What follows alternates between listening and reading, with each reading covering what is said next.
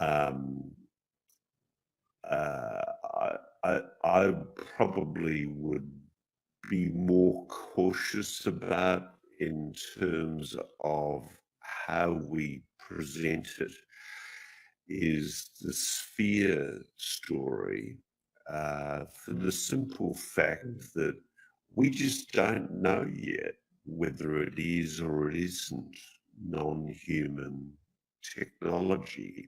We have new, conclusive proof, testable evidence of alien technology. Frankly, whilst a lot of people want us to say, yeah, it's alien technology, we're not going to say that. We have new, conclusive proof, testable evidence of alien technology. This renowned scientist confirms it all. Whilst a lot of people want us to say, yeah, it's alien technology, we're not going to say that because that's a terrible danger. We have new, conclusive proof, testable evidence of alien technology. A lot of people.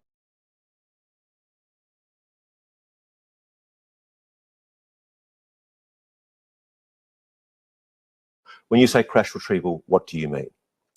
These are retrieving non-human origin technical vehicles, call it spacecraft if you will. Mr. Grusch is quite clear that he's not saying it's necessarily extraterrestrial. Non-human origin. That he's not saying it's necessarily extraterrestrial. Call it spacecraft if you will. That he's not saying it's necessarily extraterrestrial. Then what are you saying? Oh, hey, little space monkey. Non-human origin technical vehicles, call it spacecraft if you will. Greetings and salutations, friends, and welcome to another episode of Truth Seekers. I have the perfect shirt on for tonight, the UFO Circle Jerkers shirt, because this is the biggest UFO circle jerk I think I've ever seen. I'm trying to remain cautiously optimistic, however, but there are a great deal of red flags. If you are unaware, we're covering this supposedly bombshell story by Leslie Kean and Ralph Blumenthal, and of course, our old friend Ross Coulthard, who once promised everybody that he had conclusive proof of alien technology, all confirmed by Michio Kaku, except Michio Kaku didn't confirm anything. And not only did he not have conclusive proof of alien technology for that 100% completely and totally fake story, he had no evidence, right? And then he blamed the producers. Is that his voice in the voiceover saying those things? He could have quit his job and said, I'm not going to lie to people. Instead, he chose to push a completely and totally fake story. I believe that story was over a year ago, the ball shavings, and they were supposed to do an analysis. And by the way, a mass spectrometer analysis of a metal fragment takes 20 minutes to complete. And you would know instantly if that ball was truly an alien probe sitting in somebody's living room, or if it was just a big ball bearing, as many people have said, from an industrial facility. Ross Coulthard being involved in this story killed it for me instantly. And then when we get into Leslie Kean and Ralph Blumenthal, you have to remember, we've been here before, right? The 2016, 2017 New York Times article that was filled with fake information, that was filled with factual inaccuracies. And remember that it's Leslie Kean and Ralph Blumenthal who also brought us the story where Harry Reid said that we have off-world alien crashed retrieved spacecraft. And then they had to retract it because he never said that, right? So the three principal people that are selling this story have 100% been caught selling 100% completely fake stories about aliens and UFOs before. But here we are, and there's a lot of red flags with this story. I cannot believe everybody that believes in aliens and UFOs that I know of is creaming their pants today. They're having a ball. And judging from my inbox of nasty, negative, anonymous people, of course, nobody sends me nasty messages with their real name and their real face. It's always like, Alien Believer 712 at Gmail called me a dickhead, right? Or called, said that I don't know what I'm talking about. And that might be true, but come on. There are so many red flags in this story that I just cannot believe that everybody's doing cartwheels, right? This is the New York Times article all over again. Except it wasn't in the New York Times, and there's a reason for that. And we're going to get into it tonight. We're going to break it all down for you. We welcome old friends and new. We've got a lot of new subscribers. If you're just new to the channel, we want to welcome all of you, and we welcome those of you who have been here for a long time as well. And I've got some special guests tonight. You're going to love this. But before we get to the guests who have their own red flags about this so-called incredible story to share, we're gonna get into the actual story. So the story is that an intelligence operative is saying that the United States government has crashed retrievals, including intact craft, from one second. Let me just get back to the guests there. Including intact craft. But there's an awful lot of problems with this story right from the get-go. Of course, the beginning problems that I have is that all three people that are selling this story have 100% been provably caught selling 100% fake information about UFOs and aliens. Leslie Kean even admitted that she massaged the data in the story, left out all the stuff in her story about werewolves and, dino beavers and poltergeists, right? Because she just wanted to help the UFO community get legitimized. So what we have here is somebody that's not a journalist. She's an activist. And she puts her own slant on the story. She does the lie by omission. Where were they to vet the claims of Luis Elizondo, who claimed to run a secret UFO Pentagon program? Turns out it wasn't secret. Turns out it wasn't funded. Turns out it wasn't even a real program. He later admitted himself it was just an activity, right? And all the hype around that 2016 article is being revisited to us. And today we have all of the true believers going bonkers, claiming that today is the first day of disclosure. This is exactly what happened before with the Luis Elizondo. But Luis Elizondo has been caught publicly lying. I believe, it's my opinion, I'm allowed to have an opinion. He's been caught publicly lying. He's been largely discredited as just another UFO profiteering whore like the rest of them. And so now they got to roll out somebody new. And along comes this new person who apparently is claiming that the United States government is in possession of non-human crash retrievals, including parts and complete craft. And so the actual piece was put out by the debrief. Now, for weeks, maybe months, we have been hearing that whistleblowers are going to come out and there's going to be a huge bombshell story in the Washington Post. And then it doesn't come out in the Washington Post. It comes out in the debrief, which is a real problem because there's also conflicting stories about why it's in the debrief and not the Washington Post or the New York Times. This is such a bombshell, earth-shattering story, and the story is actually true. Why would the New York Times or the Washington Post or Politico or whoever not want it? Now, of course, the debrief is crashing all day today. I can't even get to the article to share it with you. So one second, though. I'm aware that people have posted alternate links to the story. Let me just see 1 second. John from the Black Vault posted an alternate link to the story. Or you know what? We're gonna put up our fair use banner. We'll just go to the video. But I recommend that you read the article if you could. But they went with such a fly-by-night tiny media company because they had to. I'm assuming that the servers of the debrief can't even handle the traffic of what may be tens of thousands of people trying to read the article. And that says everything that you need to know about the legitimacy of this thing, right? The story is so important that they put it on a tiny, virtually brand new media company. And by the way, the debrief pushes garbage constantly. I used to like and respect, what's his name? Tim. I don't any longer. Tim's pushing Lou Elizondo fake garbage for how long now? Now he's pushing this. So there's no one credible here. There's no credible person that is actively involved with this story.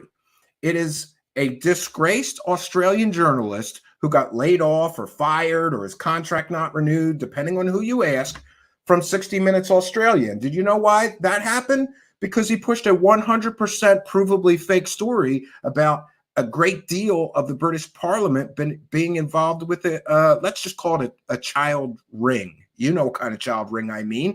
Turns out all of his sources for that were complete garbage peddlers, liars.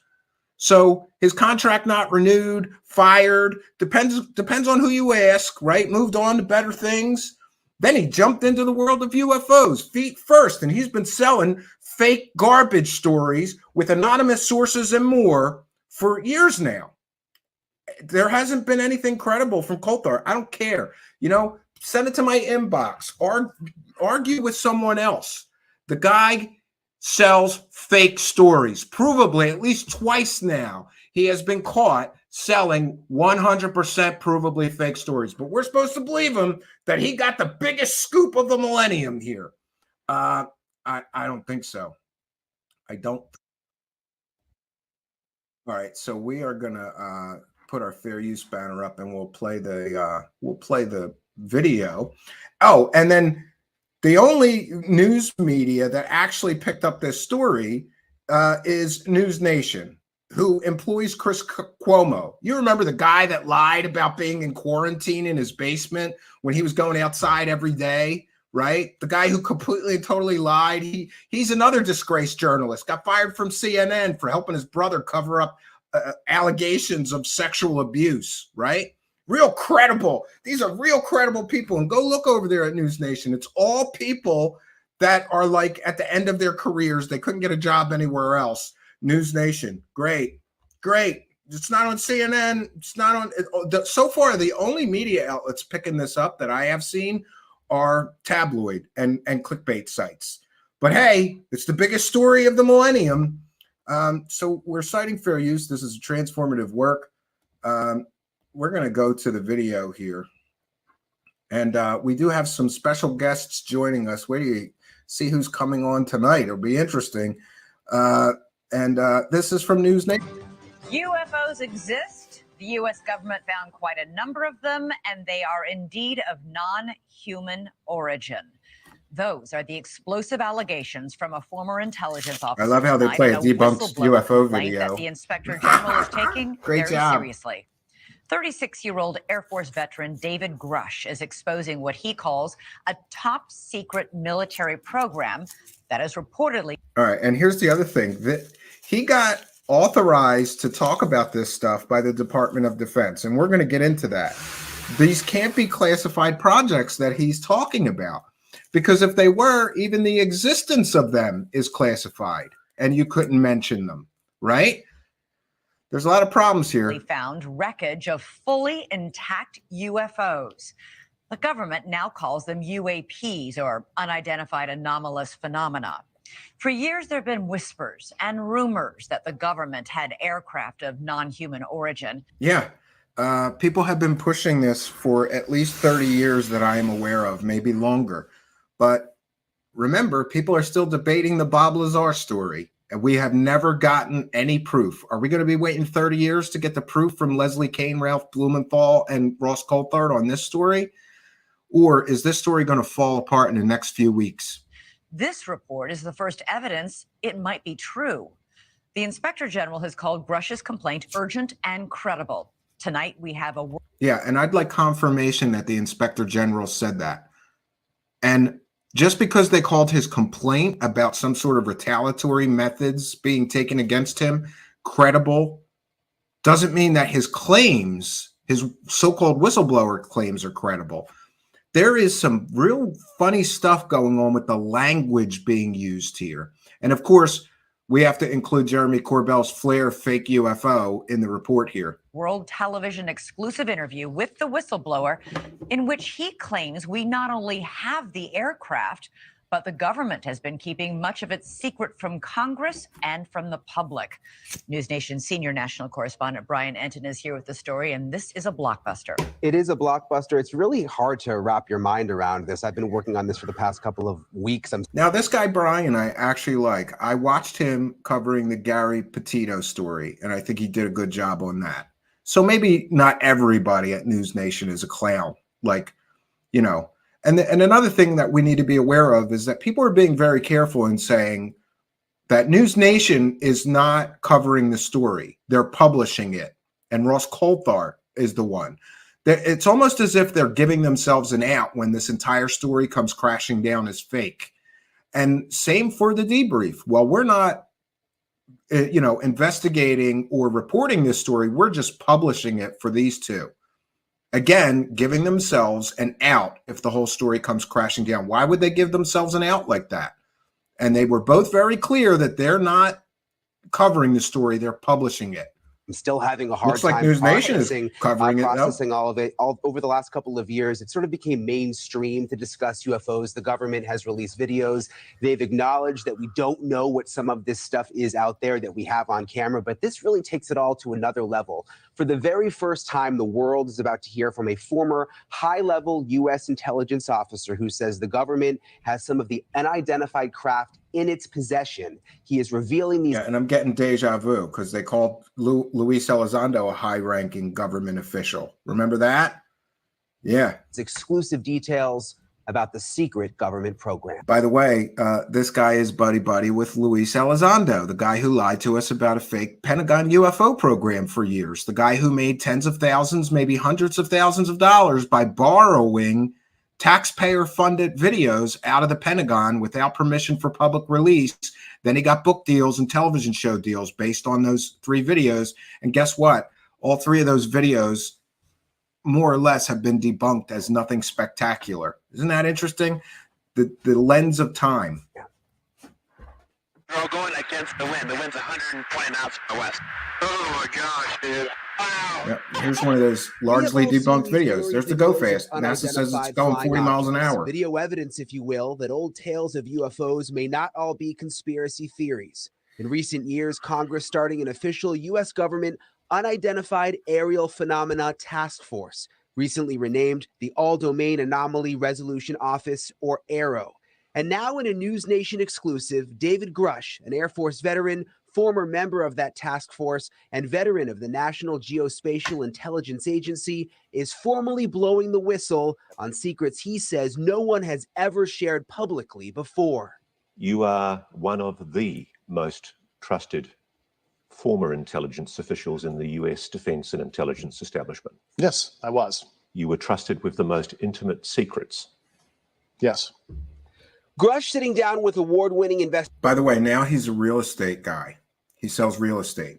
Not that there's anything wrong with that, but Investigative journalist Ross Coulthart, who's reporting for News Nation and has spent years reporting. I love how News Nation calls him an award-winning journalist. They just forget to leave out that he got let go of 60 Minutes Australia for a 100% fake story, right? On the UFO question.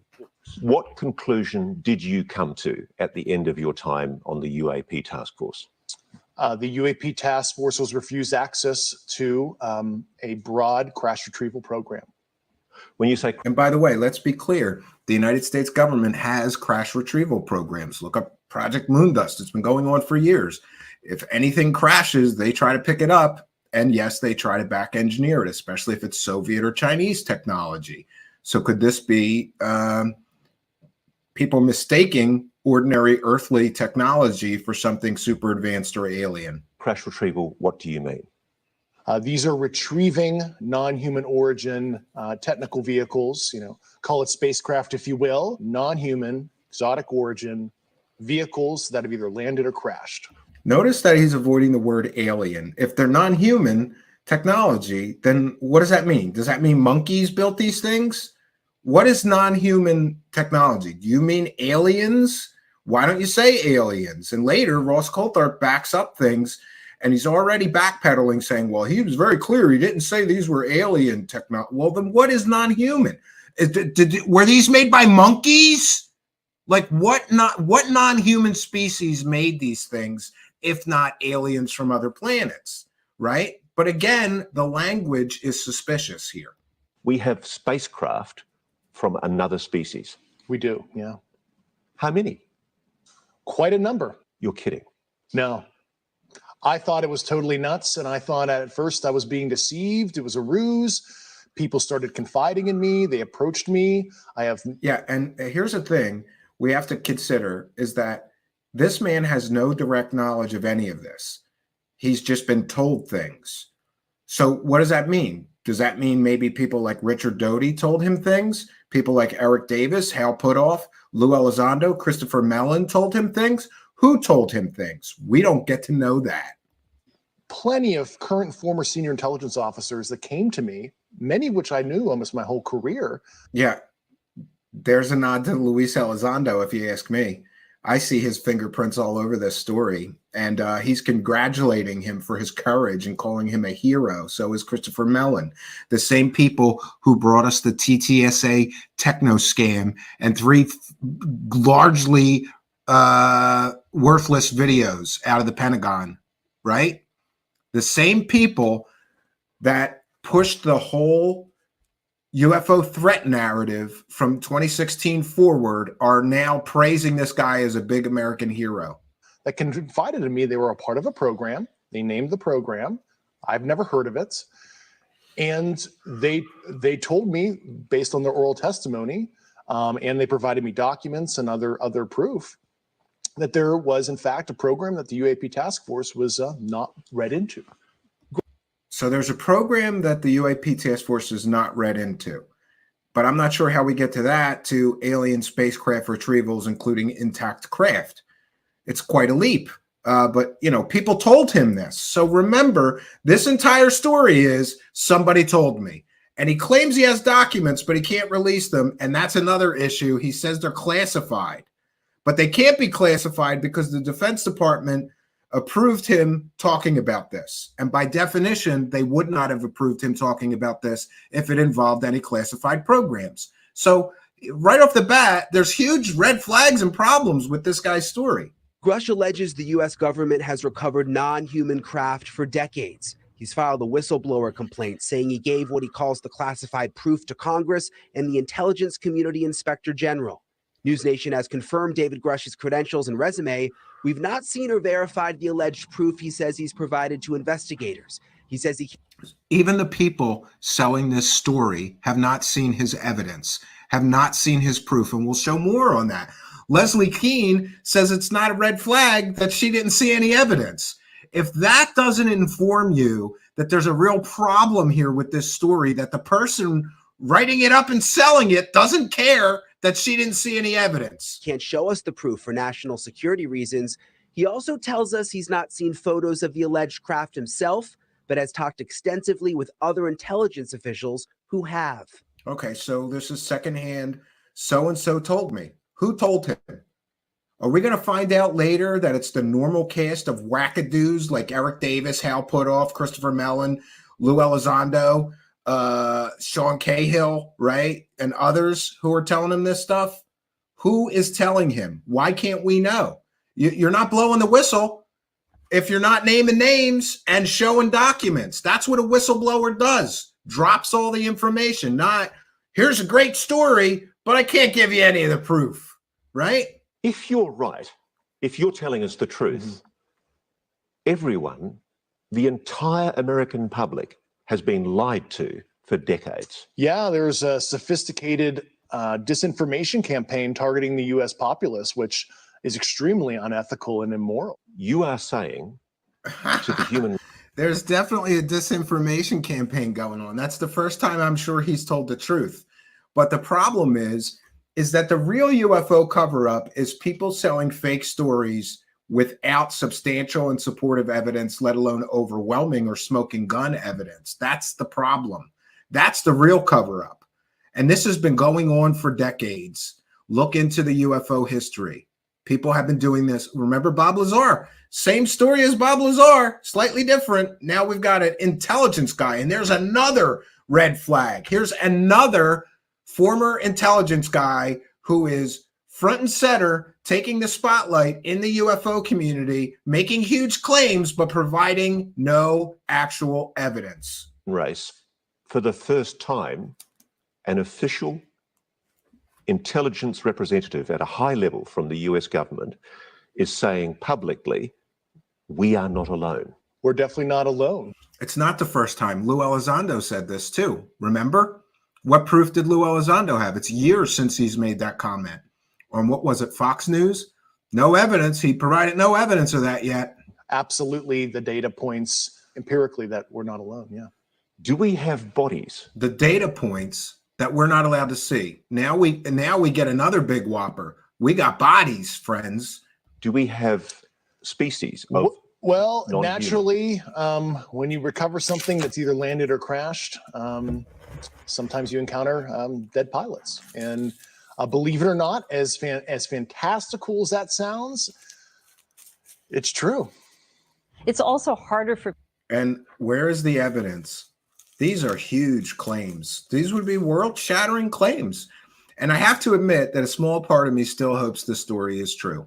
People to wrap their minds around the concept of a crashed object from and here's somewhere Leslie else. Keene. She's going to say she doesn't care. He has no evidence. Yeah, we see things in the sky that we can't explain. Journalist Leslie Keene broke Grusch's whistleblower story this morning. She's not a journalist. She's an activist. In the debrief, Ms. Keane's career has been mainstream and credible, having written a series of reports on UFOs in the New York Times dating back to 2017. Why didn't the New York Times take this big bombshell story then? Could it be that the New York Times knows something about her and her propensity to, let's just say, play very fast and loose with the facts of a story, or to manipulate or massage the data in order to sell a story that's not, let's just say, not entirely factually accurate? And great, she wrote a story in the New York Times. That whole story has been largely debunked as completely and totally false information. But we're still going to, rah-rah cheerleader for her? He has the credentials, but there's no documents that he's handed over. There's no pictures. And as a journalist, you want to see documents. You want to see pictures. Does that raise a red flag? Not at all, Brian. I mean, you mean documents that actually describe the craft? Correct. Yeah, like government documents, or to be able to see it for ourselves. Of course. Don't we all want that? And the problem with that is all of that information is classified. It can't be classified, or the Department of Defense would not have let him do this interview. This interview was cleared. What he was going to talk about was cleared with the Department of Defense. And by the way, the Pentagon disputes any claims of aliens. We'll get into that. As we said in the story. But I think the bombshell here is that Leslie Keene just said she doesn't care. It's not a red flag that he didn't show her any evidence.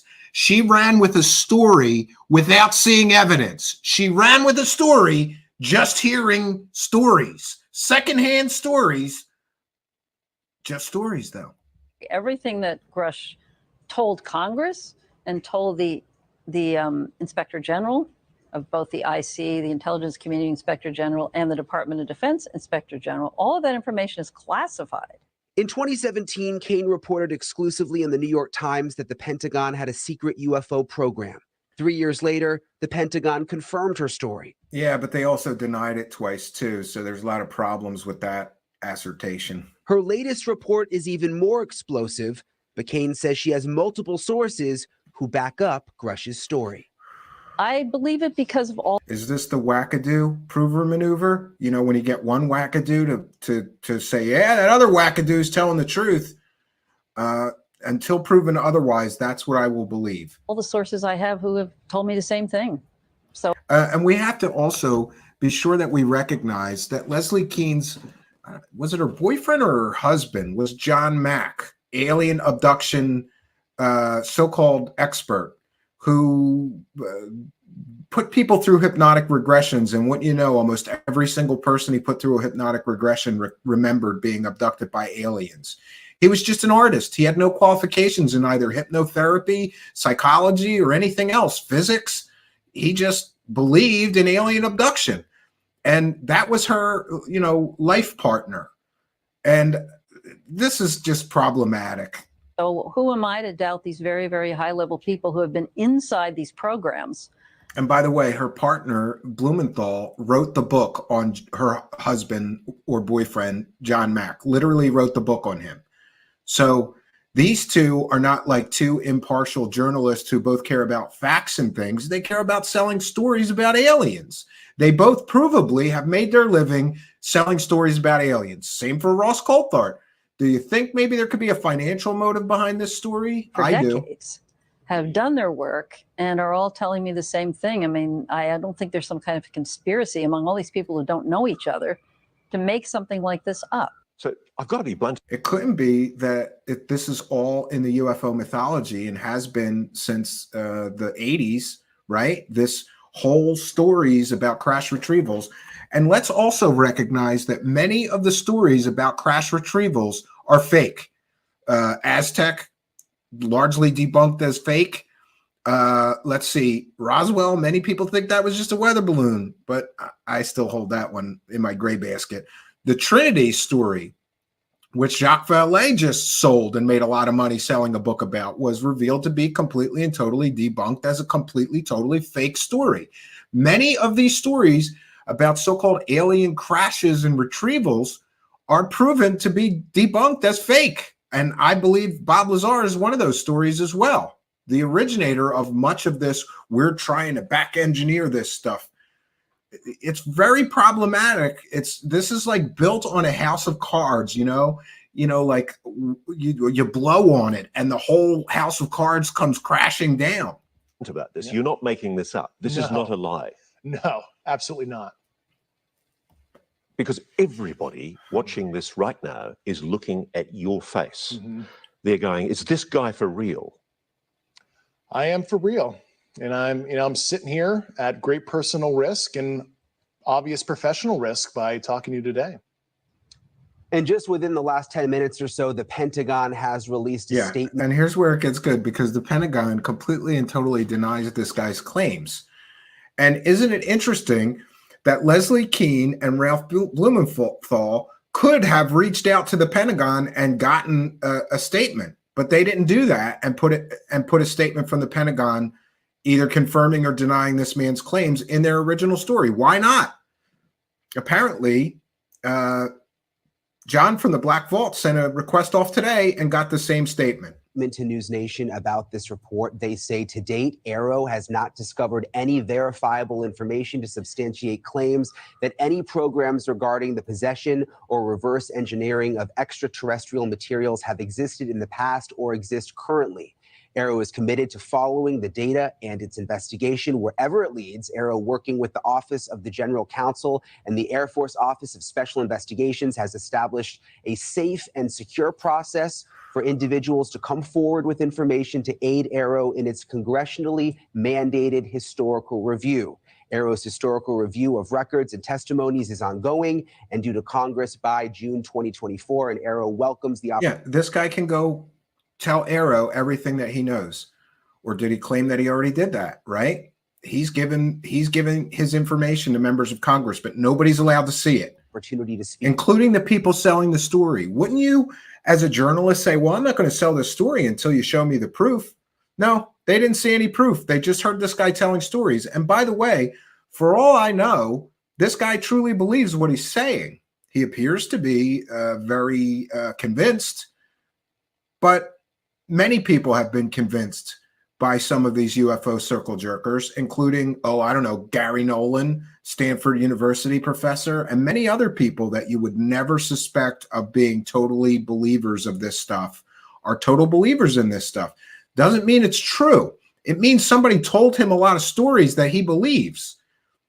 With a former or current employee or contractor who believes they have information relevant to this historical review. And Elizabeth, we know that David Grusch, he's filed that whistleblower complaint. He's been on the record under oath testifying to many of these things that he said in our report tonight. Right, and it's and I'd like confirmation that he testified before any member of Congress under oath.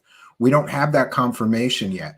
So we're going to get out of that, and we're going to get into quickly the red flags of this story. I don't want to keep the guests that we have here waiting. but there are an incredible amount of red flags of this story. And we're going to go through the red flags quickly here. I want to try to keep it brief tonight because I'm sure more information is going to break about this. And right now, we're all operating in a vacuum. But I did notice 10 red flags. And actually, I noticed more, but I ran out the clock trying to make a presentation for tonight. So please forgive me. Red flag number one is that the people selling this story have all been caught selling provably fake stories before. Leslie Kean, Ralph Blumenthal completely got the ATIP story wrong, completely got the whole thing wrong. They trusted the stories that they were told as true from Lou Elizondo. Turns out much of what he told them, he was the primary source for that New York Times article, turned out to be factually completely incorrect. They also sold that story about Harry Reid confirming this stuff. Then they had to walk that story back. So, and Ross Coulthart provably sold the story of the British Parliament all being involved in a ring of children predators, essentially, right? That story turned out to be completely and totally fake. Then Ross Coulthart comes into the UFO community with his huge bluff that they had conclusive proof of alien technology confirmed by Michio Kaku. Go ask Michio Kaku if he confirmed alien technology. And when he's done laughing, right, he'll tell you he didn't confirm anything and he wasn't even shown evidence by Ross Coulthart. But you see, these people, they carefully craft narratives. They put together illusions of true stories. So the people selling this story, and this is a verifiable fact, so I'm not going to argue with people, but the people that are selling this current big story have all been caught selling provably fake stories before. Red flag number two. These are secondhand accounts from someone who was never directly involved in any of these so-called top secret programs. These are just stories that people told him. Now, he says he has evidence. He says he has documents. Nobody's allowed to see them. That's another red flag, if you ask me. Red flag number three, according to Brian Bender, this man was, quote, groomed, unquote, by Lou Elizondo. And it was Lou Elizondo who misled reporters for years about a fake UFO program that was never funded, never official, and never secret, since that program never actually existed. Elizondo had to admit it wasn't a program, it was an activity he did in his spare time. It wasn't his primary job. He wasn't the director of anything. He was the director of a program in his own imagination. And this man, who's been lying to us for years, lied to us with TTSA, lied to us about ATIP, lied to us about the Felon 5, lied to us about more and more and more, I think he lied about being a remote viewer and having superpowers. Oh, and that gets into a whole thing too. Remember that the lies are ridiculous. They get more and more ridiculous as time goes on. And there is a video making the rounds right now, which I think is incredibly interesting. It's a video of Tom DeLonge talking about war stories that apparently he was told by liar Lou Elizondo. And this is very problematic because this is 100% provably fake story. It can't be true. But let's take a listen at Tom DeLonge repeating lies that allegedly or apparently he was told by Lou Elizondo. A special forces operative, like a soldier. You know, he fought the Taliban in Afghanistan like a month after 9/11 with Secretary of Defense Mattis, General Mattis, Mad Dog Mattis. Yeah. Mattis saved his life. Lou got pinned down in a huge machine gun fight. None of this is true. And he called for air support, and they said there's nothing in the area. And he said, I looked at my friend, and I said, we are going to die. We're dead. There's like 100 of them shooting, and they're pinned behind a rock. Then he heard something on the radio, and Mattis comes flying in on like one of those Bradley vehicles, saying, and big door flies down. He's, oh, get in, boys. He's in a t-shirt. He's, I'm busy. I'll get to you in a second. He's on the automatic grenade launcher, just wiping people out. You know, and Lou said he's on the ground just looking up at this guy in the sunset kind of thing. Like, who the fuck is this guy?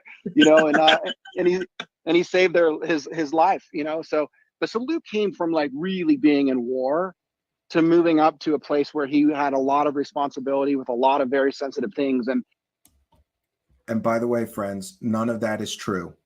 That entire story is completely and totally fake and made up. And I can prove it. There's a timeline of when Lou Elizondo was in the Army.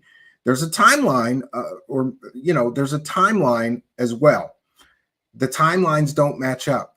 That story couldn't have happened. And just so everybody's aware, multi-star generals don't operate machine guns from, tanks or anything. They don't do that. They're in the offices directing their Army officers.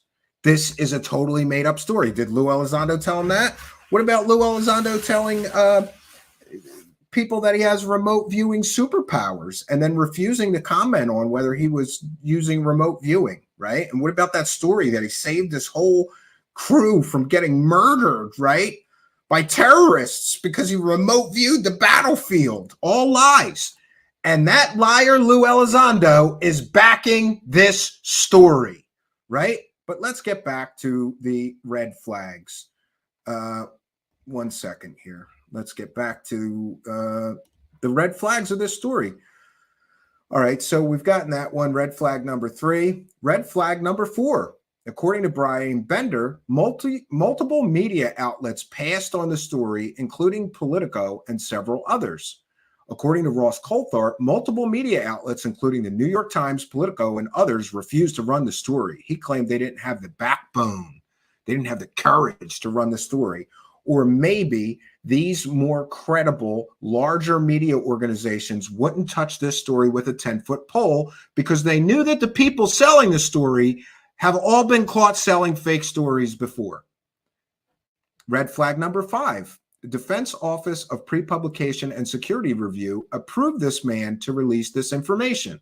This means that there is no classified information in his story, despite his claims. Now, I could be wrong about this, but I checked in with an intelligence friend who's worked in intelligence. He's retired now. He worked in Navy intelligence his whole life, and he told me that the Defense Office of Pre-Publication and Security Review would never approve this guy to go and do interviews and talk about any of this if those were real classified programs that actually existed, because even the existence of those classified programs is classified. You see the problem here?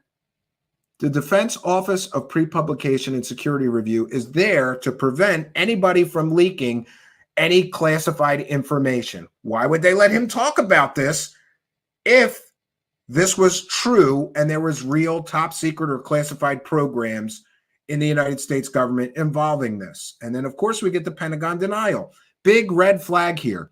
And why don't the people selling this story explain this red flag, this huge problem with the story? They won't do it. Red flag number 6. This appears to be a coordinated effort. All the people selling this man's story are working together to release it together. Ross Coulthart interviewed this man in early May. Why did he wait a month to drop it? And why did this all happen in one day? You mean to tell me that Ross Coulthart has this true story, the story of a lifetime, right? This huge bombshell story, and he waits a full month and he lets himself get scooped by essentially a blog on the web, on the internet. The Debrief. No offense to the Debrief. I know they got a lot of people working for them, but it's still just essentially a blog site. This doesn't not make any sense. It's also interesting that this story appears to be coordinated with Christopher Mellon's op-ed piece last week. And a lot of people are also saying that this appears to be a coordinated effort to throw Stephen Greer's so-called whistleblowers, to take up all the oxygen in the room and destroy his event that's happening in a few days. I think Greer's whistleblowers are faker than this guy, though. And we proved that here. At least a few of them are completely and totally fake. They're not real. They're not real whistleblowers. This guy, I don't know. Well, it remains to be seen. But the fact that they are all coordinating together, and then, of course, we've got Lou Elizondo and Christopher Mellon pumping the story to their huge social media followings. It's all coordinated, all to happen on the same day. That is not a coincidence, friends. And why do only those three get access to this guy? And also, this guy also went to Star Trek conventions to meet Jeremy Corbell and George Knapp. And allegedly or apparently, this is rumors and speculation, he tried to get them to tell his story and they weren't interested. If Corbell and George Knapp don't want to sell this story, what is going on with this story? Something must be made. Those guys are out there selling flares as real UFOs. They didn't want this story, allegedly. Something's a real problem. Red flag number 7, conflicting stories about why major media would not cover this story. These three say completely different things about that. And here's where it gets interesting. Leslie Kean and Ralph Blumenthal both copied and pasted the exact same tweet on this issue, claiming the Washington Post did not pass on the story. Ross Coulthard says that everybody did pass on the story and nobody had the backbone to run the story except for the debrief and him, right? Why is there conflicting stories about why people wouldn't want this story? These three people can't get their story straight. I guess they forgot to send Leslie Kean and Ralph Blumenthal, who both copied and pasted the same tweet today, must have forgot to copy and paste that tweet to Ross Coulthard, right? So they're working together, but they're doing a terrible job. All right, number 8. This man claims he has documents and proof. No one, including those selling this story, can see that proof because it's classified. If that were true, he would not have been cleared to talk about any of this publicly. The OPSR reviews are done to ensure that no classified information is spilled. And again, if those programs are real programs, even the existence of them cannot be talked about publicly. They would not have cleared him. But let's not let a little thing like the real way that the intelligence world works get in the way of a good story you can sell. And the people selling this story did not address this obvious elephant in the room. There's a real problem here. Red flag number 9. The people who are selling this story could have gotten on the record comments from the Pentagon before running it. They chose not to. Why? They could have gotten comments from the Inspector General's office. They did not do so. Why not? Well, we did get comments from the Inspector General's office calling his complaint credible and urgent. But does that mean because his information is so good? No. We're going to find out later that all of this so-called data was carefully massaged to sell this story. That's what we're going to find out. It's all going to start falling apart. That's my opinion, and I'm entitled to it. Where are the documents that this man claimed that he has? And why can nobody see them? Even the people selling the story with him aren't allowed to see the documents? Come on. That's a huge red flag. The fact that he claims he has documents, but nobody's allowed to see them. So this is trust me, dude, right? A bunch of people told me some stories, and I got some documents, but you can't see them. Trust me, dude. And red flag number 10. This story is being hyped and promoted by the same people who brought us the TTSA technoscam and the fake Pentagon UFO program.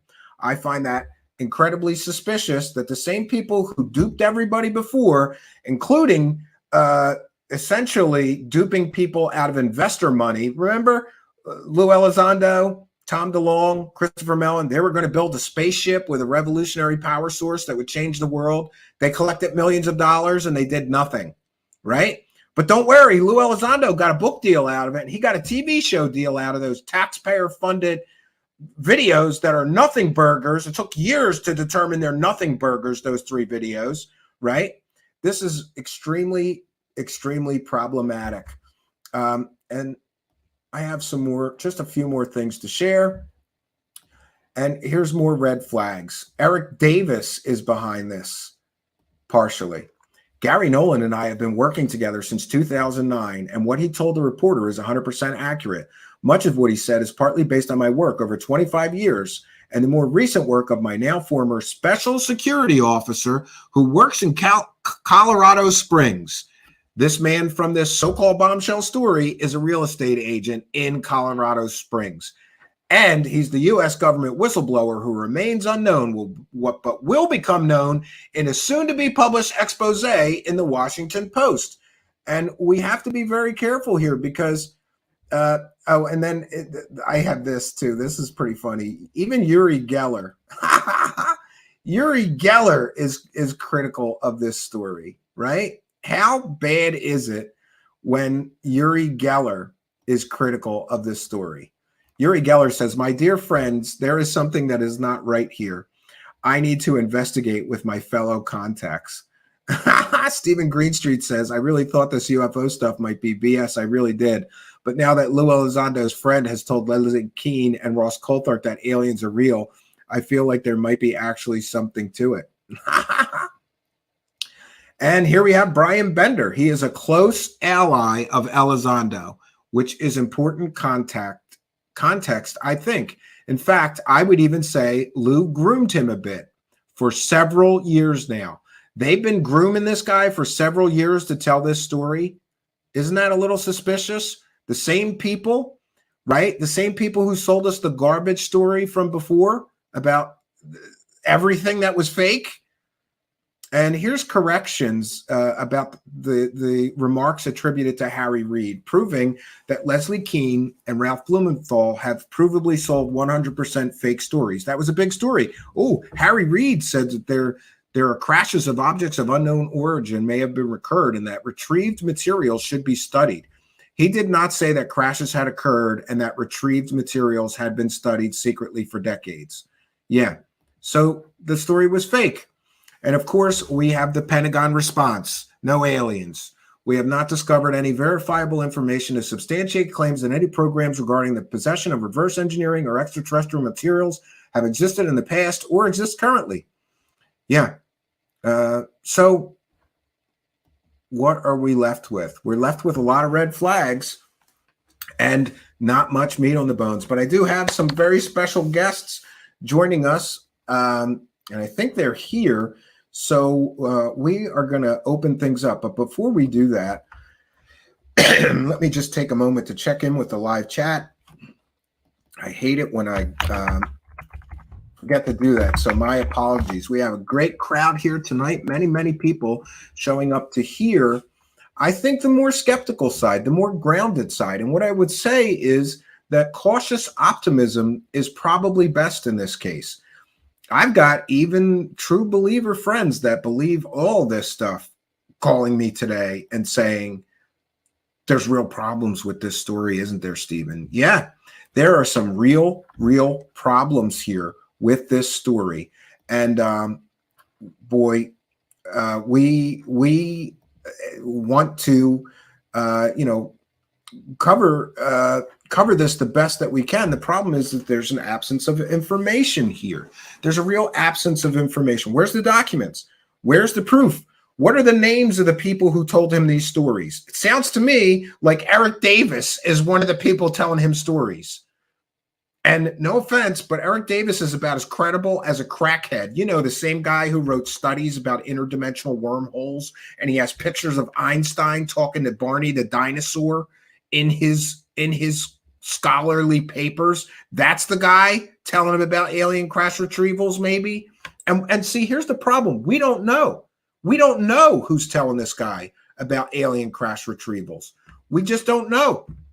So I would urge extreme caution before anybody believes anything that this man says.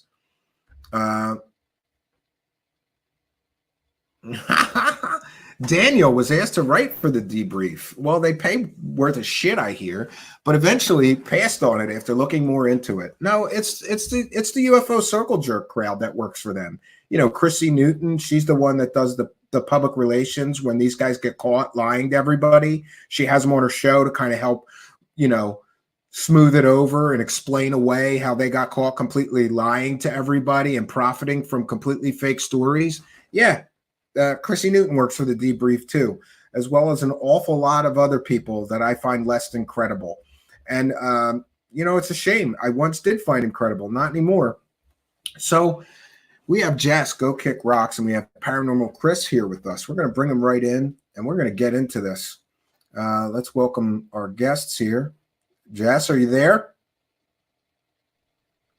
Hey, what's up, you guys? I'm here. Can you hear me? Yes, we're going to bring Paranormal here. Chris in here with you as well. We have quite the, and I think that we have John William Warner joining us. At least he said he would.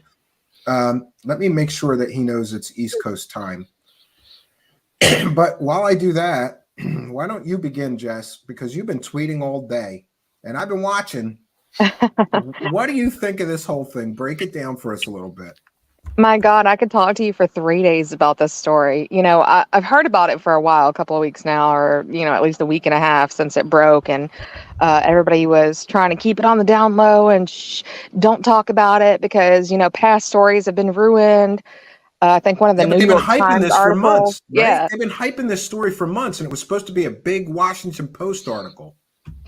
Yeah, so the Washington Post, I guess they dropped it. The New York Times dropped it as well. Politico dropped it as well, according to Brian Bender. Coulthard comes out and he was pretty aggravated in his video, and he was showing that. And then a couple of hours later, you hear Leslie Kean and Ralph Blumenthal come up and say, "Oh, nobody passed on it. It was a time crunch. People rushing us." Well, who was rushing them? That's a big question. Who was rushing them to get this out? Why was it rushed I think to it get was out? Elizondo and Mellon. And a lot of people are saying that they did this on purpose right now to bust Stephen Greer's balls with his fake whistleblower stories, right? I mean, but what does it matter? Has anything else happened? Is something else supposed to happen? Like, did it coincide with something that was supposed to drop? What was the reason for that big rush? I think They that's didn't a have whole bunch time of to BS. let a real media outlet vet the guy and vet his stories. This is really problematic, and I'm left thinking that for such an explosive story, for a real media outlet to just say no thanks, we'll pass. They know something that we don't know yet, Jess. These media outlets, they know something. Okay, so I mean, that was the first thing. That was the first big red flag. And usually, like, we've heard that happen before, and people have hyped stuff up, and it's been a big letdown. So I was thinking, okay, well, maybe that's it. It's not that big explosive thing that people are gonna want to hear. So then I hear this guy come out, and the biggest thing that I see is the guy's 36 years old, right? And how's he he at is the top of the intelligence food chain at 36? That doesn't make allegedly sense. the highest intel officer that has come forward yet. He's 36 years old, and we know for a fact he put this out at least a year ago. He's been talking to these people for a year. He's been talking to Coulthard for a year. He met with several people. He was like in the desert at a UFO conference last year with Knapp and Greer, or Knapp and Corbell a year ago. He's going to Star Trek conventions telling people this story. Yeah. 35 years old. Okay. So, and then now, not only that, he's retired at the ripe old age of 36, and now he's a real estate agent, right? It's problematic. It just has That's CIA a huge written all red over it, flag. if you ask me. Okay, we'll get Chris. We'll get Paranormal Chris. But before we do that, we want to thank Zizix. I see in the movie that Tomorrow More. What did the grifters say about it? I'm not sure, Zizix, but thanks for being a member, and thanks for your kindness, generosity, and support. And Paranormal Chris, thank you for joining us. I didn't want to do this myself because I felt like I would be like the negative Nelly by myself. What do you think of this entire thing, Paranormal Chris? So give us the breakdown. All right. Well, first, I mean, if Jess is correct, if he's supposedly retired at 36, I don't know how that's possible unless he's medically retired. That would mean that he joined the military at 16 years old and that he would have served 20 years real quick consecutively throughout, between government and military. So I don't know how he'd be retired at 36 and getting a pension. Another thing, the whole time you've been talking, I've been trying to look him up on good luck his real estate thing, and you can't find any. All gone. They wiped him. They did. There are the real estate office he works for wiped him from the internet today. Well, you guys have also heard the rumor that his name is actually something else. It's like Jonathan something. I've heard that rumor, but I can't confirm that. Yeah, but I looked into his background. Background also. I can't find him anywhere. That's an obvious attempt. If he's using a fake name, that's an obvious attempt to stop people from vetting him. Yep, that's exactly what it is. And I'm going to tell you, with what I found out about Lou Elizondo over the past 24 hours, I spent 4 hours on a Zoom like conference call last night, and it would not. I wouldn't put it past him that there's something a little bit sketchy with his background as well. Yeah, and you and I might be talking to some of the same sources, Paranormal Chris, because I have been saying that more and more stuff is going to come out that is going to completely discredit Elizondo. And there is rumblings right now that there is some. Let's just say that there may be some recordings of Lou Elizondo saying some pretty wacky stuff, and it's going to be coming out shortly. Yeah, I've seen some stuff about his military background that says it doesn't like coincide with the dates that General Mattis was in Afghanistan. He was in battles with General Mattis, and General Mattis was shooting machine guns and saving them from the enemy, and And Jonathan Gray, that's the name that's been floating around that this guy allegedly is, but I haven't found anything on Jonathan Gray or David Grusch, so he's been completely wiped. Yeah, and why would the real estate office he worked at wipe him on the same day this article comes out, unless he requested that? Well, that's the thing.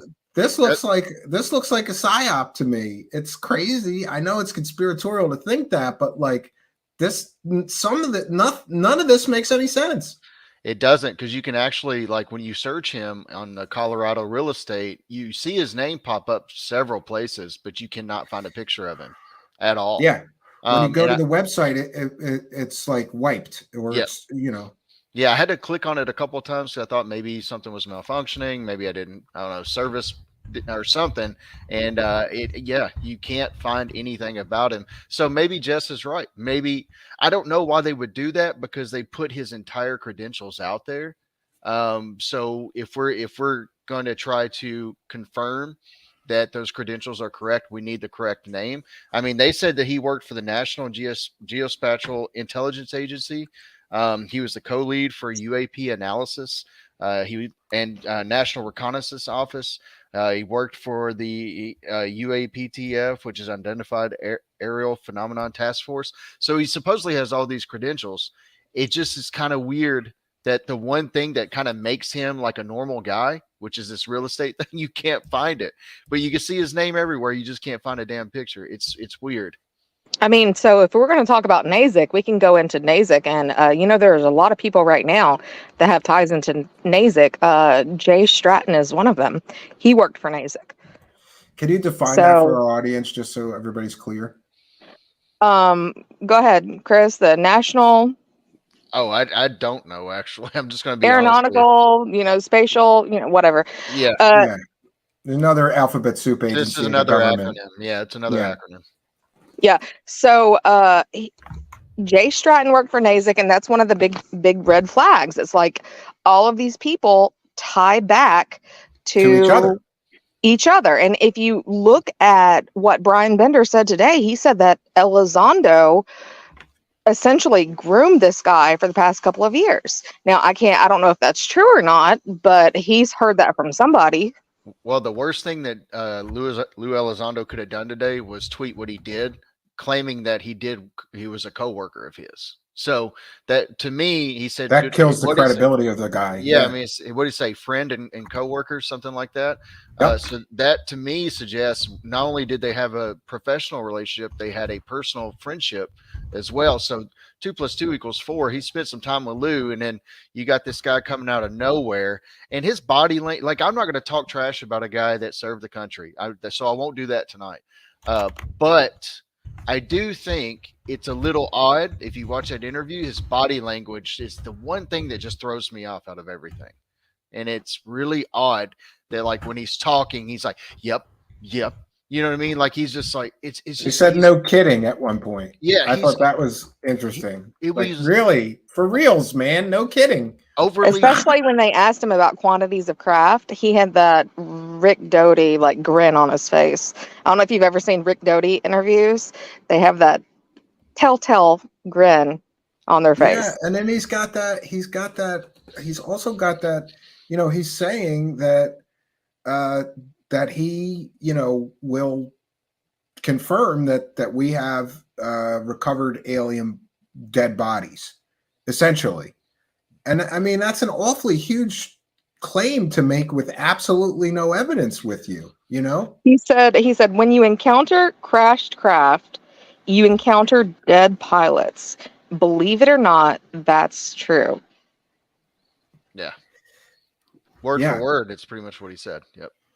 And I also wanted to get your reaction to this. Ross Coulthart, he walked back a lot of things already. Like, oh, he didn't say extraterrestrial. Well, what is a non-human intelligence craft? Does that mean it's made by monkeys? Like, I'm confused here. Like, what other species is making flying machines on Earth besides humans then? This doesn't make any sense. Somebody that's older than us, more ancient than us, maybe. Oh, it could be the crypto-terrestrials, maybe. Could be where he's going with that. I'm not really sure. I mean, or But they could be tying it back to Antarctica. could be. There's a lot, but here's my deal. Like, and I don't think a lot of people have known this, but you mentioned it earlier about Coulthart's history, as far as not vetting properly before he goes and releases a report or does a report live on TV, which he has done, and had that particular news agency, they gotten a lot of crap for that. Like, a lot. There's not a lot you could find on it, and it's not going to say that Coulthart was fired, like you mentioned earlier. But but Media Watch called that story gross incompetence and completely fictional story. Right, and that's Media Watch. They're pretty like, I think they're pretty level when they report on media matters. I think they're pretty trustworthy. Yeah. I mean, I knew somebody that worked with Coulthart very closely last year, and he was getting, and I don't really care if anybody knows this, and I'm saying it. He worked pretty closely with Coulthart, and he would bring stories. And Coulthart said, basically, I'm not making any money off of this. And for a while there was a good 6 months, 9 months or so that Coulthart did nothing but parrot other stories from people that brought them to him. Like, he did absolutely no work. So, I mean, to an extent, it is a money-making place. Yeah, he's parroting stuff. Like, it's a money-making endeavor for him. I forgot to share this during my presentation, so I just want to go over it real quickly and get you both of your reaction to this, because this pattern of this story, it feels so familiar to me because we've all seen it before.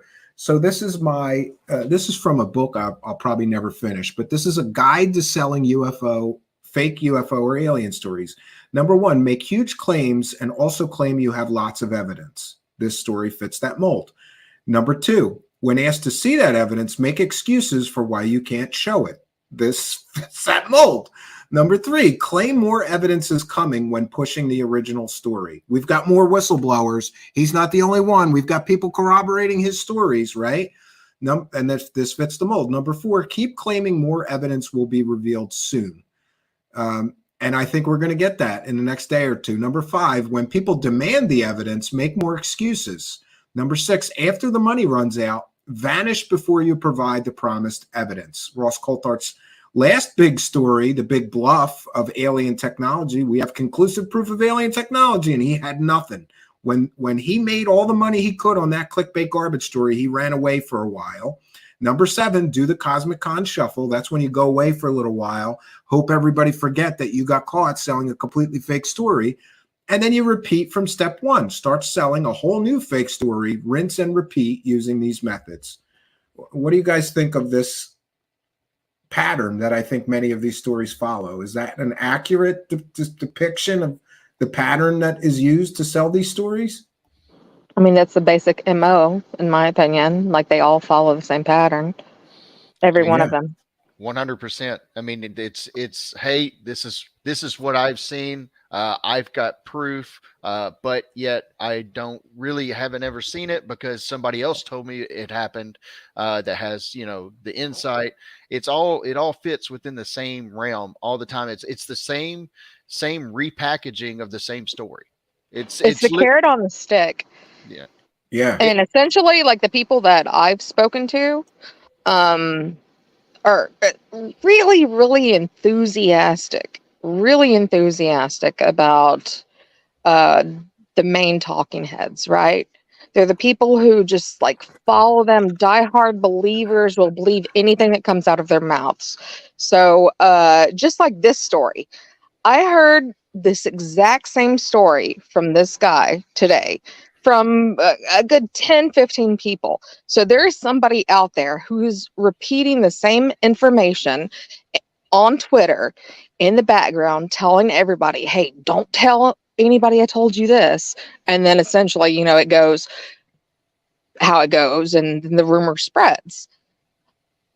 So there's somebody that's the core of all of this information, and they know how to get it I out. think we have three guesses of who's behind it. I really think that, you know, this story has been orchestrated, and maybe that being pressured to get the story out, you know, somebody is pulling the strings of all of these people, and somebody is also manipulating people on UFO Twitter. How many of these people have coordinatedly in the past 6 months said there's whistleblowers, they're coming out, we're going to get the crash retrieval truth, it's all coming out, you know, buckle up, which is what everybody tells you before they take you for a ride. You know, I heard a lot of buckle up today. It's a coordinated effort here to promote and sell this story.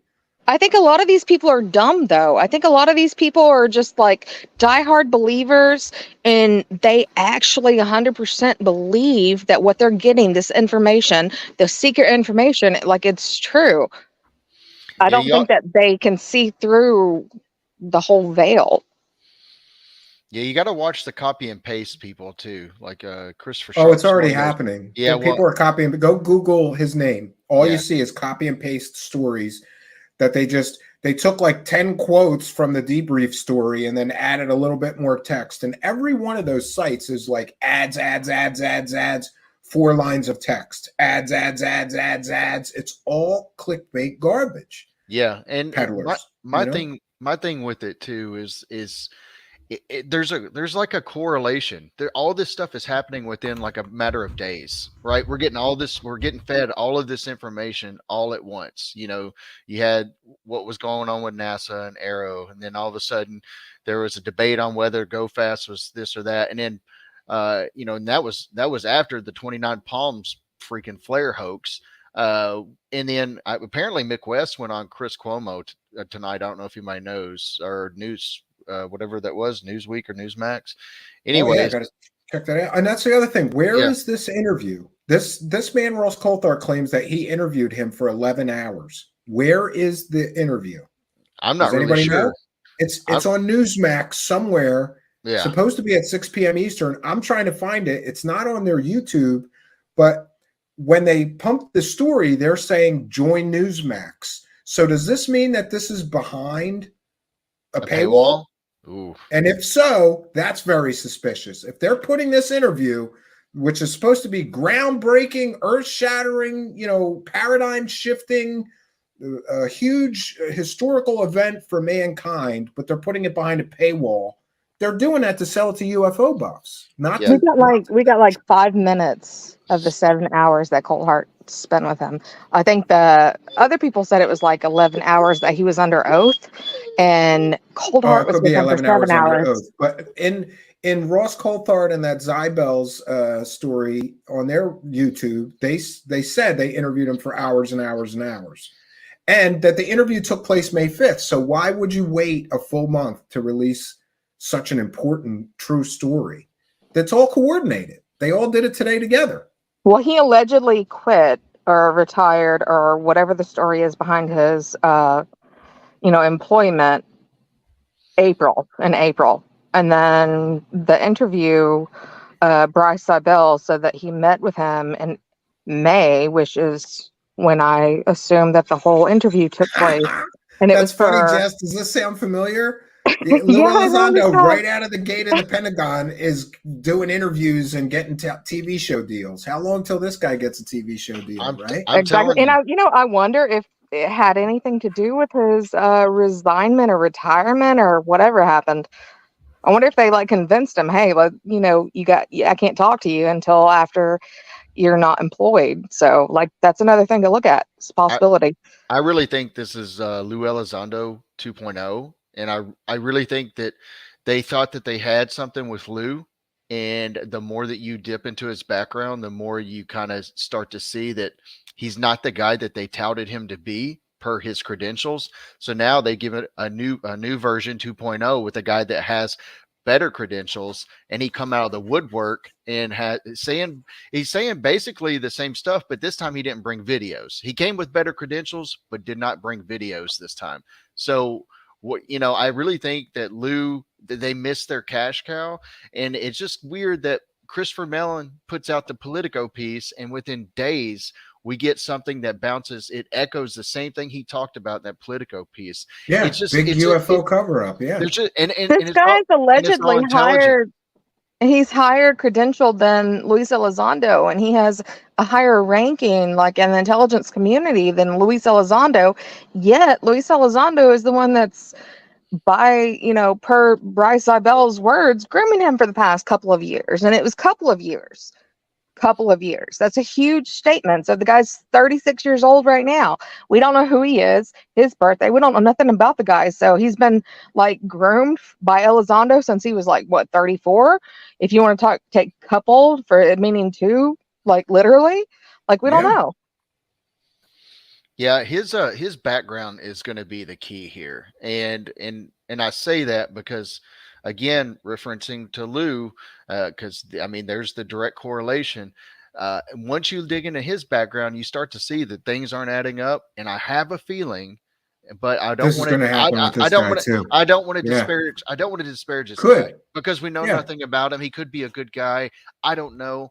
But I know how we know about Lou and how Lou deals with things and his kind of character behind the scenes. So to me, it just suggests that, man, his background is going to be really important moving forward if we can confirm a couple more details. Yeah, I agree. But I have a feeling that little details of this story are going to be proven to be inaccurate in the coming days, because those IG complaints, the comments that the IG made, apparently or allegedly made, that his complaint was urgent and credible. It's like this whole story seems manipulated. Like the IG might have said that his complaints to the IG were urgent and credible, but they're almost making it, like saying that his information is urgent and credible. And that's two totally different things. I don't know if you're looking in the comment section. I have to talk about this. Vancouver guy says, I wonder if when Lou claimed to be consulting with Space Force, which I have confirmed that he's at least not in the directory for Space Force. An officer, I have a connection in the Space Force from when I was in the Air Force. He confirmed that there is no Luis Elizondo in the Space Force directory. But anyways, he says that claimed to be consulting with Space Force.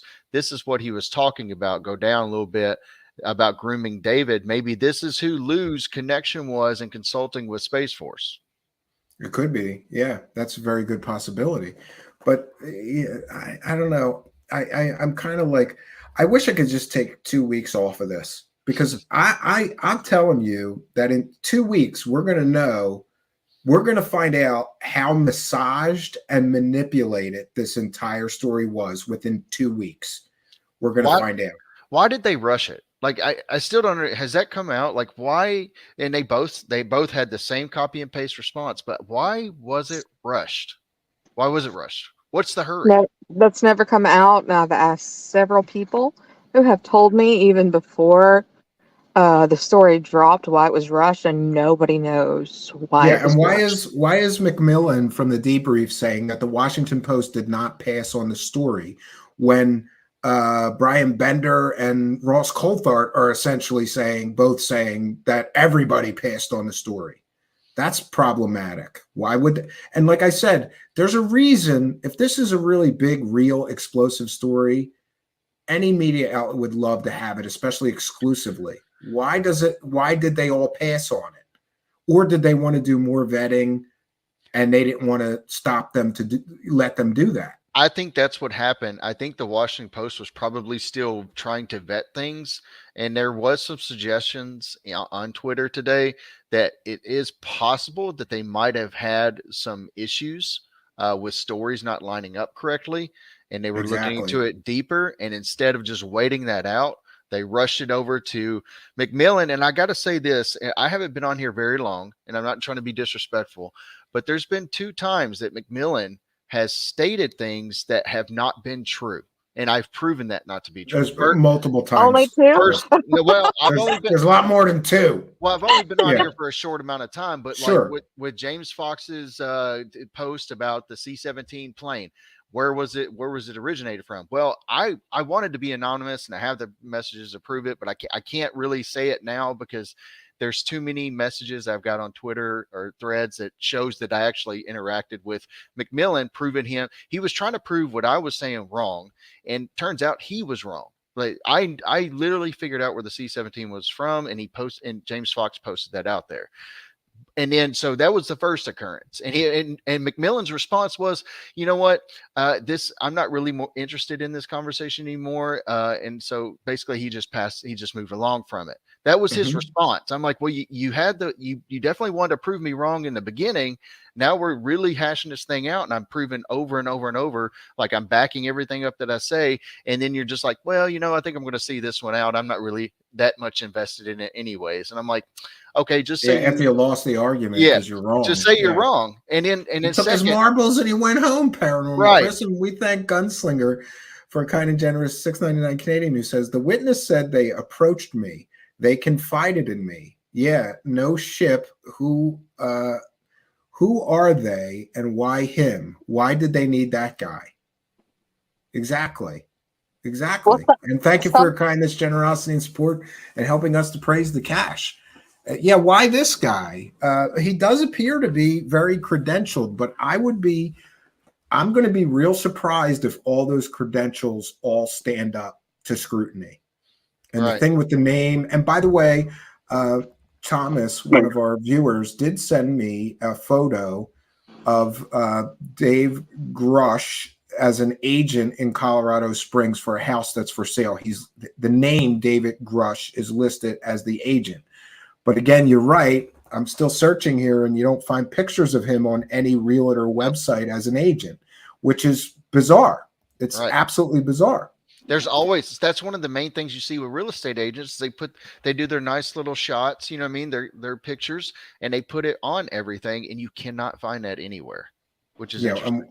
Well, something I noted is he said when he was asked, how many craft do we have? He said quite a few. But then you hear Colthart saying this guy has never seen a craft, touched a craft. It's only what he's been told. So how is he given a definitive number, quite a few, or even, talking about that if he's never seen anything? Yeah, well, I guess he didn't see any of the bodies he claimed we have either. So this guy, essentially, the whole story boils down to some people told me this. Yep. That's what this whole story boils down to. Smells like Bob Lazar 2.0 to me. Exactly. It's a mix of Lazar and Elizondo stories. Yeah. Right, because when Bob Lazar came out, like everybody said he was a physicist. He had all these credentials. This guy knows. He knows. He is in the know. And then all of a sudden, 2-3 decades later, we find out, well, not really. Yeah, convicted pimp, fake scientist. Yeah, right. And the best evidence he ever gave was he drew pictures. Right. That goes into something else. That I've heard like for a while now. The guy is allegedly coming forward because he has been threatened. He's been harassed. He allegedly has his life on. I mean, he's been on a hit list. I mean, people are trying to kill him. From Defense Department contractors are allegedly putting a hit on this guy. From what I've heard, I can't verify any of this. I can verify from a couple of people that he said that, I've been harassed or I've been threatened, but some other people have said that, he's on a hit list. Those IG complaints are going to come out. They're going to, sounds like documents are going to be published. Sounds like Bob Lazar. Did Bob Lazar claim the same things? And who broke Bob Lazar's story? Knapp and Corbell. So why didn't Knapp and Corbell cover his story? I mean, they were talking to him last year, like in the fall of last year. Why does it take like almost 6 or a half a year later for Coldheart to come out with his story? I tell you Like, what, what's the deal with that? That's a little weird. Corbell and Knapp are probably, they need to be a little careful. I don't know if you guys saw what was going on with what Greenwald posted about the FOIA request for, what was it, the muzzle orb, and about the active law enforcement investigations going on.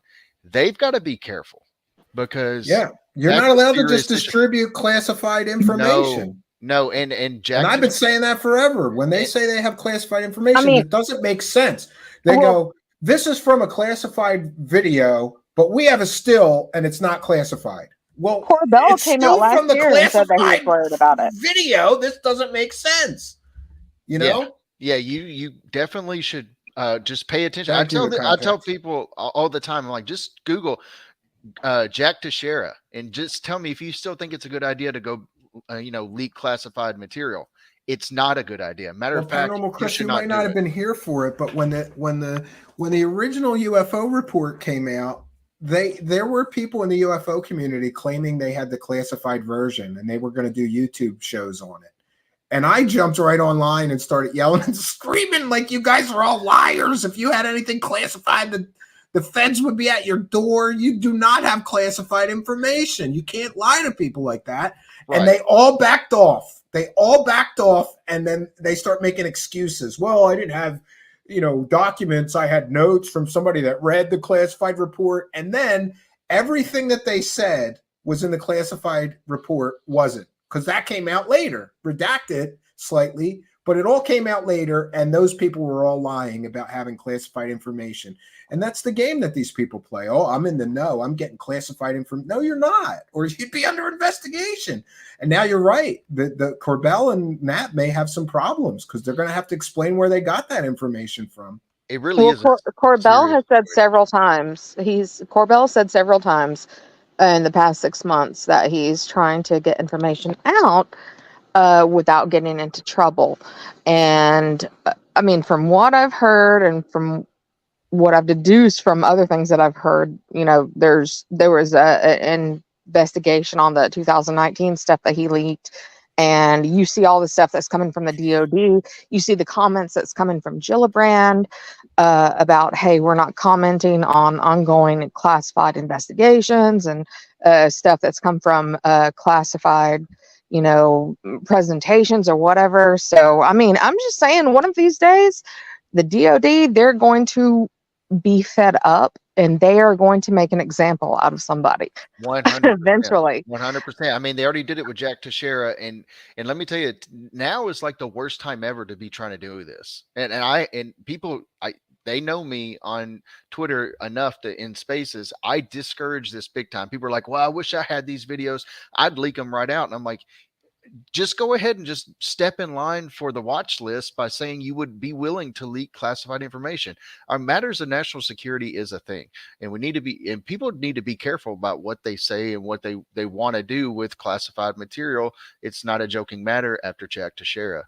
Yeah, somebody once claimed to me that they were going to send me something that was classified, and I no, you're not. Yeah. No, you are not. And I'm a computer science guy, so like I know all about encryption. And they were like, "Oh, we'll use this encrypted." But no, I don't want feds knocking at my door. It's not worth it to me if it's not public information. Too, it's hard to verify. How would you verify if somebody just gave you a document and they said this is classified?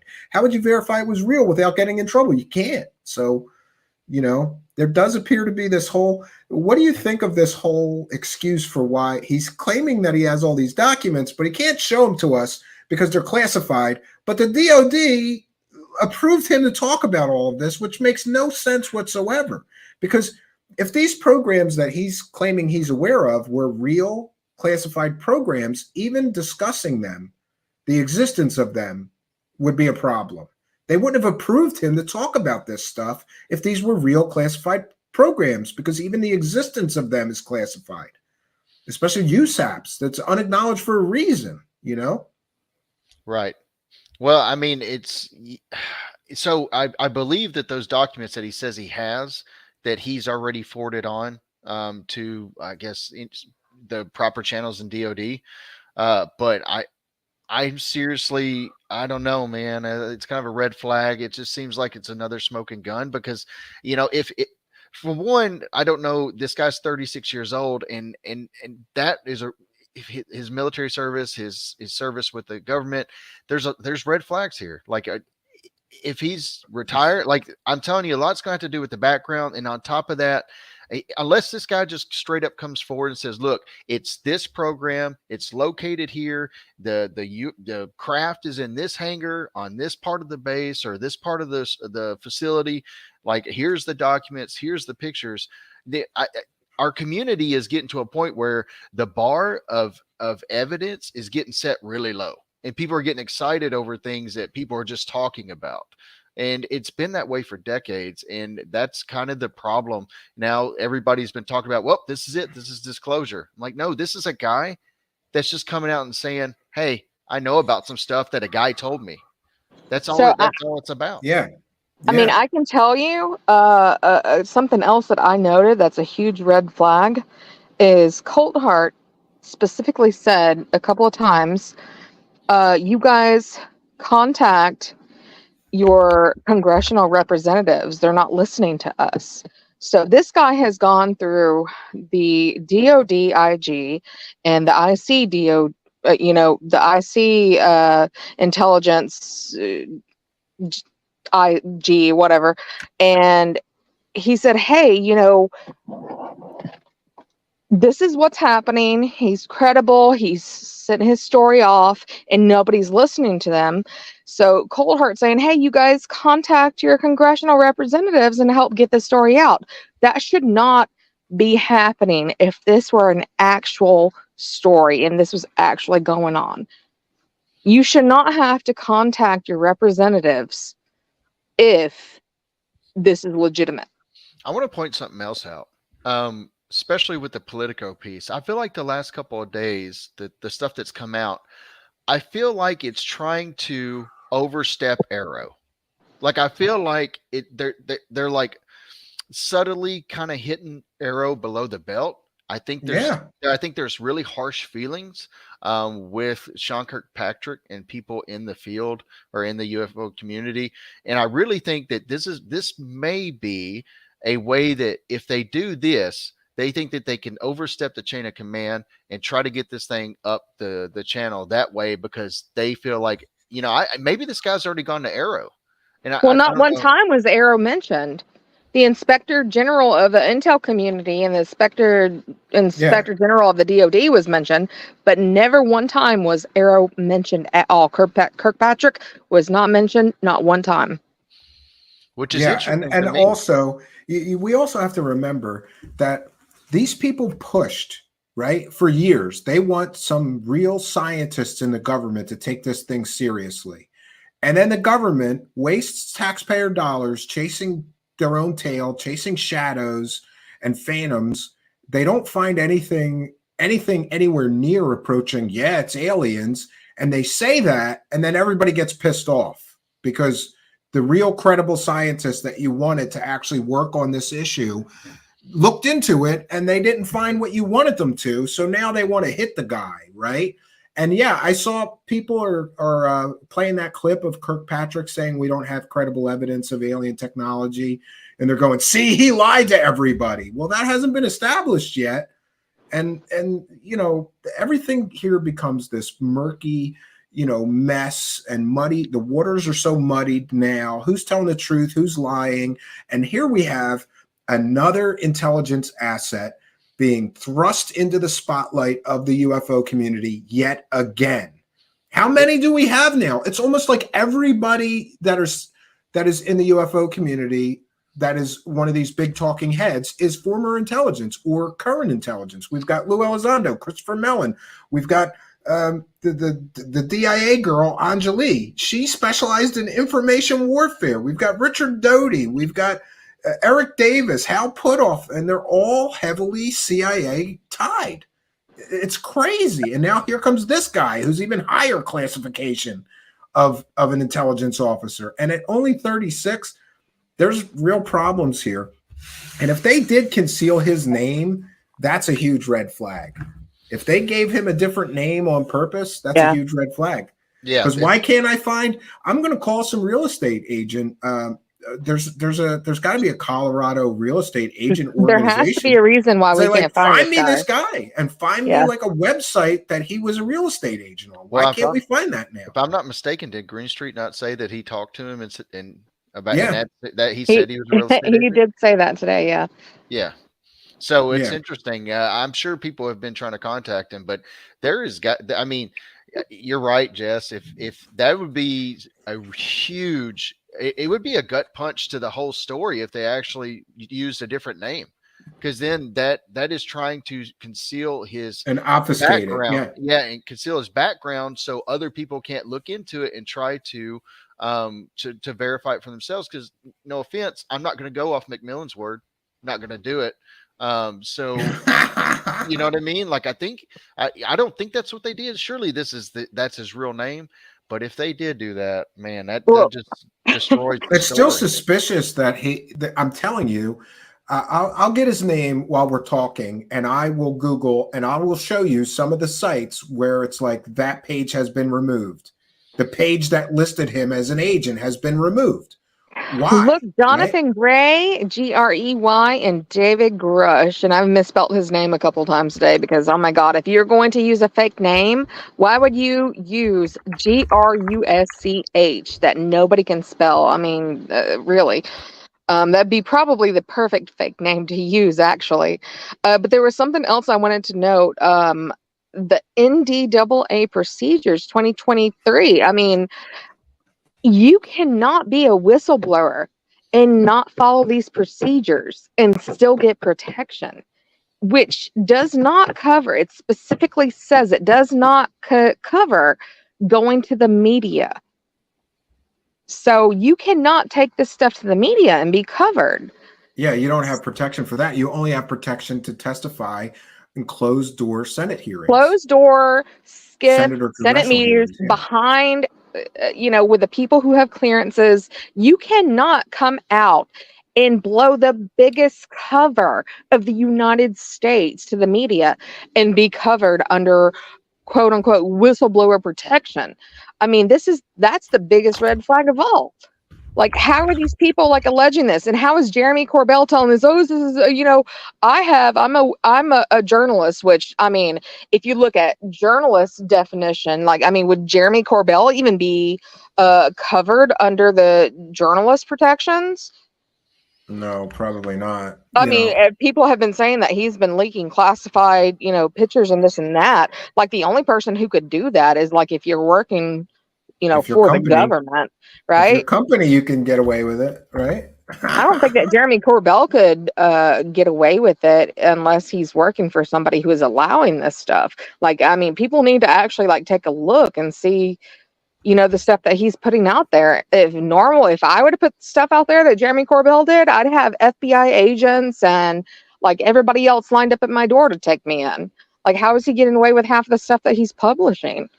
Vancouver guys over here talking about, and that's Jeff, by the way, the Division of Space Force and stuff the guy worked. Oh, shit. The guy worked for was the Test and Experimental Division. Come on. They oversaw operation of the X-37B orbital test vehicle, for example. I mean, and that's the secret space program. Right. Essentially. So, is this guy, I don't know. Is he, it's just something's not right. Obviously, there's kind of a red flag that's going on that I can't get past it. And I'm sure, like I said, I don't know if this guy's a good guy. I don't. He's a veteran, so I'm going to give him the benefit of the doubt, right? But I think that maybe he might be. At the very least, he's got to be careful because he's about to throw his whole career away if the fact that this doesn't pan out. But he's retired, so it doesn't really matter. Yeah, and I want to take a moment just to show everybody that something is weird with his real estate background, because if we Google his name and real estate Colorado Springs, we get a listing for him at exprealty.com, right? But when we go there, and then this is in reverse alphabetical order by first name. So David would be on page 2, and I've already done this, but I'm going to show you. It's like, and I found multiple examples of this. It's like he's been sanitized from this. There's no picture of him, right? There's one page that it's just gone. He's just missing from this page, which means that he was on this. We'll try way back. He was on this at one time. Why is he no longer on this? You know, that's very suspicious. Like, he's a real estate agent, and it just so happens that on the day this article comes out, all of his pictures and any reference to him being a real estate agent, Wayback Machine said he had access to 2,000 special access programs.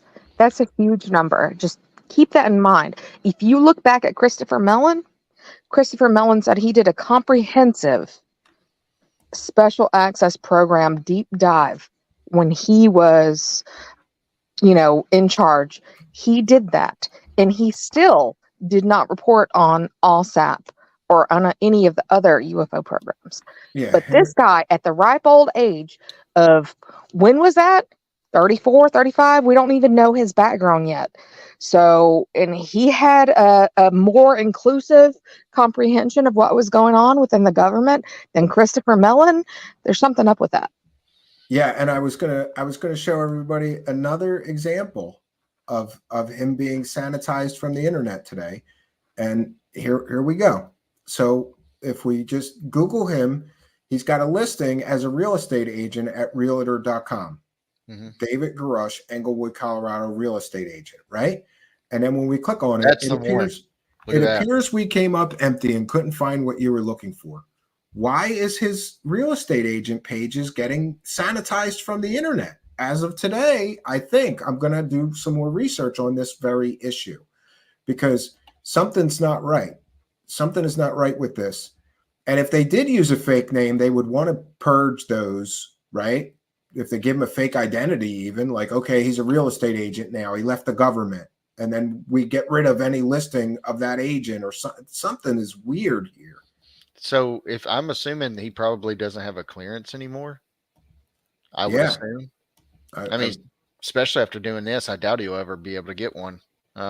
Which is funny because Elizondo, that's another thing, that his clearance is questionable, because there's actually documentation that at one point he filed for bankruptcy in 2010. And anybody that knows anything about TSSI or TSI clearances and stuff like that, your financial background plays a massive part in that, and because they don't want. Yeah, because you could be a danger to being bribed by the Soviets, right, or by the Chinese if you have Yeah. So 2010, and then was released in 2015 from bankruptcy, 2 years before he retired. So I'm not really sure how that plays a part. But I know for military, those types of security clearances, you have a bankruptcy, you're not getting that clearance. Period. Yeah. That's why Bob Lazar's getting clearance is a joke, because his wife was a convicted murderer and they had financial problems at the time, and she had ties to the Hells Angels. Right. No way that they would have given Bob Lazar a clearance to work on anything government related. Yep. And it's just amazing that people still push that story, even with the impossibility of it, like, right. It's literally impossible for this to happen. Well, go back to that Tom DeLonge video, which is what, thank goodness that one guy posted it, who is now, I'm pretty sure, blocked me. But anyways, that was his response to something I was saying, and he posted that video, and I said, thank you so much for posting that video, because it was my starting point on how I could go back and look through some things. And I can tell you, we know that Lou Elizondo was not a wartime veteran, because he served in the Army from 1995 to 1998. That can be verified easily through, it was verified through the archives. And then on top of that, he was in Puerto Rico for 2 years, maybe possibly 2.5, came out in 2001. So, and then of course you got Tom DeLonge's story placing Lou Elizondo in Afghanistan and a month after 9/11, which is funny. with General Mattis, because General Mattis and the 1st Squadron didn't even get out of there till about a week, about November 25th, 2001, around about a week in between that. So that's not true. And on top of that, a 1-star general is not going to be in a Bradley, which I don't know if anybody knows. You can't kick a door open on a Bradley because a Bradley's a tank. So you can't be doing that. And I'm pretty sure he's not going to be in a T-shirt just firing off automatic grenade launchers. So I don't know if you noticed in that video, there's a couple of times that Tom DeLonge says, Lou says. Like, did Lou literally tell him this story? Because to me, that's a bigger issue. He says Lou saved his life, but Lou would not even talk to him, and he was trying to brief him on this UFO topic. Like, I mean, really? If a guy saves your life and he won't even hear you, like it's kind of screwy. Yeah, I'm going to tell you what. I would bet a lot of money that General Mattis has no idea who he is. Yeah, and we have there's just examples all over the internet. This is supposed to be Mucha Property Group, David Grusch. David and his wife are former military family that have found a home in Colorado. This is David's page. Oh, it's not there. Another one. It's like every mention of him is being sanitized, and that is highly suspicious. And unfortunately, a lot of these business pages don't get crawled by Wayback. So I'm going to look into this off air though, because maybe I'll be able to pull up some more information on him being who he says he is. Because now I'm questioning everything. And also, I hate to be too conspiratorial, but it's just crazy that this guy's getting sanitized from the internet on a day this story comes out. That sounds like something that the CIA would do, right? Like, let's erase his past while he's saying this stuff so that nobody can look into his past. Or it's just crazy. And you're right on the Mattis thing. And wasn't Elizondo out of the military before 9/11 even started? Yes. So this story could not be true by 10 different reasons why it can't be true. On Lou's website, there's actually a picture of him standing out in the middle of what looks like a Ford operating base, which it actually was. And he's in uniform. But any downrange veteran is going to look at that picture and point out a million red flags. The uniform has no patches, no insignia, nothing on it. It's a blank uniform. On top of it, if he is a special ops guy or whatever he's claiming to be, even intelligence, he's going to have at least a side pistol strapped on his leg in an active war zone. In an active war zone, yeah. He has no weaponry. He has nothing in there. The vest he's got on is too big. He's got a goatee. Now, military standard, you either got a shaved face or a mustache. Special ops guys, spec op guys, they're allowed to have beards. You don't roll around in goatees. You don't do that. There's so many red flags, and that specific spot by a couple of veterans were confirmed to be a photo op spot for guys that fly in at that fob and then they fly out somewhere else. So the guy's he's also 5'5", like he's not very intimidating. I'm just saying, like, if you're gonna have is he that short? If you're gonna have somebody that's intimidating, people have made memes of him making him a midget, or a little person. Sorry. See, I have he's 5'3", I think. Yep, and Vancouver guy, like he says, Lou was a paper pusher, and he was, because if you do the 3 years and break it down, the 3 years in the Army, you got that's accounting for basic training and also his schooling for the job, and then on top of that, you have he was stationed in Korea for a year, from what it looks like for tracking him.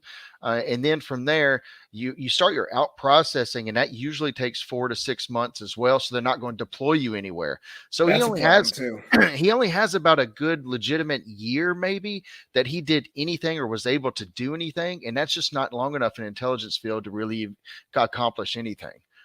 So that's another red flag as well. And he didn't serve during wartime. So there's just so much there that doesn't add up big time. And on that website, that same picture, if you go and right click on it and you hit save as, it comes up wannabe. Like he's a wannabe, which is ironic because on those other pictures, they're correctly labeled. But that one says wannabe, and this is on his own website. So it's really Sweet weird. Caroline Man. is pointing out that she looked up this so-called whistleblower on the Colorado Division of Real Estate, and his license is inactive. Interesting. Another red flag, another problem. Why is he saying he's a real estate agent if he's not a licensed real estate agent? So I read know? something in the chat a little while ago. It says that News Nation is owned by Nexstar, who also owns and employs George Knapp and Mystery Wire. I mean, the whole thing, it all ties back Incestuous. to the same Yeah. people. It's very incestuous, very, very incestuous. And I made a joke the other day about, it all ties back to, Hal Puthoff. Hal Puthoff is like been here for like 100 years. Like the guy's a vampire at this point. I mean, he's been tied back to everything. Like it's the same core group of people. Yeah, Always. Carl the Crusher's got a good video about that, by the way. That links a lot of people to that, like that, including Hal Puthoff, or however you say his name, and then obviously Robert Bigelow, all those guys. And it runs it's a up big the club. chain. Yeah, in it. It is a big club, 100%. So, and I think the way they do it, and people are like, well, why would Christopher Mellon push this? That his family is really wealthy, he has nothing to gain. I don't understand how people don't understand the concept of just because you have a lot of money doesn't mean you want to spend your money to do the research. Government contract, government funding, always follow the money. They're not going to pay out of their pocket to do this stuff when they can make money off of it and have it funded. And the way you do that is you hype things up and you try to say that there's evidence of this being out there and that needs to be looked into. And hey, we are the experts that can do that. And we obtain these government contracts and try to move forward with it. And that's really where it's all about, in my opinion. Well, Bigelow's the perfect example. Somehow he got the government to give him $22 million to research his own ranch. Why are we paying for this, dude? Paranormal investigations on the ranch. They really weren't even looking into UFOs. And this is verified by people that actually worked there under Bigelow. No, they were looking for poltergeists and skinwalkers and werewolves. And EVP sessions and remote viewing and all that. They were literally having their employees do the tests on the property. That's where that money was going. It was never really looking into UFOs, which is ironic. Since I have both of you here, there's something that's really been bugging me that I want to ask the two of you. You've seen Gary Nolan over and over and over again say, I was contracted by the CIA to do this research on, biological samples of people and pilots and that have been in contact with UFOs, yada, yada, yada. Okay, have either of you looked into that? He has never, ever actually provided anything about a CIA program. First of all, he said it was Kit Green, and he said it was, what's his name? Colm Kelleher, who was part of the OSAP Bigelow NIDS two team. other club members, yeah. Goes back to the incestuous claim. Anytime you get into the CIA, it gets very difficult to verify anything that people are saying. We've also got, for example, one example that I could give is the FBI. We've got John D'Souza running around saying that the FBI, that he was investigating paranormal things for the FBI. Go contact the FBI and get them to verify that claim or even answer whether that's true or not. Go do it. Because I'm telling you, it's a laugh riot. They're like, we can't comment on that. I'm like, you have a former FBI agent running around making money, pretending, apparently, allegedly, that he investigated paranormal things for the FBI, and you can't confirm or deny it, right? So right now I'm going up the chain. I have to go up the chain. They're like, well, you could talk to, this person who's my supervisor. They might be able to comment. Okay, get me them then. Like anytime you get into these alphabet soup agencies, these three-letter agencies, it becomes nearly impossible to get a straight answer out of them, which is why some of these UFO scams and cons work, because it's so hard to prove them wrong, right? And we've got D'Souza also saying that the producers of the X-Files stole his case files, and some of the episodes of the X-Files were about his real paranormal cases that he investigated for the FBI. Now you would think that claims that huge should address them. If they've got a former agent running around saying this stuff, if I worked there, I would address it. Look up his service record. He was a lawyer for the FBI. So which most essentially, likely no means one would be sat an at a agent, desk right? and he never investigated anything. He most likely sat at a desk and never investigated anything. He was a lawyer. He probably worked on things like FISA warrants all day or stuff like that. But the fact that he's running around claiming this, you would think the government would want to set the record straight. Good luck figuring it out. I'm still trying. So you have Nolan, who is like, with Stanford Institute, and everybody knows Stanford, and they know that their history and the Stanford Institute, their history is shady as all get out. Everything that they have ever done has been shady. So you got him going in front of people on Wall Street, the SALT conference, trying to get funding, trying to get money out of people. Which could be considered a form of investment fraud if he's lying about those things. Yeah, it's based on the fact that he has done work with the CIA in the past on UFOs. And I don't know if anybody picks up on his body language and the how he stumbles over himself, especially in the SALT conference several times. The guy is he's not providing anything. There's no timeline for any of these claims. Like if you look at Christopher Mellon, look at Luis Elizondo, look at Gary Nolan, look at all of these people. They all say this happened, this happened, this happened, this happened. But there is no dates. There's no timeline associated to any of it. There is no verifiable information that they give up. Everything is so vague. You're just basically going off of their word. That's all it's ever been. Yeah. And now and isn't it interesting that the True Believer side, did you know that Contact in the Desert is going on right now? And they are canceling certain things so that Richard Dolan and Daniel Sheehan can do a panel and talk about this story. Like they're canceling lectures so that they can pump this story at Contact in the Desert, the biggest UFO conference probably in the world.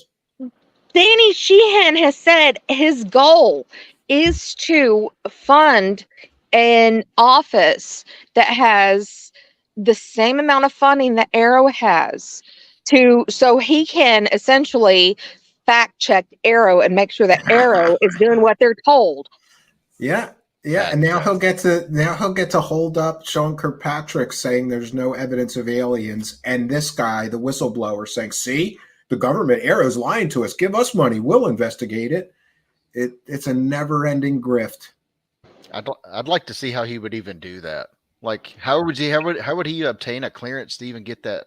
To get that privilege. Sheehan said a couple of interviews ago. He said, "Hey, charity. I'm having private investors come to my living room, and I'm throwing this big whole investor party, and I'm telling them all of this BS, basically, to get them to fund his freaking whatever he's trying to do."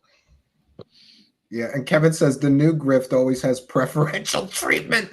They got to cancel their presentations on their old grifts because this new grift is going to, and isn't it, one of the things too is how quickly, all of these shows now, everybody's doing a show on this today, everybody. So, I mean, I'm thankful because I thought it was going to be a slow week. And then somebody woke me up relatively early for me today. A source of mine woke me up and said, "Stephen, you could tell I was like half asleep." He's like, "Did you see what happened?" I'm like, "What are you talking about?" He's like, "You got to go to the debrief," and I'm like, "Oh boy, here's the whistleblowers," and we're fresh off of busting Greer's fake whistleblowers as fake.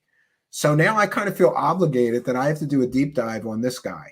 Because I want to be balanced. Like, I want to bust balls equally. Like, if I'm going to bust Stephen Greer's balls for having fake whistleblowers, let's see. But this guy seems like I can't imagine them saying all that stuff about his credentials if all of it is fake. But I have a feeling that it's not going to be quite as they presented him. He's not going to be quite as he's being presented. We need you more on this side. Elizondo, director of the Pentagon $22 million UFO program. Oh, no, he's not. And no, he didn't. That wasn't his full-time job. He just did it in his spare time. It wasn't funded. You know, the Elizondo story fell apart. It just took so long. It like fell apart in slow motion over years. I have a feeling this one's going to go quicker, whether he's on the level, this guy, or not. But the fact that he's in bed with Mellon and Elizondo and News Nation, there's another connection. You're right, Jess. News Nation has ties to Corbell and Knapp, right? and Colt Dart's been caught selling completely fake stories multiple times. So as much as I would love if this was true. Wouldn't you guys? I would love it if this was true. Oh my God, this would be awesome. Show me the aliens. Show us the craft. Show us what you have going back decades. So, that's the thing. All of the people who are skeptical, we all came here because we want it to be true. But then we actually dig into some of these people's claims and realize, oh, some of these people are, full of it. And then they say, oh, it's because you're afraid. I've been told that, CAB, calling all beans. I spent an hour last year talking to this dude, and he told me, hey, the only reason you don't want to believe is because you're afraid. You got to stop being afraid, and you got to he tried to talk me down. He tried to tell me you're just afraid of aliens. Yeah. And I'm like, are you freaking crazy, dude? I've tried. I've literally said this multiple times on Twitter and Spaces. And people are like, "Oh, you're just a skeptic, debunker." And I'm an enthusiast. I do think that there possibly is something out there. I am overly skeptical of the community, and I always have been because of the things I've seen, the things I've uncovered. I mean, on the paranormal side, Ed and Lorraine Warren. We're not going to get into ghosts, but they were the biggest frauds that we've seen in a long time. I mean, it was a big deal, and there's a lot to prove that that's the case. You come over here, it's kind of the same MO, and that's what I'm saying. Like that, I hate using the word grift all the time, but there are people that have realized that in a subject like this that has a huge gray area, there is money to be made here, and I feel like that's still the driving factor, but I do want it to if it's true, I want it to be true, and I want to just enjoy it and everything like that. I'm just skeptical of the community. The community is what the human beings tend to not always play nice. But the phenomenon I'm here for if it's legit. One of the things that always kind of irks me when I talk to some of the true believers, and I'm friendly with a lot of them, it's okay, we can agree to disagree. But one of the problems I have with the total believer side is that they appear to just totally ignore the entire history of grifting, scamming, and lying and cheating and manipulating stories to sell them and hoaxes. They just kind of ignore it. And after a while, I kind of go, is it not relevant, for example, in the story we're talking about today? Is it not relevant that the three people that are selling this story have provably been caught selling fake stories before? Does that not give you a reason to doubt the validity of this one? It's like they cried wolf already several times, but now we're supposed to believe the wolf is real. It makes no sense to me. Some of the larger believers, I believe, that are you can have tiers of people in this community, just like you have celebrities. A-list, B-list, C-list, D-list.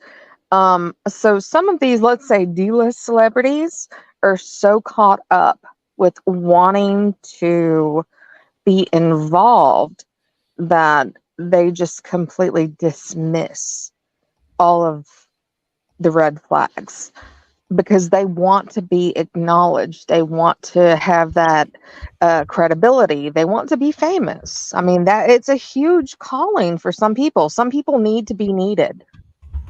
Yeah, and I think that's where a lot of these people who are pushing this stuff, look at Chris Sharp. This guy parrots anything that Corbell gives to him without vetting him at all. This guy is a young guy. He come out of nowhere. He wants to be on Corbell's good list, so he will do anything that Corbell says. Yeah. That's the truth. The fact of the matter is, it's a hard truth that some of these people will do anything to be heard and seen because they want to fit in. It's and you also have to remember that a lot of people, this is the first time anybody some of these guys, like I was in the entertainment business. I've had more spotlight on me than any one man should ever have in their entire life. So I could take it or leave it, but I could imagine, and I have thought about this. Some of these people that get involved in the UFO scene, it's like suddenly people are listening to them and they're special. It's that spotlight. And they've never had that before. Nobody ever cared about them. Nobody listened to them before. And suddenly they get into this tiny little subculture. And let's not forget that this is a tiny, tiny subculture. There's more people that play Dungeons and Dragons than they're into UFOs, right? There's more people that cosplay than are into UFOs. There's more Trekkies than guys that are into UFOs. Of course, there's some overlap there. And yeah, I see this. Ignoring red flags is my superpower. Just saying, I could be on their team. I get in an argument. I go, is it not relevant that all of this has happened before and it will all happen again? Or, with people that like support Stephen Greer, I say, do you know how many times he's been caught lying? Like about ridiculous things, like, going on secret missions with Billy Gibbons from ZZ Top, or an entire company in the state of Michigan got murdered, or he briefed every sitting U.S. president since Ronald Reagan. It just goes on and on and on. And he got offered $5 billion to stop talking about aliens. People on his team got assassinated. Like, at some point, you have to say, like, is this not relevant that this guy's been caught lying so many times? It's so ridiculous, but they still believe him. And there are people. He's going to make $500,000 from this event that he's got coming up. And he's already made $600,000 or $650,000 in crowd funds to make the documentary he's going to be debuting, which costs, maybe $20,000. So he just pocketed $630,000 probably, allegedly. And then before that, he had a free energy charity where he was supposed to give everybody a free energy device. And he collected $500,000 for that. So this guy's up to $1.1 million for free energy. Hasn't proven anything. Hasn't provided a device. Oh, he's going to give us a film about it, though. Didn't he say UFOs are running drugs? Oh, yeah. They're using UAPs to run drugs now. Or is it ARVs? Alien reproduction vehicles? Okay. So I have actually taken up for that. Absolutely, positively got to get the coke from Colombia to the United States as fast as you can. Here's the thing. The cartel actually does use drones to run drugs and stuff. Sure. But he has rebranded it to make it look like it's UFOs that people are using. So that's the discrepancy. So there is a precedent for the cartel using unmanned aerial vehicles or drones. Bull. Take one nugget of truth, tiny nugget of truth, and pile on bull. Yeah, exactly. And we covered this guy, Eric Hecker, who says that he's testifying before the Senate Intelligence Committee next week or the same week that Greer's event is. But guess what? Nobody that I talk to even knows who he is. And he's not scheduled to talk to anybody. So these are problems for these fake whistleblowers. If you're going to say I'm testifying before the Senate Intelligence Committee, we can call. We can fact check that and see if you're actually testifying. They might not tell us what you're testifying about or whatever, but they're gonna, it's a whole thing. And that guy, again, a nugget of truth and pile on 3 tons of BS on top. The guy worked as a plumber at the North Pole for a year. But everything else that he says, he says he has all this evidence. You go to his website where he says all the evidence is. It's like things he got from the blackvault.com about, energy weapons or, like generic, long declassified documents. They don't mention him. He has very little in the form of evidence or proof. He has pictures of him at the North Pole. Okay. Apparently, while he was working on the toilets at the North Pole, he saw energy weapons. Has it been, I don't know, people have asked me this. Is he really a doctor? He was for like 3 years. He was for a very short time. Looked into his background. He was for 3 years, and then after the 3 years, he nosedived into the UFO community. He was for 3 whole years a doctor in the emergency room, like caring for, patients that come in off the streets. So, Well, I mean, 3 years. I'm not going to knock that. I mean, he's a doctor. He did the work to get there, but he still uses the doctor, does he not, in his name all the time? Yeah, well, Ramon? it for a lot of people, a doctor is more credible Right. than, like just if he was like, I'm Stephen Greer and I'm an expert on UFOs. No, I'm Dr. Stephen Greer and I'm an expert on UFOs and extraterrestrial life. But things have always been scammy with him. And of course, hooking up with the third phase of Moon makes him even more credible. They're making his films with him now and stuff. The guys who have hoaxed more UFOs than anybody on Earth. I don't understand that relationship, but it is what it is. We have the biggest UFO fraudsters on planet Earth making films with Dr. Greer, which are largely just repeats of stuff he's already said years ago, just repackaged, big money grab. Yeah, it's all I like have a question. Go ahead. All right, so this new guy, David Grusch, said that he doesn't necessarily believe that it's extraterrestrial. So what do you guys think that he's thinking? Like, is he trying to say that it's like some I think he's saying that Nazi craft, or like no, I think he's saying that like maybe he watched Planet of the Apes and he thinks the monkeys made the spaceships, because I don't understand that myself. Just what other species on Earth then made these devices if it's not a species from outside our solar system? He might be a big fan of Ancient Aliens. Could be.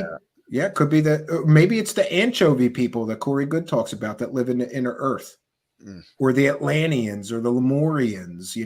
So we got we got the Atlantean people, the lizard people, the mole people, the everything from Antarctica. Like, I mean, Gary Nolan, like when he was in the SALT conference, he said that he thought that they were drones that were coming here and they were not biological entities. So if you look at Gary Nolan's recent comments versus this guy's recent comments, like there's a little bit of a discrepancy in like what they actually believe that where these entities are coming from and what they are.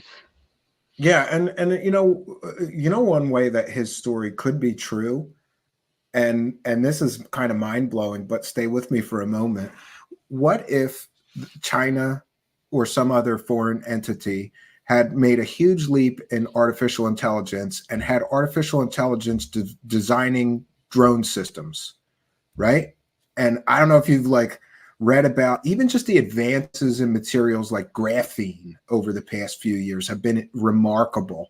So what if there's an AI on planet Earth that is making some kind of exotic drones, designing them, and they're manufacturing them, and then the United States somehow gets a hold of one of these things and starts looking at it and going, this has got some kind of weird electrogravitic pulsed, propulsion system, and the materials seem 3D printed, not something that we would normally manufacture, and the materials that comprise the thing are kind of exotic, like graphene related or other materials, and we get a hold of that. Then it could be true. These are craft not made by human intelligence, but it's still not aliens, which is what most people believe that these people are pushing. Now, did he say there were full craft, or did he say there were pieces intact recovered? craft? Okay, he said both. Craft. He said intact both, yeah. craft that have crashed and landed. He said craft that has landed. That's a huge thing for me to quote from him. But he's never seen because that would indicate that they're giving us. What if there have been various stories where, according to Lazar or some of Lazar's supporters, they gave us these craft. So they landed them and said, here, you can play with these, which makes no sense. It's like giving a child matches, Or I mean, so they have to be currently viable entities that are either operating or maneuvering these craft, unless it's like some sort of AI. Like these are current I don't know if it's biological or AI entities that are operating these craft, but if something is currently landing, unless something landed like 100,000 years ago and we found something that allegedly landed, like, I mean, that's like something that throws me off. Like, what does he mean by landed? I know. Could mean anything, right? Really could. I mean, but like I've stated, he never saw it, right? This is just something he's been told. Exactly. Right. Just like Nolan's never saw it, never been told. Just like Weinstein's never saw it, never been told. Salas, like everybody. It's all find me somebody that has actually seen it and touched it. They've never touched the craft. The convicted pimp fake scientist. He said he was in it. I love Nolan's story though. He was like, I got this close, and then all of a sudden they said, nope, you're not going to touch it. And he was like, yep, that's what happened. So they're out there. That was basically his story. He's like, yep, I was supposed to touch it. I was supposed to see it. And then last minute, they said, the powers to be said, nope, you can't do that. And you know what? But they're real, guys. I promise you. I never got to see it, but they're real. That's where I don't trust Nolan because Nolan lied to me, specifically to me, on a space that I talked to him. Nobody should trust him. Here's what I always say about Nolan. Go look up the Stanford Code of Ethics. Go look it up. It's on the internet. It says that no university professor or employee can personally profit from the use of Stanford labs, equipment, or personnel. Then go ask Ross Coulthard, did you get paid to be in all these UFO stories that you were in or these documentaries you were in while you're using university labs, equipment, and personnel? He won't answer those questions, right? That's a problem for him. Yeah. So I asked Nolan last year. I said, "Hey, rumor has it that you looked at all of Chris Bledsoe's, all of his biological stuff that he's given you, all of his samples and everything that you studied him." And Nolan said on a space, "No, I have never, ever, ever questioned who are the people that I'm studying because it would be like a breach of ethics. Like we're not allowed to see who exactly we're studying. That's like I don't know. I'm not a scientist, so I don't know exactly what he's saying, but he's saying that he's not allowed to see who is tied to the samples. And then when he goes on to what's his face's interview last year, he said, I specifically said I want to know who all of these people were that I was studying, and he was given access to all their files and their names and everything else. Okay, well that's a discrepancy. That's so either you did see these people and know who they are, or you didn't. This for a moment too, because Grand Abra is asking, have you talked about the fact that he faces prison and was under oath? Well, here's the problem that I have with that situation. If he believed that what he was saying was true because people told him it, they're not going to hold his feet to the fire if it all turns out to be bull, because he repeated what he was told. He's not the originator of the stories. He's a secondhand person retelling an account of being told these things. So I don't think they're going to hold him, to, oh, you were under oath and you lied to us, or these stories are all fake, because he could just say, people told me these things and here's who told me them. Take it up with them, He's already said that. Yeah. Right? And the other issue is that people are saying that he could face $100,000 fine or prison time for lying in an IG complaint, but we've already seen that Lou Elizondo essentially lied in his IG complaint. Nobody prosecuted him. So I think it's, it's one of those situations where we're not quite sure. It's not a hard, fast rule. Like you lie, you get prosecuted. He said to me that Kit Green gave him the samples without telling him who the people were who tied to his samples. Yeah, and then he come out later. Straight. Yeah, he can't get his story straight. He come out later and said that he specifically, and who was the guy? What's his face? Last year that he did, the news guy, I can't remember, but he said that he come out on his story and said, yeah, I specifically asked Tucker Carlson. Yeah, Tucker Carlson. He said, I specifically asked who all of these people were so I can investigate their backgrounds. So he comes out. I mean, it's a blatant lie. he says one thing and then a few months later says a completely opposite and you thing. don't know what he was telling Tucker Carlson when the cameras were off and they weren't rolling. That's another thing. Sometimes this inside baseball, it's like, you know, I always tell people, if you think what some of these people say publicly on YouTube is wacky, get behind their paywalls. Get behind their pay, like Linda Moulton Hale. You think what she says on YouTube publicly is wacky and like ridiculous and stupid and completely garbage?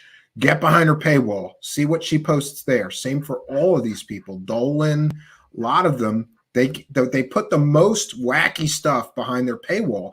And then it's like, if this stuff is true and you're charging people extra money for it, and you know these would be groundbreaking, important stories, why aren't you putting them out publicly? They're only behind your paywall. That's what I have observed from many of these people. I'm just happy somebody got to talk to Nolan because he blocked me before I can even comment. He blocked me for asking the ethics questions. I have never even tweeted him one time, and somebody mentioned him, and I was like, "Oh, Gary Nolan." I looked him up, and he says blocked. I was like, "What?" This was before he You went got put on his the blocking list, spree. Paranormal Chris. Think Tank, People tell Think him Tank who did a he's allowed to space. talk to. You know that, right? I'm People sure. tell him. People. I'm sure of this. People tell him and other of the talking heads, like, stay away from Steve Cambian, stay away from Paranormal Chris. People have told me later that people told them to block me, don't watch my show, don't listen to me, I'm a liar, and all this stuff, right? It's like they don't want people hearing the other side of the aisle, the alternate viewpoint to the narratives that are being fed these people. Well, it's just like, why not have open dialogue, or discourse? Like, why can't, instead of just talking to people, even if they don't agree with you, like, wouldn't you want to state your claim and show the evidence to back your claims and like, hey, this is why I think this way. And then maybe you have some influence on changing their minds. Instead, we just block people. Like, and I literally have never tweeted the guy. So this is something I truly believe, Jess. Linda Moulton Hale killed those cows with a shovel. She killed those cows herself so she'd have a story to sell. Has she ever talked about all of the needles and the syringes and everything else that's been found up underneath the cows that She may have. I kind of turn off when it comes to her. You know, any woman that gets caught 3 times selling completely fake alien pictures as real pictures is not somebody that I want to waste time listening to anymore. Yeah, I don't listen to her either. She's a little bit cray-cray. That's kind of the problem too, is like, is credibility, like, it's such a huge thing, and I feel like it's so underrated in this community. Like, if you're willing to put out those kind of pictures, like, that doesn't help the credibility of the overall phenomenon community, and how the general public perceives it. Especially not when you get caught with them being fake. But it's all about that gray area and the money. Like, people just see that I could be an influence. Like, here's this, and they'll take it the next step further, and they'll always try to test the waters. And I'm telling you, we hang around here long enough, you're gonna see people start to go down. I feel like all these classified leaks and everything, it's gonna happen. I hate it for other people that get caught up in that, because that's some scary stuff. All right, here's a weird question. I have a really, really weird question. Like, I don't know if you guys have seen Diana Pasulka, but she has come forward several times speaking that she doesn't want anything to do with the CIA or any of these like CIA people. And then you have Gary Nolan, who she's like, cozying up to, yeah. Yeah, who's just cozying up to, who's like, yeah, CIA come towards me, and he CIA essentially funded all of my research. Nobody has come forward and said that they have funded Gary Nolan's work. Gary Nolan has come forward and said, I did work for the CIA. It's never been confirmed by anybody at all.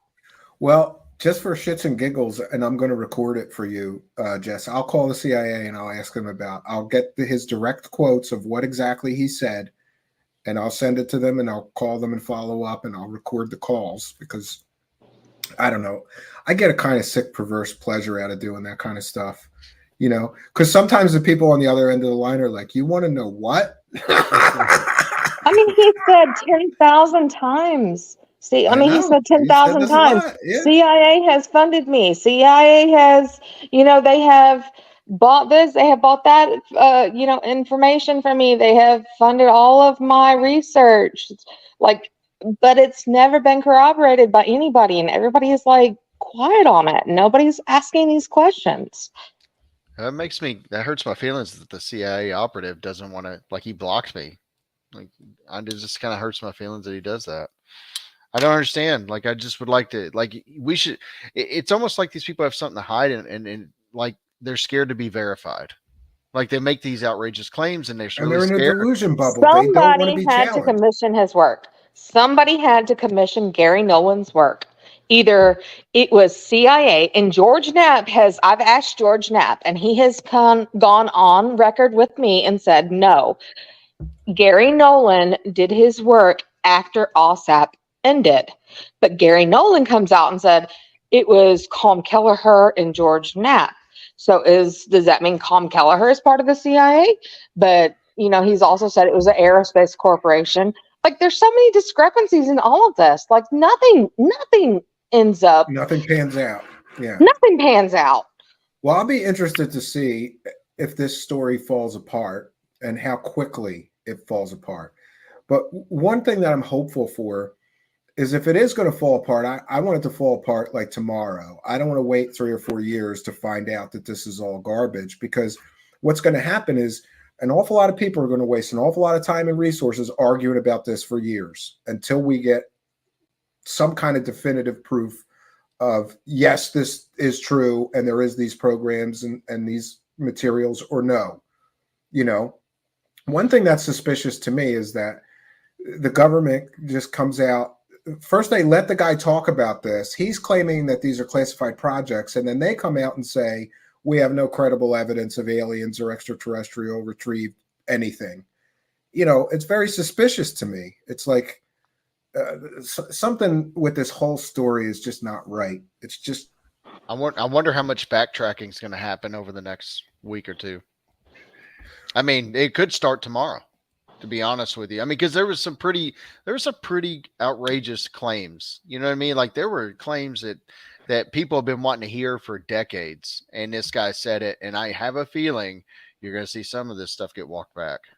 Yeah, and I want to get both your reactions. Speaking of walking back, this is a very short clip of Cult Art, and talk about walking back. Like, tell me if I'm wrong here in this clip. Let's review this real quickly. When you say crash retrieval, what do you mean? These are retrieving non-human origin technical vehicles, call it spacecraft if you will. Mr. Grusch is quite clear that he's not saying it's necessarily extraterrestrial. Non-human origin. That he's not saying it's necessarily extraterrestrial. Call it spacecraft if you will. That he's not saying it's necessarily extraterrestrial. Then what are you saying? Oh, hey, little space monkey. Non-human origin technical vehicles, call it spacecraft if you will. I'm so confused by that. If it's not aliens, then what non-human entities created these technologies or these materials? Are we talking about angels? Are we talking about demons? Are we talking about the inner earth people? Angels, demons, interterrestrials, cryptoterrestrials, ultraterrestrials, Antarctica people, time travelers. Like, I went through all of this today. Mole people, you got lizard people, you got all kinds of crazy ass answers to that question. I didn't realize there were so many different versions. I need to do some catching up. That's crazy. I try walking that back. I mean, what does he mean? Where do they come from? Like, to say that it's non-human, but then to say and then call it, say extraterrestrial. Like, where are we at with that? Like, I feel that's what I said. That's why I joked. As the monkeys, are these things made by monkeys? Then space monkeys made them. There's a discrepancy from what Nolan said. Nolan said it's possibly like androids or like drones from like another civilization. Okay, so drones from another civilization, does that not equate to extraterrestrial? I would think so. Yeah, that would be it. Yeah, that would be the even if definition. it's extraterrestrial AI, it's still Yeah. not of this earth. It's still Right. extraterrestrial. Yeah, if we didn't make it, right? If it's not from here, then that would be extraterrestrial. And don't All you right, think so this is a I'm weird about to way leave of you saying? guys. Okay, but I'm about to don't leave you you before guys, you but I'm go? just One more question. Don't you all think right. this is a weird way of saying? I'm not saying it was aliens, guys, but it was probably aliens, right? It's like cake and eat it too time. It's pretty much what it is. Crazy, Yeah. but I mean, you guys are two of the best of the best. That's like, you know, like looking into this stuff. The question is who is Richard Butt? Who is Jay he? Stratton. A lot of people say he's Jay It's Jay Stratton. Stratton or it's Lou Elizondo. It's one or the other. It's not Lou Elizondo. I've heard his voice. It's not Lou Elizondo. I've heard his Have voice. you heard Jay Stratton's voice? Yes, it's very, very similar. But the thing is, Richard Butt is a fucking asshole. Oh. If that's Jay Stratton, then we have a serious, even a bigger problem than what we thought we had before.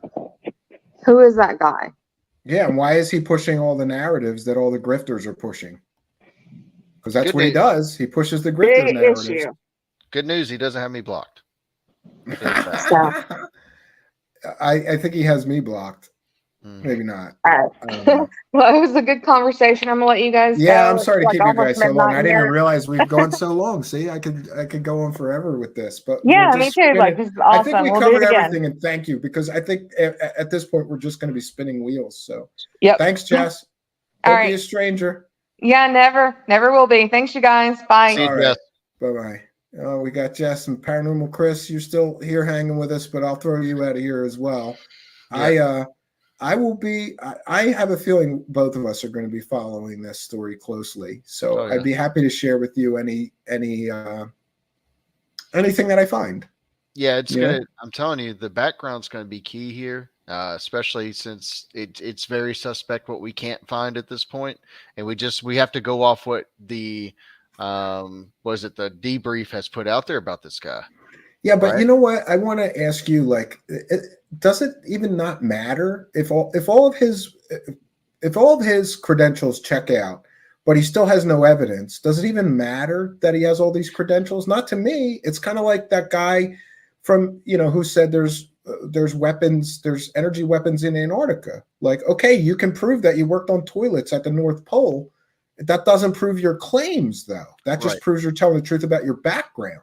And it's a good possibility, Stephen, and I'll just be honest with you, that it may have nothing to do with his background. His credentials might not have anything to do with this outside of the fact that he just, especially if he's rubbed elbows with Lou, there's probably a good chance that this guy's an enthusiast and they're going to be like, hey, I believe in alien. I talked to some guys. I really think this thing is legit. And they're like, hey, yeah, you should go public with this. You have the right credentials for it. You should do it. And you know what I mean? Like at some point, those credentials aren't really going to matter if nothing comes from it. It seems like they're going to put him on the pedestal because of his credentials. And one of the first things you see, I think there's a Q&A or something with McMillan, where they talk about the vetting process, and they talk about like that's one of the key factors to this whole thing is they tout. Well, 3/4 of the credentials. story was the who, not Right. the why. And that's Right. problematic for me because, at some point you go, okay, he's credentialed, but where's the meat of the story? That is in his claims. Right. It's like they're using his background to sell the story without having the evidence to sell the story. The evidence is his background. We're just supposed to trust him because of his background, and I don't. I'm sorry. Because Right. we've been here before. Lou Elizondo. It's Yeah. like Lou Elizondo 2.0. I'm not Right. buying this one. Don't question the story because this guy's credentials. That's basically what it was. That was to tout that, Yeah. and then just kind of go with what he says. Again, no evidence. They say it's classified, whatever. But I think the community, the skeptical people like us, we need to see that evidence because if not, then it's just another talking head that's just come out here, and it's the same old story repackaged, and it's just getting old. Yeah, You know what I mean? I agree with you 100%. And I will still say, though, that I hope that it is non-human intelligence and they do have proof of craft, because I want to meet the space monkeys that made these things, or whoever Right. they are. Like that, it would be. I don't know why I care so much about finding out that we're not alone in the universe, but for some reason, I always have. Yeah, Right? Maybe it'll just make us feel a little less alone or a little less special. I don't know. I've always wanted that to be true. I want to find out if that is true. It'd be a huge waste of space in the universe if we are the only intelligent creatures. And I think there has to be somewhere, there has to be intelligent life. Well, it's not necessarily a good thing, too. If you think about it, like there could be negative consequences to knowing that we're not alone. You know, we might not be as significant as we think. And there's so many possibilities that could help explain our origin. I mean, I hope, just like you, I grew up hoping after my experience that this thing was really real. And that if it'd be great to find out that these things are nice and cordial and we can live, you know, knowing that these things are out here. But what, you don't want to get anally probed, Paranormal Chris? Come on, it might be fun. You don't know. I mean, I'm Try not going anything once. I'm not here to kink shame anybody. You know what I mean? But it's just not my. That's not. I don't think that would be on the top of my choices of things to do with aliens. I am still keeping 5% of me hoping that this guy's legit and what he heard is really true, and like maybe 10%. I don't know. I really want it to be true, but my desire for it to be true does not make it so, Paranormal Chris. Right. Yeah. What's that? What's that Proof saying? does. Yeah, desire over proof, or proof over desire type thing. Mhm. I hope since he's a veteran, especially an Air Force veteran, I hope that it is true. You know what I mean? Like I would love that a veteran came out and he made this thing happen. Hopefully he did it in the right way. But if it's not, then I mean, the guy's life is going to take a turn, and probably not for the better. It's going to hurt his credibility for a long time. Yeah. Yeah. Yeah. He won't have any career left with the government. That's for sure. It's a big Well, step. I want to thank you for doing this with me. I didn't want to be the only negative Nelly, pissing all over everybody's hopes and dreams here, but I think urgent caution is the best bet here, and we'll see where the story goes. I'll keep following it. Temper expectations. Best thing you can say. Good advice. All right. Well, thank you, Paranormal Chris. Yes, sir. It's always a pleasure. Yeah. You have a good evening. All right, friends. And we want to thank Stoned Ape for a kind and generous $4.99 super chat saying just boo. Boo you, Stoned Ape. But thank you for your kindness, your generosity, and your support of the show. I'll take a few comments and questions from the live chat. And we want to take a moment to thank our kind and generous benefactors, you Patreon supporters, you YouTube channel members, you super chatters, super sticker purchasers, and you PayPal pledgers, and also you Twitch subscribers. Thank you all for your kindness, generosity, and support. We want to thank David B. for a kind and generous $6 PayPal pledge. Says, thanks for your work and for bringing a tear to my eye by replaying that Stephen Greer superpower origin story. Well, thank you, David B., for your kindness, generosity, and support. And we want to thank a mysterious benefactor for a kind and generous $200 PayPal pledge. And they know who they are. Says, thanks, brother. Keep it going. I don't think they want their name announced. If they do, let me know. And I will certainly call you out and give you a shout out by name. And we want to thank initials KE for a kind and generous $65 PayPal pledge. Thank you so much, all of you, for your kindness, generosity, and support of the show.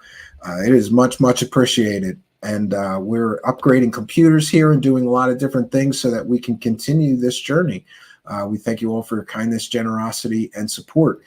The other thing I'm supposed to remind you of is to be sure to like, comment, subscribe, and share these videos. And if you're listening to an audio podcast, please rate it 5 stars. Help us rise in the search engines. It really does help.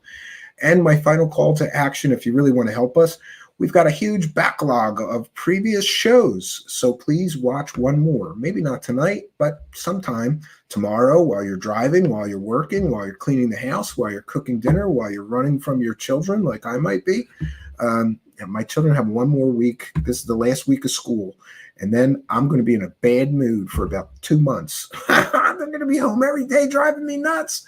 And my wife, she likes me to, like, you know, do things with them, take them places. And oh, I'm in for it. Yeah. But watch one more. It really does help because the algorithm apparently sees you came back and watched another one. They crank up the dials for us. It would really, really help us. We want to thank our guests tonight. Go Kick Rocks on Twitter. You should follow her. She's interesting follow on Twitter. I've been following her for a long time.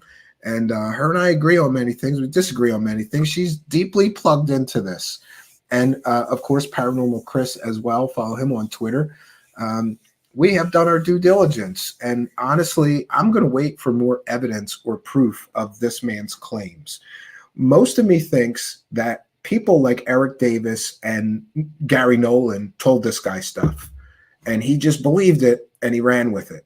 And what we also have to keep in mind from a human perspective is, what if this guy is a victim of the, let's just call it the cult of UFOs? What if many different people who are already had their mind made up got to this guy and fed him false information, and now he may destroy his life over a bunch of fake stories that no one will ever be able to verify? It's very interesting to me that the government so quickly came out and said, we don't have anything like that.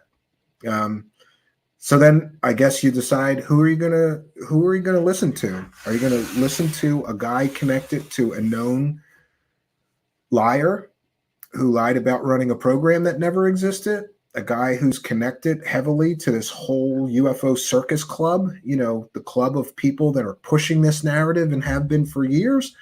Or are you going to believe the government who says we don't have these things? I don't believe either of them. To be quite honest, I'm somewhere in the middle here. But we will be continuing to cover this story. I have a few things that I've planned. And one of them is sort of a deep dive into this guy's claims, his background, his military service, his credentials. But I have a feeling that those are going to pan out. And what we're going to be left with is a guy that's incredibly credentialed, who's telling a lot of stories that he can't prove. And I'm very suspicious of this excuse. Well, it's national security. I can't share the documents with you. A real whistleblower would just go, here's the proof, bitches. He didn't do that. He's kind of he's doing the half measure. Like, well, I'm going to tell you all this stuff is true, but I'm not going to actually prove any of it. The proof is in the fact that I'm very credentialed and, you know, I'm the real deal. I was in intelligence. I would know if this was real or not. And people in intelligence came and told me this. For all we know, this guy is getting psyoped. Or this guy is part of an ongoing CIA infiltration into the UFO community. And we've detailed all of this before. There is multiple CIA people and disinformation agents and alphabet soup. Take your pick. DIA, NSA, CIA, and more. All of them infiltrating the UFO community with stories about aliens that none of them ever prove. And I find it highly suspicious that so many members of the government or former members of the government are actively infiltrating the UFO community, searching out and getting spotlight. And they tell alien stories that don't ever pan out with actual meat on the bones evidence, or especially smoking gun evidence. I find that highly suspicious. Al Garay says, I'm still waiting for the whistleblower who says, here's the proof, bitches. Yeah, me too. We're all waiting for that, right? Yeah, and Mr. Ian is saying, I'm a stage magician who has my own forest rig with magical effects for his kids. I'm kind of jealous a bit there. I didn't even get started on the new place yet. I'm still going to be working on the old place. The bathroom's still not done. It's this close to being done. I got a few more things to do there. I'm hoping to finish up this weekend. We'll see what happens. But I got a birthday party for my youngest son. The Cash Clown's birthday is June 11th. So that's coming up. And we're having a party for him on Sunday, on his birthday. which is rare. You know, normally when you have a kid, you do the cake and ice cream, just you and your wife and the kids when it's his actual birthday, and then you have the parents come on the weekend. It just so happened this weekend, we get to have the party on his actual birthday, and he is excited. And boy, you should see his birthday list. I couldn't even imagine. He's turning 7 years old already, and I'm feeling old, right? I was giving back rides today, and the 7-year-old's not hard to manage. He's a little one, but my 10-year-old, he's getting heavy, man.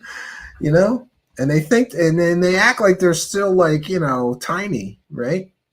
So we've done our due diligence so far for this story. I've shared with you all of these red flags that I think should be an issue, right? Now I know that most of the true believers are just going to ignore the red flags. They're all jizzing in their pants today, like this is the greatest thing ever. I also should have mentioned that I find it highly suspicious that this man came along and essentially confirmed everything a lot of UFO believers already believe. There's crashed extraterrestrial spacecraft. We're back engineering it. We've got bodies. He confirmed everything all these people desperately want to believe.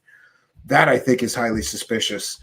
But it is what it is. So we are going to bounce on out of here. But before I leave you, I should mention that there's a new music video by Simon Fly, and it's perfect for today because it's let me see, what is it actually called? I apologize, Simon Fly. Whistleblower in the Wind D&B mix by Simon Fly. So we're going to play us out with that. I'll be back tomorrow night, 9 p.m. Eastern Standard Time, here with you all. If you're new to the channel, please come back. You should know that we are seriously invested in and interested in these topics, but we cover these things from a cautious and critical eye or point of view. We don't just blindly accept stories without evidence here. If that's a problem for you, then I understand. But if you're really interested in the truth behind these topics and you want people to really dig in and fact check and vet and do research, this is a good place for you. So we want to thank all of you for joining us. We want to thank our kind and generous benefactors, our wonderful guests, Jess, Go Kick Rocks, and Paranormal Chris. And we want to thank all of you. What an incredible audience that we have had this evening. I will be back tomorrow night, 9 p.m. Eastern Standard Time, friends. And that's all we got for you tonight. Until next time, my name is Stephen Cambion. Good night, and God bless all of you. Mother of hooker.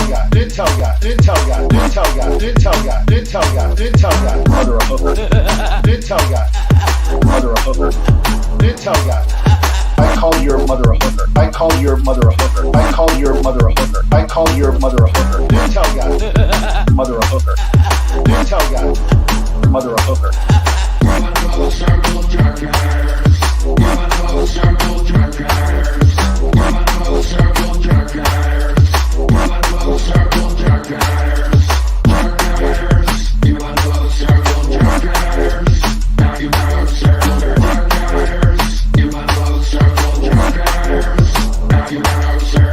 UAPs, otherwise known as UFOs. UAPs, otherwise known as UFOs. Anomaly Resolution Office, or ARROW. UAPs, otherwise known as UFOs. UAPs, otherwise known as UFOs. Anomaly Resolution Office, or ARROW. These are retrieving non-human origin technical vehicles. No kidding, non-human. No kidding, non-human. We have spacecraft from another species. We do. Yeah. We have spacecraft from another species. We do. Yeah. UAPs, otherwise known as UFOs. UAPs, otherwise known as UFOs. I call your mother a hooker. I call your mother a hooker.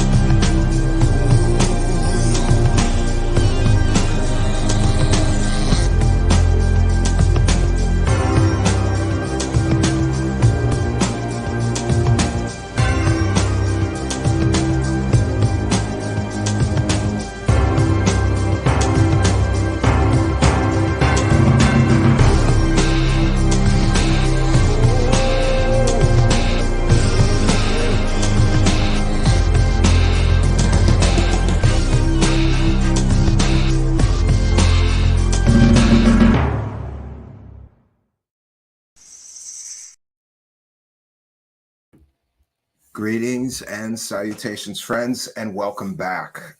Tonight, we are going to be bringing you a very exclusive story, a story that no one else has.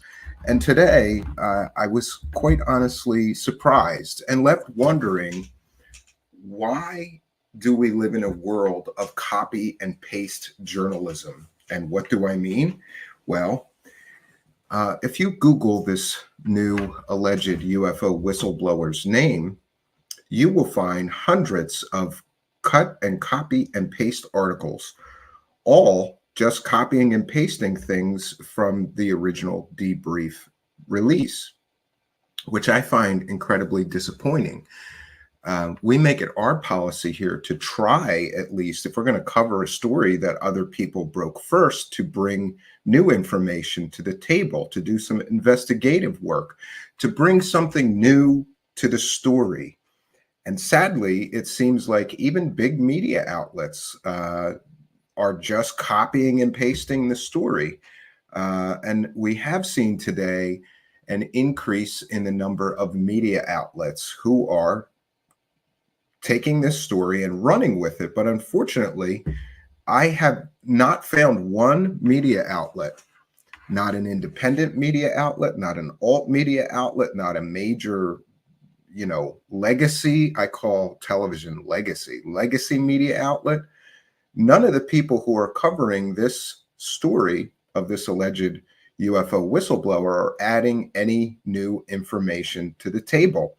And I think that that is incredibly sad. It's a sad world we live in, where people just copy and paste from the original story, add a few lines in there so that we can say it's a transformative work, but no new information being brought.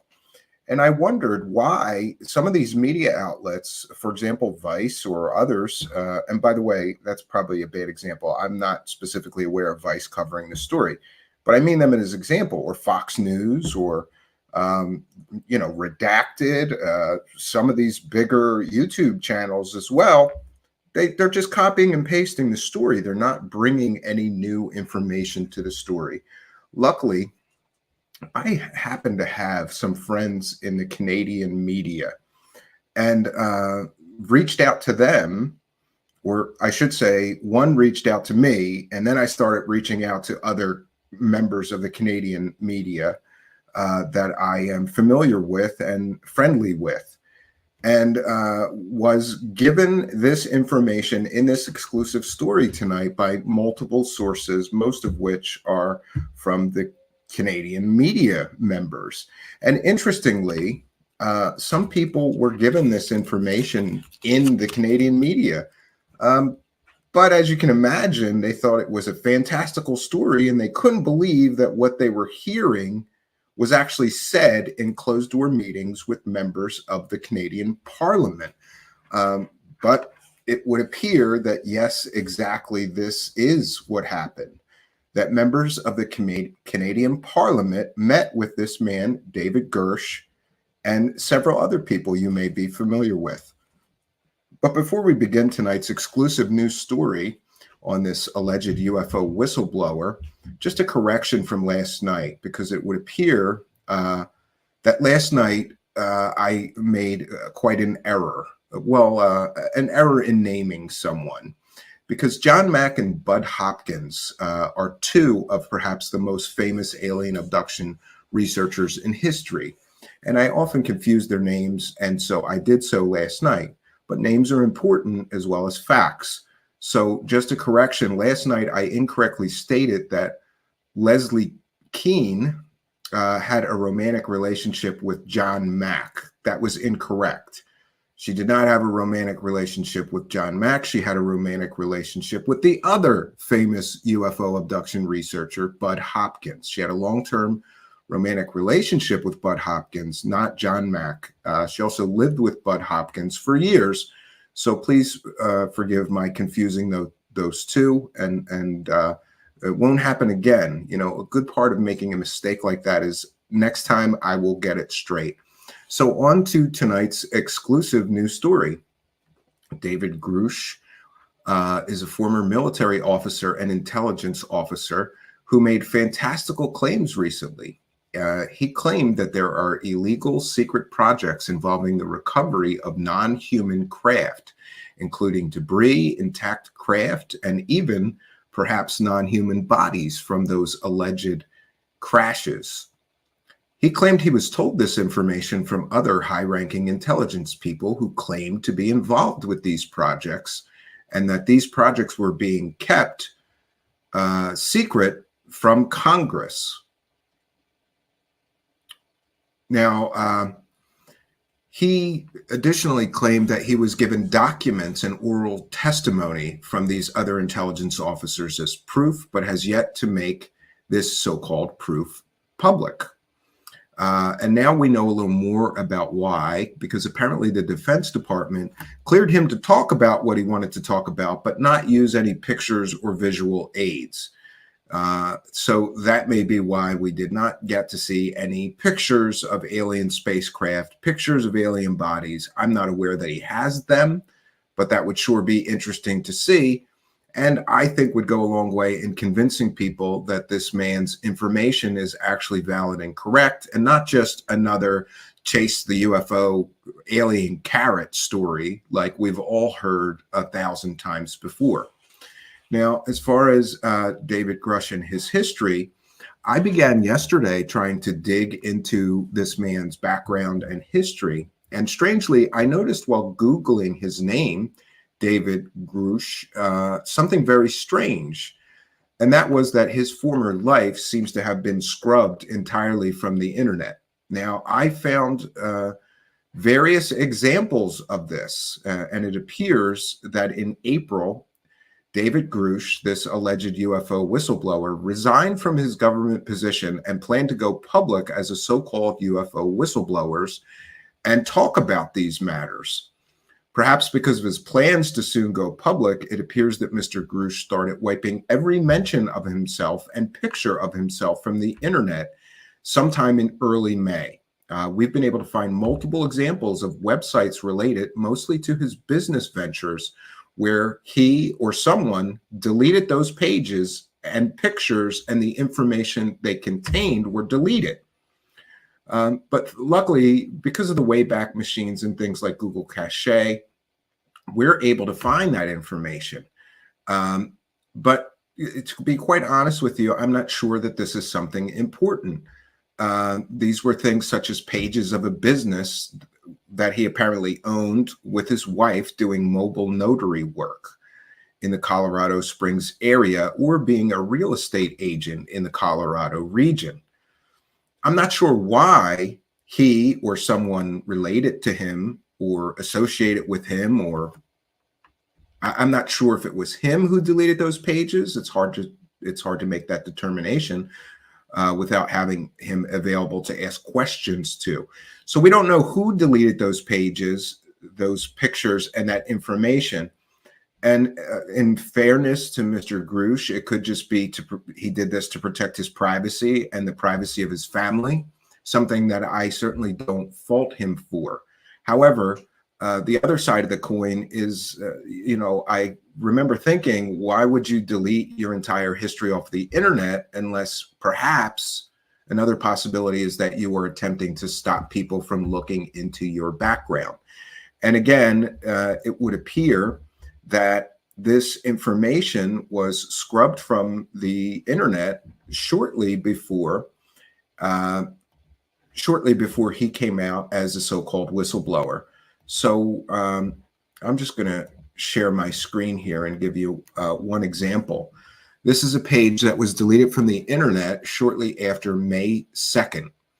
It says, David Grusch, David and his wife are former military family that have found a home in Colorado. David is our go-to guy for the mountain town transactions on our team.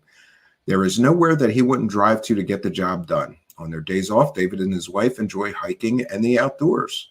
Well, that's something that I'm familiar with and would certainly agree with him on. So this is a page where he provided mobile notary services. For those unaware, if you need a notary public, somebody to notarize something for you, there are people that will drive right to your home and put that stamp on legal documents for you. being involved in real estate, it kind of makes sense that he would also be a notary. Many people who are real estate agents are also notaries so that they don't have to hassle themselves getting things notarized. They just do it themselves once legally able to do that. But why would this man wipe record of him being a mobile notary? It doesn't really make sense to me. And I'm going to show you shortly after May 2nd, and I have multiple examples of this. Shortly after May 2nd, this page was deleted from the internet. We were able to get it through Google Cache. But I just want to make sure that we're clear. I don't know why this man deleted all pages related to his businesses and other things. I also did a very deep search for social media sites and found none. Now, this could be because he's never had social media sites. I have a few friends that refuse to go on Twitter, TikTok, Instagram, Facebook. They just refuse to do it. And, you know, they're probably better men for it because it's a huge time drain on many people sitting there scrolling social media during the day. I'm not sure if he had social media sites and deleted them, but I was unable to find any social media sites whatsoever for him, which in today's modern world of everybody being on social media is a little bit strange to me. It's a little bit strange, but it could be that he just never had social media sites. What I can verify is that all mentions of this man being a mobile notary and also this man being a real estate agent in Colorado were scrubbed from the internet shortly before he went public with his story. So one can speculate as to why he did that without benefit of being able to ask him myself. All we can do is speculate. And people are speculating, and some people are speculating that he did that to prevent anybody from finding out anything about his background. He just wants the story that he's putting forward, that information out there, and no other information about his life, his history, his family, or whatever. But again, having experienced becoming a public person through this show, I can't blame anybody who was not a public person, decided to become a public person. I can't blame him. I really can't blame him for scrubbing his stuff from the internet. Unfortunately, all the attention that this man is going to be getting, people would probably find him. Maybe some wackadoos would show up on his front door to talk to him about the alien spaceships. Who knows? Maybe out of an abundance of caution, he did that. But it's worth noting that if we get this timeline correct, this man apparently retired from his government job in April, and then sometime in early May decided to scrub all of the information available, once available about him on the internet, decided to scrub all of it. And again, I'm not sure why that was done, but I think it's a part of the story that people should be aware of. You know, part of me thinks if you're going to be transparent, you wouldn't do that. If you're really on the level and honest and you're going to be transparent, you wouldn't try to conceal things from your background from people who are trying to do some background checking while working on your story. Now, it's also interesting, however, that some people, this comes from Jeff Knox, were able to find some mentions of him that he was not able to scrub from the internet. And these are related to his government service. And here is where it gets interesting. Because apparently this is a mention of him relating to Space Force, and not just Space Force, but also relating to the X-37B, Third Space Experimentation Squadron. The Third SES is Space Force's premier organization for conducting space-based demonstration and experimentation. And here is where it got interesting for me, because the Third Space Experimentation Squadron is also responsible for something that I am intimately interested in, and that is the X-37B. for those unaware, the X-37B is an experimental space shuttle. Like it's a spacecraft, and this spacecraft is, in my opinion, absolute 100% proof of a secret space program. When people say there is no secret space program, I always tell them to look up the X-37B.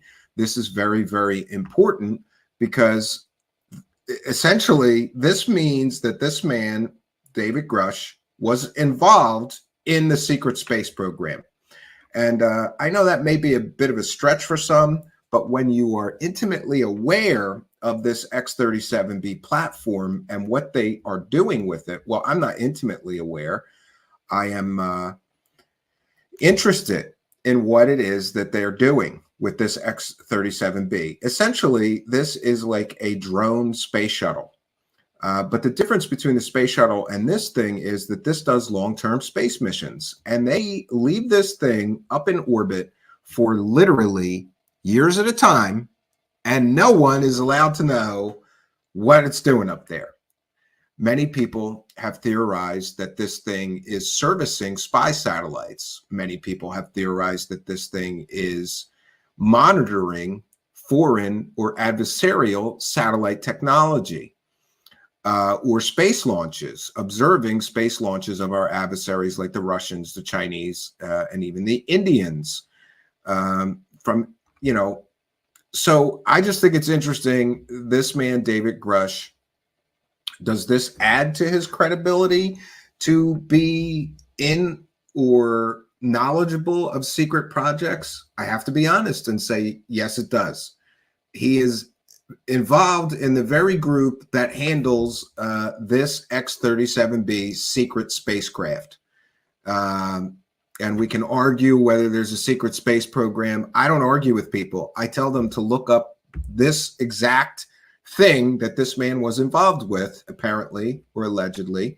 Well, not allegedly. He's on the list. He was definitely involved in secret space projects for the United States government, including these experimental flights of the X-37B, which, again, this thing stays in orbit for years at a time, and none of us, peasants, us taxpayers, are allowed to know. What is it doing up there for years at a time? Nobody knows.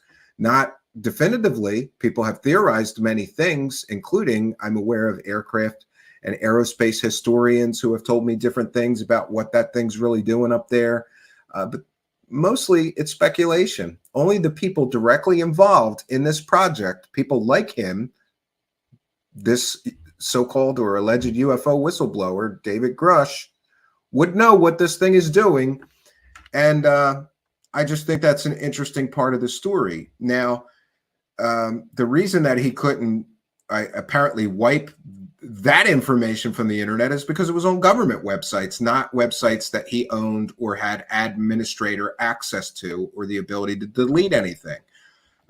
Now, let's get back to the actual story here, our exclusive story of alleged UFO whistleblower Dave Grusch meeting with members of the Canadian Parliament. I have this confirmed today from multiple sources, all of which were members of the Canadian media, one of which who covers the Canadian government.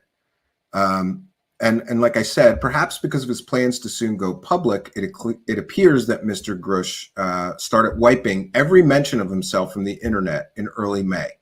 But we've been able to find multiple examples of websites where they were deleted.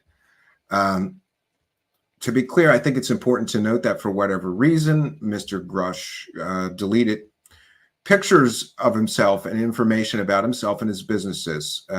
It's also interesting that he didn't get all of it. And we've shown you a few mentions that he could not delete from the internet because they were on government websites.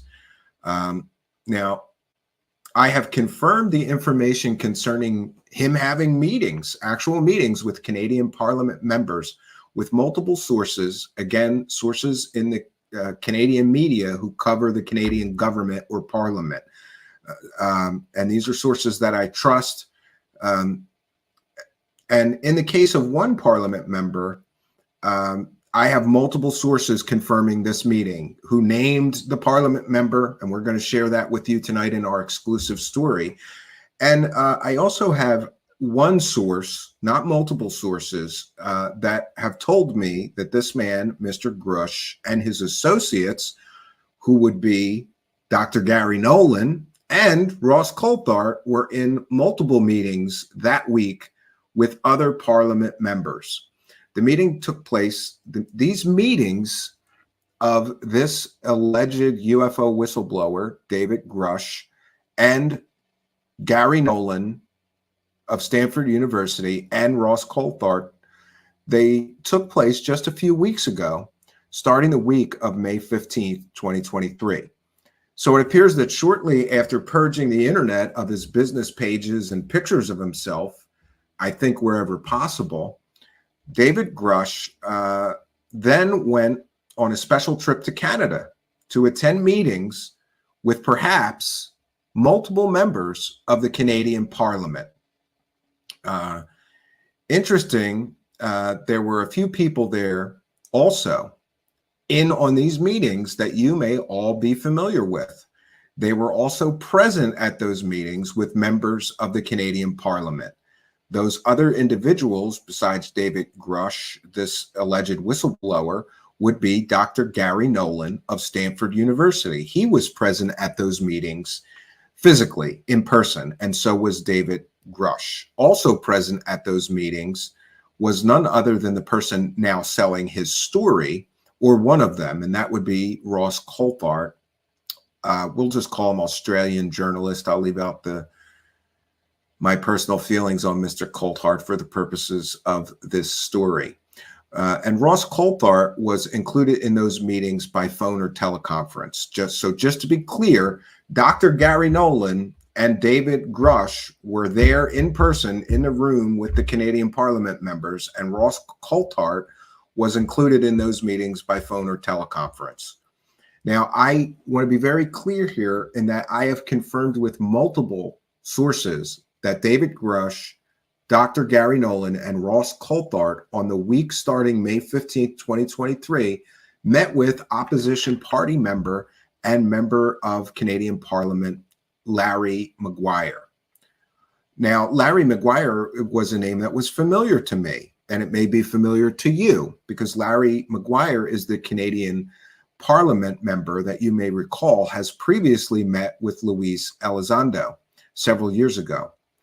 Now, I try to confirm, because I had suspicions, quite honestly, that it may have been Luis Elizondo who arranged this meeting between Canadian Parliament member Larry Maguire and Dr. Gary Nolan, this Ross Coulthart, and this alleged whistleblower. But I was unable to get confirmation that Elizondo had anything to do with the arrangement of these meetings.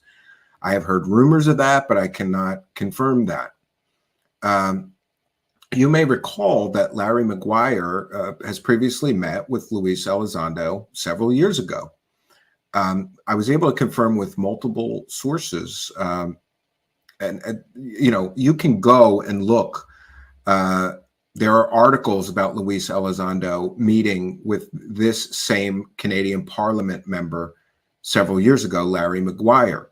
It's known that Luis Elizondo has met with this Parliament member previously. And that Parliament member, Larry Maguire, spoke positively about his experience with Mr. Elizondo. Though I believe that the Parliament member, Larry Maguire, was extremely misinformed about Mr. Elizondo's original claims of running a funded $22 million secret Pentagon UFO program, because it turns out that program was not funded, it wasn't secret, and depending on who you ask, that program only existed in the imagination of Luis Elizondo. So you may be curious what happened during the meeting with Larry Maguire, Dr. Nolan, Ross Coulthart, and this David Grusch. Well, apparently I was told that Dr. Nolan and Ross Coulthart apparently helped David Grusch, this alleged UFO whistleblower, go through many of the same claims he talked about in the original debrief story. Interestingly, I have confirmed also that David Grusch did not give these Canadian Parliament members any photos, documents, or any proof of his claim. He only provided his oral testimony, along with some testimony and stories from Dr. Gary Nolan and Ross Coulthart. Also, one interesting note that I found important is that apparently during the meeting with Canadian Parliament member Larry Maguire, Dr. Gary Nolan and David Grusch, this alleged UFO whistleblower, started talking about one part of David Grusch's claims.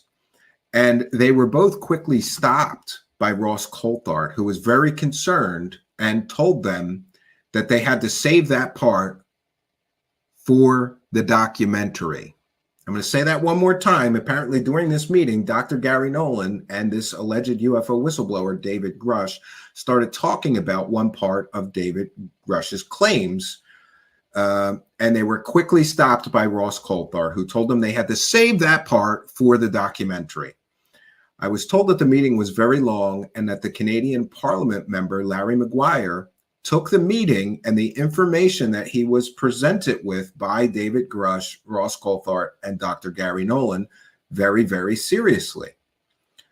It should be noted that I reached out earlier today to the offices of Larry Maguire for further comment, but as of the time of this broadcast, no one from his office has returned my call with any further comment. Additionally, friends, and this is where I have to tread very carefully, so let me be clear. I have one source that is from the Canadian media who heard about this because they cover the Canadian Parliament. And they told me that David Grusch, Dr. Gary Nolan, and Ross Coulthart not only met with Canadian Parliament member Larry Maguire, but these three also met that week with other members of the Canadian Parliament. All of them were opposition party members. So just to be clear, I have multiple sources confirming that Dr. Gary Nolan, Ross Coulthart, and this alleged UFO whistleblower, David Grusch, definitely met with Canadian Parliament member Larry Maguire. And I have shared with you the details that I was made aware of about what took place at that meeting. Largely, David Grusch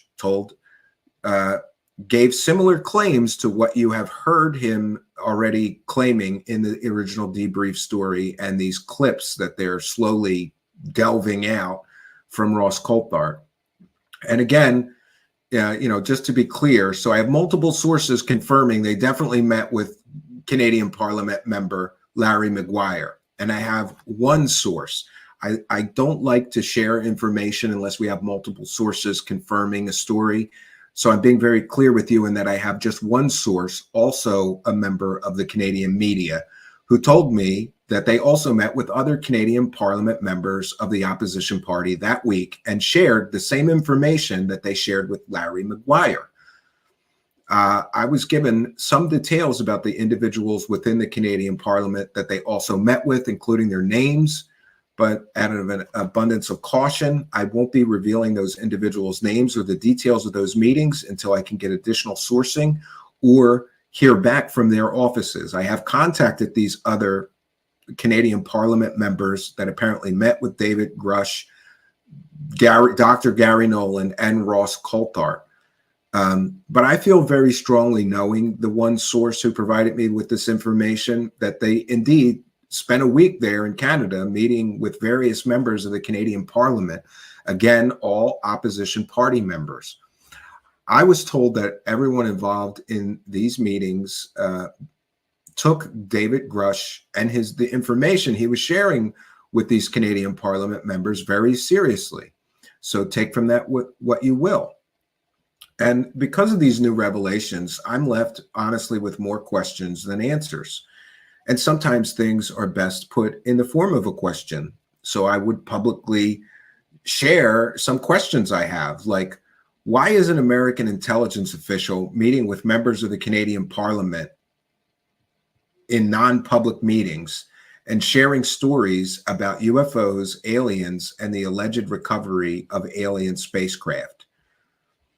Another question I have is, why are former United States intelligence officials, including David Grusch and Luis Elizondo, meeting with members of foreign governments at all? And for what purpose? Another question, did Lou Elizondo arrange those meetings between these people and the Canadian Parliament members? He had a pre-existing relationship with with one of these Parliament members that he met with previously, Larry Maguire. So did he arrange this meeting for this so-called whistleblower with this Parliament member? It's a big question, and I think it's an important one, because if Lou Elizondo was involved in arranging these meetings between these people, it shows that Luis Elizondo is directly involved, or it would show that Luis Elizondo is directly involved in the rollout of this so-called whistleblower. And now we know for a fact that Dr. Gary Nolan is directly involved, apparently, in the rollout of this whistleblower. We already knew that Ross Coulthart was directly involved in the rollout of this whistleblower. And now, apparently, we know that Ross Coulthart is very concerned about some documentary he will soon be making with this alleged UFO whistleblower. And he wants to save the good stuff for the documentary, apparently. So despite claims of this being earth-shattering information, Ross Coulthart is still holding cards close to his chest, hoping to cash in on the documentary with this whistleblower and stopping him from sharing information with a Canadian Parliament member during a non-public meeting. Another question I think that is very, very important that we should ask here is simply this: is Mr. David Grusch being paid by anyone, including Mr. Elizondo? Is he being paid by Ross Coulthart, Leslie Kean, Ralph Blumenthal, The Debrief, or News Nation for his participation in those stories? Apparently, Ross Coulthart, Leslie Kean, and Ralph Blumenthal and The Debrief have the exclusive on him. In other words, we're not seeing this alleged UFO whistleblower doing direct interviews with other media outlets like CNN or Fox News or MSNBC or, NBC, CBS, ABC. We're not seeing him do interviews anywhere but with the people that may have some sort of exclusive deal with him. And I think it's important to ask that question. Is David Grusch being paid by anyone, including Mr. Elizondo, Ross Coulthart, Leslie Kean, Ralph Blumenthal, News Nation? Is The Debrief paying him for his participation in those stories? I'd also like to know, due to Ross Coulthart's insistence that this whistleblower, David Grusch, not share certain information during that meeting with a Canadian Parliament member, is he under contract with Ross Coulthart, Lou Elizondo, Gary Nolan, or anyone else for that matter, to take part in a for-profit documentary about his story? Is he under contract? And if so, how much is he being paid for his participation in that documentary film project? And who else, if anyone, is involved in that business venture? And let me be very clear in that I'm just asking questions here. And these are questions that I think Ross Coulthart, Leslie Kean, Blumenthal, and others who have access to him should be asking him and answering for people. These are important, relevant questions. Is there a for-profit motive here? What's the deal? And finally, one big question that I have that I keep thinking about is, are officials or government leaders in the United States even aware that these intelligence officials or former intelligence officials are meeting with members of foreign governments and telling them that the United States is covering up the existence of alien crash retrieved vehicles or bodies of extraterrestrial biological entities or alien bodies, whatever you want to call them? So I think these are very important questions and questions that we should seriously consider.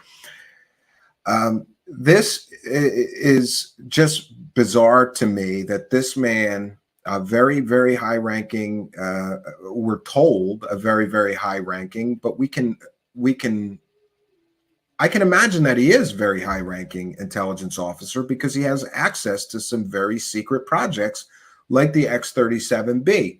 So it appears that this man is having meetings with the Canadian Parliament members and telling them stories about UFOs, alien crash retrievals, maybe alien bodies, and more. And he did that before revealing it publicly in a non-public meeting with these Canadian Parliament members. So the fact also that Dr. Gary Nolan is involved, and let me be very, very clear, the day after these meetings concluded with Dr. Gary Nolan and members of the Canadian Parliament and this alleged UFO whistleblower, David Grusch, and Ross Coulthart on the phone by teleconference, whatever you want to call it, he was participating in all these, Ross Coulthart. It's interesting that Dr. Gary Nolan was involved in these meetings. Why is a Stanford University professor participating in meetings about apparently or allegedly top secret U.S. government programs involving the recovery of crashed, are they UFOs, crashed alien spacecraft? Why is a Stanford University professor involved in that? Why is an Australian journalist involved in a teleconference with this alleged UFO whistleblower talking about these allegedly top secret U.S. government projects? This is very strange to me. And it also is, let's be very, very clear, because I'm developing a timeline here that is very, very important. So, April, David Grusch resigns from his government job at the ripe old age of 36. I don't even know how he could be getting a pension or any retirement package. So I'm a little confused about that, but it is what it is. He retires at ripe old age of 36 in April. And then he immediately starts scrubbing every mention of him from the internet that he can, including pictures of him and his wife and family, his businesses. That stuff gets wiped. And then a few short weeks after that, he's on a plane to Canada and he attends meetings with Dr. Gary Nolan of Stanford University, talking about the very same things that are mentioned in this debrief article with members of the Canadian Parliament, members of the Canadian government. And of course, Ross Coulthart is there and interrupts Gary Nolan and interrupts David Grusch from talking about certain things because they need to save that for the documentary. This happens in mid-May. They start meetings with the Canadian Parliament members. June 5th, yesterday, we get the big drop of this story in the debrief. And News Nation is now making 5-minute videos and milking this thing for everything that it's worth. I'm just left a little confused, but I will say this. I am more troubled by this guy being legitimate because he's traveling with, I'm not sure, by the way, if he traveled with Gary Nolan, but he ended up at the meetings with him. So I'm more troubled by this man being legitimate because Gary Nolan is now involved. CIA Gary, I'm sorry. This man has talked about working on CIA projects before, and now he's hanging out with this so-called alleged UFO whistleblower. And here's where it gets very important also. I talked about the timeline. So May 15th, they start this couple days of meetings with Canadian Parliament members, Gary Nolan, Ross Coulthart, and this so-called alleged UFO whistleblower, David Grusch.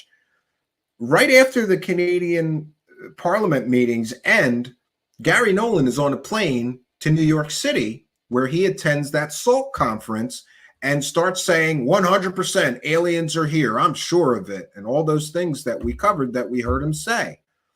So it appears that many of these people are connected in some kind of incestuous circle or relationship here. And I want to know if there's a financial relationship. Is this man working for Luis Elizondo or Gary Nolan or Ross Coulthart? Are they all in on some documentary deal together? And these are important questions that should be answered.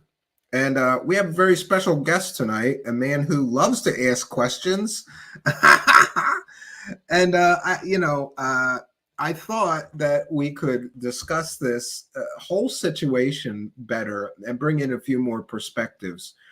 So joining me to do that tonight is my special guest. We have Manny from Area 503, and I'm a terrible show host, Manny.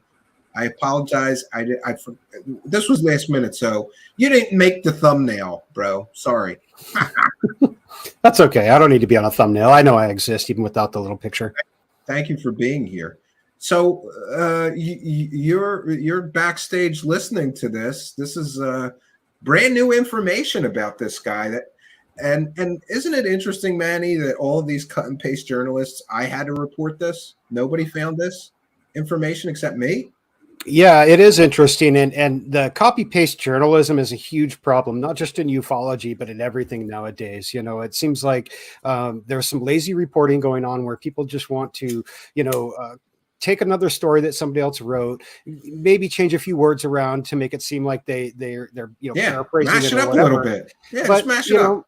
The problem with that is that it's like the old kindergarten game telephone, where you tell a story enough times and you copy it and you paste it. If it's not verbatim and it's changed a little bit each time, before you know it, things get wildly askew and away from the original story and the truth. And in this case, nobody's doing the research. Nobody's vetting this person past his military credentials, which I don't think, in the case of Grusch, I don't think that many people are saying, oh, he wasn't in the military. It's not like that. I mean, I've seen the photos of him in theater with his weapon. I've seen the patches. I've seen the medals. The problem is that lends zero credibility to his claims about finding these programs, about finding UFOs, about having crash retrieval programs, about having backwards engineering programs, about possibly even having bodies, like he said. I mean, if you really look at it, the guy has taken little bits of ufology over the years and just kind of said that it's true and expected everyone to believe him because he's got this, stellar record or stellar credentials. But that doesn't, where's the evidence? Where's the receipts? Where's the proof? Where's the documents? And there's a huge... They're classified. He can't share those. Well, of course not. And he can't talk about them either. You can't talk about classified programs either. You can't even acknowledge the existence of a top secret program in some cases. Absolutely. Doing so would be spilling classified secrets. So absolutely. And so what I find very suspicious about this, Manny, is that essentially this man comes out and he says everything every UFO and alien believer desperately already believes or wants to believe and wants confirmation of. It's like this was like almost designed to be the confirmation of, see, I have people emailing me, see, we were all right, Stephen. We were right about the aliens being here and the crashes, and people are telling me Bob Lazar was right. Like, no, one of these things is not like the other. And you're right, they appear to have hammered on his background being legitimate, because right. I will say it with him, just as I said it with Anjali. It's rare that one of these people comes out with a huge, fantastical claim story and that their background turns out to be legitimate. But it's not unheard of. And we can have an example of that with Anjali. She was Air Force officer. She was a DIA. She worked for the DIA, both as a direct employee and as a subcontractor later in information warfare. She had all kinds of top secret clearances, but her entire story was fake. Her background was real. I'll give her that. And so I'm very cautious about the fact that the whole article in the debrief was the who, not the why or the how or it seems very suspicious to me. And we've all heard that clip of Leslie Keene. She was asked about the lack of evidence. Is that a red flag to you? And she said, not at all. Not at all. Oh, and we want to thank Matt Ice66 for becoming a YouTube member. Thank you for your kindness, generosity, and support. We shout out anybody that becomes a member during the show. What did you think of that Leslie Keene thing? She said it doesn't matter. Oh, that doesn't bother me at all. It's not a red flag. I was floored by that. No evidence is not a red flag. Yeah, put me right on the floor, because that should be the number one thing that a journalist is asking for, is evidence of claims, especially when you have a single story or a single source story. You have to have some kind of corroborating evidence to back that story up. And in this particular case, it appears like there's none. And, we're seeing people I've watched in the chat, and people have said, "Oh, Lou 2.0." Well, yes, we did see this with Elizondo as well. They banked on his credentials. There was very little evidence support. In fact, no evidence supporting his claims, except for a ambiguous letter from Harry Reid that didn't say much. And there's, we're seeing that play out again. And what they're doing, if you'll notice, is they're going to ignore any questions that come out about the story, and they're going to proceed with it as if it's true when it doesn't appear like there's any evidence that it is. And they're going to flood people like you who are questioning it with 100 different news outlets that are going to just copy and paste and run with the story. And why are those news outlets doing that? Because it sells, because it gets people to go to their webpage. And if you want a perfect example of that, the debrief is the prime example. Go through their Twitter feed and look at their average tweet response and what their interactions are and impressions are. It's like 9,000 to 10,000 impressions on an average tweet for those guys. Yesterday, when that story came out, they had over 1 million or close to 1 million. I think it was just under 1 million impressions. Their website got so hammered by people going to read that article that they couldn't handle the traffic, as you stated in your show last night. It kept going up and down all day because they weren't prepared to handle that sort of traffic. So, I swear I can remember when the guy who started the debrief was very incredibly skeptical. And it seems like he started the debrief and that went out the window. And it was just like, you're right, like copy and paste. What did Lou say this week? Let's write a story about it. What did Gary Nolan say this week? Write a story about it. It's like this echo chamber of no, that's not journalism. It's just it's not journalism. Like John Greenwald said on Twitter last week, or maybe the week before that, he said, if you're going to be a journalist, you need to investigate stuff. If you're going to be especially when you're calling yourself an investigative journalist, right? And the quote that I like that he made was, if you're not doing these things, what you're doing is PR, not journalism.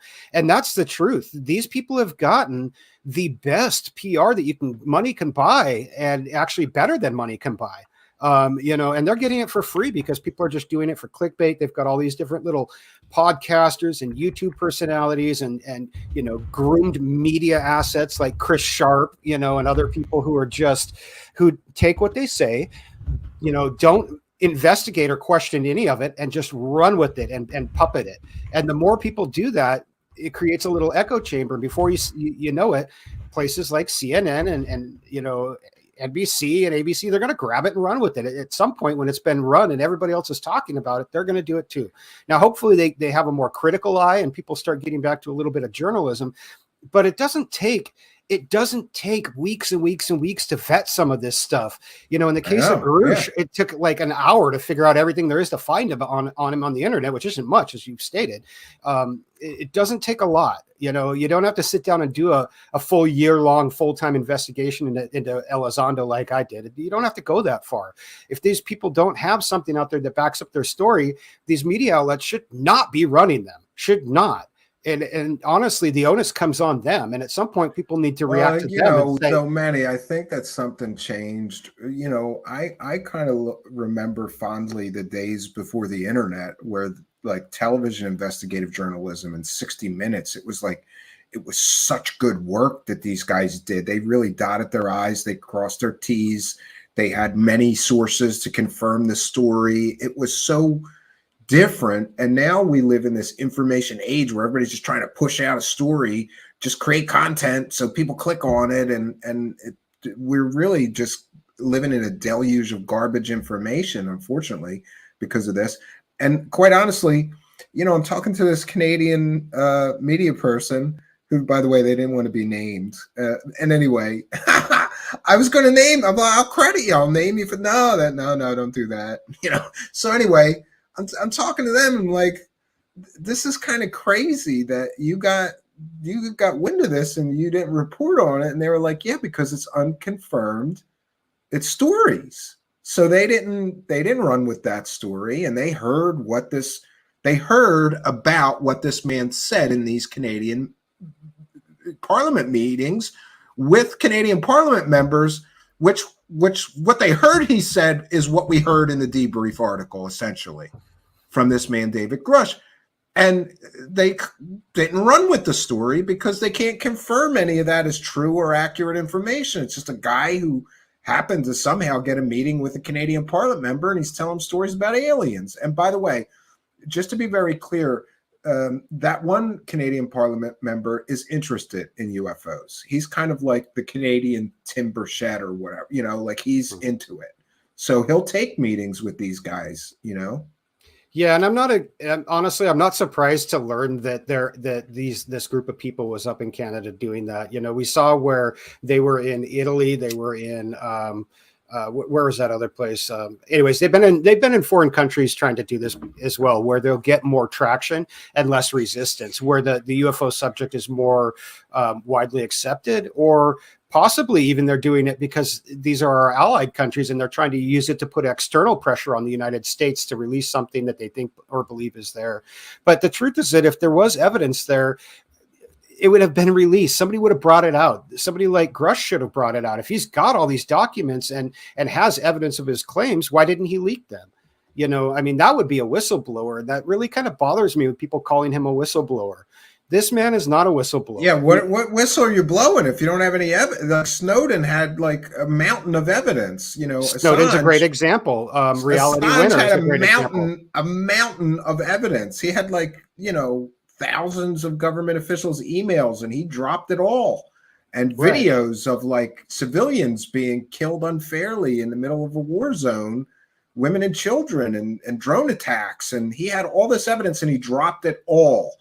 And it was irrefutable, though. You couldn't argue with it. You couldn't argue with the evidence. He didn't sit there and say, trust me, bro, this stuff's happening, and say, oh, but I can't show you the documents. It's classified. No, he dropped the evidence, and the evidence spoke for itself. Now, that is something that we haven't seen yet on any of these stories, whether it's Elizondo, whether it's Grusch. We haven't seen the evidence, and we wouldn't need a trust me bro story. We don't need a story. We don't need to be told what the evidence is. Show us the evidence, and if it's incontrovertible, it will stand on its own two legs and tell the story without anybody having to paraphrase what it is. But we just don't have that. So that's a huge red flag. And I do want to point that out. Reality Winner used her clearances to print one document that she was not accessed to print and leaked it to the news. And she was sentenced to close to 5 years, over 5 years in prison for that. Yeah. The FBI knocked on her door and was kicking in her door and wanting to know about it. Now, if Grusch had done anything like that, if he had gone and done what he said he did, where he was getting all this inside information, if he was using his clearances to pull documents and to get proof of these things, they would have found out long before today, long before he even retired, and they probably would have locked him up for it. They wouldn't have let him just walk out, and he certainly wouldn't have been cleared by DOPSAR to go tell his story to an Australian journalist. There's so many or to a Canadian Parliament member. And absolutely not to a Canadian Parliament member. Well, and I have some insight. I want to share this. And actually, this came from Steve Long. What a great find! Thank you, Steve Long. This passage was left out of Captain Edward J. Ruppelt's 1956 book, The Report on Unidentified Flying Objects, but was included in drafts found among his files. It betrays the roots of the UFO cover-up disclosure issue more accurately than Ruppelt could have imagined. And here's the quote, so long ago that nobody knows why, the government established a policy not to comment on anything that is written or said by private citizens. People can make any fantastic claim with a relatively high degree of immunity to being exposed. This policy has been a bonanza to the writers of saucer lore. Remember, this is 1956. The basic concept of saucerism versus the Air Force warfare is to print or say anything, and as proof of your honesty, dare the Air Force to contradict you. I wonder if that's still their policy. It seems like if they're a private citizen, they don't really want to talk, they're not a government employee, Yeah. And that's how people mischaracterize what the DOPSAR process is. They say, oh, well, DOPSAR cleared Grusch to come out and say what he did.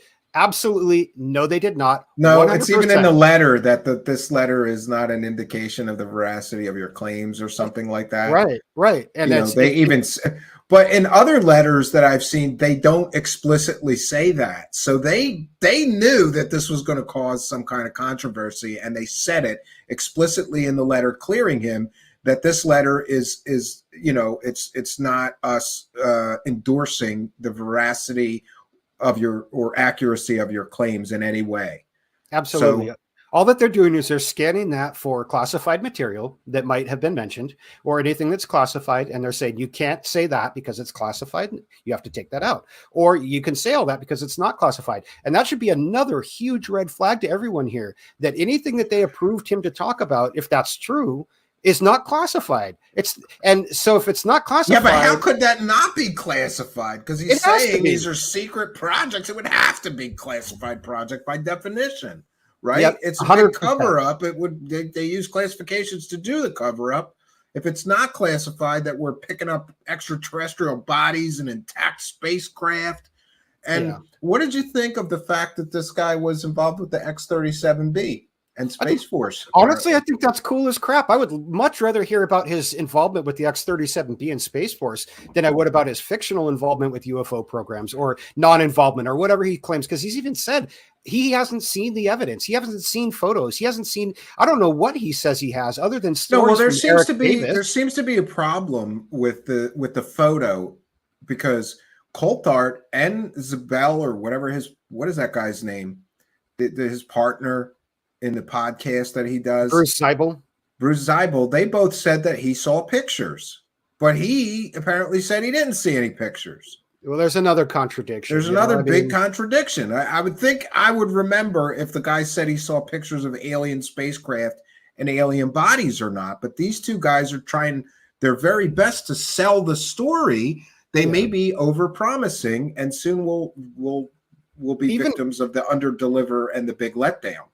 Yeah, even if you assume that he did see a photograph, it's still secondhand information. Even if you assume that he was told about these programs, it's secondhand information. Yeah, even it could be. These crash retrieval things, it's so ridiculous.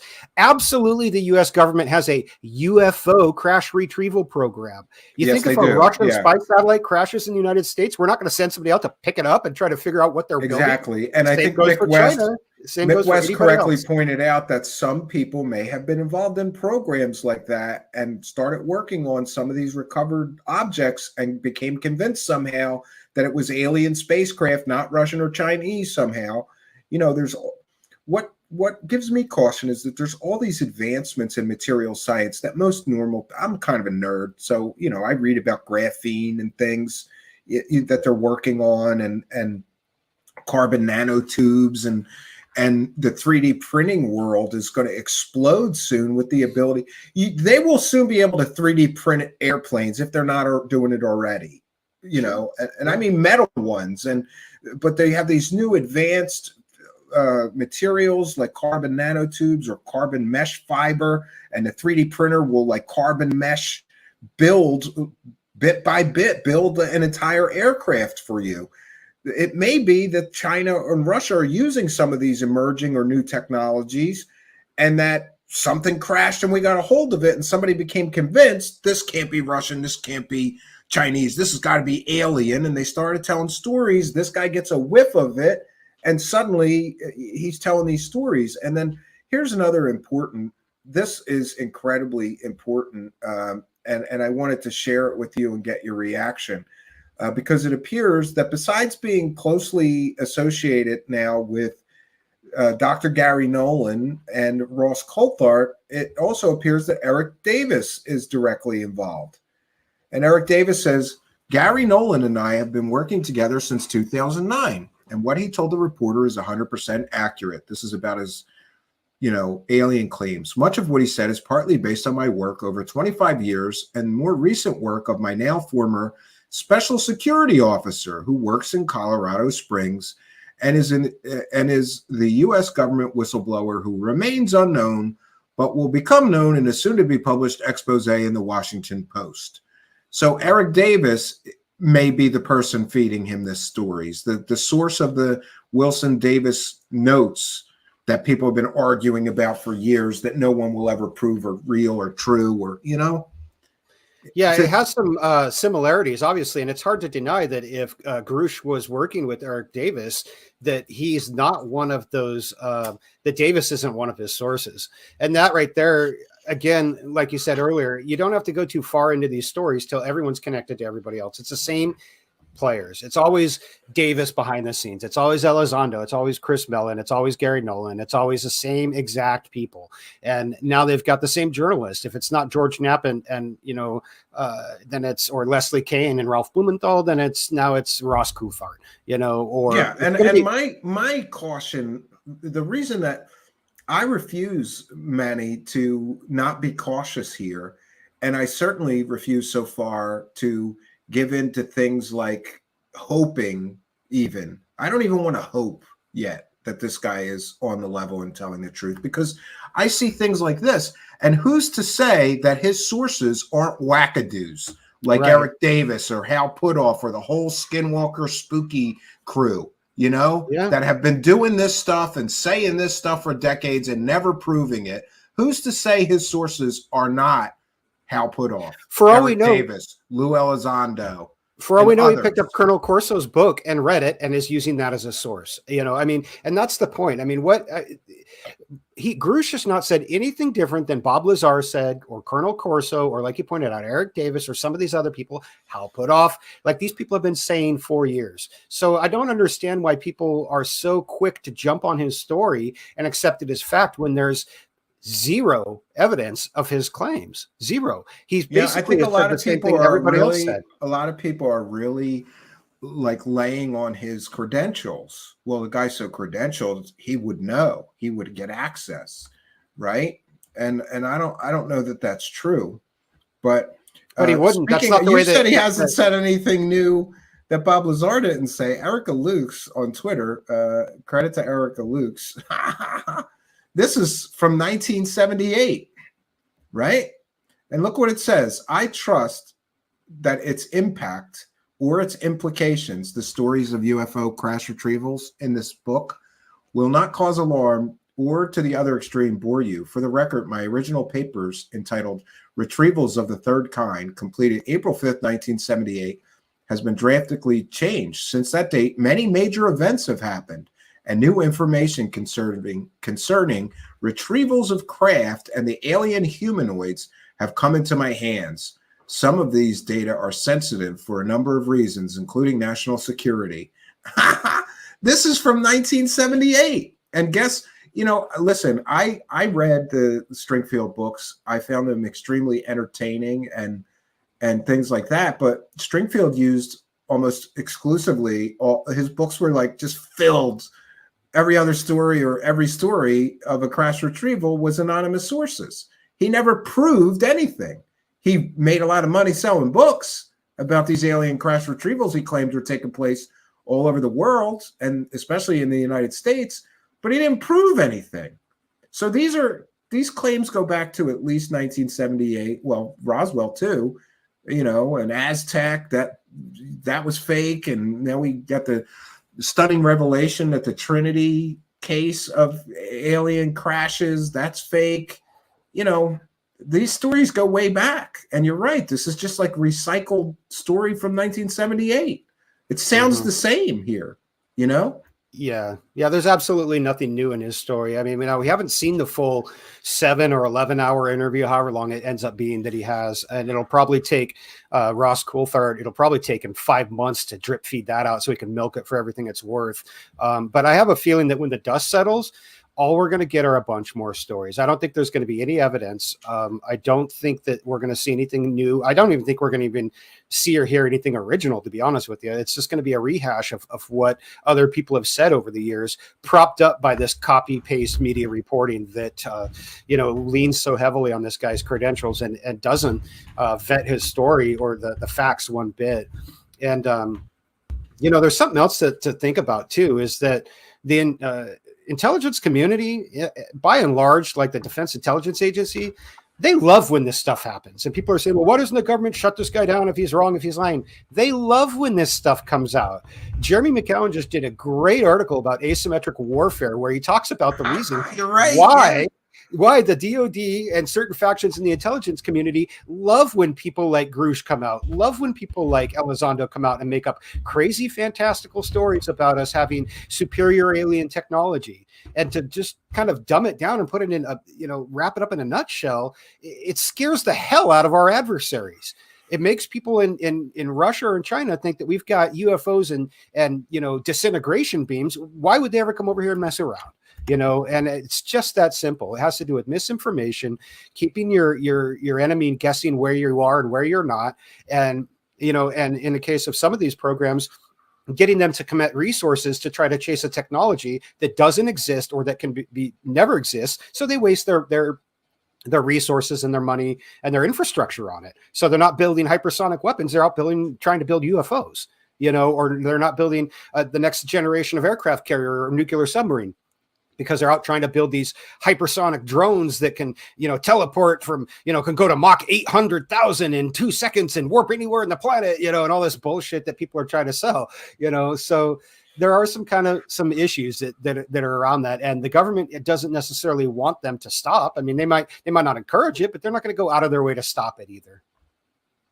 Yeah, I'm getting hammered on Twitter by nameless, faceless accounts again, Manny. Isn't that great? And what's great is somebody just said on Twitter, all Cambion has is trust me, bro, and he doesn't share his sources.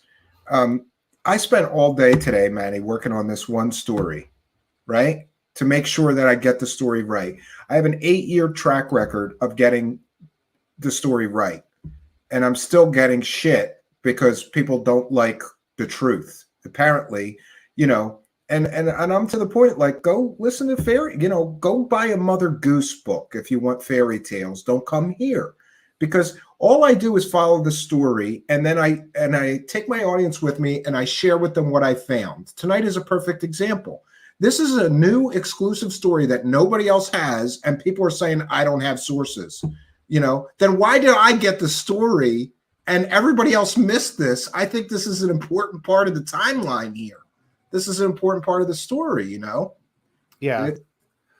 Yeah. And, if you agreed to protect a source, then that's what you can do. And you need to do that, and I understand that in journalism, like there's reasons people might not want their name out there, especially when they've seen how anyone who questions this particular group of people is treated, with the smear campaigns and the doxing and the defamation and the online attacks. I mean, even Kirkpatrick commented about it in the last at the NASA UAP briefing, talked about the online harassment. And then there's people who just openly do this stuff. So I can understand why in today's day and age, people want to keep their sources confidential, and that doesn't mean that they're not true. I mean, at least you have a source. At least it's not, it's not somebody just repeating a story they heard from someone else, So, and be honest with you, you're normally pretty good about your sources and using them. So I think that should give you the credibility in this case to keep it confidential. But, maybe they just want to retaliate against this person or go find them. So maybe that's why they're trying to pry the source out of you. Stick to your guns, man. You just got to go with your gut. Don't let people push you around and try to tell you how to do your job. You know what you're doing is right. What the sources that you have are credible. No, I try not to let it bother me. Like if a real person comes to me with some complaints, I'm much more apt to listen. But when it's a nameless, faceless, especially brand new Twitter account, I don't know who I'm talking to. Could be Lou Elizondo, right? Probably is. It could be anybody.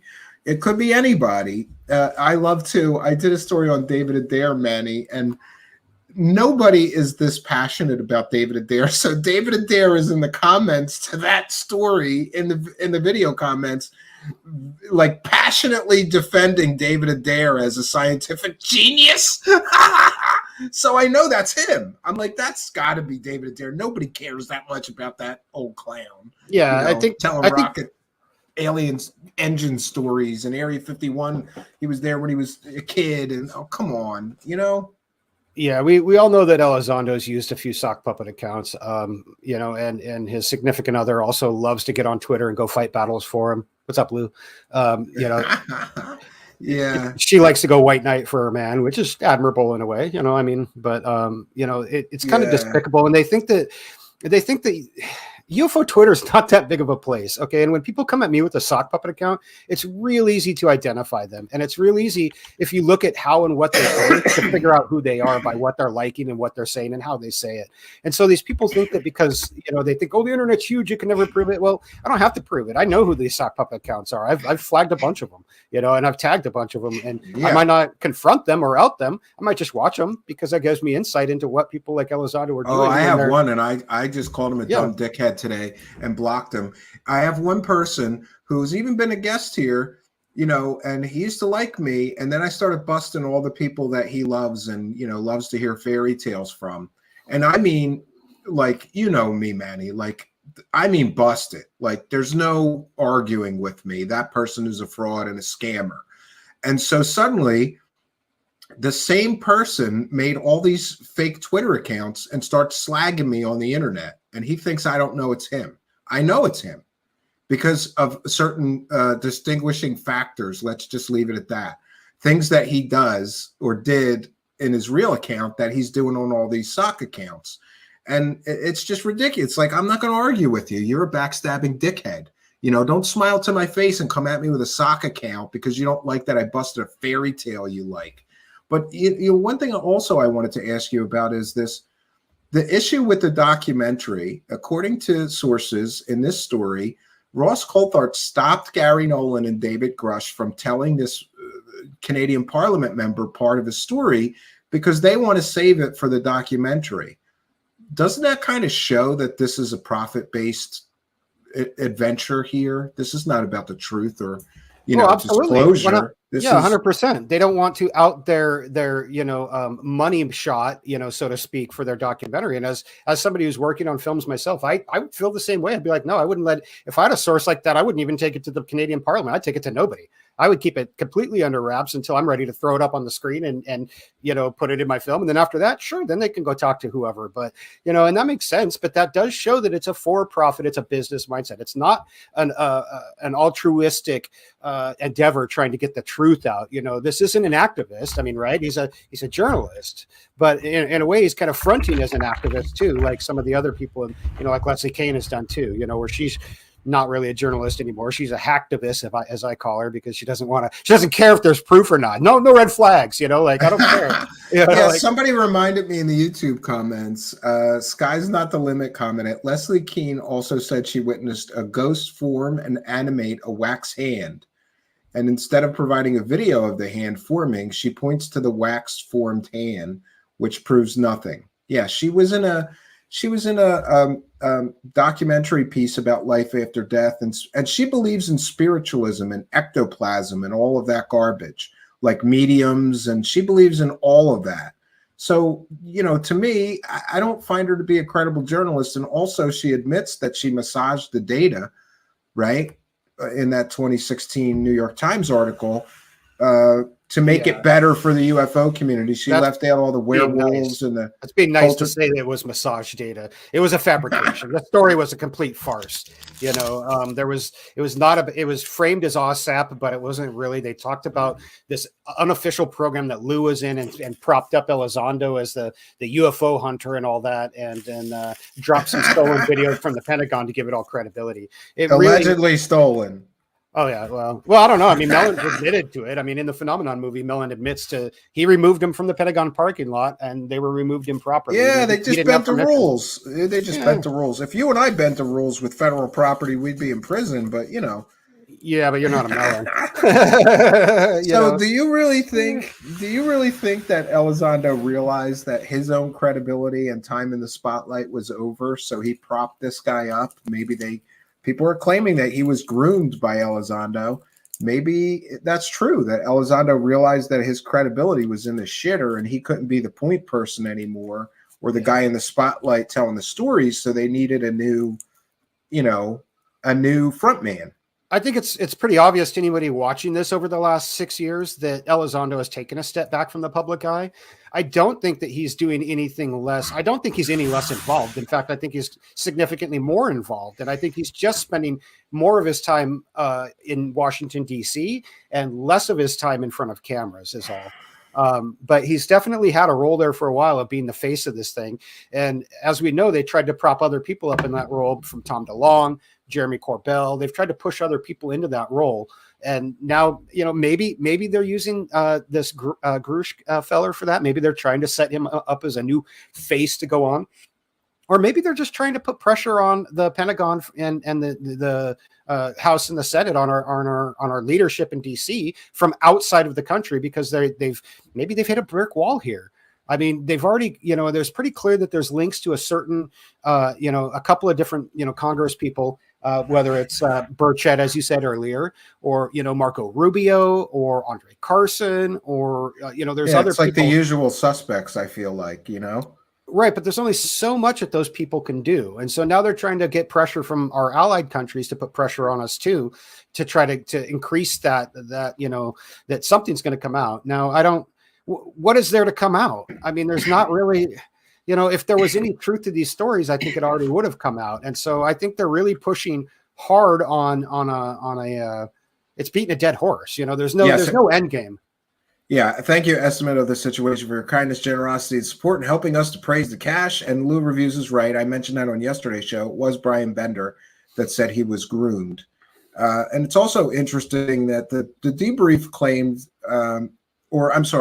Leslie Keene and Ralph Blumenthal claimed in copied and pasted tweets that they both tweeted that the Washington Post did not pass on the story. But for months, we've heard that there's a big story in the Washington Post coming out, and then it comes out in the debrief. So they had to have passed on it.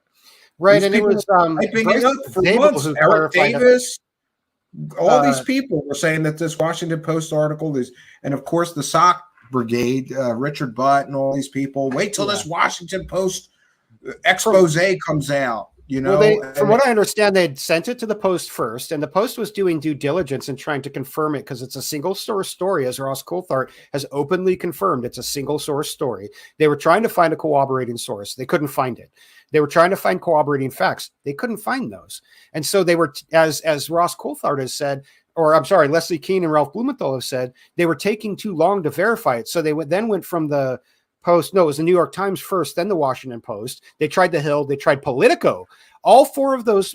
Yeah, Brian Bender said Politico and multiple more media outlets passed on the story. That's what Brian Bender said publicly. So we've got Ross Coulthart saying that all those media outlets that you mentioned, Manny, didn't have the balls to do the story. We've got Brian Bender confirming that Politico and multiple other media outlets passed on the story. Then we have Leslie Keene and Ralph Blumenthal claiming that the Washington Post did not pass on the story, but saying that they were under pressure to put out the story. And I want to ask you, who was pressuring them to put out the story quickly? I don't know. They couldn't wait. They couldn't wait a few weeks. They couldn't wait a week for the Washington Post, or for the largest story in human history. Yeah, I think they probably could have waited a couple more weeks to get it vetted and to do a little fact checking. But they didn't in this case. Who was pressuring them? I hate to say it, but I think it was probably because of that Stephen Greer press conference that's coming up next week. They wanted a lot of people think that they wanted to shit all over his stupid fake whistleblowers. Well, and by the way, we've gotten to multiple of Greer's whistleblowers, Manny, and they're all so fake. Well, Greer claims that he talked to Grusch earlier this year. Oh, yeah. Let's talk about that. That's another one. Maybe Greer was going to out Grusch before they could out him, that their story would come out. And so they wanted to get their story out before whatever, interview that Grusch gave to Greer comes out, which would maybe not be the best for his credibility, Yeah, I think it was great, though, that Greer tried to tie his crap wagon to this new whistleblower, saying that he mentored him. And apparently David Grusch, through a friend, released a statement claiming that never happened. So here we have another fabrication of Greer. But you know what was interesting? So earlier, he said, she said, right? I mean, yeah, who do we believe earlier here, in our Discord, somebody said, and I think this is very right. Oh my God, if this guy was mentored by both Luis Elizondo and Stephen Greer, he's going to be the super UFO grifter of the millennium if those guys both mentored him, Yeah, for sure. He'll know it all, and he'll be around in 25 years. So I think we should, though, talk from a human perspective about this person, David Grusch, Manny, because there's a few possibilities that I've considered. One possibility is that he had a vague or even active interest in these topics, and then he starts meeting some of these people, and they start filling in his head with all these stories. And what if he is really genuine and on the level, and he truly believes this stuff, and he just got his head like brainwashed with all of these stories, and he believed all these people, and now he just came out like from a human perspective, I feel a little bad for him, because it could be that Eric Davis and all these other people filled his head with these alien crash retrieval stories. he becomes convinced it's all true, right? And then he hooks up with Elizondo and gets the Elizondo, cult recruitment treatment, allegedly, that others have gotten. And they put him out there to do this so they could all make money and keep the so-called ball rolling, and it's all garbage. And this guy's a victim in this. What if that's the case? It's possible that what you're seeing is kind of a two-pronged attack. I mean, maybe part of it started out where they fed him some stories through people like Eric Davis and talked about these crash retrieval programs and et cetera.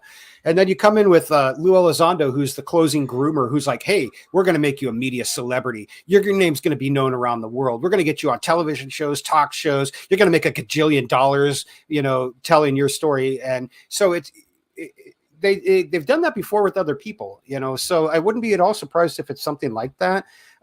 This obviously isn't just a story that the guy just sat down one day on his own and made up. But then again, it isn't anything new either, as we were talking about earlier.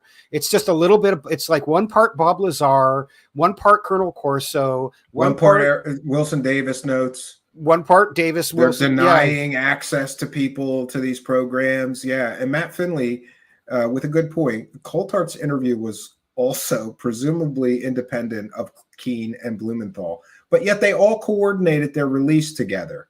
So I find that very suspicious. And I'd like to know also, what do you think on the subject of payment? Does that muddy the waters if this guy's getting paid by any of these people to participate in these stories? And I don't know. I mean, there's part of me, as being a guy who's working on films and stuff, I say no, because you pay people for their story. It's just how things work. But it also depends on what, how, and when, and what are you paying them for? If it's an exorbitant amount of money, then certainly. If it's a nominal fee to cover his expenses, to travel, to do interviews or something, then no. But again, I guess that would guess on where the money's coming from and how much it is. Is it actually coming from these journalists like Ross Coulthard, or is it coming from an outside institution that, say, maybe a guy like Elizondo has connections to, who's sliding money to him to entice him to tell his story? One case would probably be legitimate, and the other case would definitely not be very ethical or moral. But then again, there hasn't been a whole plethora of ethics and morals when we're talking about some of these people anyways. So it really is a cesspool. Like it is a cesspool. I kind of miss the days where I didn't know so much about the characters involved in selling these stories. I would just listen and not really think too deeply about it. I kind of miss those days, because when you get into this, you're right. There's no morals. There's no ethics, and I'm very troubled by this Ross Coulthard. Like, nope, don't talk about that. We're saving it for the documentary. So is this all a coordinated effort to sell a documentary? Let's use the media to pump it up for all we know. And that's another thing. Ross Coulthard does this interview in early May, and he waits a full month to release this. No, he's coordinating with all these people, with Blumenthal, with Keene. In my opinion, they coordinated this to all drop on the same day. They had to have. Because, there's no way that you sit on a story that you truly think is the biggest story in human history for a month after you film it. Yeah, on Bryce Zabel's Twitter, he even admitted that. He said that they were waiting for the Keene and Blumenthal article to get released before they dropped their interviews. So there's definitely a collusion going on there. Which, yes, makes it smell like less of an actual journalistic endeavor and more of a PR scheme for a documentary. I hate to say it, but that's kind of what it sounds like, is this whole thing is just a big PR stunt, which is going to be interesting because there's not really any evidence. And there's so many people all over this story.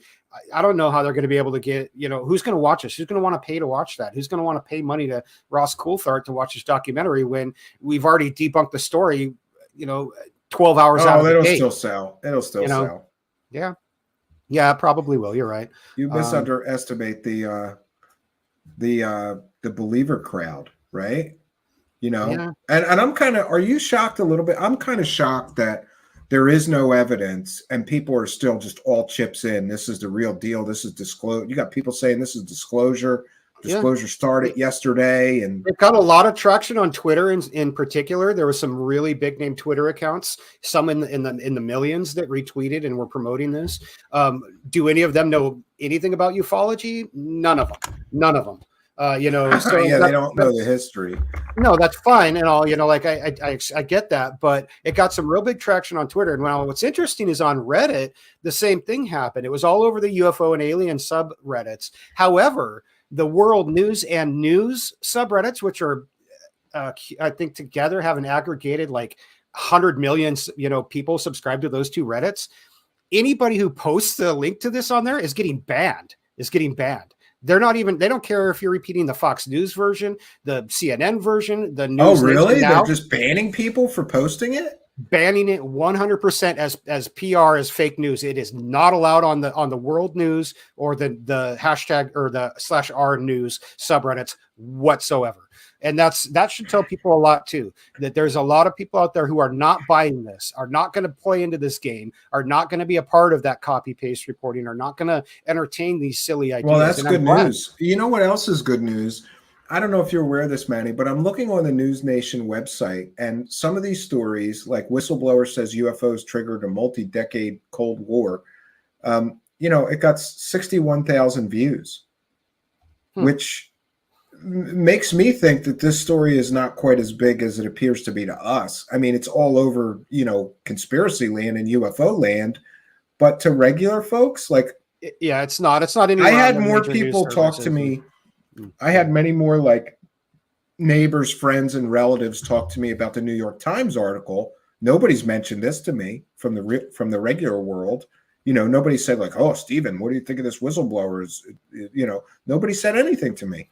Only UFO people seem to be at all engaged in this. And we have a story an hour ago on News Nation. Bryce Zabel, UFO whistleblowers' actions, 5,000 views. That is paltry if you're talking about the fact that this is a real television news. I know they're new as a television news channel, but still, you've got the backing of a television news channel, and your YouTube views are at 5,000 views. Yeah, and they do seem to be milking this, man. They're just putting out these little 5-minute videos, and then 4 or 5 hours later, here's another 5-minute video. And I don't know where is the full interview of Coulthard and this it's whistleblower. It's not out. Hasn't been released yet. They said they were going to release it yesterday, though. No, I think that News Nation Sunday is going to come out with a 1 hour chopped up version of it, but the full 7-hour interview or whatever won't be released for a long time. I'm guaranteeing that. I don't think they're gonna delve this out 5 minutes at a shot. They're gonna milk this to the ends of the earth, I think. Yeah, he's got to save it for his documentary. Remember, I mean that's really what it comes down to. So like I said, I think a 1 hour piece on News Nation Max News Nation is going to come out, but that again is not going to be the whole thing. And I think after that, I think that's when Coulthard will then have access to the whole thing for his documentary, because it sounds like News Nation paid for the interview, so they probably own the footage. I'm guessing, but maybe they licensed it to Coulthard, or maybe he had a agreement with them where like, okay, you guys will get first dibs. You can run it for XYZ. Then I get to use it for my documentary, and then it's all yours or whatever. I guess we'll see. I'm not holding my breath about the documentary. I have a feeling it's going to be more of the Spies and Lords bit that he did in 2016, I think it was, about the UK Parliament weird stuff that was going on there. It has the same sketch. Apparently, I want to share this. This is interesting. Apparently, some of the true believers are very unhappy with my reporting, Manny. And this is interesting. There is a search suggestion ban on my Twitter right now.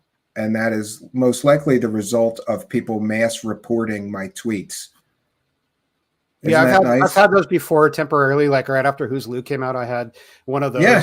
So people are actively reporting my tweets where we're just reporting the truth and talking about this story so that people cannot find my stories on Twitter. Yeah. Very nice. You know what a great way to show that you can't win a debate is, Manny? To just muzzle the person you're having the debate with. That's just a great way to prove that your side is right, right? Sure. Yeah. And I thank the person that sent that to me. They know who they are. I wasn't aware. And I'm told by this person that that's likely the result of these UFO people are probably mass reporting your tweets. Bunch of biatches. Yeah. I mean, It if wouldn't your surprise arguments me. are so weak they can't withstand debate, then maybe you shouldn't be in the debate. Maybe, go live in your bubble, your delusion bubble, your echo chamber, right? Yeah. And Twitter is one of the worst spots for that because, this really is kind of their backyard as far as it goes, the echo chamber goes. Really, they don't like when you question anything on UFO Twitter. Yeah, look at Art and Paranormal. It says, I had to manually put your name in my tweet to share this show.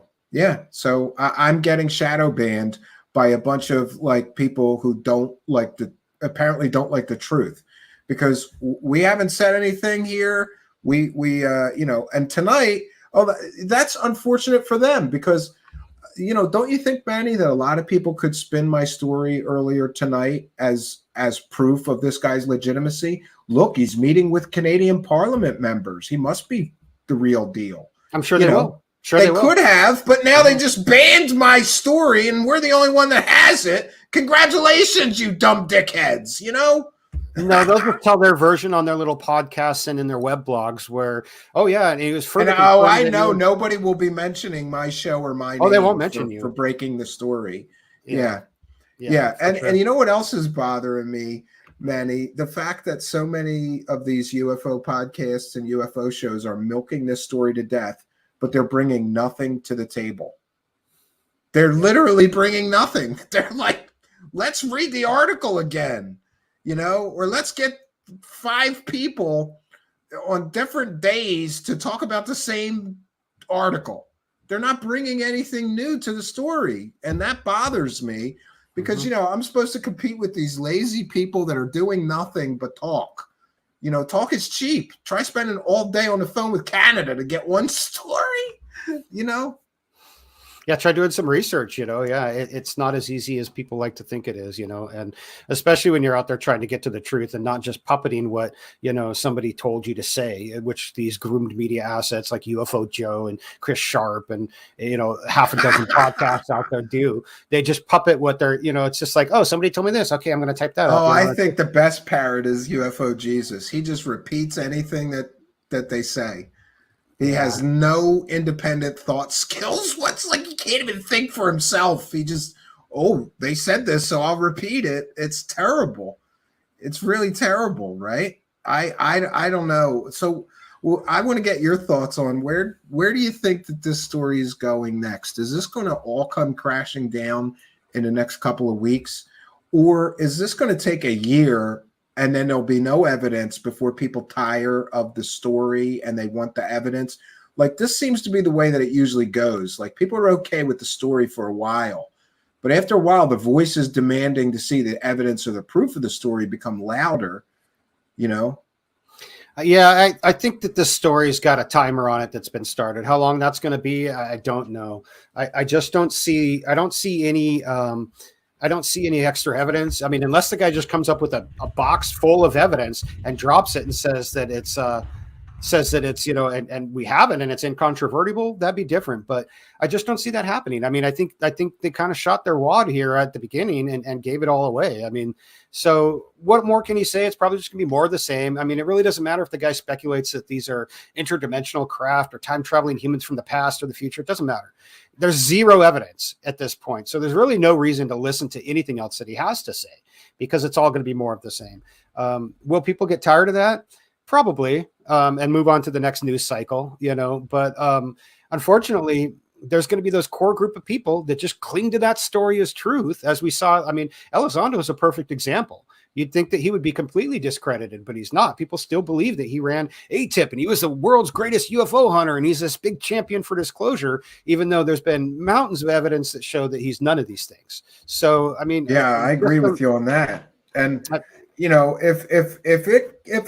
think it's going to be damaging if it becomes very clear that he's behind this story or that he did groom this guy and get him ready and push him into the spotlight, or if he's paying him Like, people have suggested he may have some financial relationship with them. And by the way, that's rumors and speculations. It's not been confirmed. I don't know that he does, but I'm asking the question. And why can't we ask Lou Elizondo? Do you have a business relationship with this man? Well, he'll lie. He won't answer you truthfully. So you've done it. Why would you even ask him? He'll just lie through his teeth. That's what the guy does. But yeah, I mean, I think it's, if it comes out that all that is true, then it'll be possible. You know, will it defame him? Will it be enough for people to jump off the fence and be like, oh, this is just bullshit? I would think so, but most of those people are already there without that, you know, because it's a huge story with no evidence. There's not much there. I mean, what can we say? I mean, is it entertaining? Sure. Is it great? Sure. But I read two anonymous, Reddit whistleblowers who were doing the same thing last week off of 4chan or something. There was one guy who claimed that he was part of a reverse engineering program, and that there's a secret UFO base in the Bermuda Triangle that's cranking out these things. And his story, honestly, was far more entertaining than Grusch's is. So I don't know. I'd just rather go there. I mean, at least that guy at the end was just like, yeah, this is all a LARP. It was just fun. It's cool. Well, it's interesting that we can confirm that we can already connect this guy with some of the normal, let's say, cast of characters like Eric Davis, Gary Nolan, and Lou Elizondo is calling him a hero, and Chris Mellon is calling him a hero. So, and I'm just kind of shocked that this story has any traction, considering Ross Coulthardt's last big UFO story was promising us that he had conclusive proof of alien technology, all confirmed by this man. Cut to Michio Kaku. Go talk to Michio Kaku. He didn't confirm anything. They didn't have any evidence. Not only did they not have, incredible evidence, or, they had no evidence of any alien technology. They thought they might get some, I guess, if they did the analysis, but they never did it. So, but here we are. Rinse and repeat. You just do the Cosmicon shuffle, hope everybody forgets your last story was a big dud, bluff, nothing burger, and now you come out with an even bigger one. Don't you think this is if this turns out to all be a bluff, wouldn't this be like the biggest UFO bluff ever? It's a pretty big one. I think it would. Maybe they didn't intend it for it to go so viral and get so big, but and in a lot of ways I think it is. I think it's going to be big, and I think it's going to continue to kind of snowball. I mean, you saw a few more mainstream media outlets picking up on it today, but I don't think any of them are really trying to say that it's authentic, or that they've dug into this guy's claims or whatever. They're really just parroting the debrief piece. They're doing that copy paste reporting thing, and it's almost like they were just waiting for somebody else to get the egg on their shirt if it's wrong, but as long as somebody else was first, you can't be the one, that's the only one who's responsible. But I don't see it that way. Any of the media outlets that are copy pasting this stuff, I'm going to look sideways at from here on out. And I hope other people do too. If it's the New York Times, if it's Fox News, if it's the Washington Post, if it's the New Yorker magazine, anyone who's running this copy paste garbage, look at them sideways. Don't give them your money. Don't give them your money. They're if they don't have the balls to stand behind a story and do some research and say, yeah, I'll put my credibility on the line, don't give them your money.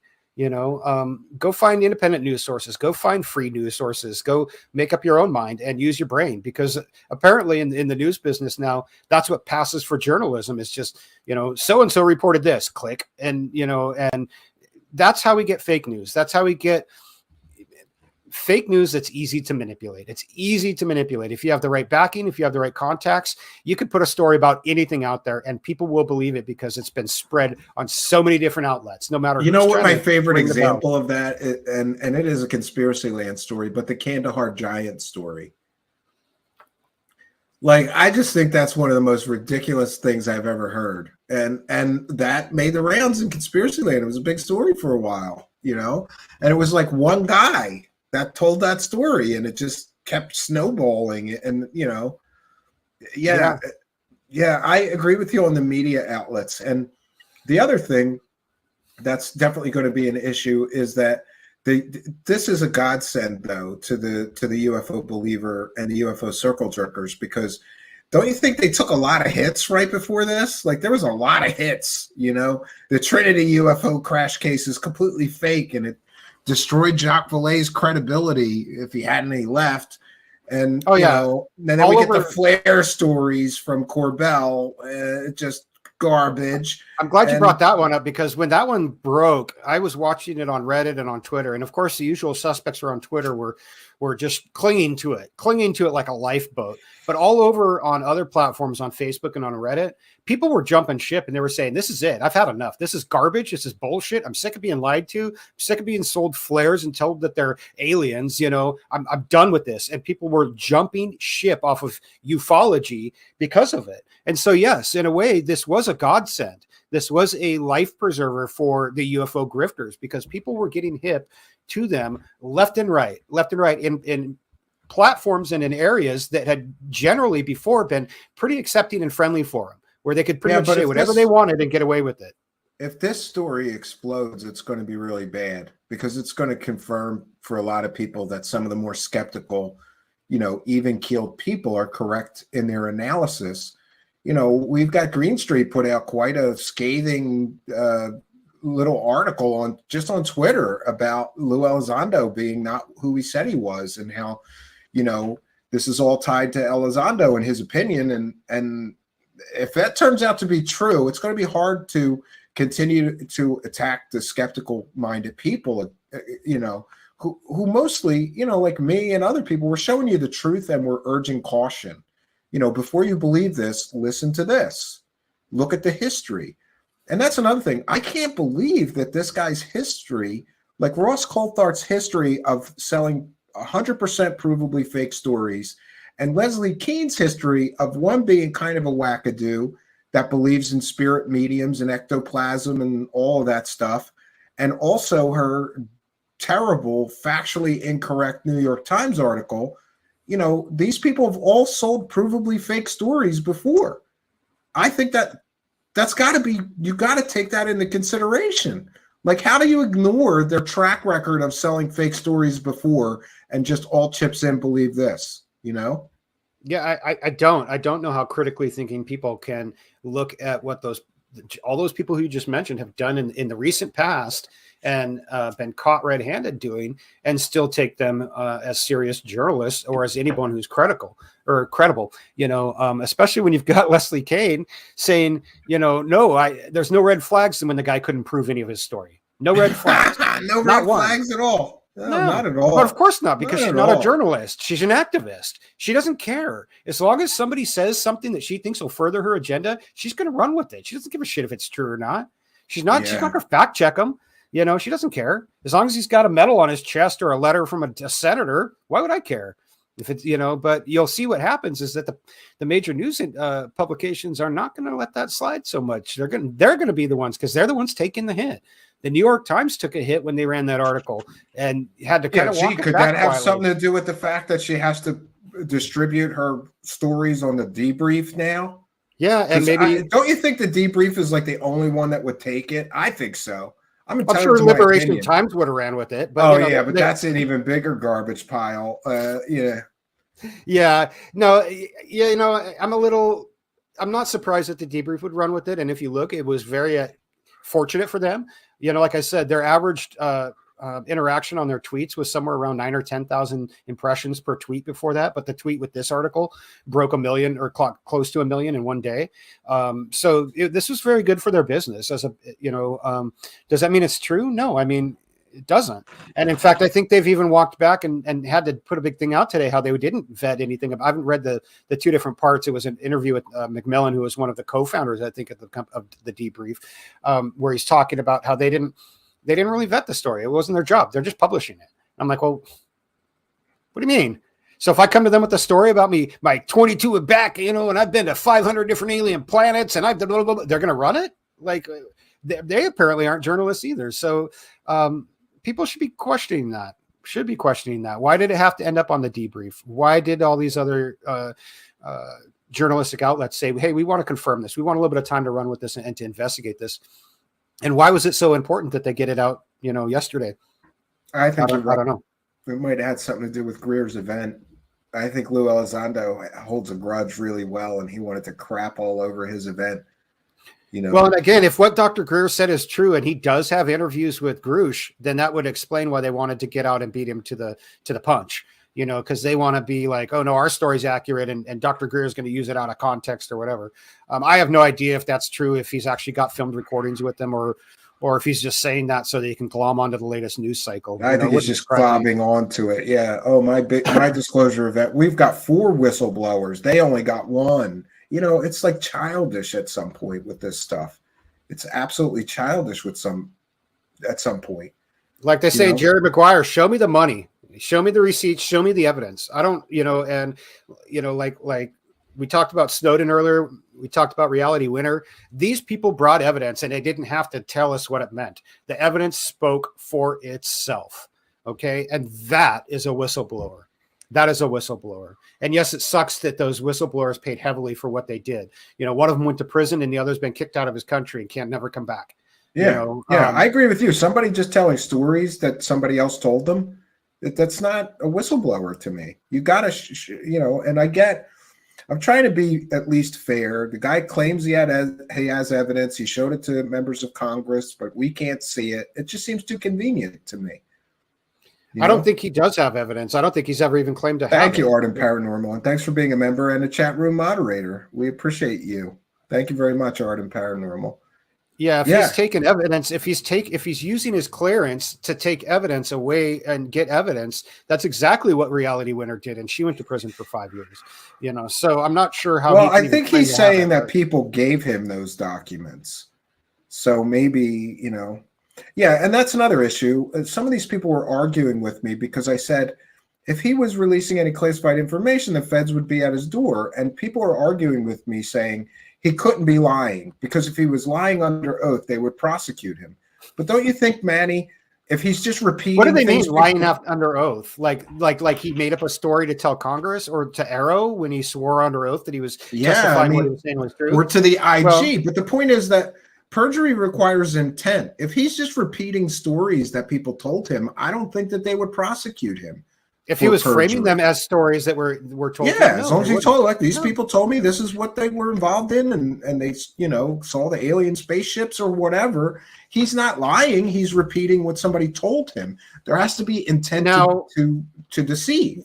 Now, would Arrow find his stories and his claims to lack credibility? Most likely, because it's their secondhand stories lacking any evidence. So if he had evidence, he should have supplied it to Arrow, which is where the whistleblower protections gave him. They didn't give him a protection to go to Ross Coulthard. They didn't give him a protection to go to the Canadian, Parliament. They did not give him permission to go around all those people and go to Marco Rubio or to anybody else. They did not give him that. They gave him the permission to talk in the right setting to Arrow and to provide the evidence. Now, clearly, he failed to do that because Kirkpatrick came out and said there's zero credible evidence of any of these programs or these retrievals or crashes or any of it. None. There's none. So he obviously doesn't have that evidence, or he would have given it to Arrow. Or if he did, why didn't he just leak it? Why didn't he? Or I just don't get it. I mean, he said that he couldn't have it. It couldn't be, somebody could never give it to him. Imagine what he's saying there. Somebody's working on a top secret UFO program and they're going to leak him a document and he's got it and you got to trust he has it, but he can't show it to anybody but Congress. Like, that just doesn't make any sense. Why wouldn't they go to Congress? Why wouldn't they go to Arrow? And if so, why wouldn't, when they took that to Arrow, why wouldn't Arrow investigate and find that program? I'm sure they tried. If they had credible evidence that showed that there was a UFO program, I'm sure that he would have tried to find it, but he didn't. So that to me tells me that it doesn't exist, Do you think that we're ever going to get the names or testimony of any of these people who told him these stories so we could get the firsthand accounts? Or do you think they're going to kick the can on this and we're never going to get any names and we're never going to get any evidence? I would love to hear who told him what he was told. Yeah. I have a sneaky suspicion it was probably people like Eric Davis. I think Eric Davis was involved in this. Maybe Richard Doty. Maybe Doty. Maybe Gary Nolan. Maybe Lou Elizondo. Maybe all these people put him up to it and shoved him out there. And he's just like a doe in headlights. He's like, oh, I don't know. Okay, I'll do it. I don't know. Maybe they have it. Maybe they're the ones who put him up to it. But maybe not. I mean, I don't know. Because actually they don't need it. They don't need Title 50. That's a big surprise. Dark Protocol says Alejandro Rojas appeared on Podcast UFO today and was all over this story. Cool. Yeah, all the usual. Did you know, Manny, that at Contact in the Desert, Richard Dolan and somebody else, they had to do like a they had to do an emergency like talk about the new whistleblower because Of course they did. They like canceled events to just talk about this story because this is the biggest story in human history. I really want to know what Lou Elizondo's lawyer thinks about Lou Elizondo's friend, a whistleblower, coming out. No thanks, man. Yeah, it was funny to see. It was funny to see Green Street. He tweeted something really funny like, I used to think all this UFO stuff was bullcrap, but since Lou Elizondo's friends said the aliens are real, I believe it. You know. Now I know it's true. Yeah, because Lou's buddy told me it was real. You know, like I'm not into that. I don't really care what Sheehan or Dolan have to say, to be honest with you. Yeah. And a final question for you before we wrap things up. There have been hype about new whistleblowers are coming. Do you think that this is the first and we're going to get more? And are they going to be like him with no evidence? Or are we going to get some actual real information anytime soon? Well, honestly, he's not the first. Actually, Bob Salas came out with his recorded testimony that he had given to Arrow a couple of weeks ago. You're right. So he Salas, technically, so Robert Salas would have been the first whistleblower. I think this is probably it. I think they put all their chips in on this guy. And that's probably why he got such the heavy reaction that he did in the media. And I want to know who's spending all the money to promote this guy. I want to know where that funding's coming from and who's behind it and why they're behind it. It's not really. Oh, really? What's that? Sheehan? Can you bring that up? That message that Steve Long just said about Sheehan and Elizondo? Yeah. Sheehan and Lou formed a 501c with the whistleblowers, Grusch and Neal. Get me that document, Steve Long. I'm really curious to know more about that. So a 501c is a nonprofit tax-exempt organization for people who don't know. A charity. In this case, it's probably a foundation, I would guess, is probably what that is. And I would be really curious to find some more information about that because I'd like to see who's donating money to that foundation and where the funding's coming from and where it's going. Yeah, one of the problems for people, if you form a charity, you have to file something called a 990. That's how we were able to show everybody exactly how much money David Wilcock was collecting for his charity and what he spent it on. And that was a great story, Manny, because do you know what he spent all the money on? Home improvements.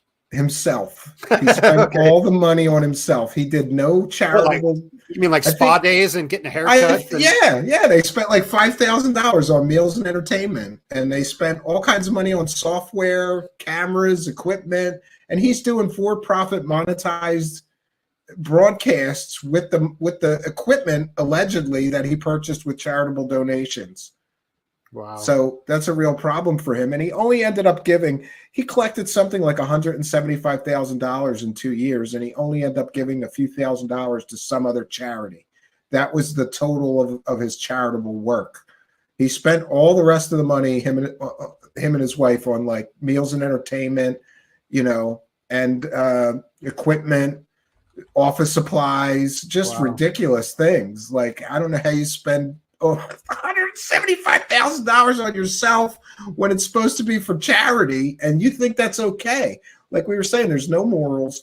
If he really did form a 501c3, they're going to have to report every dime that they collect in charitable donations and every dime that they spend and what they spend it on. So that might be, I think it's a mistake for any UFO person or person in conspiracy land to start a charity, because no, they should start a private for-profit company like Enigma Labs did. They should do something like that where they can have a little privacy and they can spend money the way that they want without having to justify it to either shareholders or the public. Because when you go public like TTSA did, well, you open yourself up to having to share your finances with the public, and the shareholders. If they truly and did, the same as with the 501(c)(3)s as well. If they truly did start a charity with this whistleblower David Grusch, that proves a direct link between Lou Elizondo and a financial connection between Lou Elizondo and him. And I think that's extremely problematic for this guy's credibility.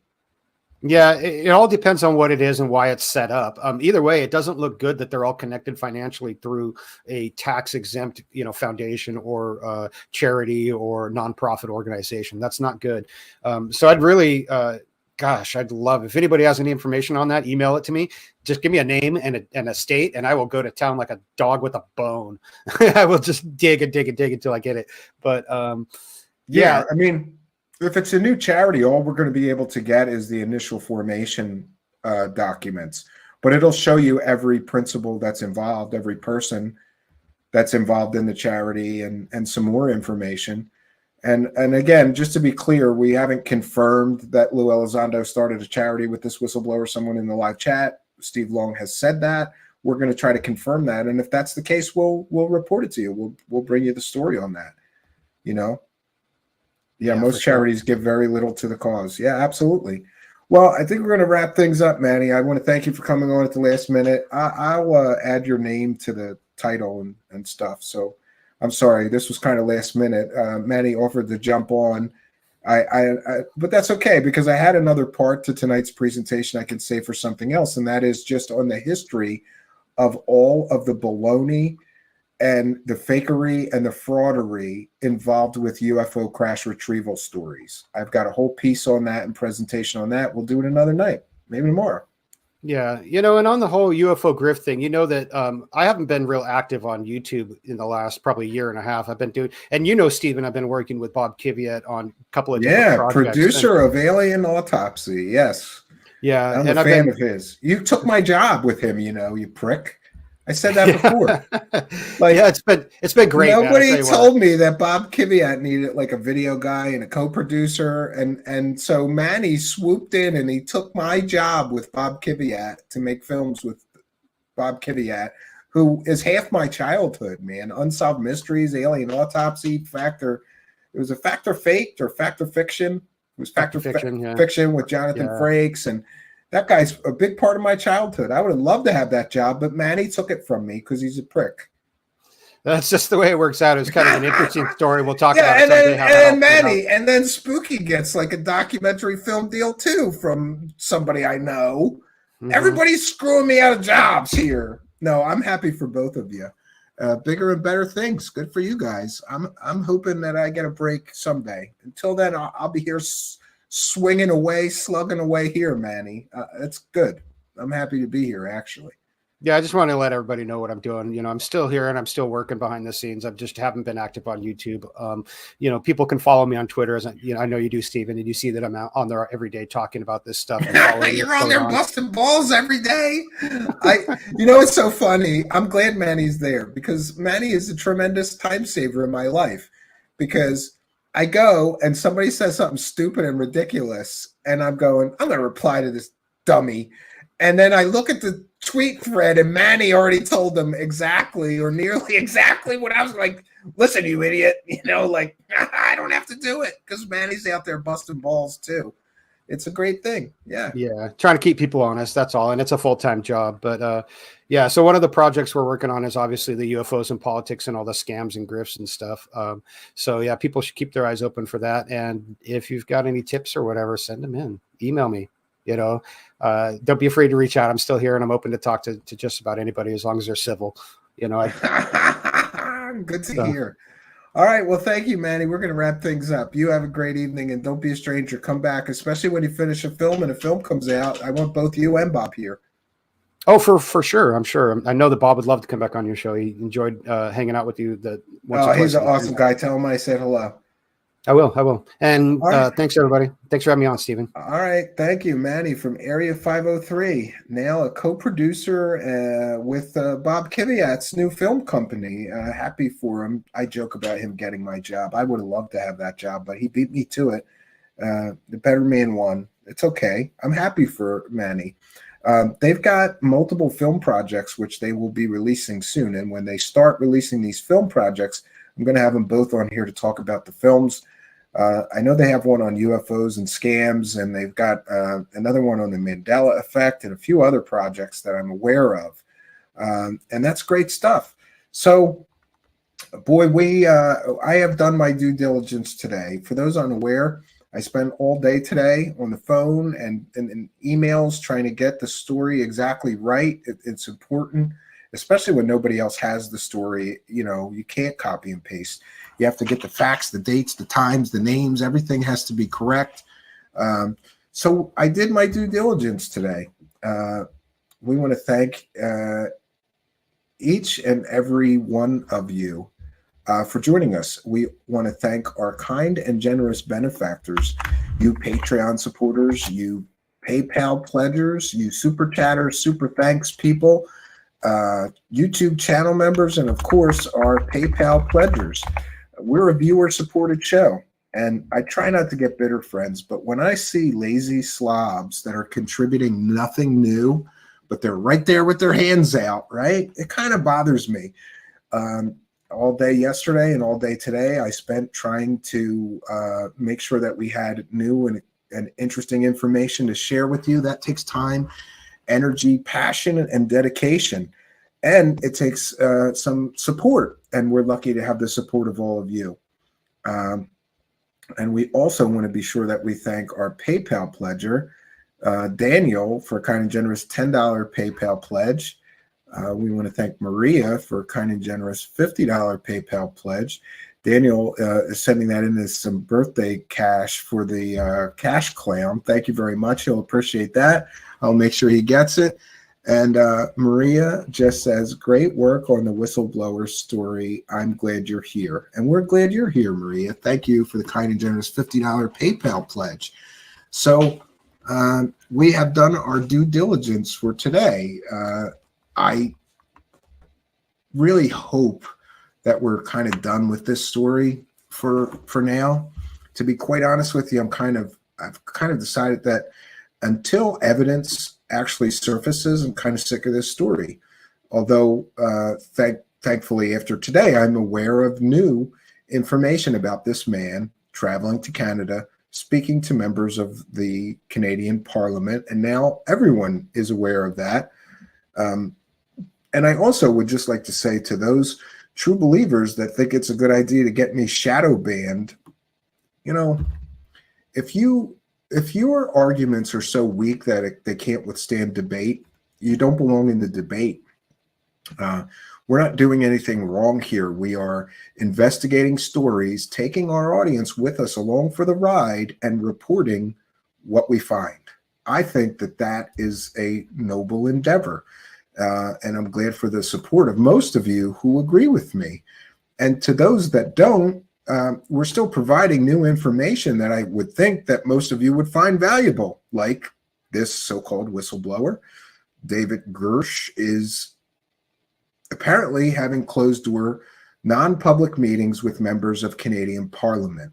I would think that you would think, if you believe this man, it makes him more credible or more believable somehow, and you would want that information. But when you silence people like me who are actually investigating these things, you lose that. You could lose that information. Not happy to hear that I'm somehow search banned or shadow banned on Twitter. It's the first time I've ever become aware that you can, mass report somebody's tweets to get that to happen.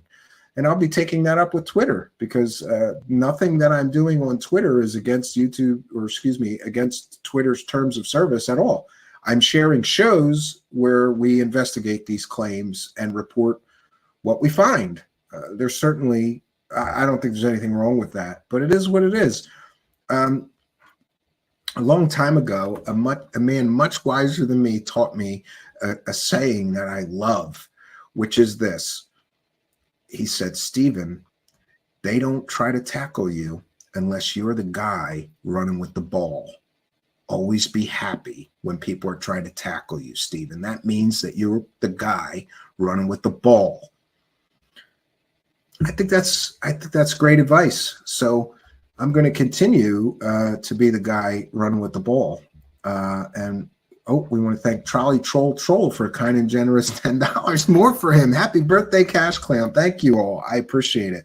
His birthday is Sunday. We're having a big family party with a bubble machine and a bounce house and I think Elmo, which is strange because I thought he was over Elmo, but he goes to we're right near Sesame Place in Pennsylvania, which is awesome. You can go there and meet Big Bird and Bert and Ernie and Cookie Monster and Elmo and all that stuff. So we got season passes. He goes all the time. But we're going to have a great family birthday party, and we thank you all for your kindness, generosity, and support. We want to thank all of you, and we'll have the Cash Clown himself thank you all for helping us, of course, helping us to praise the cash. Thank you all for your support. Praise the cash, praise the cash, praise the cash. Thank you for your kindness. Thank you for your generosity. Praise the cash, praise the cash, praise the cash.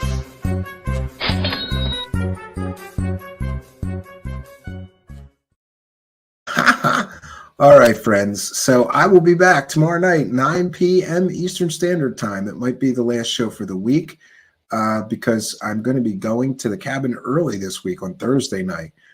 So we get our 3 shows in Monday, Tuesday, Wednesday. The last one should be tomorrow night, but I am going to do a show from the cabin this weekend. I tried last weekend.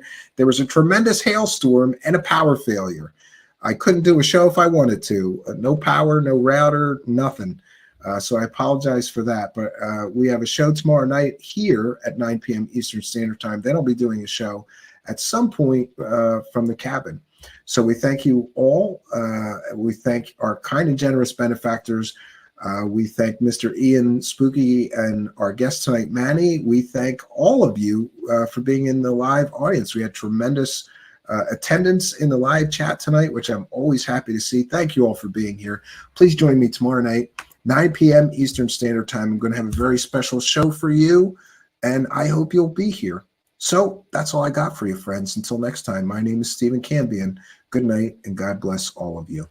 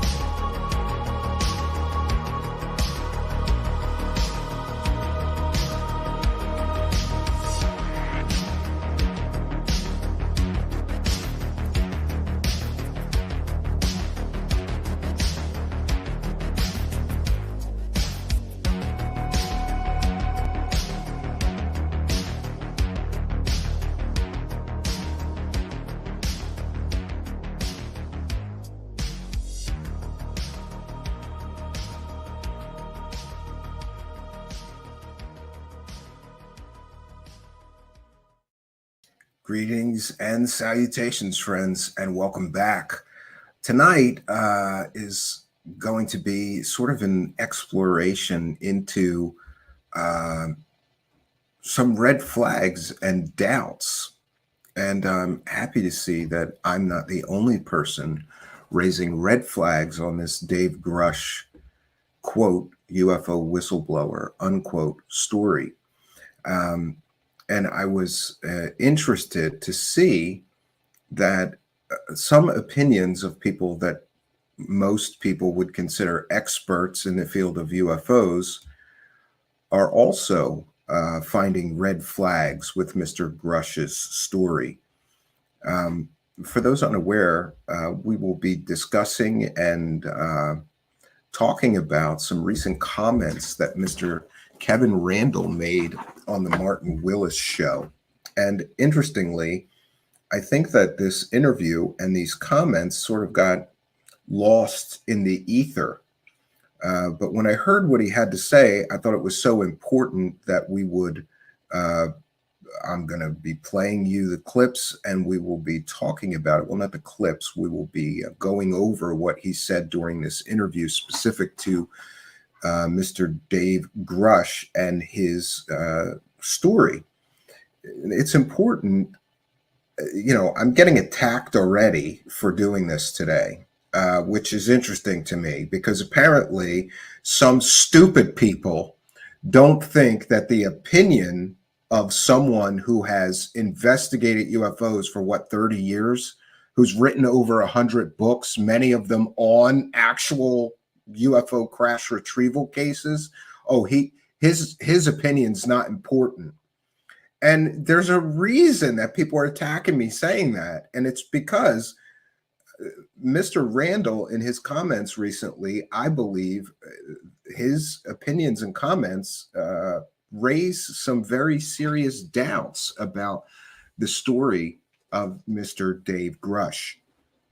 And I'm sorry if you don't like my opinions, and I'm sorry if you don't like Mr. Randle's opinions. However, is it not relevant that a guy who has written 100 books, most of which are on UFOs, many of which are on UFO crash retrieval cases, is it not important that he is seeing some of the same red flags that we have raised here?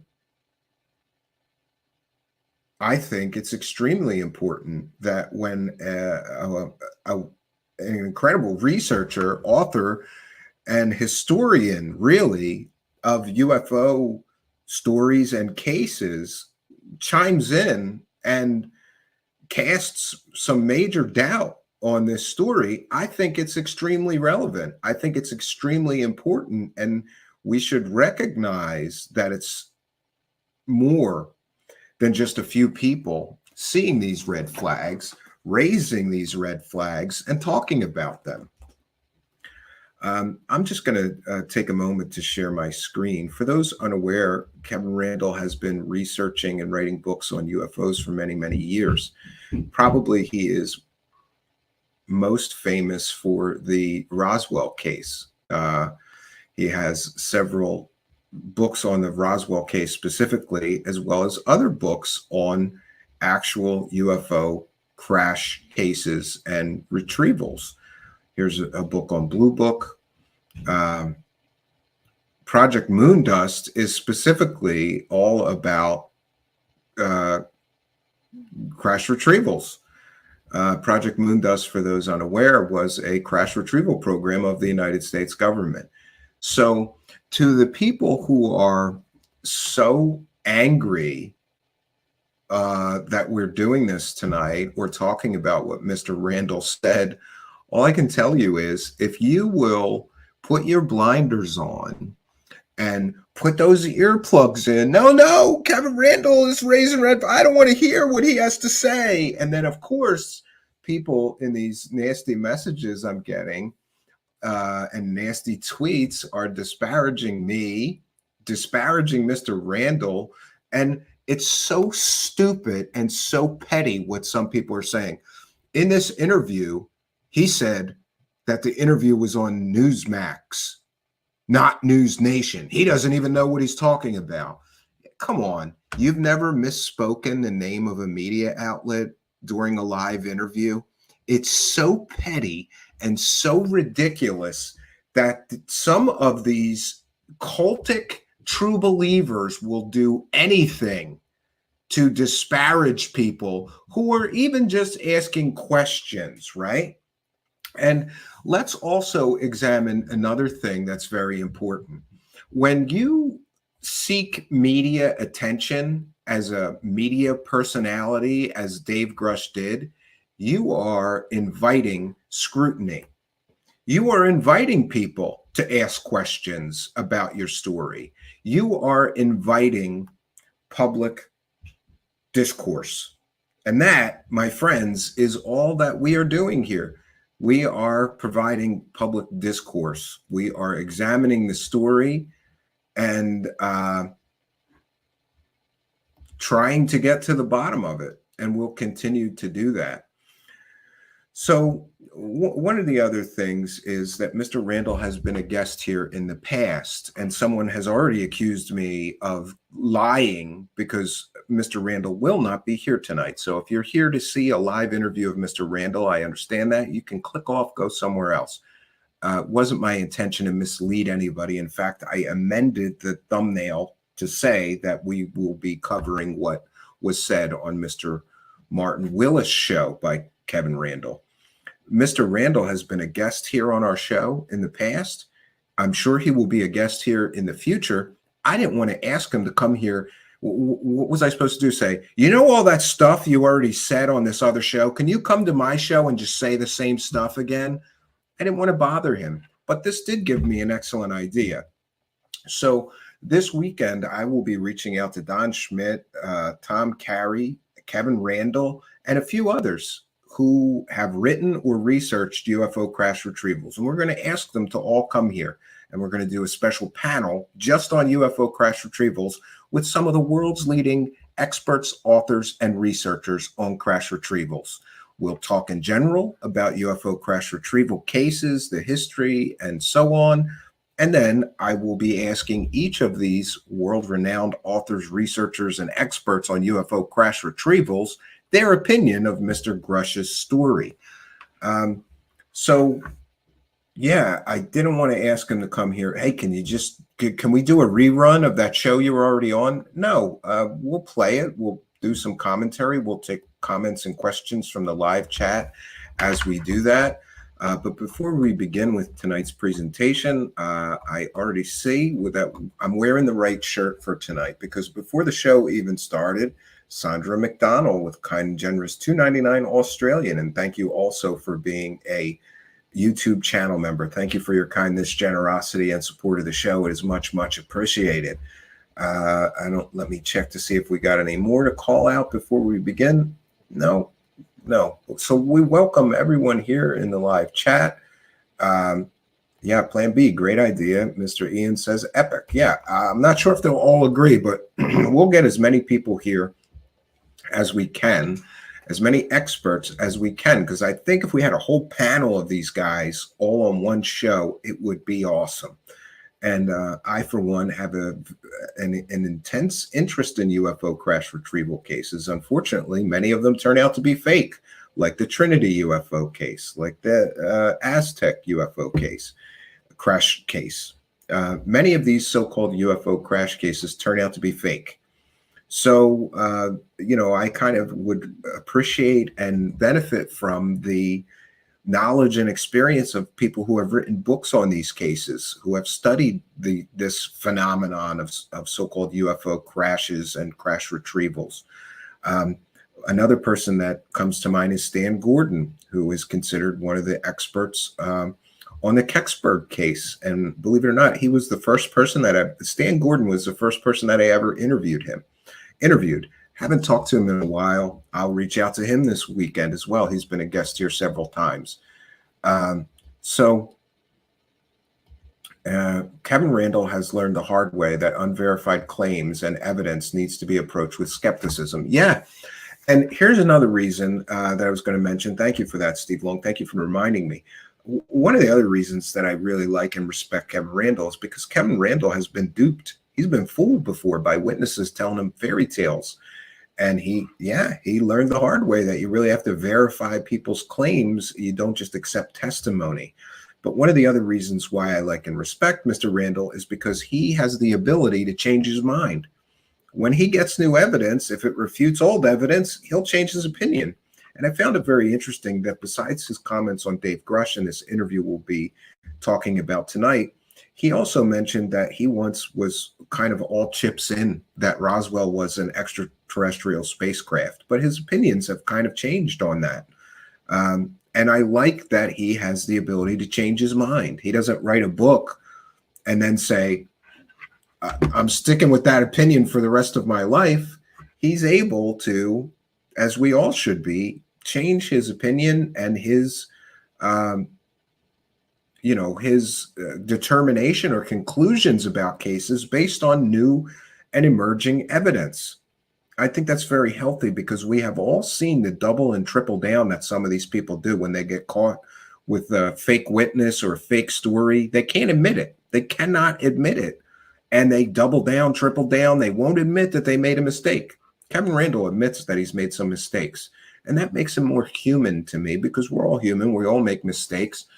I just like that the guy has the ability to change his mind. So we're going to put our fair use banner up here. This is because this is a transformative work. We're educating the public and we're critiquing the video that we will be sharing. This is covered, of course, under fair use. You in the audience can also help me make it a transformative work by putting comments in all capital letters, which we'll share while we're previewing this video, and that will help to make it a transformative work. We'll also be taking comments and questions from the live chat about the video that we're sharing, and we will certainly be critiquing and discussing the information presented and using this video for educational purposes. All of these things make this a work of fair use. So let's get into it, friends. And I want to thank the user, by the way, who sent me this interview. I would probably have missed this, but somebody sent it to me with timestamps. They didn't want to be named, but they know who they are. So thank you very much. I'm glad that I was able to get this because I think it is an important, I think that this guy being such an expert on UFO crash retrievals and the things that he's saying in this interview, raising these red flags and casting what I think is casting major doubt on Dave Grusch's story. I think this is important. I didn't want it to be lost in the ether of all the content on the internet. So happy to bring it to you. This is Kevin Randall's whistleblower opinion. And remember that Mr. Randall has been a UFO investigator for many, many years. And he has sort of specialized in UFO crash retrievals, not just Roswell. He has investigated many other so-called UFO crash retrievals. So interesting to see. I was incredibly interested to see what he had to say. Let's get into it, friends. Wow. Interesting. All right. Well, let's go to it. What do you think about the whole David Grusch whistleblower situation? I'm very worried about it. I actually talked to Jerry Clark about that. Talked to him. We emailed back and forth about it. He said we need to be cautious because we don't have all the information and we shouldn't be really drawing solid conclusions prior to getting all the information. But there are some red flags that we need to be aware of.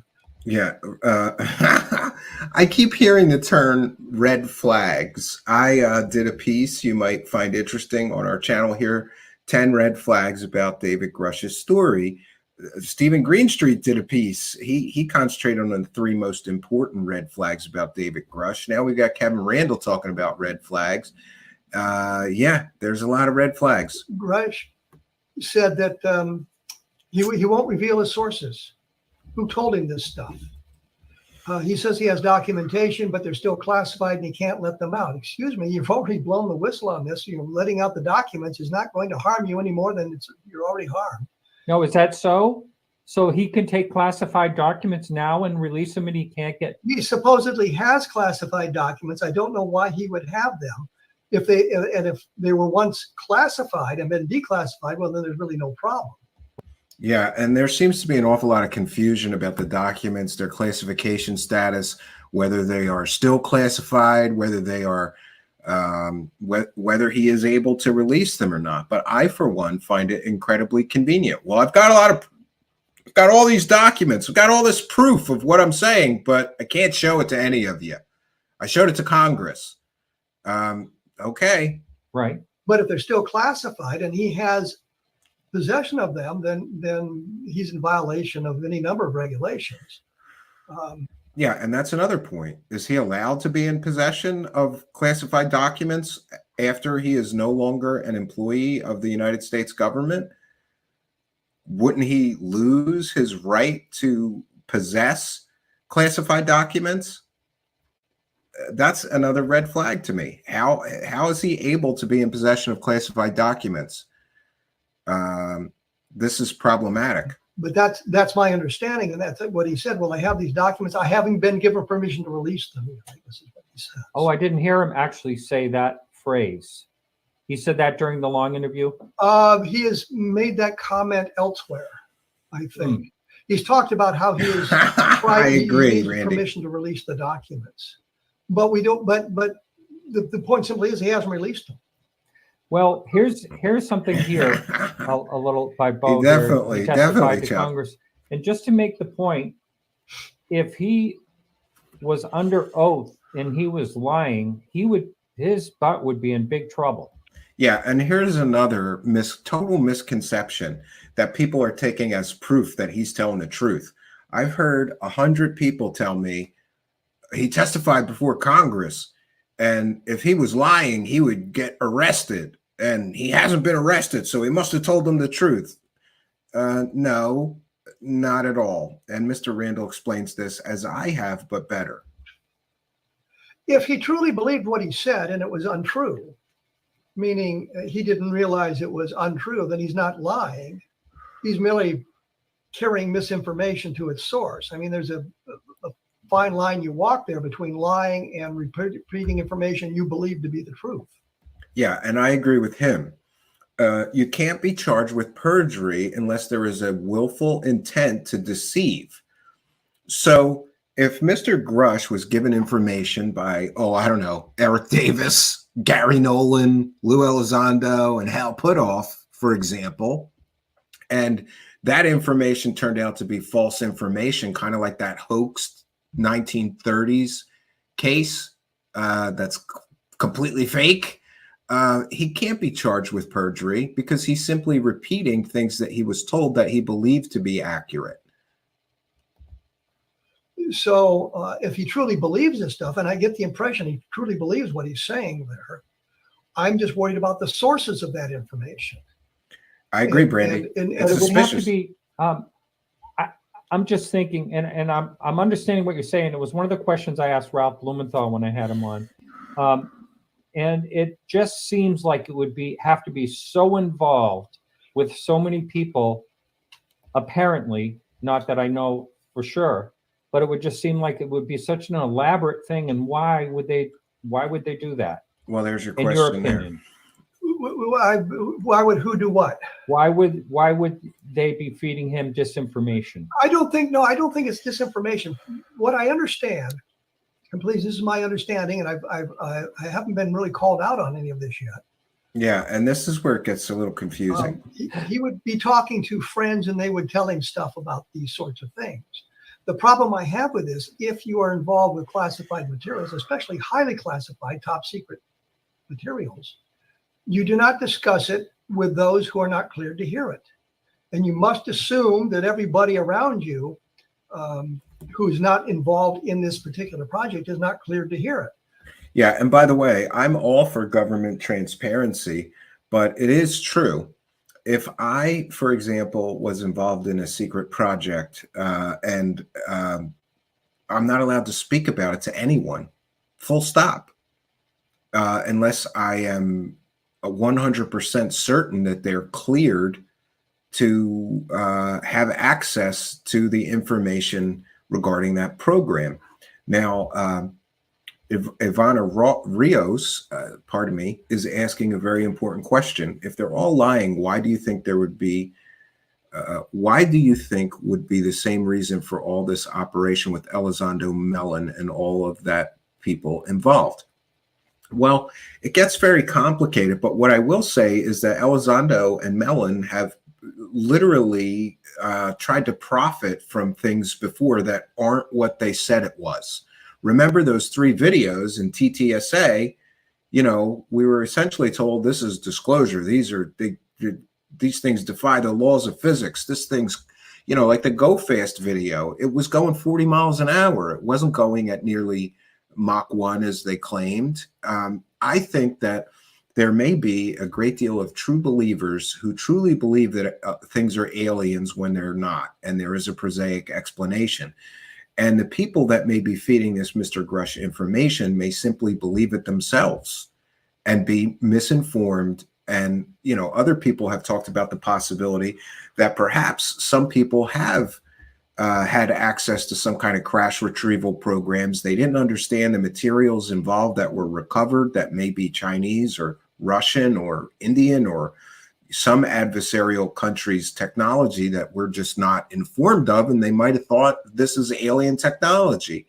And, you know, people talk, rumors get spread, and it may simply be a lot of misidentification, kind of like Lou Elizondo and Mellon misidentified those 3 videos as something extraordinary when they were not. So I don't know why they're bringing him these tales unless it's unclassified material. And if it's unclassified material, then it's not that important, because we have an awful lot of unclassified material out there floating around about UFO crashes and MJ-12 and documentation and all kinds of other things.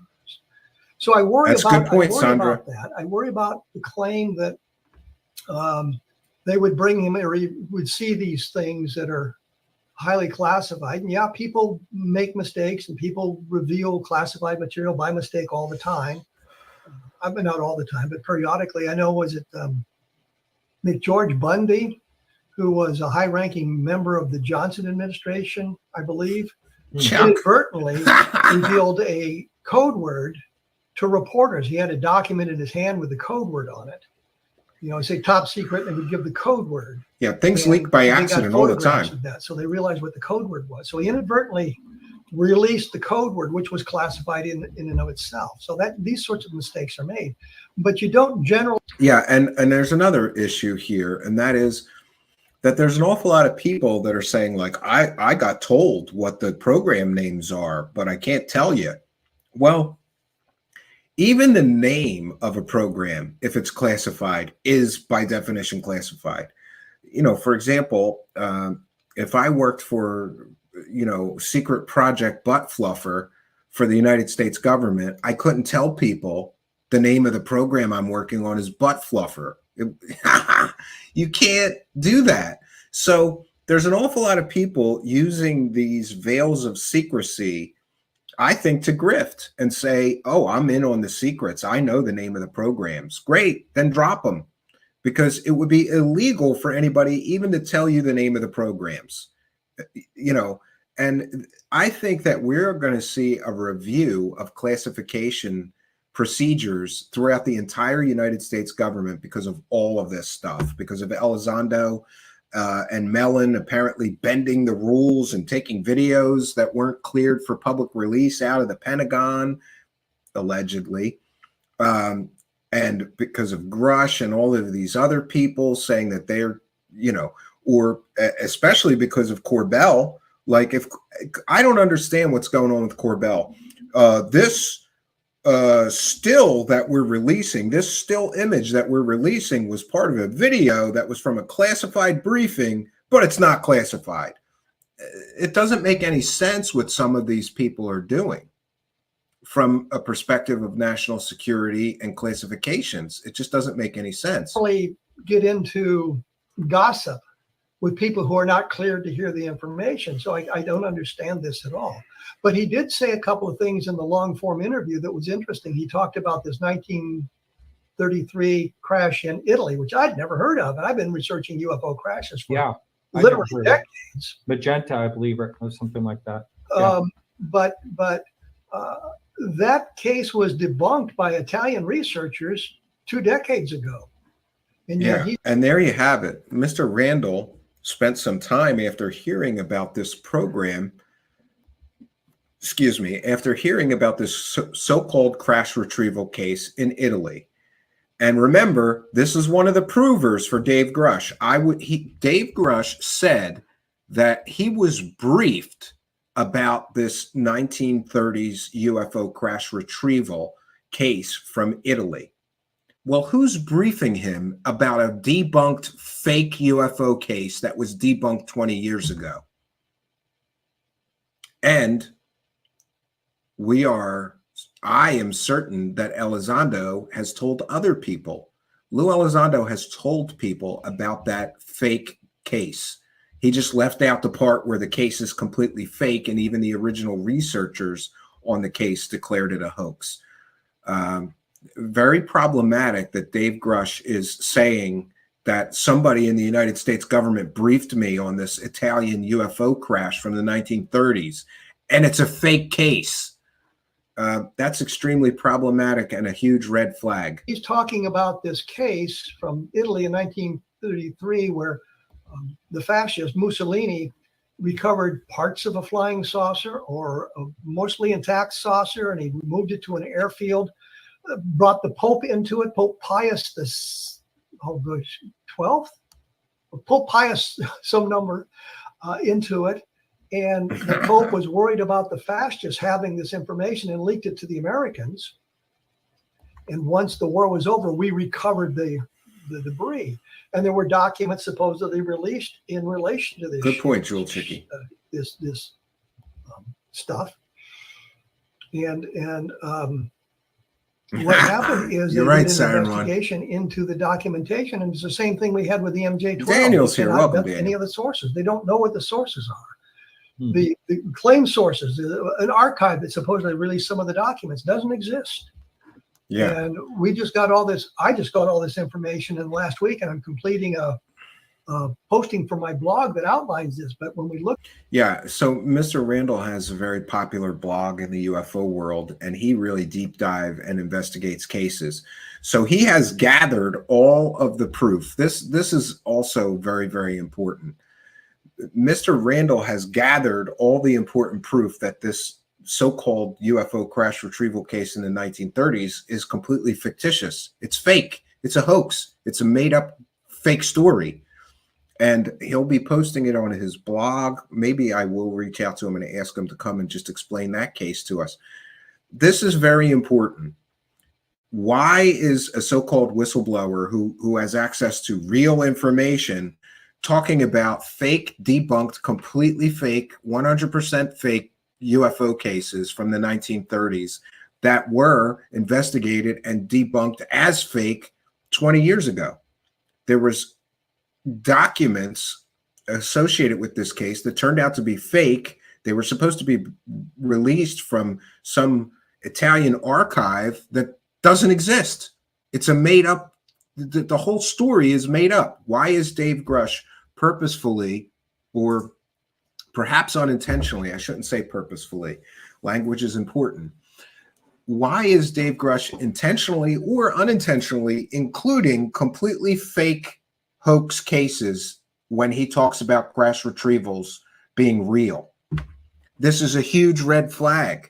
Huge red flag that he's talking about a case and being briefed on a case by government officials. Why would government officials be briefing him on a completely fictitious case based on completely fictitious, false, fraud created documents? That was the only proof of the case, some documents that turned out to be fake. So huge red flag here. And I'm looking forward to Mr. Randall's breakdown on that case. I considered trying to do it myself. I'm sure he has better contacts and will do a much better job than I. look at that sort of information. So I would assume, I would believe that the people who were talking about this 1933 crash in the hearing, in the range of crash, would have known all aspects of it. I think Timothy Good talked about it in one of his books. He did. And there were a number of articles published 20 years ago. And I have access to the articles. They're published in Italian. And just Friday, Yeah, Mr. Randall got the original articles on the case translated to English so he could research them, and good for him. No, Sunday, just Sunday, I got copies of the articles translated into English from our colleagues in Italy.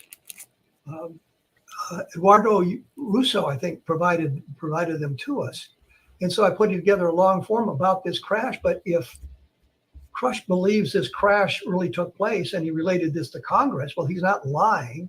Yeah, and here's where it also gets problematic. Does anybody remember that Lou Elizondo and crew went to Italy for UFO conferences and things, and to lobby, I guess, the Italian government to do something about UFOs?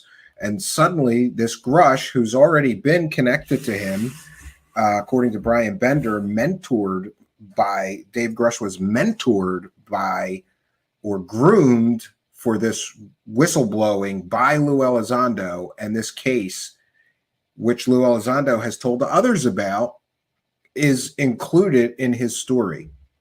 I find that more than a little bit suspicious, and we thank the context for kind of generous $7.99 Australian, saying praise the cash. Yes, I have the right shirt on for this today.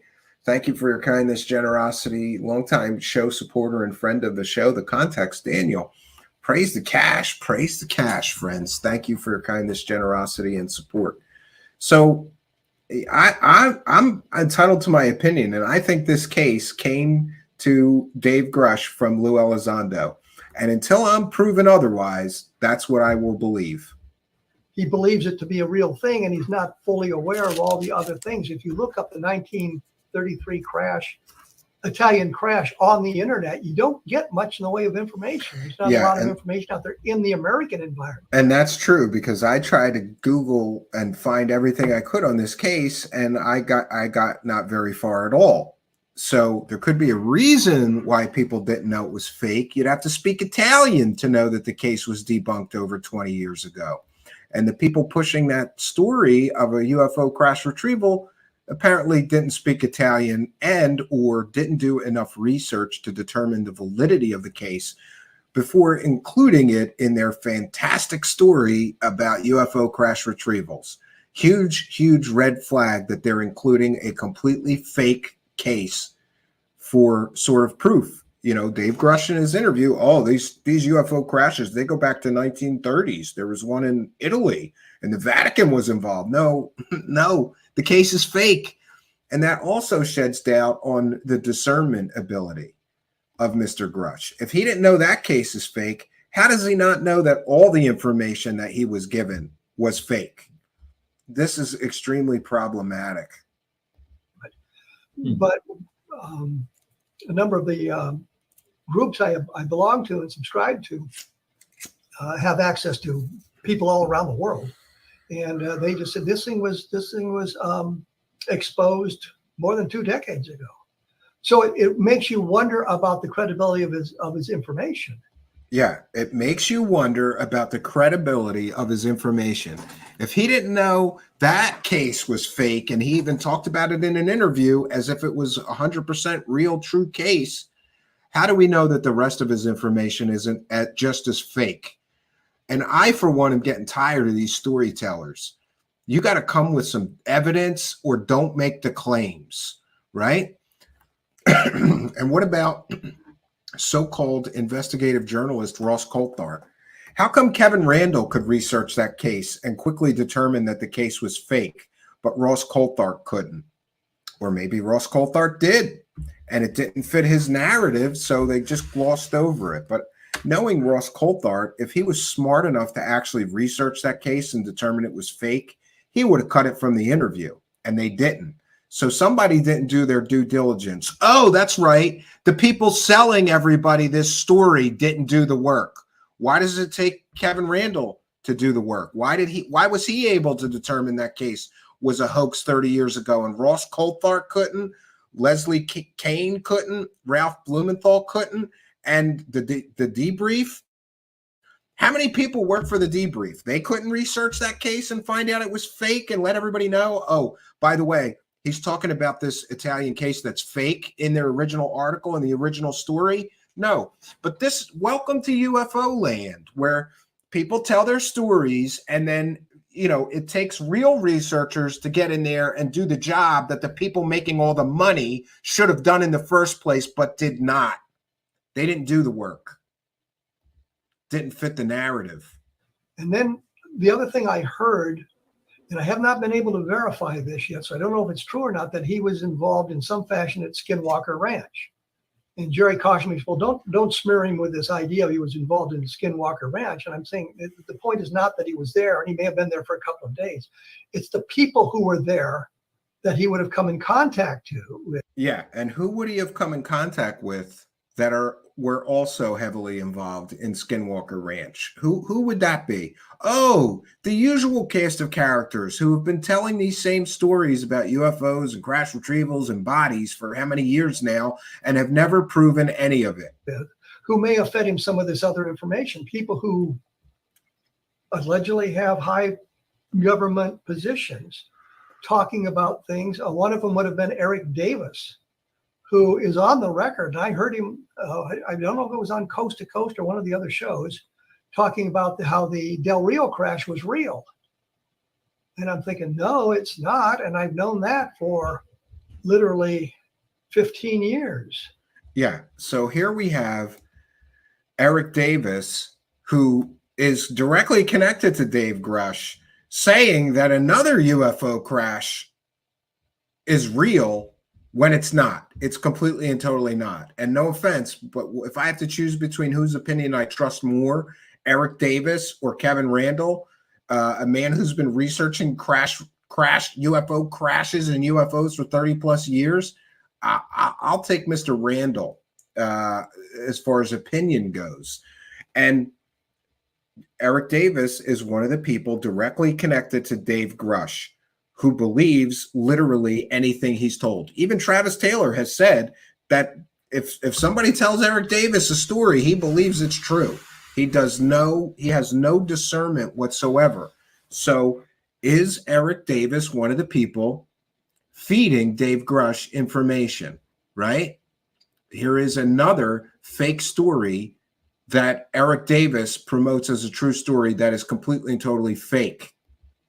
Based on my research and the disintegration of the tales told by Robert Willingham, who claimed he was an Air Force fighter pilot, that he had risen to colonel in the Air Force.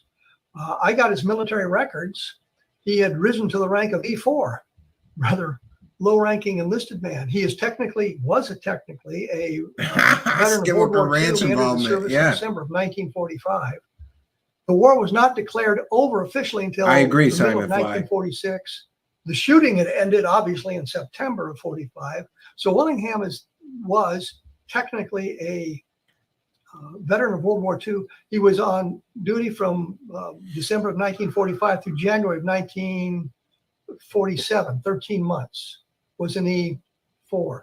Claimed he went to flight school, claimed he was a fighter pilot, claimed he was promoted to full colonel by Lyndon Johnson, which the way he tells it was a story right out of Webb Griffin's. Yeah, you're right. I think it was the Brotherhood of War Stories books that he wrote, where a guy got promoted by presidential directive. And so Willingham was claiming that Lyndon Johnson had done that. In 1976, of course, Johnson wasn't the president. He died in January, so it's very unlikely that happened. Yeah. So in other words, Eric Davis is promoting a UFO crash retrieval story as true that was told by a total BS artist. There's no other way to say it. The guy claimed that he got promoted by a president that wasn't even in office at the time he claimed he got promoted. And these people don't do any work before they just decide a case is true. We've seen it time and time again. And so, pardon me for saying that if this guy is connected to Eric Davis is probably feeding him completely fake stories. If he's connected to the people that are connected to Skinwalker Ranch, that's a huge red flag. If he's connected to Lou Elizondo, who lied literally for years. And hey, I'm aware he got a GQ Hero Award for lying to everybody, but GQ sucks because they didn't do anything. They didn't give him an award. Hey, You're a hero. Did GQ know that he lied to everybody for years about a Pentagon program that never existed? These are the people in Dave Grusch's neighborhood, right? And it's wonderful. Claimed he was badly wounded in Korea, so they took him out of fighters. He couldn't fly fighters in the we're active still on forces the anymore, but he went into fake the Air Eric Force Davis Reserve and flew crash fighters. case. And I have a lot of friends in the Air Guard, and I asked him about that, and he said, no, the problem with if you're disqualified from flying fighters, it's because one of the reasons might be that you cannot withstand the forces of the ejection. If something goes wrong and you have to eject, and from what Willingham was talking about, those forces would have come into play. So he had left the active force and joined the reserve so he can continue to fly fighters. Untrue.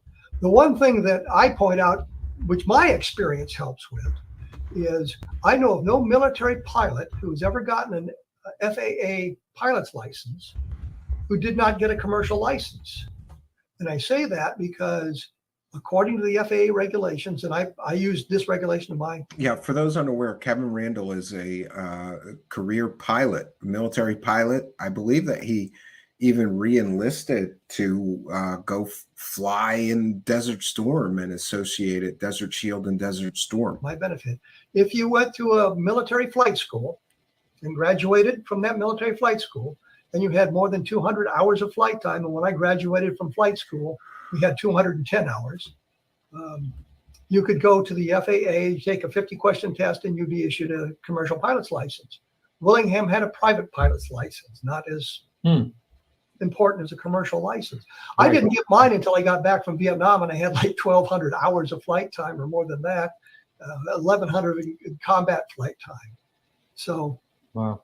I got back. I took the test.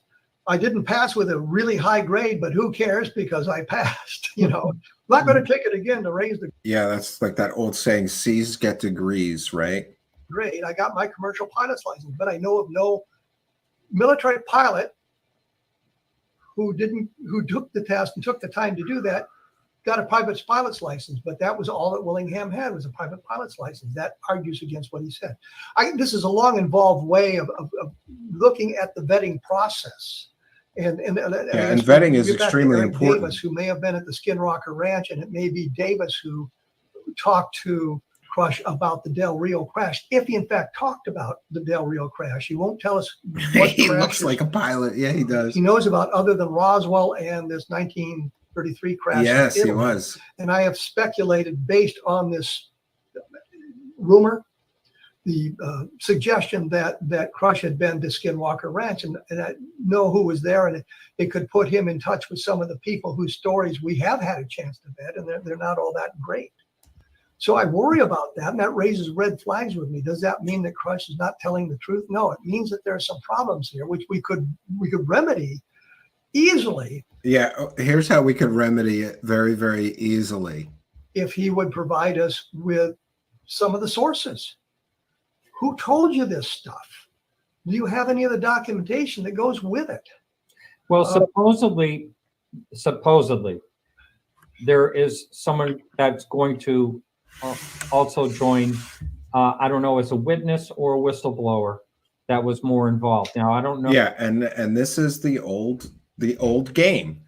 The old game of the UFO grift is that if you come out with a fantastic story, just say you have evidence and that more evidence is coming. That's what we're hearing. More evidence is coming. Well, it's been 2 weeks. Where's the evidence? It's been 2 weeks. We don't have any evidence. There is none. But there's an awful lot of red flags, and more red flags keep popping up. We thank you, Larry Love, for the kind and generous $1.99 super chat. I have one. Is anybody telling the truth? Anybody? Well, I think people are doing their best to get to the truth, but thank you for your kindness, generosity, and support of the show. It is much, much appreciated. Yeah, so lots of red flags in the past 2 weeks, including why were so many things left out? Why would Ross Coulthart forget to mention in his original story that him and Dave Grusch and Gary Nolan were meeting with members of Canadian Parliament a few weeks before they aired that interview? Why would he leave that out? Wouldn't that help the add legitimacy to it? Why would they leave that out?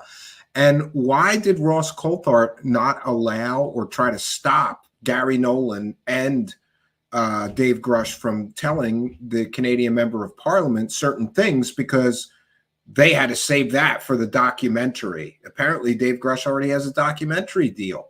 With who? These are important questions that demand answers, but we're getting no answers. We're getting obfuscation, more deception, more kick the can. And here we have, claims that another person is going to come forward with the evidence and back up Mr. Grusch's claims. When are we going to get that? Know if that's just a rumor I've heard. I don't know for sure, but that would be key to cracking this whole thing open. If that would be very important, but at this point that hasn't happened, so we can't say, well, there's more whistleblowers coming. But we've been through this many times. And this is important, and this is why we need to understand the history of the UFO community, because all of this has happened before and it will all happen again. This is not the first time that a highly decorated military or intelligence community source came forward with big claims, but then they all inevitably never provide the evidence that proves their claims to be 100% factually correct. Never. We saw it with Philip Corso. We've seen it with Sergeant Clifford Stone and many others. We've been here before. We went through this with the MJ-12 documents, for crying out loud. Here's these documents. We got them from the government. And the news media spent time investigating those and talking with the people who had them and all of this sort of thing. And it all blew up. The alien autopsy. Yeah. Oh, yes. We had a big press conference in London announcing these films and showing a little bit of the footage. And we were talking about how there were 2.5 hours of footage and Truman seen walking the crash site. And the alien autopsy film is a cautionary tale of the overpromise and underdeliver. Mr. Randall is correct. When they had that original London press conference, they said there was over 2 hours of footage, and it even included like the president walking through the crash site. Did we ever see any of that footage? Of course not. You know why? Because it didn't exist. They were overhyping, claiming that they had evidence that they didn't have. And this is all too common in the UFO world. People make claims. We can't just simply believe claims. We have to believe evidence. With cranes in the background and all of this stuff. And when we get down to it, that's crap. We had the Roswell slides, what went on for months. Yeah. Here's a picture. The Roswell slides was a great case that was a completely and totally fake, overhyped story by Jaime Maussan, Richard Dolan, and others. And yeah, I will never let Richard Dolan forget that he participated in one of the biggest UFO hoaxes ever. Hundreds of thousands of dollars was stolen from people for a completely and totally fake, made-up story, right? And Larry Love, with a kind and generous $1.99 again, says David rushed the story because of the vetting. Yeah, the New York Post, or excuse me, the New York Times, apparently or allegedly, and the Washington Post and the Hill and many other media outlets passed on the story because they were being rushed and they wanted to vet the guy, vet his claims, get some evidence, and they were unable to do that in a short period of time. So the story ends up on essentially an internet blog. Thank you for your kindness, generosity, and support. We appreciate you. Sure. We know this blurred picture we got, and we finally got a decent copy of the picture. We were able to identify exactly where it was and what it was in 48 hours. Yeah. And the Roswell slides hoax is a perfect example of the scummy dirtballs that are selling the fake story, withholding information. The placard on this slide that apparently or allegedly depicted an alien body from Roswell, that's how it was sold, was blurred out. As soon as they released a clearer version of the picture, within, I think it was a couple of days, people figured out that this was a mummy in a museum. But by then, the people who sold the completely fake story had made hundreds of thousands of dollars in a pay-per-view event, and they never gave any of the money back. Remember that. I was there right at the whole, I was involved in that whole thing, and right while that was happening. And I remember I was so disappointed when I saw, when that image popped up. I just couldn't believe it. Not that I knew exactly that it was for sure anything, but it certainly wasn't, you know, it certainly looked like a mummy to me. What You know, happened? What not happened? like I'm a specialist or anything, but, you know, I mean, After it came out and Tom Carey was talking about photographs, you know, Tom Carey kind of released this. And so I'm thinking, well, if it's not a real alien, where would they get the picture? What would be the picture of? The picture was clearly taken in 1948. The picture was clearly taken. Yeah, that's a picture. It's small, but there it is. Yeah. Picture was the film. The slide film was clearly from the right time frame. The mounting was clearly the right time frame. The testing suggests it was 1948. So where would somebody in 1948 get something like this? And I thought, well, science fiction movies. But I've got a couple of nice resources on science fiction films. And in the 1940s, when they had aliens, they were always humans in bizarre costumes. I mean, Yeah, and by the way, for those unaware of the Roswell slides hoax, the people running the hoax, Jaime Maussan and others, tried to get Roswell authors and researchers on board to help promote it as a genuine slide of a picture of an alien from Roswell. And people like Don Schmidt, who's been a guest here previously, and Tom Carey, who's also been a guest here previously, sort of got roped in, and they were used, and their legitimacy as researchers was used to help sell the story as true. And I remember I've talked to both Tom Carey and Don Schmidt about this exact hoax. They were both very upset that they were manipulated and used the way that they were, you know, because they got behind it thinking it was real, because they too were withheld the clear version of the picture, which would anybody, if they had the clear version, would be able to tell what that was instantly. Strangely, but they were clearly human. There was nothing like that. And so I said to Tom before the big reveal, I said, could it be a mummy? And he said, no, we've looked for no mummies and we couldn't find one that matches. And but within hours, it was an interesting hoax. Quality copy of the placard. There was a placard on it in front of the case. There was a little placard that couldn't be read because it was blurred. And I think what happened was they purposefully blurred it. The people who owned the slide, when they put out the original story, they kind of blurred that out so you couldn't read it. But the minute they got a better image of the placard, it became clear what it was. Yeah, within a few hours. I 48 hours, I think it took them to get that far. 48 hours to get it deblurred to the point where they could read the whole thing and realize what was going on. And then they found the archaeological evidence from the late 19th century, where the poor unfortunate child had been discovered. Yeah, and by the way, that makes at least 3 or 4 times I'm aware of that a dead baby was used to sell a UFO hoax. We've got the Star Child skull, that's a dead baby. We've got the Atacama humanoid, that was a dead baby. And we've got the Roswell slides hoax, also a dead baby. So whenever anybody gets nasty to me about, people in the UFO community aren't slime balls, Stephen, why do you call people slime balls? That's one example that I will give people. If you are willing to use a dead baby's body to sell a fake alien hoax, then you're a slime ball. Estimate of the situation. Love your work, Kevin, and great blog. Have you ever been a part of the Sign Historical Group? I will ask him for you when he's here in person. We're reviewing a previous interview right now, estimate of the situation. But thank you for your kindness, your generosity, and your support of the show. Much, much appreciated. And I think somebody asked me that you needed music, so DM me on Twitter, and we can talk about that. The child had been discovered and that sort of thing. I know, and when you see the whole thing, it's clearly a museum setting. It's not what you would. Oh, there you go. Yeah, there you go. Body of a 2-year-old boy. There you go, right there. Yeah. And that gave the whole thing away. Yeah. But at that point, we had the experts coming out saying, well, this, that, and the other thing. Like anthropologists saying, yeah, it says what they had was it doesn't look like it's human, and it. Yeah, and for those who don't recall, Jaime Maussan and the people running that hoax got medical experts and everybody to say that thing in the depicted couldn't be human. It was human. Arms are not quite right, or the hands are wrong, or there's something wrong with that. The whole thing.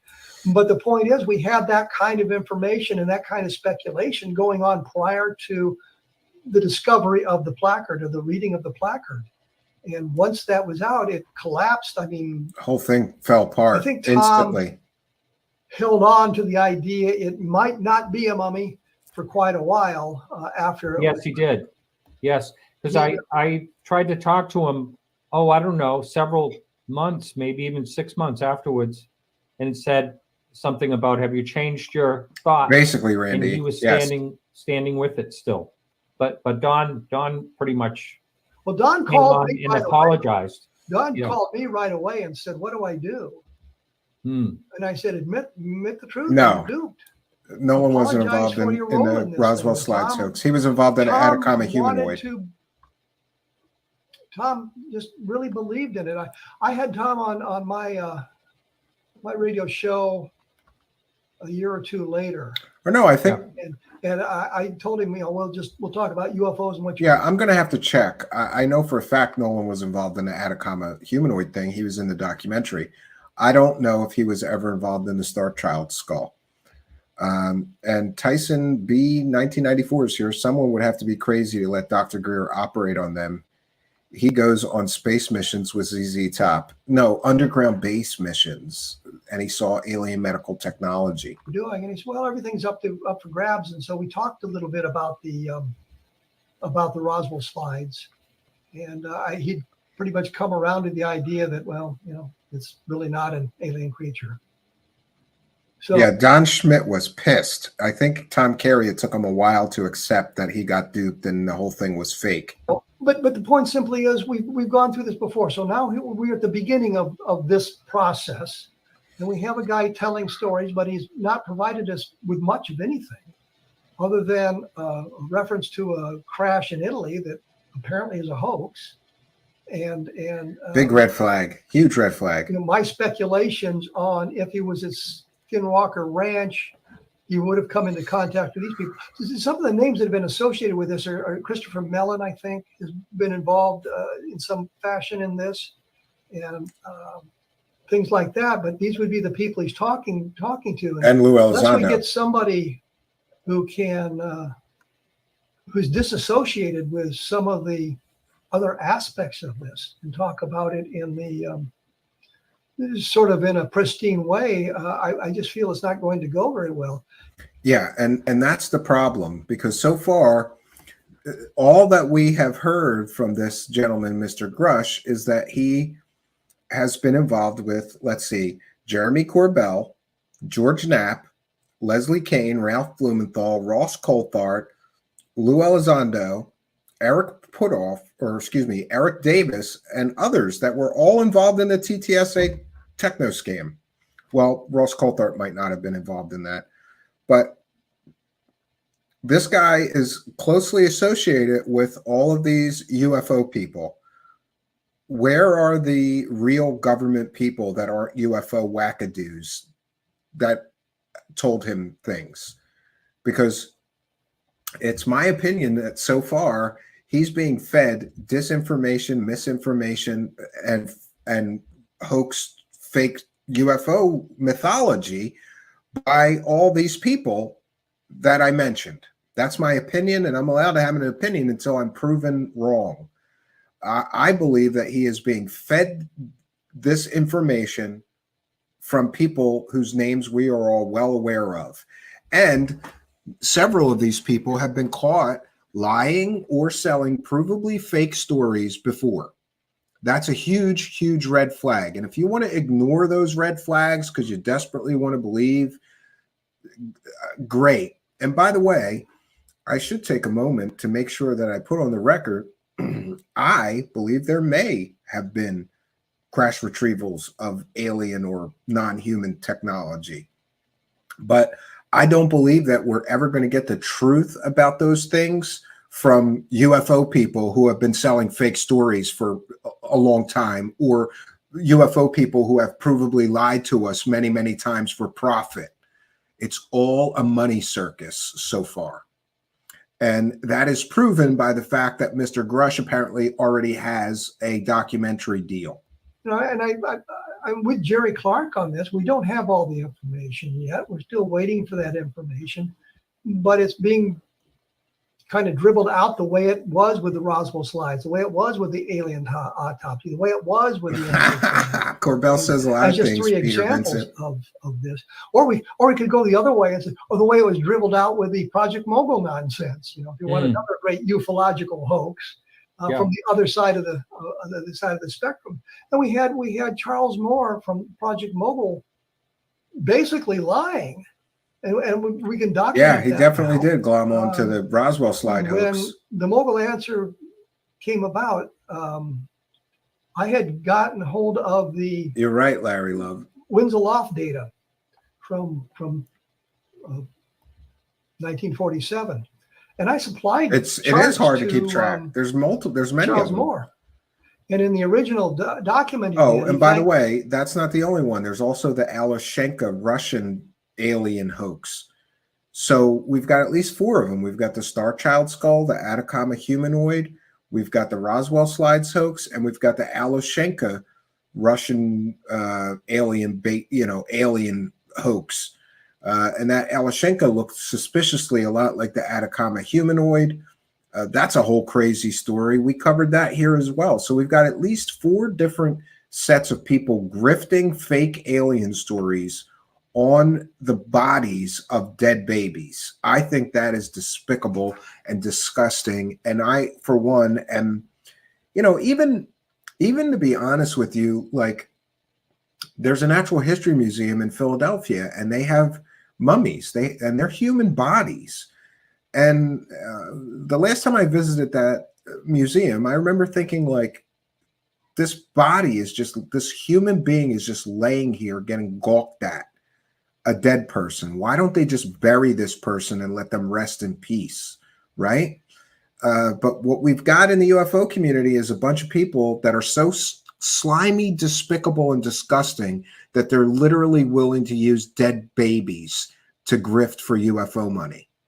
Thank me for giving him the charts, and I got a letter from him asking me for additional charts to create the Winslow Loft data, and which I figured he was better at it than I would be. But the problem that it turned out to be I agree, Wave Drummer. Modified the data. We've got a try 4 decades, then I'm impressed. When we got a hold of the document, we can thank the Air Force for this. They got a hold of Dr. Albert Crary's diaries and field notes. Yeah, I don't know about the He laws was the about leader that, of the Randy. project in New Mexico where they were launching these balloon arrays. And he says the flight that they settled on for proving it was The Mutter a Museum mobile is balloon in was flight number Philly 4. too. Yeah. But the documentation says the flight never flew. It was canceled. And yet that kind of information was dribbling out, and Charles Moore insisted, well, no, we didn't really cancel the flight. It was launched earlier than the time we canceled it. And there was all this nonsense going on. And so, we can look at it from both sides of the fence. Yeah, even the government has hoaxed things. The information dribbling out. So when Jerry says to me, or writes to me, communicates to me, that we need to Never been uncovered to my knowledge, Kevin. to Never. get all the information. Well, he's absolutely correct on that. But we can take. And by the way, I just republished on our audio podcasts our coverage of the Skinny Bob video. It's called Let's Talk About the Skinny Bob Alien video. And what I'll say about the Skinny Bob Alien video is that I have built an awful lot of very advanced puppets and even some animatronics. I have a background in computer science. I could not recreate that Skinny Bob video to look that good. And by the way, I'm not saying it's a real video of an alien. I'm just saying if it is fake, it is a very, very well done fake. Very, very artistically done fake. I can't get things in CGI to blink that realistically, and I can't get a puppet to blink that realistically and move its eyebrows around. Like, that is a great fake if it is a fake, Kevin. Maybe someday we'll do another show trying to get some CGI artists to look at it and see what they think. Take a look at some of the stuff we do have and say, does this hold up to, and I was going to say disinterested scrutiny, but I think it's really it's not really disinformation. It's not really disinterested scrutiny because I have a rooting interest in this sort of thing. So I'm a little bit biased on that. But look at the case in a dispassionate way. I'll drop another name here. When I was talking to James Van Allen, the radiation belt guy. Yeah. Think so, Estimate? We You were would know talking better about than me. UFOs, and he said you have to make your investigation dispassionate. You have to look at the evidence. You don't want, we all have our biases when we come to an investigation. I agree. But you have to look at it in a dispassionate way. And I'll go on an anecdote here, which is kind of funny, because I asked him about UFO, believing in UFOs. And he says, well, I should have when you're asked in the middle you. of Wyoming and you hear the thunder Willis, of hooves, hold on. don't expect zebra. Oh, is that Martin Willis that's here? I think so. Yeah, I didn't think that you would mind, considering it's fair use. I'm not just replaying the whole thing. We're talking about it as we go. We'll have a discussion about it. Why don't you send me your email, and I would be happy to have you come here and talk to us about it as well.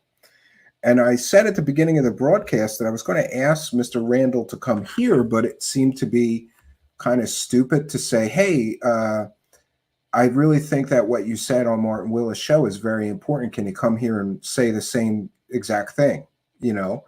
So I thought that we could do this and do commentary over it. It is fair use. We're educating the public. It's a transformative work. We're discussing it as we go. Hold on one second. Let me, and by the way, usually I would ask, but I really didn't think that you would have an issue with it. Because I'm sure that a lot of people have played clips from your recent interview with Mr. Blumenthal as well.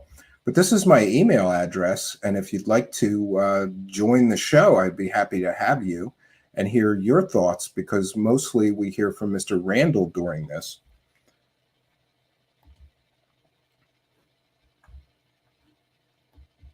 Well, fair use is fair use, friends. I have a policy of fair use here. Anybody is free to take any clips from the show. And by the way, the link to the original interview is in the description of the video here. And I encourage you to listen to the entire thing. We're only talking about and interested in the Mr. Randall's thoughts on the Dave Grusch situation. Which means you have to eliminate the money. By the way, if there's going to be an issue, Mr. Willis, you're free to copyright claim me, but that would be a false copyright claim, and the strike would revert to your channel, because this is clearly fair use. But I don't want anybody upset. 20 years later, okay, I saw a story on the news about some zebra who'd escaped from a zoo in Wyoming. So you could be in Wyoming and hear the thunder of hoofbeats, and I'm it not could sure. in fact be zebra. I thought it was just kind of coincidental that the analogy he had provided me to came to truth in Wyoming sometime later. Well, thanks for the donation, Bo. He said Grusch testified for 11 hours to Congress. What do you think about that? That hasn't been confirmed yet, I don't think. They've had a lot of people testifying to them. Yes, and while that is being said, just to let you know, I have let the audience know I have Mario Woods on, who testified for 4 hours and 19 minutes. He's going to be on next week as a special guest coming back on. Yeah, I would think it would be We don't know what he okay. testified to. We don't know what he said to Congress. We don't know any of that sort of thing. We don't know what information he provided to them. Yeah. If he testified to and Congress. hold on one second, because I just want to check on something for one moment. One moment.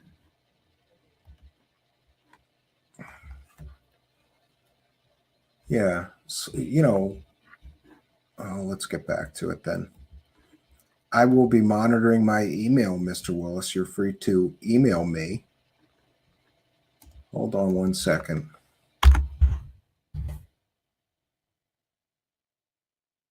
Okay, I'm going to be monitoring my email just in case. Let's get back to this here. Congress, and he was talking about the Italian UFO crash. Yeah, and by the way, I just wanted to mention that an awful lot of people, I agree with Mr. Randall, an awful lot of people testified before Congress. That doesn't mean that everything they say is the truth. It doesn't mean anything. It means that they testified before members of Congress.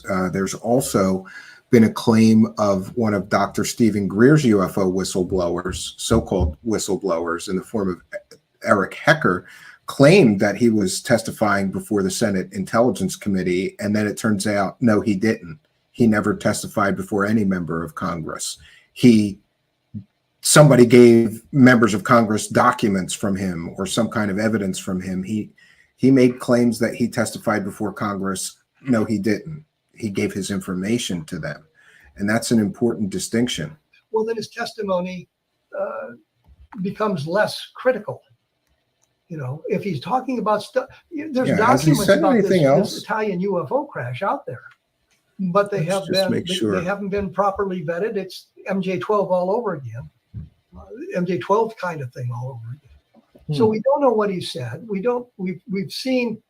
Yeah, I sat through the last. No, I mean, I should have asked Daniel. You're right. He's right. I should have at least checked in with him and said, "Is this okay?" To the Senate. That would have been on this. a I watched courtesy. this A entire little busy presentation, today. and I of course analyzed it on the blog, but nobody was really talking about UFOs. They were talking about Martin, Mr. Willis, I should say. You know, to be very honest with you, I get that you get slightly more views than me. However, I think that this is very, very important. And so I apologize for not, I should have reached out to you. That would have been a kind courtesy that I should have done. And I'm not giving excuses, but I have 2 children home, one of which is special needs for the summer. Usually I shoot somebody an email and say, hey, and I send them the thumbnail and say, hey, I'm going to do commentary and talk about this. Is that okay? And I've never had somebody say no. I should have. So I apologize. But it is fair use. So, and also, I really just think that I have a much different audience than you. And I think that what Mr. Randall was saying during this interview is extremely important, given that he is one of the world's leading experts on UFO crash retrieval programs. So I thought it was important that more people hear this. And I'm not trying to, take content from somebody. I'm trying to amplify the information that you kindly presented to everybody. I've been to some of your live chats. You have a completely different audience than I generally do. And I believe that, we've got 200 live viewers right now watching this. There'll be thousands more views after this.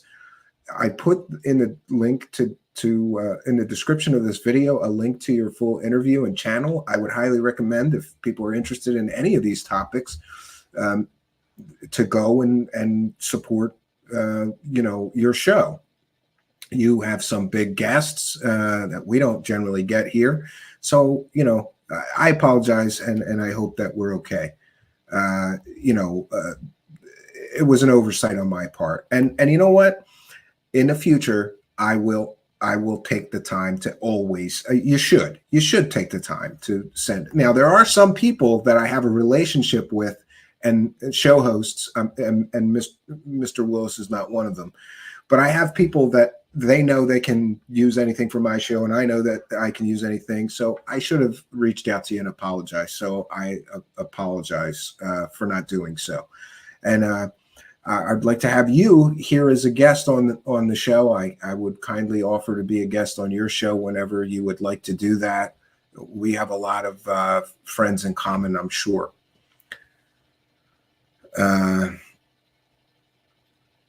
Yeah, and here we have our moderators are all encouraging our audience here to go check out your show. So maybe we could take this as a learning lesson, and we could both benefit. Logistics of studying UFOs. They were talking about a lot of stuff, but we didn't get any meat. And then I watched the stupid NASA briefing that went on forever and a week. Yeah, I think so too, It just went on endlessly, and we got nothing there. Mhm. So you're looking at that. So he's testified to Congress for 11 hours, but we don't know what he said. We need the transcripts. We need to know what he said so we can take a look at the information. When they had the first briefing, the two guys from the Department of Navy, whose names I agree. escaped me because they were so inconsequential, I just refuse to remember them. But they were talking about Yeah, how hold they on. had I'll seen put it nothing. in the. It was the one first second. briefing. I'll put a link to Mr. Willis' channel in the description of, or excuse me, into the live chat. So hold on one second. Let me get over there. He sent me an email, said didn't mean to cause such a ruckus. Okay, so look, we're okay, and I apologize. I apologize for not doing so. Crazy day. Yeah, and again, I'm not giving excuses, but I have two children at home, one of which is special needs, and he just had dental surgery, and so he was in nightmare today, a little bit of a nightmare. And yeah, but I learned a lesson, which is that I really should do that. So, and I'm putting the, one second here, I'm going to put the link to Mr. Willis's channel right into the live chat. You should go and check out his channel. He's got a lot of big interviews that, you know, with guests I wish I could get. So hold on one second.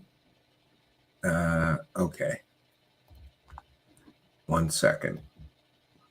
Let me get to the channel. And it's just called Podcast UFO Live Shows. And he's been at this a lot longer than me, for sure. But let me get over to the live chat, and I will put a link to Mr. Willis' channel in the description of the video with my apologies here. Let me go over and do that right now. I have to do it in the YouTube live chat, so please just bear with me for a moment.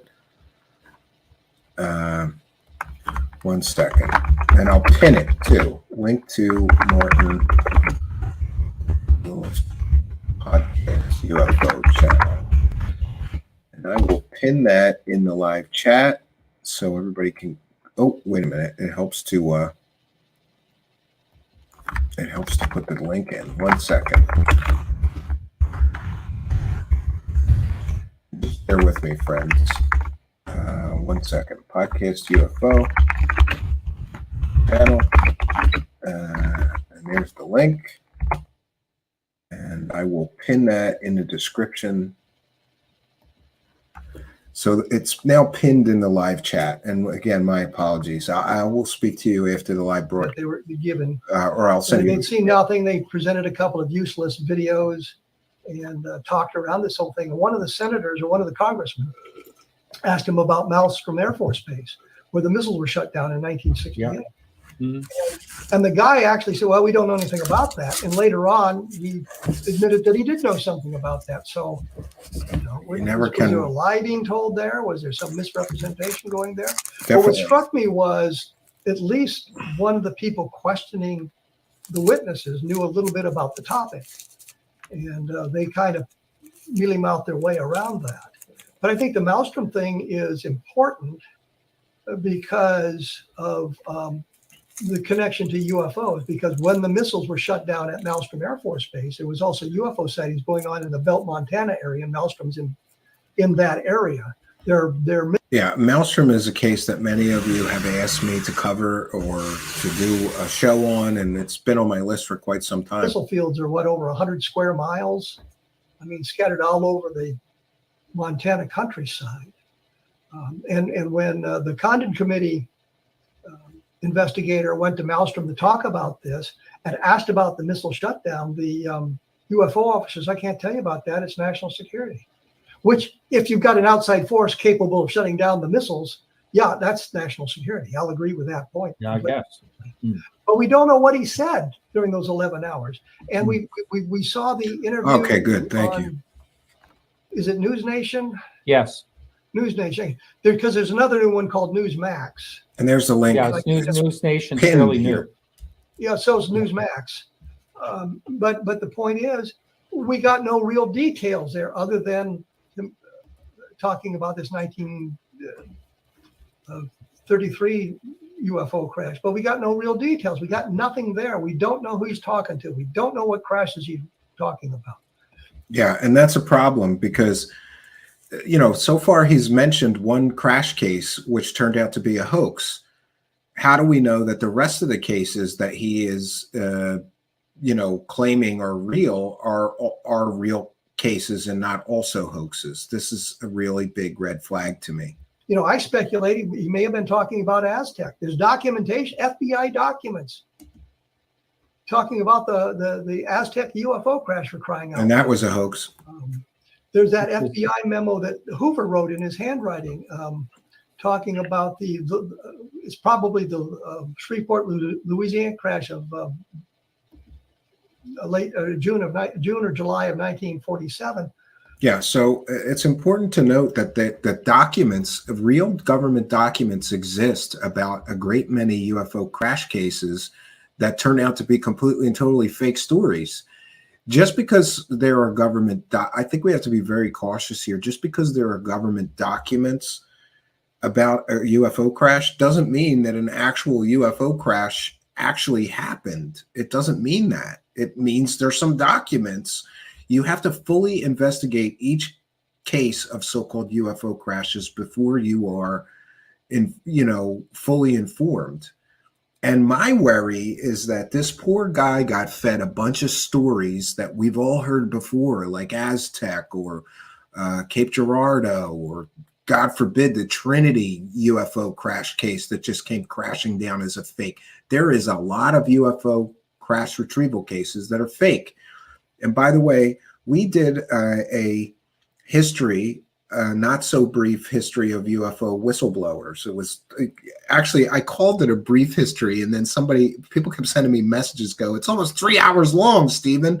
So I changed it to a not so brief history of UFO whistleblowers, because I wanted to show that there's been a long list of so-called UFO whistleblowers that were not who they pretended to be, and they never came through with the evidence. And I think that's extremely important, and we have to keep that in mind when evaluating the claims of this new whistleblower. Equally important, I think that you need to know that there is a great history of completely and totally fake UFO crash cases that were hoaxes and attempts to make money and all these different things. So I'll be doing a not so brief history of UFO crash retrievals, UFO crashes and retrieval cases. And Hoover writes, the military is asking the FBI for help in vetting the witnesses. And Clyde Tolson put on the memo, yeah, we should do that. We should do that. And Hoover was agreeing with this. Yeah, but the Army has to agree to let us give us access to discs recovered in this SW, I think SW case. I think it's the LA case. His writing is so bad you can interpret it like 14 different ways. But he was referring to Shreveport. So we've got a document talking about a crash that you could interpret that says SW for Southwest, meaning the Roswell case, but it really doesn't mean that. But we've got all those kinds of problems, and we have to see the documents. We have to see the evidence. Yeah, I agree with Mr. Randall. For all we know, this guy has got documents that are on the blackvault.com or on Above Top Secret, and he thinks they're classified. Maybe they're marked classified. There's so many questions here about this guy. We have to know who he was talking to. We have to know. We have to cite the sources, and if you can't do that, then you're doing us no good. Right. Let's move on to this right here. I would like to talk about, because this is interesting, and I wanted to know what you thought about it. It's a let me get over to the right page here. I can't get there. Let's see. Over here we go. Nope. I'm trying to scroll up on this thing. Obviously, Mr. Willis believes. All right, this was released by George Knapp, and this George Knapp and Jeremy Corbell. This is a Canadian document, and you have read this over. What do you think?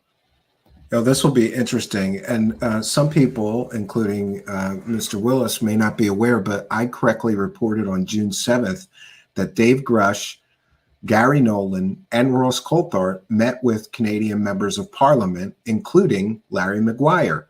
And just a little while later, we get this letter from Larry Maguire. It really doesn't tell us anything. There you go.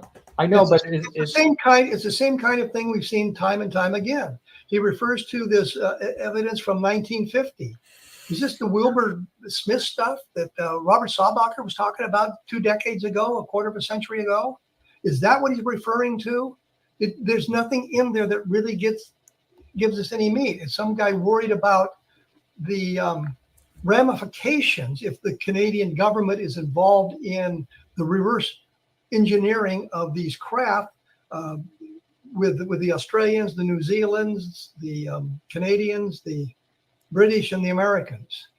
And so we've got this sort of thing. You read the document, but there's really no meat to it. It talks. Yeah, well, there is meat to it. He talks about, I believe that this letter is referencing Wilbur Smith, who was kind of a Canadian UFO wackadoo who, among other things, communicated with aliens from Saturn and Venus from his backyard. You know, so this letter to me is a huge nothing burger.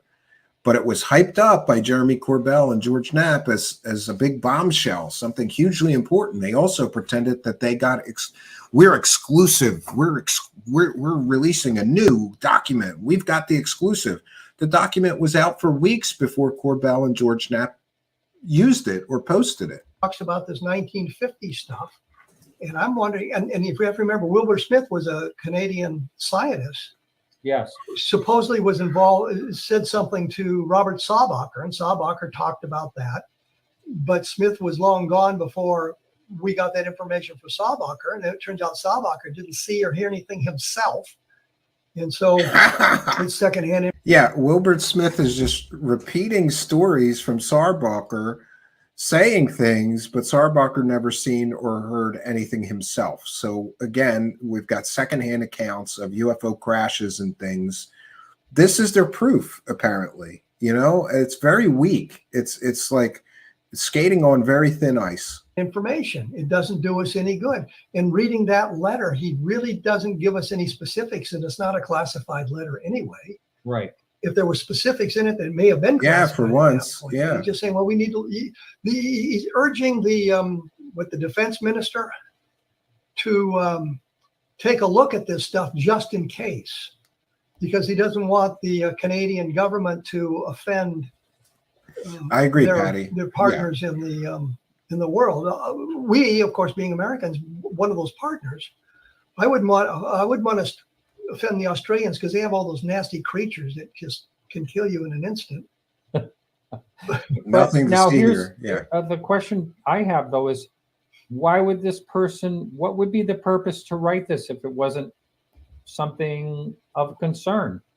Yes, obviously it's something of concern, but we don't know what information he has to cause that concern, other than what we all have at the moment, and that part of it was the whistleblower coming forward and getting this having multiple platforms to talk about this. Yeah, he does great work, that we can get to, and he talks about this night that was caught my attention with his reference to the 1950 stuff. And I began to think, you know, what was going on in 1950. Thanks for explaining Nothing Burger. Yes. Wilbert Smith, right? Pardon me? Wilbert Smith. Wilbert. Yeah. Not Wilbur. Yeah. Yeah, I make that mistake myself. Who cares? Yeah. The guy's dead, and we don't know. Wilbert with a T. No, my God, I have it written down on my note, Wilbur Smith. Because I didn't want to forget his name, and I've got it written down. But we got the information from Saubacher. Saubacher didn't know anything himself. Saubacher's talking about how the government was involved in this investigation and doing reverse engineering and all this stuff. And when you pin Saubacher down, I think Jerry Clark pinned him down. I think Stan Friedman tried to pin him down. I think William Steinman got the original information from him, tried to pin him down. Yeah, that's surprising, right? And so he was telling, well, he'd heard this stuff, but it turns out that's all. He didn't attend the meetings where the stuff was discussed. He wasn't in the meetings. He heard it from other people. Yeah. So in essence, you know, it's. So Robert Saubacher heard about UFOs and crash retrievals and things of that nature. And he mentions this to Wilbert Smith. So Wilbert Smith is repeating, that's like third-hand accounts. Well, somebody told me that they heard about it. You know, the problem with all of this is sourcing. You have to get as close to the original source as possible in order to be effective with information. If you're going on a third-hand account of a story, think about that old phone game when you were a child. By the time you get to the third person, the story changes significantly, doesn't it? So there's no evidence here. There's no meat on the bones here. This is all. And Wilbur Smith, I'm sorry, I'm not going to argue with people. Anybody who's telling people they're telepathically communicating with aliens from Saturn and Venus from their backyard is not, to me, a credible source of information. I'm sorry. I even had people arguing with me on Twitter. How do you know that he didn't communicate with aliens from Saturn and Venus? Oh, I don't know. Maybe you should look up the average surface temperature of those planets and then get back to me with how he's communicating with beings from those planets that are completely and totally lifeless and uninhabitable, as far as we know. Secondhand at best, maybe third hand. Third hand. And a number of us investigators are in the same boat. I mean, we've talked to people who were there in the Roswell case. Any number of people who were involved in the Roswell recovery, we've talked to. So we're now secondhand witnesses to that stuff, which is not a way to add to my credibility, but to merely point out that at least Mr. Randall admits that that's a little wonky, right? That we have been able to talk to people who were involved on a one-to-one basis. As an example, we've got the Sheriff Wilcox in Roswell. Well, we never talked to him. We talked to his daughter. So when we talk to the daughter, that becomes she was secondhand, we're third hand. But the daughter, third hand accounts are not quite as good as first hand accounts. It's not Elizabeth Tolk, it's the other one, whose name I cannot remember at the moment. Geez, it's what happens when you get old, your brain melts. Yeah. McGuire. She was in the office when Brazel showed up. So she could talk about what she had seen in the office. Yeah. And then other stuff she heard later. But and Mr. Randall and some of his friends like Don Schmidt and Tom Carey have talked to more firsthand witnesses from Roswell than virtually anybody on the planet. So, she became secondhand. She became firsthand, and we talking to her. We became secondhand witnesses. Right. But with Saubacher, he's at best a secondhand witness, and maybe a third-hand witness, and it's Wilbur Smith. Can't believe I wrote it down right. So I worry that that's the reference, and he's gotten hold of some of that old information that's come up, and we have to remember that sort of thing. But there's nothing in the letter. There is nothing in this letter. It really corroborates anything.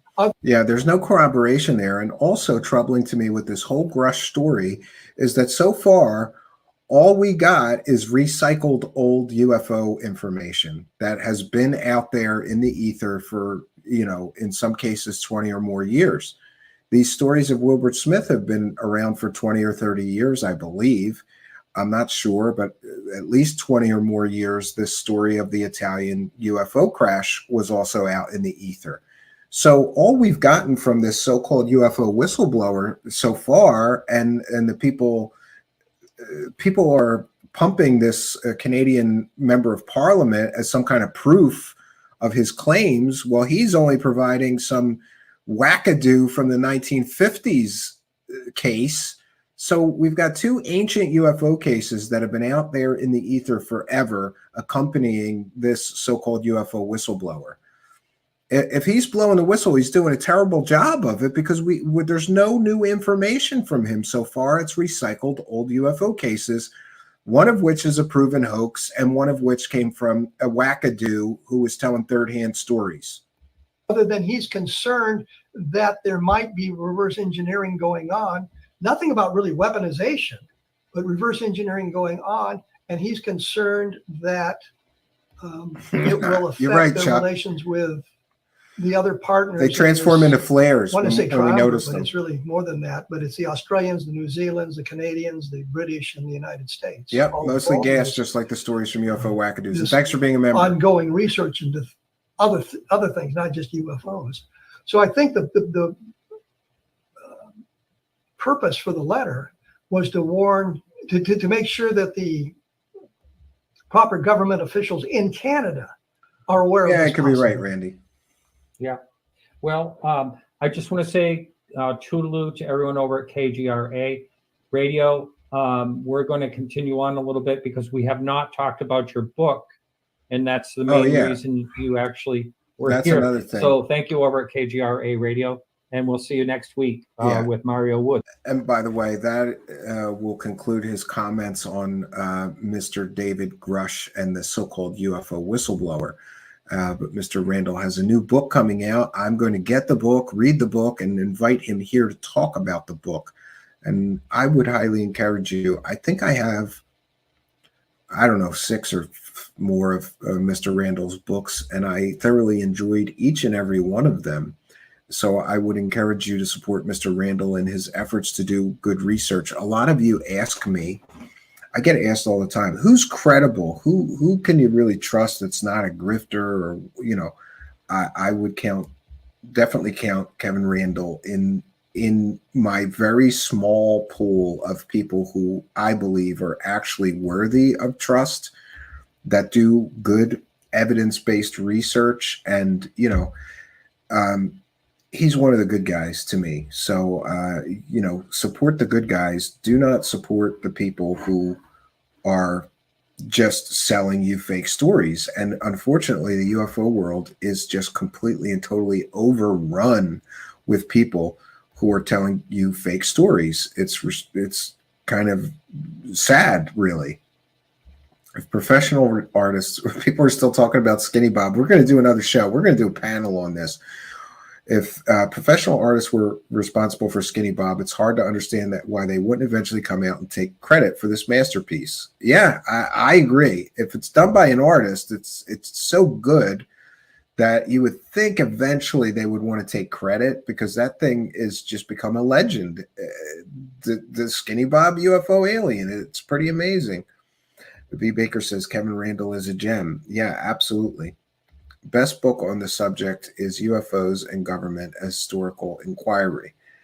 You may be right. I have that book. I think it's a great book. I don't know if it's the best book, but it's one of the best for sure.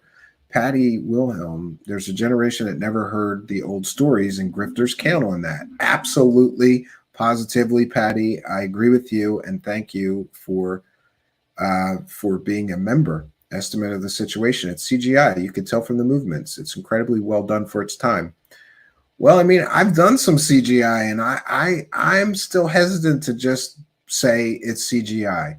And I also did a lot of puppets, and I mean advanced puppets with blinkers and moving eyebrows and things. And like, I estimate that if I had to build a Skinny Bob puppet and try to recreate that, it would cost me months. It would take me months to build a puppet that advanced, that lifelike, and be able to recreate it. So I was kind of convinced that it wasn't a puppet, which only leaves a few possibilities. It's a real alien, it's CGI, or another possibility that I thought of is that it could be a child in prosthetics. And that would actually explain a lot. A child in prosthetics would explain a lot. And that's one explanation for Skinny Bob that I haven't heard anybody else raise. Could I do that with a child in prosthetics? Probably, but I would have to mold the child's face. I would have to build custom prosthetics, including a headpiece, eyepieces, and more. Custom. Everything would have to be built. You know, latex prosthetics would have to be custom built and adhered, and you'd have to get a willing child or maybe a little person to cooperate with you to do that. Yeah, the context. That's my best guess. 100% prosthetics masks. Yeah, and the other thing is, because there's no point of reference in the video, it doesn't have to be a child. Actually, it could be an adult, and then it was sized to look smaller than a human. Through various methods like forced perspective, and I don't know. I'm interested enough that maybe someday I'll try to recreate it, and we'll do a whole new video of me trying to recreate something as good as the Skinny Bob video and talking about the original. But it is strange to me that if it was a hoax or it was created by an artist. Nobody's ever come forward and said, hey, that was me. Now, I've heard rumors of who created it, but I don't want to say because there's unconfirmed. Those rumors are unconfirmed. But the person that many people say did it is an incredibly talented CGI artist. If anybody could pull it off, this guy probably could. But I reached out to comment to that person, and he said people have been spreading rumors about me. He was very upset that people were saying that he did that because he claimed he didn't. So I don't even want to mention his name. But maybe we'll do a separate, we'll do a new video. We talked about the Skinny Bob. And by the way, you can search in our archive, go to the live tab and hit that little magnifying glass and just put Skinny Bob. And you'll see the video that we did on it. Quite honestly, that video leaves me stumped. And the fact that I have built, some pretty advanced puppets and even puppets for film and TV, I can't make a puppet like that. So I was convinced, well, I could, but it would take me a long, long time to get something that realistic and that good. Could I do it? Yes, but quite honestly, that would really stretch my ability and skills and things to the absolute limit. I'd really have to reach to do something like that with puppetry. I've also done some CGI, but that's not really my specialty. My specialty was practical effects and, real things. So, yeah. It's obvious that Skinny Bob is a CGI composition. There are rigging points on the creature's eyelids, which are very, very telling of its true nature. You could be right. I'm not an expert in CGI. I've done some CGI, but mostly I was doing CGI spaceships and animations and things, so I'm really not an expert. But like all things technology interest me, so I was always interested in digital audio and digital video and digital animation, and I've made some CGI. I'm still trying to learn Blender, and I'm terrible at it. Yes, the obvious generic film noise filters. Yeah, that was hokey. They should have left the film noise out. Yes. If it's the video I'm thinking of, Rick Baker laughed and said he could totally recreate it. Well, yeah, nobody has. A lot of people have said they could, but nobody's put up something quite as convincing, right? Yes, Randy says Skinny Bob might have been done by a special effects guy who did sci-fi shows. Yeah, I agree with you.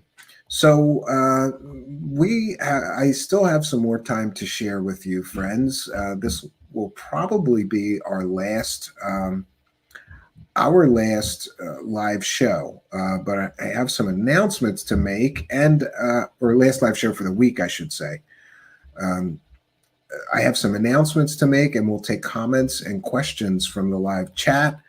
I have some more time to share with you. So what do you think of Mr. Randall's opinions on this Dave Grusch case? Does this shed major doubt on Mr. Grusch's story? Or is Mr. Randall completely wrong, which would kind of mean I'm completely wrong too, because I agree with almost everything the guy says. And also we will be doing something from a little more of the believer perspective. I want to get a panel together where we'll be discussing this Dave Grusch UFO whistleblower, and we're going to have some very skeptically minded people, as well as some people that really believe the guy is completely on the level, and this is disclosure, and disclosure's here. I think that would make for a very interesting thing, an interesting sort of panel, to have people of both opinions. We get hammered here sometimes. We're not balanced enough. So I say, okay, we'll try to be more balanced. So this will probably be the last live show for the week, but we're doing some Truth Seekers special events, something called Truth Seekers Classics. I'm going to take a moment to remind you we're a viewer-supported show, but we'll be right back after a short break taking comments and questions. Please put them in all capital letters, and I have some special announcements you're going to want to hear. We'll be right back, friends.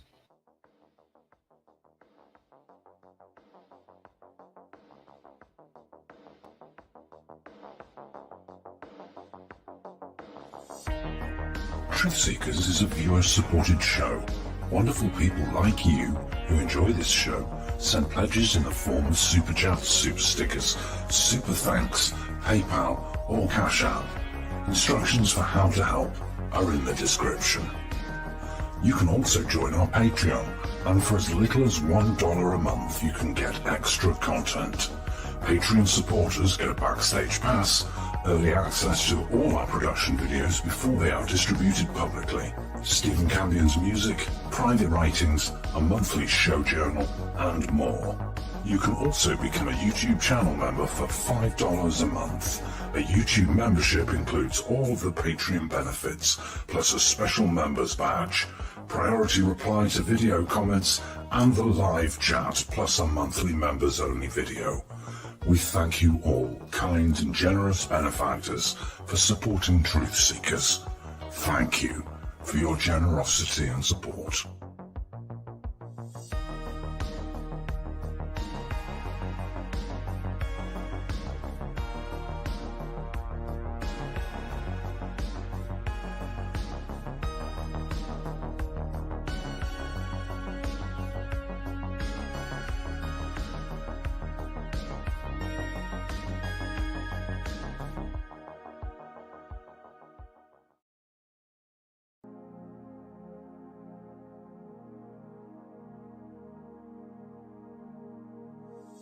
Truth Seekers is a viewer-supported show. Now there's a great way to support these broadcasts and show your support. Please be sure and check out our merchandise store. Links to our 2 merchandise online stores are in the links to this video or podcast. The Amazon storefront ships super quickly in the United States, Great Britain, and many more places. Amazon may not ship to your country or location. If that's the case, hit our second merchandise link in the description and visit our Redbubble storefront. Merchandise from our Redbubble storefront ships worldwide, but may take longer than Amazon. We've got a great deal of super high quality merchandise for you to choose from, including t-shirts, phone cases, sweatshirts, and even pillows. The feedback from our products have been overwhelmingly great. Quality products and fast shipping. People all over the world are buying some merchandise and showing their support of the show. Praise the cash. Praise the cash. Praise the cash. We thank you all, kind and generous benefactors who are buying some merchandise and helping us to continue this journey.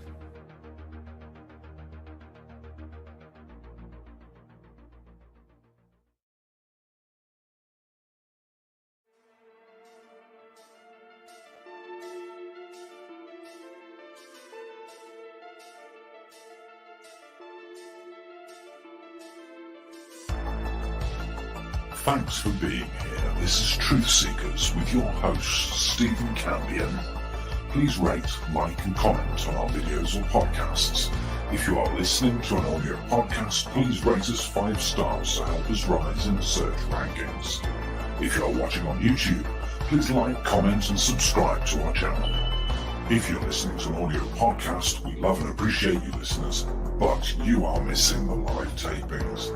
All our shows are recorded live with video feed. We'd love you to come be a part of our live broadcasts and tapings for the podcast. Head on over to YouTube, click the search tool, the little magnifying glass, put Truth Seekers, one word in the search bar, and hit enter. You'll see a strange and mysterious guy with sunglasses. That means you found the channel. Go there, smash the subscribe button, and hit the notification bell to receive up-to-date info on our YouTube channel. We welcome you to be a part of our live taping and our chat room during the live broadcasts. Seek the truth. Speak the truth. This is Truth Seekers. Truth Seekers. Truth Seekers.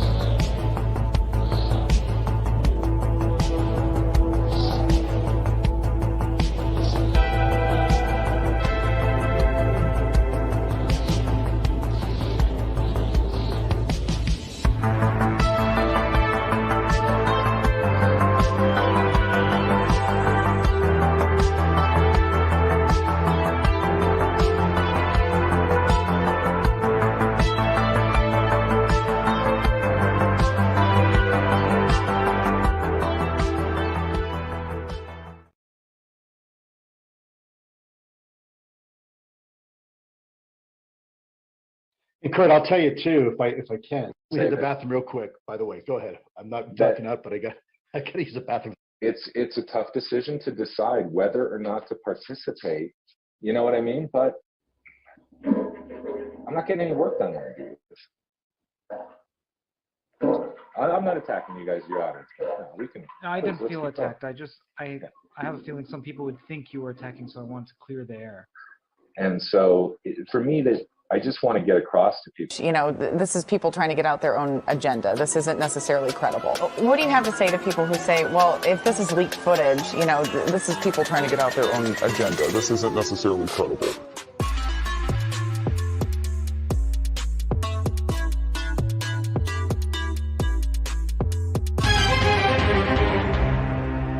Set the scene for us here. Those appear to be flares, kind of in a triangle shape. Do you think that that could be what these Marines saw? Set the scene for us here. From the Marines, did they ever try to file a report with the government? Real quick, set the scene for us here. Yeah, so this happened back in 2021, and of course, I thought it was flares. Jeremy Corbell. Hey, man, great to see you. Thank you.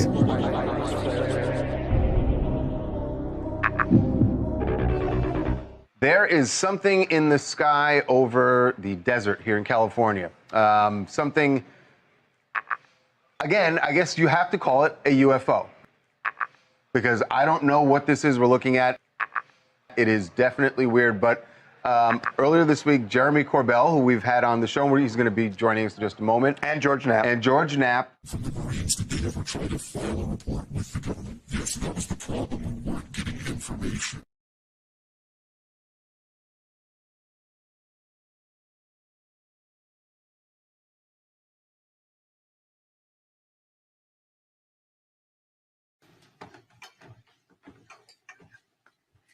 Thank you, Dan, and thank you to all the members of NASA's UAP independent study team. You're a bunch of cowards and lying sacks of shit, and your names are going to go down in history. Watch it. Watch it. Can't believe it. I can't believe it. Can't believe it. You're a bunch of cowards. You're cowards. And it's over. It's done. We know. We have the information. Can you feel that? Huh? Can you feel it? Yo, that face. You had alien tech? Of course you could take over the world.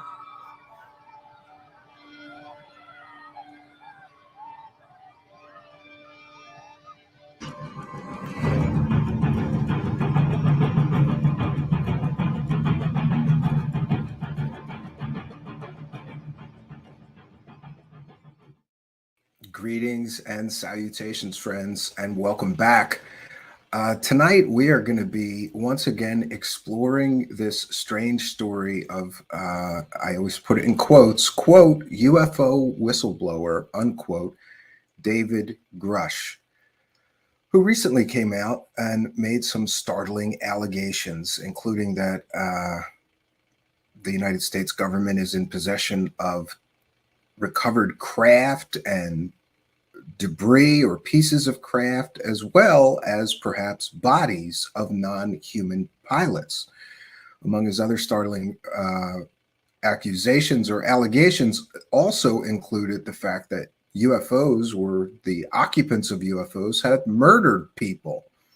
And this story is literally driving people crazy, perhaps including me, because you know, I have been here for a very long time, and I have seen whistleblower after whistleblower, I should say so-called whistleblower after so-called whistleblower, come and go. And it's always like an ebb and flow. And these people come in and everyone gets all excited and they overpromise, all of them. They all inevitably underdeliver. Many of them will promise they have evidence, but we can't see it just yet. But the evidence is coming, but it never quite arrives. And Mr. Grusch is no different. Now, many people have claimed that since Mr. Grusch comes with a good set of credentials and a background in the intelligence community, that he must be telling the truth. But we've all been here before. This feels like a sequel. This feels like Lou Elizondo 2, Electric Boogaloo. That's what it feels like to me, because we've been here before when a highly credentialed former intelligence person with the United States government comes and tells us all kinds of things and never actually puts up or provides the proof. So tonight we're going to get into all of this. Now, I'm quite confused as to where to even begin, because I have been keeping close tabs on this story even during the weekend, and nothing really new. But somehow, come Monday, there's new bombs are going to drop, and of course. But before we get to tonight's presentation, and by the way, we have an excellent timeline of events here that I haven't seen anyone else develop. And this timeline of events is going to become extremely important as time goes on. And we will be sharing that exclusively with you tonight here on Truth Seekers. And while we're on that subject, I wanted to take a moment just to talk about something that is quite honestly making me completely and totally disgusted, which is this. There are people who are hyping and selling this story that have all been caught hyping and selling 100% provably fake stories before. There are lying scumbags in the so-called UFO community who host podcasts or shows or whatever, and they have lied to all of us multiple times before. But somehow everyone's rushing to these same lying scumbags to hear the news about this new Dave Grusch story. And I just want to take a moment to ask you, if someone has provably lied to you in your family or your personal life, how many times do you let them lie to you where you will still believe them? Once, twice? There's a show host that we've got him by the balls 50 times plus lied to his audience just in the past year or so. Oh, let's rush over there and hear what he has to say. He lied to you how many times? And hey, let's not forget that the original people that are all selling this story were all involved with the TTSA techno scam. And that's what it was. They promised everyone a spaceship and delivered nothing. They collected millions of dollars, though. Let's not forget that they collected millions of dollars. So along with that, I get the constant harassment of idiots. And there, I'm going to say it. I try to be kind to true believers. I really do. But I'm getting all of these nasty emails, messages, and of course I got doxxed some time ago, so people have my phone number. People are leaving me nasty voicemails even.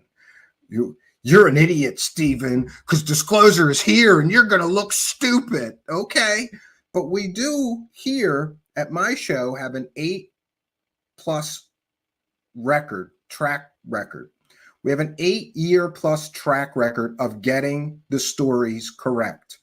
And all of these people who are sending me nasty messages, first of all, do you think you're hurting my feelings? Oh no, a mean tweet. I'm going to stop telling people the truth and just jump on the lie scam wagon with everybody else, because then I'll get more views, which equates to more money, right? No, that's what the scumbags are doing. We don't do that here. We never have. And to all of you assholes who are sending me nasty messages, I am going to do a whole night where I am going to show everyone all the same kind of nasty messages from the Lou Elizondo garbage fake story, from the TTSA garbage fake story. By the way, we got those two stories right when almost everybody else in UFO land jumped right in to make some CIA money with the rest of the idiots. We don't do that here. And by the way, if, and I'm not saying it's going to, but if this entire story comes crashing down and we find out that it's all the same people that were behind the TTSA techno scam and pushing the fake Lou Elizondo Pentagon UFO program that never existed except in the land of Lou Elizondo's make-believe, right? If we find out that this whole story is all a manipulated mess by all those same people, are you people sending me nasty messages going to come and apologize to me for not lying to you when everyone else did? Track record matters. And if some scummy show host works for hoaxers or has provably sold fake stories multiple times, or like Linda Moulton House, she sold 100 fake stories and we can prove that, you know, you can go to those people who have been lying to you for years if you want to know if this story is true, or you can go to somebody that has an 8-year track record of never lying to his audience, of doing the very best to provide everyone with new information, fact checking, demanding evidence, and getting to the truth of the story. I am beyond caring anymore. This stuff used to bother me. It disgusts me. I'll admit that. It disgusts me that some scumbags who work for hoaxers and lied to their audiences for years can get in on this, right? Clickbait the titles, completely and totally misleading clickbait garbage titles. By the way, I was accused of being a clickbaiter today. Show me clickbait that we've produced here.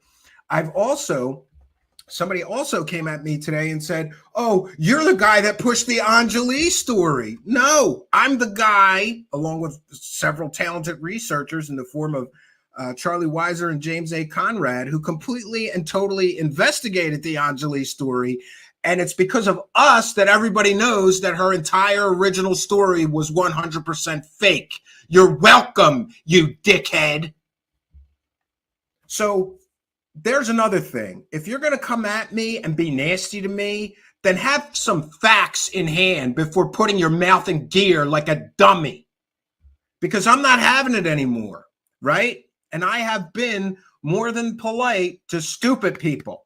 And I just don't have the patience for it anymore. To be very honest with you, my 2 children are home with me all day. It's summertime. I'm very, very busy. I don't have time for you stupid people. So if you're going to send me nasty messages, at least get your facts in order.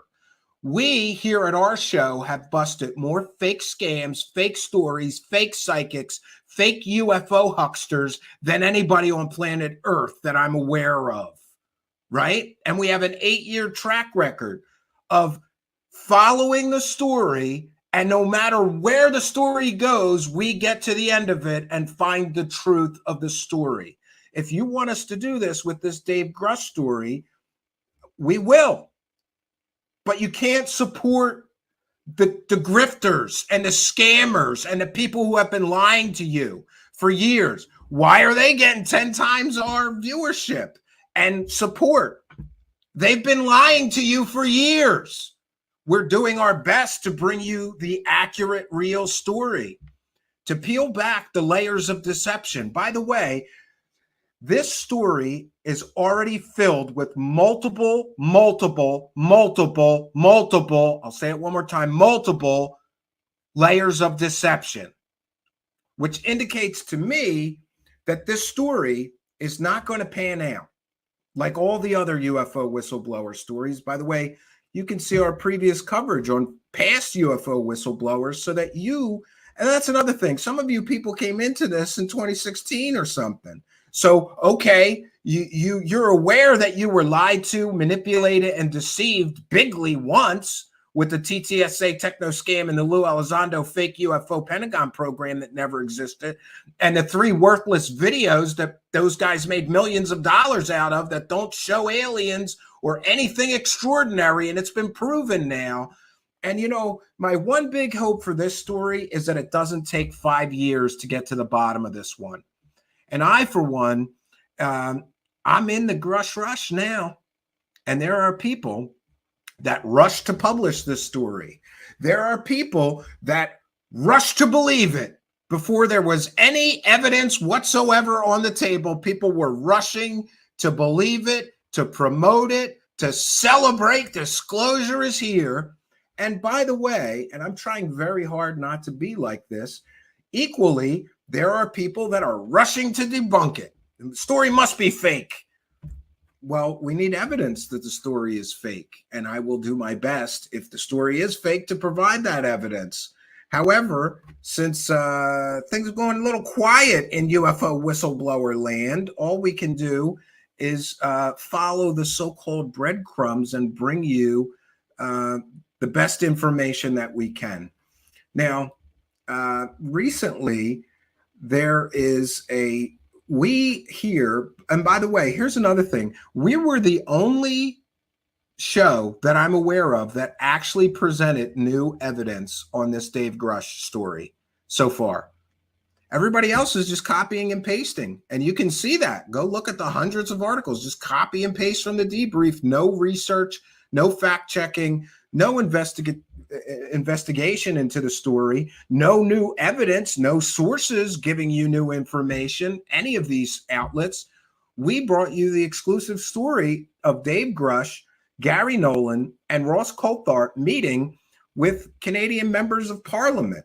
And isn't it interesting that that very Canadian member of Parliament is now attached to this story again? The one that we reported met with Gary Nolan, Dave Grusch, and Ross Coulthart, in which in that meeting, Dave Grusch and Gary Nolan were going to talk about something, and Ross Coulthart stopped them. We have to save that for the documentary. Did you know he likely already has a documentary deal with someone?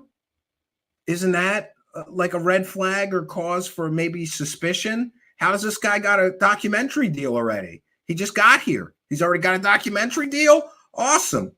So, boy, the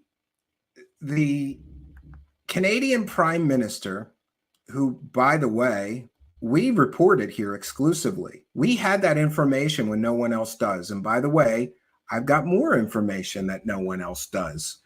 And also a timeline that we'll be sharing with you this evening. I cannot stand cut and paste journalists. I can't stand it. If you're going to cover a story, then add something to it. But we don't get that, especially in UFO land. What we get is all the liars, scammers, and hoaxers who have been lying to everybody for years with their hand out. Let's talk about Dave Grusch. Send me money. We're going to tell you that the disclosure is here. Send me money, right? They're all takers. They're not givers. And by the way, the timeline which we are sharing with you tonight is great research, and it's available right in the description of our video, and anybody can download it, check it for accuracy, know that it's accurate, and use it in their own research. That's another public service that we provide here that none of the scammer grifter squad will give you, because they don't do any research. All they do is talk.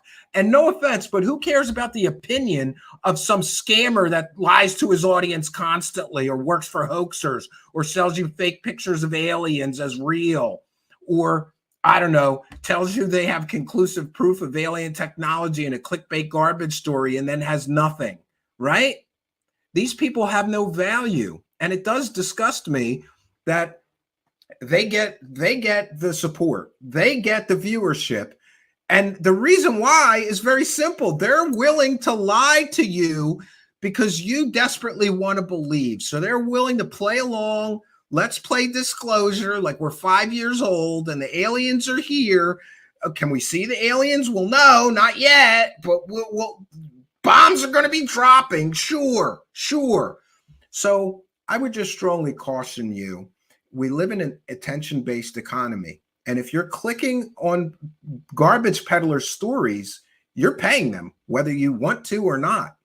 Don't do it. If someone has a proven track record of lying to their audience, promoting hoaxes, promoting fake stories, don't support them. There are people still doing good work in this genre. Unfortunately, I could count them on one hand, maybe two if I really stretch. So this Canadian Parliament member, I'm going to share my screen. And by the way, this whole thing is glorious because we talked before about what a house of cards some of these UFO stories are built on. So we get a former intelligence community member who comes out and says, we've got intact alien craft. And, other people have told me this. He doesn't have any firsthand knowledge. And then Jeremy Corbell and George Knapp ride in. And of course, they completely and totally hype this, saying, this big bomb's going to drop, right? Go Canada. No. I don't understand how Jeremy Corbell and George Knapp are still a thing, right? It's amazing to me. All right, 1 second. All right, so this was the letter that was released. And by the way, somebody accused me of getting my dates wrong. Maybe it was March 15th that they had the meeting with this Larry Maguire. No, it was May 15th, but they have been. Gary Nolan, Lou Elizondo, Ross Coulthart, and Dave Grusch have been in communication with Larry Maguire for months about all of this. So here is the letter. And remember that Jeremy Corbell and George Knapp hyped this out the wazoo, and they also are taking it out of context and saying it's something that it is not. It has come to my attention. And by the way, remember, this Larry Maguire is the person that we reported had meetings with Gary Nolan, Dave Grusch, and Ross Coulthart on May 15th. This man, Larry Maguire, also had meetings with Lou Elizondo and Hal Puthoff previously. So when people are critical of this story, saying it's all the same people, the same circle of people that sold us the TTSA lies and the Lou Elizondo lies, it's all the same people. Well, they're right, because all of these people met with this Canadian member of parliament. Did I say prime minister earlier? If I did, I misspoke. I apologize. Larry Maguire is a member of parliament. It should also be noted that he's a member of the opposition party, so he has absolutely no power in the Canadian government. They just sit on the sidelines and wait until they, it flips again. And Ross Coulthart, Gary Nolan, and Dave Grusch only met with opposition party members in the Canadian government. So they met with people that have absolutely no power with the Canadian government right now. Congratulations. It's like me meeting with a retired senator. It doesn't mean very much. But this is the exact member of parliament that we reported that they were having meetings with on May 15th. And there's also an article Larry Maguire wrote himself about meeting with Lou Elizondo, Hal Puthoff, and others, all involved in the TTSA techno scam, all involved in hyping the 2016 New York Times article that was just completely and totally factually wrong about Lou Elizondo running a $22 million secret Pentagon UFO program. He did not, wasn't funded, wasn't an official program. It didn't exist. Right? So this Larry Maguire, member of parliament, it should also be noted that he is like one of our senators that is very interested in the topic of UFOs. So it's no surprise to me that he's meeting with UFO people. But it's interesting to note that we got the story right June 7th. We reported this to you, that these people had all met with or were meeting with Larry Maguire. This letter is from March 22nd, however, but I believe they've been in communication for some time. This is regarding Defense Research and Development Canada in possession of recovered UAP material. Dear Minister Anand, it has come to my attention through meetings with American officials that, and that's the American officials that this man is meeting with. To my knowledge, he hasn't met with real governmental leaders. He's met with Lou Elizondo, Hal Puthoff, Gary Nolan, Ross Coulthart, and Dave Grusch. But we've reached out for comment to him to get him to clarify if he met with other American officials. Haven't heard back anything. That the United States Senate Select Committee on Intelligence and Senate Committee on Armed Services have been undertaking in-camera hearings with government and military subject matter experts on the recovery and exploitation of physical material from unidentified aerial phenomenon, UAP. I love that he's using the CIA term for UFO as well. I am concerned that expected upcoming public announcements. So see, this man, Larry Maguire, knew about Dave Grusch coming forward in May, months in advance, right? Public announcements will be coordinated between AUKUS, AUKUS, which could damage Canada's credibility with our allies and the Canadian public on the global stage. There is an opportunity to have prepared communication plan in place by May 2023 to reduce this risk. As Minister of National Defense, that's who he's writing this letter to, the Canadian Minister of National Defense, you may not be aware that Defense Research and Development Canada has participated in efforts to analyze UAP, which is publicly traceable to circa 1950. Now, here's where it gets interesting, because I know that he is referencing Wilbur Smith here. And for those unaware, Wilbur Smith was a UFO wackadoo. That's the best term for him. Wilbur Smith was a UFO wackadoo in the 1950s and 60s in Canada. And among other things, Wilbur Smith claimed that he had pieces of spaceships, right, from UFOs, that he built UFO observatories and detectors, and that he also telepathically communicated with aliens from Saturn and Venus. I'm going to say that one more time. The person he's referencing here claimed that he telepathically communicated with aliens from Saturn and Venus and was in possession of recovered aircraft, recovered UAP or UFO wreckage. And it should also be noted that this man famously claimed that he met with American officials who told him that the UFO secret was 2 levels above secrecy, more than the hydrogen bomb. None of Wilbur Smith's claims, including communicating with aliens, having recovered crash debris of flying saucers, or anything else, has ever been proven since 1950. It's 2023. So what do we have? 73 years? Wilbur Smith has never proven his claims to be true. And if this person is truly referencing Wilbur Smith, this Larry Maguire, then we have another old recycled UFO story that was never proven to be true that is now attached to this Dave Grusch story. That's 2 most likely completely and totally fake stories from ancient UFO mythology, the other being the 1930s story of a crash retrieval in Italy, largely considered a hoax.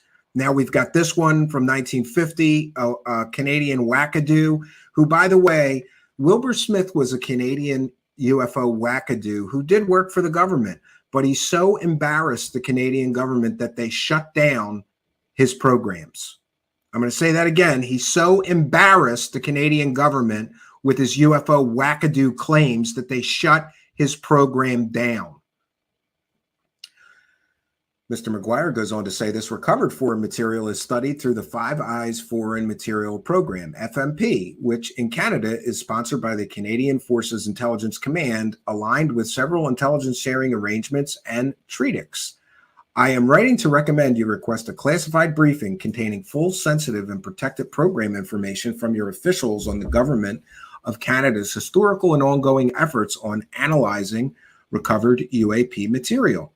Canada's chief science advisor has also launched the Sky Canada project, which is investigating how the Government of Canada's manages UAP reports. They are in the process of identifying key Canadian stakeholder institutions. It is essential the chief science advisor be given full access to the defense programs and be briefed on collaborative scientific research efforts with our allies. It is imperative the Government of Canada have communications plan to respond to these upcoming public revelations. By the way, this is coordinated. This is all coordinated. Hal Puthoff, Lou Elizondo, Gary Nolan, Eric Davis, right? Everybody's coordinating and knew in advance of Dave Grusch's upcoming revelations. That's a red flag to me, that all of these UFO wackadoos who have sold provably fake stories before are now involved in this guy's story, right? We have to at least remember and understand that it very well could be that all of this man Dave Grusch's sources are all of these people. Hal Puthoff, Lou Elizondo, Gary Nolan is for sure one of this man's sources. Gary Nolan is the person who gave him this so-called information on the crash retrieval debris, which doesn't prove alien, doesn't prove off-world, it doesn't prove anything. And that is the hallmark of Gary Nolan, overpromise and underdeliver. So what if Hal Puthoff, Gary Nolan, Lou Elizondo, Ross Coulthard, and others here, Eric Davis, are Dave Grusch's sources for all of this, for this entire story? Because so far, it's been weeks, and so far, all we got is 2 old UFO stories that I'm sure Lou Elizondo and these other UFO grifters are well aware of, right? The letter goes on to say it is essential that the chief science advisor be given full access to defense programs and be briefed on the collaborative scientific research efforts of our allies. It is imperative that the government of Canada have a communications plan to respond to these upcoming public revelations that will stem from those American FMPs. Not only are there national security and aviation safety concerns that need to be addressed, but there will be a larger debate about why there is a lack of transparency and accountability regarding UAP programs and policy. Yep, the cover-up. I also believe there must be parliamentary oversight of efforts by government institutions, and responsible ministers should be fully briefed on this program, including releasable to the public content that aligns with allied public disclosures. It is incumbent that your department inform you of, hold on one second, I have to get the other page here.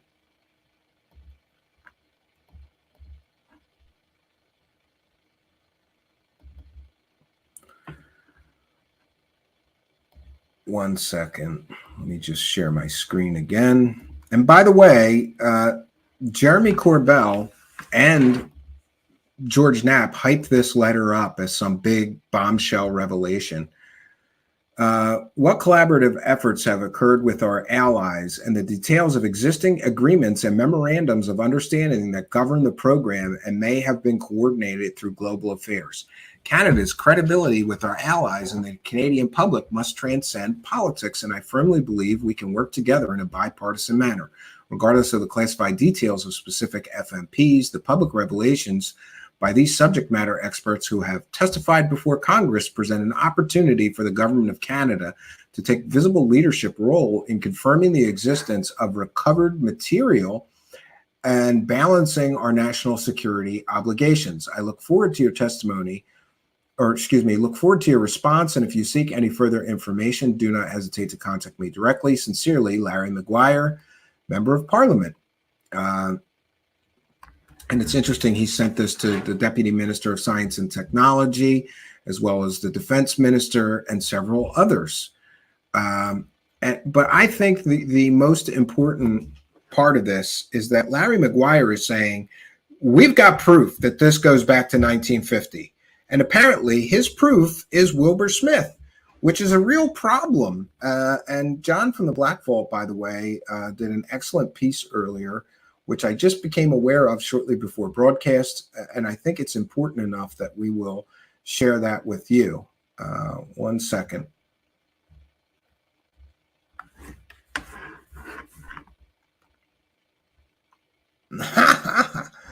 One second.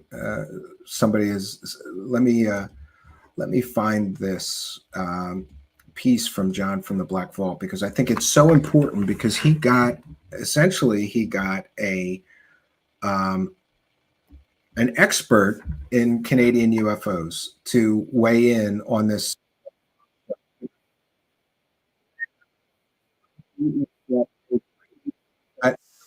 UFO expert, so-called. I'm so used to saying so-called whistleblower, and my brain is a little scattered. So John from the Black Vault gets a Canadian UFO expert, and he did a piece called Bombshell Letter Confirming UAP Reverse Engineering. I will put it in the description of the video after tonight's broadcast. And this is fair use. We're going to do commentary over this and comment on it. As in recent weeks, Jeremy Corbell and George Knapp on their Weaponized podcast teased yet another release. Now, these always intrigue me. I've talked about that on this channel before. The last one, not so much after the fact, but this one I was excited to see. This was, and let me... and I just want to mention that this will now make, if we include the Flare story that Jeremy Corbell and George Knapp just had an epic failure on, the Flare UFO story, this is now 2 stories in a row that were completely and totally clickbait, garbage, fake stories that George Knapp and Jeremy Corbell have sold everyone. But why should this surprise anyone, considering those guys also have sold the Bob Lazar lie for years, and considering that those guys sold us the pyramid fake UFO story and so many other fake stories. This is just another in the long line of Jeremy Corbell's failures. Why does he get to go on all of the media outlets to talk about UFOs? Look at his track record of completely and totally fake stories that he has pushed, right? And this is just another one. Go ahead and jump right into it. This one was teased on Twitter by Jeremy Corbell, and he stated, "Happy to say that on Weaponized tonight, we are releasing a new document into public record pertaining to an allied coordination of UFO UAP reverse engineering programs." By the way, Jeremy Corbell and George Knapp didn't release a new document. This document was already out there for weeks. I think it was out there since May 7th. And they're claiming that they got an exclusive on this document. No, Jeremy Corbell probably found it on Twitter. It is what it is. But I think language is important. And if you're going to say we're releasing a new document, but the document's been out since May 7th and nobody cared about it, I think that says a lot about Jeremy Corbell hyping garbage stories. Why is he hyping a garbage story? Oh, we're releasing a new document that I got on Twitter that's been on Twitter since May 7th, right? No matter where UFOs are from, it is now openly admitted by our Department of Defense and allied nations that there are durational UAP reverse engineering and exploitation programs. And what is his source for that? That's not true. That is completely and totally imaginary. There has not been a confirmation of that. But by the way, we can know that the United States government for sure, and the Canadian government likely for sure, has UFO or UAP crash retrieval programs. If there's an unidentified aircraft in the sky and it comes crashing down, yeah, they retrieve it. It doesn't mean it's aliens, right? You can look up Project Moondust, which was an ancient version of the same kind of a program. And in that program, they were really interested in Soviet space junk that was coming down, and they would go recover it. So I don't think we need confirmation that there's a UAP crash retrieval program.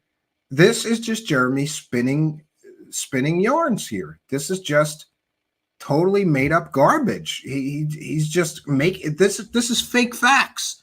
Nobody from the United States government came out and said that there is an allied coordination of UFO UAP reverse engineering programs. Who said anything about reverse engineering? Like this is what garbage peddlers do. It's time to acknowledge the UAP presence. What I anticipated was a lot different than what happened.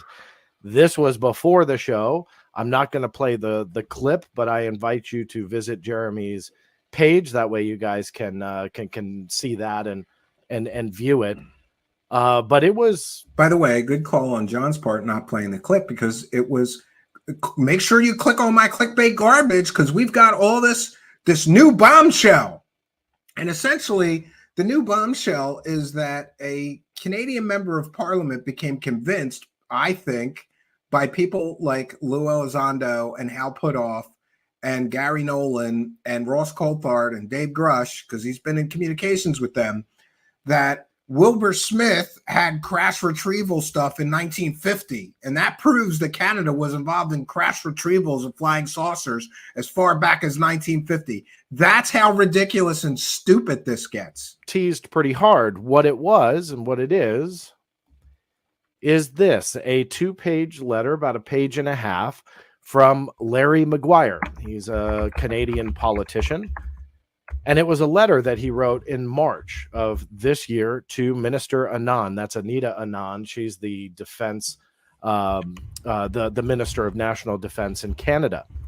Now, I'm not going to read the whole thing to you, but let me read a couple lines. Dear Minister Anand, it has come to my attention through meetings with American officials that the United States Senate Select Committee on Intelligence and Senate Committee on Armed Services have been undertaking in-camera hearings with government and military subject matter experts on the recovery and exploitation of physical material from unidentified aerial phenomena.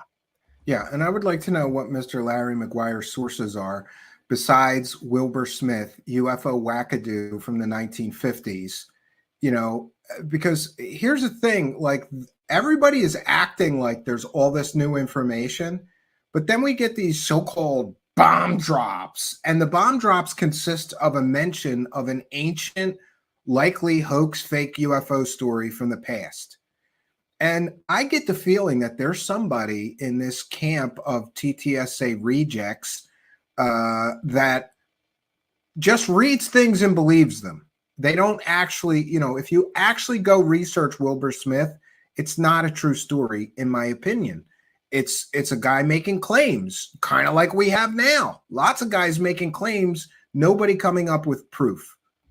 Jumping down, as Minister of National Defense, you may not be aware, Defense Research and Development Canada has participated in efforts to analyze UAP, which is publicly traceable to circa 1950. Jumping down, Canada's Chief Science Advisor has also launched the Sky Canada project, which is investigating how the government of Canada manages UAP reports. It is imperative the government of Canada have a communications plan to respond to these upcoming public revelations that will stem from these American FMPs, or foreign material programs. Well, that to me is not necessarily a DOD admission. No, so it's not. I was a little surprised at this, but admittedly, I don't know a whole lot about Canada's politics or politicians. Yeah, he was but also a fiction friend writer. of mine Yeah. does. He is the expert on all things Canada and UFOs and UAP. He's been doing this for decades. He's been on this show before. Yeah, and this guy's a real expert. So I was glad that John got somebody, because I know a few people in Canada, but I wouldn't necessarily 100% trust their take on things. But this guy seems to be more of a veteran UFO researcher from Canada. So I think, you know, his analysis lines up with mine. So I rang him up and I said, hey, what's going on? I need you to help me and all my viewers understand. Is this a bombshell? Is it proof of anything? Is it extraordinary? Has our world changed? Mr. Chris Rutkowski agreed to send me some of his thoughts. Take a look. Hi, John. Thanks for the opportunity to give you my comments about these Canadian bombshell documents. I don't think that they're bombshell necessarily. I do know that Member of Parliament Larry Maguire has been very outspoken about his belief in UAP as a subject that needs to be studied in greater detail. Yeah, this Larry Maguire is kind of like our Tim Burchett. You know how Tim Burchett is like up in everybody's UFO documentaries, and he's very active on the UFO scene? So is this Canadian Parliament member. He's essentially the Canadian version of Tim Burchett, the one guy in the Canadian government who is all chips in, we got to investigate this. And by the way, I don't think there's anything wrong with that. I think Tim Burchett is much wackier than that guy in my experience so far. I did get a request from him to brief him on my UFO research that I've been doing for the past 40 and a little more years in Canada. And I do know that before he actually reached out to me, that he had been briefed by Louis Elizondo and a few other Americans, so he's gotten a different perspective on things. Well, as far as the statement that different, all right. Canadian government may have been taking part in analyzing fragments of UAP, that sounds a lot like what had been claimed by Wilbert Smith, who was a radio technician back in the 1950s here in Canada. He's best known for something called the Smith Memo, where he says that Yes. while at a conference in Washington D.C., he was told privately that UFOs and flying saucers are a subject of great interest to the American government. As a matter of fact, they're classified 2 points higher than the H-bomb, which is a very strange statement when you think about it, because why would he be told that? Anyways, the point is that this Wilbert Smith claimed that not only had he seen pieces of crashed saucers, but that he'd actually seen the bodies, and that he had been told many things by sources within the Canadian government and the American government as well. Yeah, so essentially, Wilbur Smith was the 1950s version of Lou Elizondo or Dave Grusch, somebody who worked for the government for a time, apparently had an intense interest in UFOs and UAPs, and made an awful lot of claims. All the same claims. Listen to that. All the same claims made in 1950. We are 73 years from Mr. Wilbur Smith making claims of bodies, of flying saucer crash retrieval programs, of back engineering of these recovered craft. And 73 years later, still no proof of Wilbur Smith's so-called revelations, so-called disclosures. And I think that we would be doing everyone a disservice if we didn't recognize that many, many people have made very similar claims to Dave Grusch.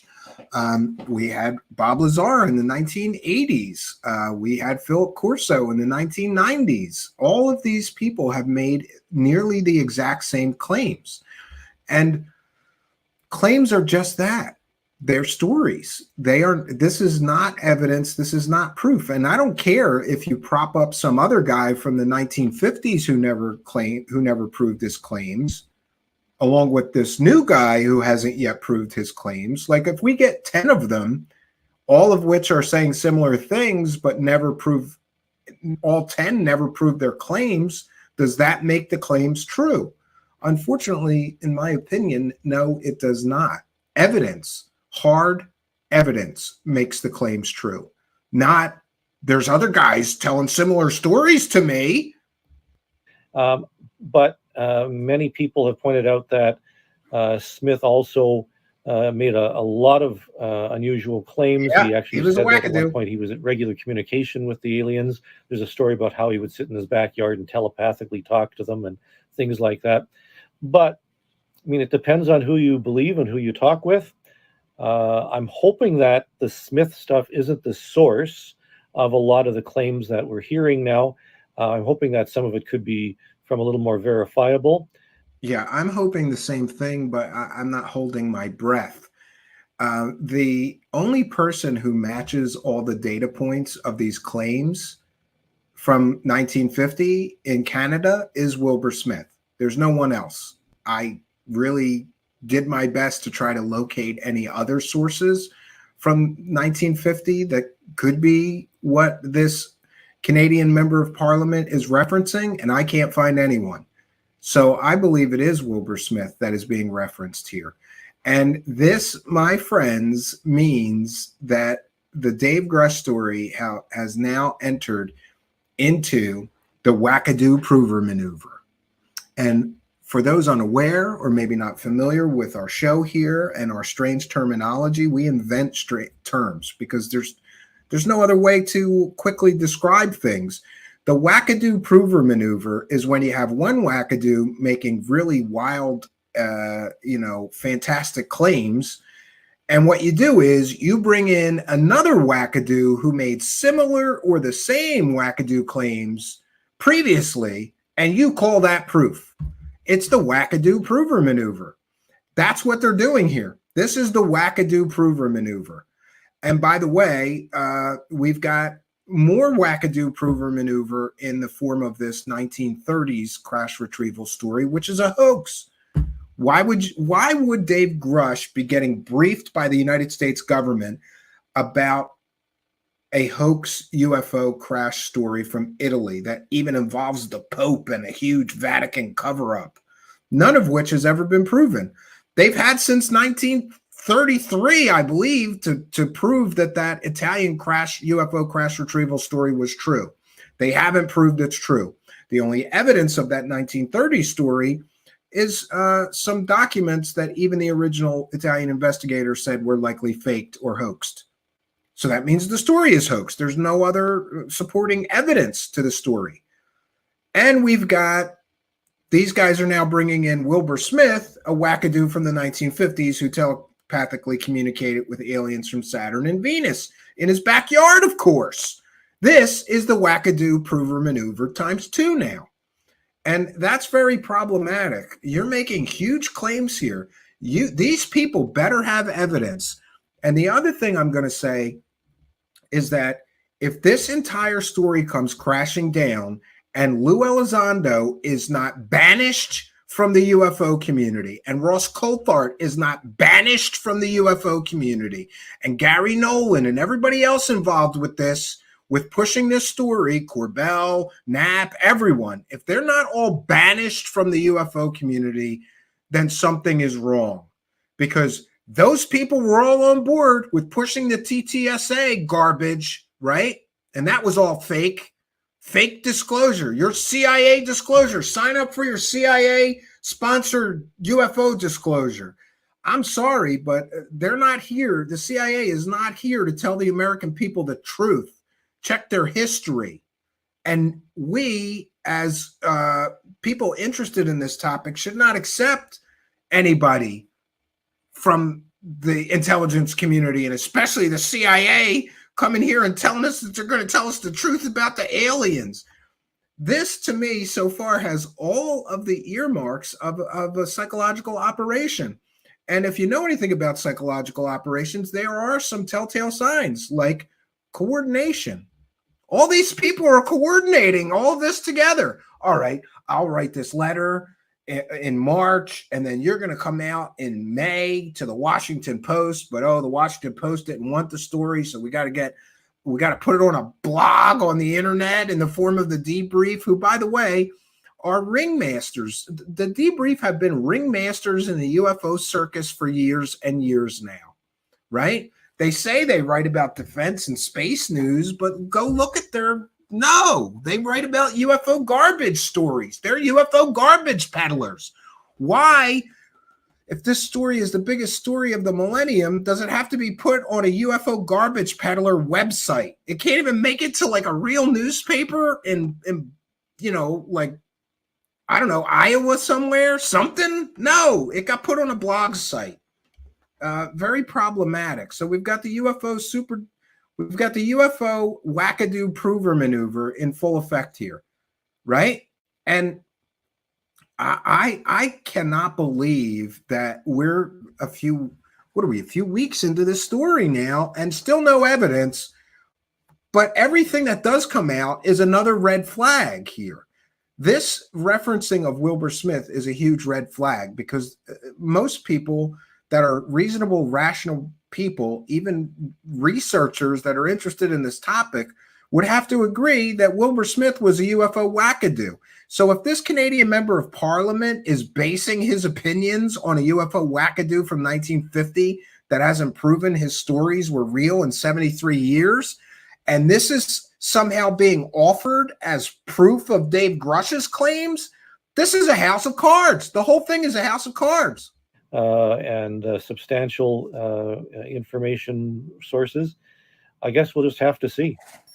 Well, thank you, Chris, for doing that. Thank you all for listening and watching. Yeah, I was glad to hear from you an would expert. want a different voice than me yapping at you on how to take this.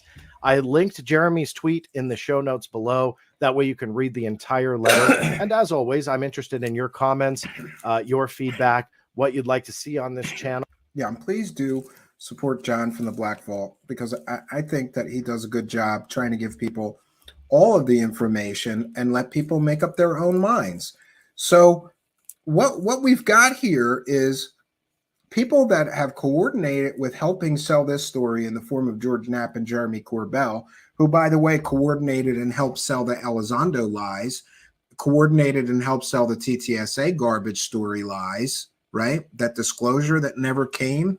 And remember, all of this has happened before, and it will all happen again. We've all been here when a bunch of people were losing their minds. Doesn't anybody remember TTSA and Lou Elizondo? Oh, this is disclosure, right? And all these people went nuts and were being so nasty to me because I was saying, hey, I'd like to see some evidence. I'd like to see the analysis of those videos before getting excited and deciding disclosure is here. No, you're a debunker, right?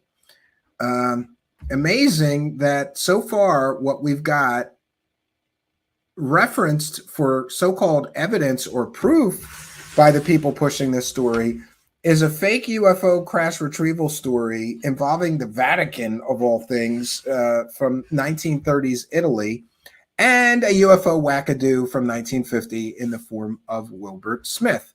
And by the way, I have some more information on Wilbert Smith. Let me...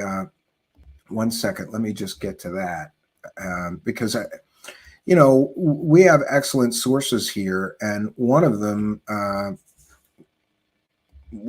gave me a much better breakdown. And by the way, this source is in Canada of mine, and I'm not revealing that source, but they do have what I would consider an expert level knowledge of these matters. And he says the letter Jerry Maguire wrote to Canada's Minister of Defense is simply referencing declassified documents and memos written by Wilbert Brockhouse Smith, a senior radio engineer who worked for DOT's broadcast and measurement section to Dr. Robert Irving Sarbacher. He wrote to Dr. Sarbacher about his Project Magnet second story. Wilbert Smith had his own UFO observatory off the Ottawa River. I believe he also wanted to build a UFO landing site. And his UFO observatory, writes this source, was off of the Ottawa River, located off Cardling Avenue in Building 67, 15 kilometers west of Shirley's Bay, Ottawa, which was a Department of National Defense complex that belonged to the Defense Research and Development Canada, DRDC. So see, all of these things are referenced in the letter. This Canadian Parliament member is talking about Will Smith because in the letter he references, quote, Defense Research and Development Canada, DRDC, up until the abandoned building was torn down sometime in 2011. They make it sound like some clandestine black project, but it was more like a hobby that Wilbert B. Smith did on his free time. Does that sound familiar? Wilbert B. Smith was never officially charged by the Canadian government with doing any UFO research. He did it in his spare time. Does that sound familiar? Kind of like Lou Elizondo, who ran an imaginary UFO Pentagon program in his spare time? Same thing. And he did all of this UFO-related, quote, research, unquote, in his free time until his untimely death, December 27th, 1962, at the age of 52. Project Magnet began December 2nd, 1950, and Canadian funding for it ended in July 1954, as sponsored by the Defense Research Board way back then. Canada hasn't done any major work on UFOs since the mid-1950s. So this story is exaggerating one man's obsession from the 1950s and conflating it with official, ongoing Canadian deep black programs on UAP that don't actually exist. This is what Larry Maguire's letter from March 22nd, 2023 is referencing when it says research stemming back to circa 1950. Wilbert B. Smith alleged he was in telepathic contact with interplanetary ETs from Saturn, Venus, and elsewhere back then. But he was simply one of the many ufologists making claims. There is no active, ongoing continuation of his work or any highly secretive program for any of the Canadian officials CC'd in Maguire's memo to actually get read into. All of this stuff is old news and ended 65 plus years ago. So there we have it. That this house of cards is completely and totally getting demolished here. And look, I'm going to say this one time. All these people who are making these fantastical claims, including the people that I believe are behind Dave Grusch, Hal Puthoff, Eric Davis, Gary Nolan, Lou Elizondo, Ross Coulthart, Leslie Kane, Ralph Blumenthal, all of you people have made incredible, fantastical claims before. If you have evidence, now is the time to drop it. Because if this story continues to play out like this, you are all going to be the laughing stock of this entire so-called community. Because the level at which this story is being hyped and the level at which people are willing to just throw away all critical thinking and logic here and just, well, yeah, this letter confirms what Dave Grusch says. No, this letter confirms that some wackadoo from the Canadian government was interested in UFOs and thought he telepathically communicated with them. He also claimed to be in possession of crash retrievals, flying saucers, and other fantastical claims, none of which has been proven in 73 plus years now. That's what this Canadian member of Parliament's letter is referencing. Wilbur Smith, a UFO wackadoo who communicated with aliens from Saturn and Venus, among other things. And never, look, it would be different if Wilbur Smith proved all of his claims. If Wilbur Smith proved all of his claims, including, crash retrievals and telepathically communicating with aliens, then okay. But none of that has ever been proven. So they are piling one fake story on top of another fake story. We're up to 2 fake stories completely and totally piled on top of the Dave Grusch story so far. The 1930s Italian UFO crash that is most likely a hoax. Ask any competent UFO investigator or researcher. That story is a hoax. And now we've got Wilbur Smith, UFO wackadoo from Canada, piled on top of it. This is extremely problematic. And if this is the best that these people have, then we've got a real problem here. We've got a huge problem with UFO believers. It just seems to me like these people just believe this stuff, and they're gonna just throw everything they can at this story to try to convince people that the story is real. How about you try to throw us some evidence that the story is true? And by the way, for those people who get so upset with me, I would love it if tomorrow they showed us a crash retrieved craft of non-human origin.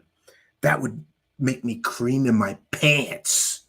Because then at least I'll know I haven't wasted decades of my life researching every facet of the history, mythology, the characters in this, all of the stories. If that happened tomorrow, I would cream in my pants, along with you UFO believers.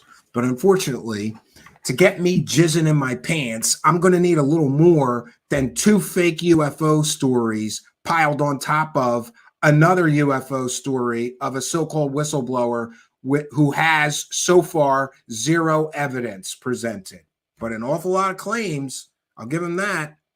And again, none of these claims are new. These are all claims that we've heard since the 1950s.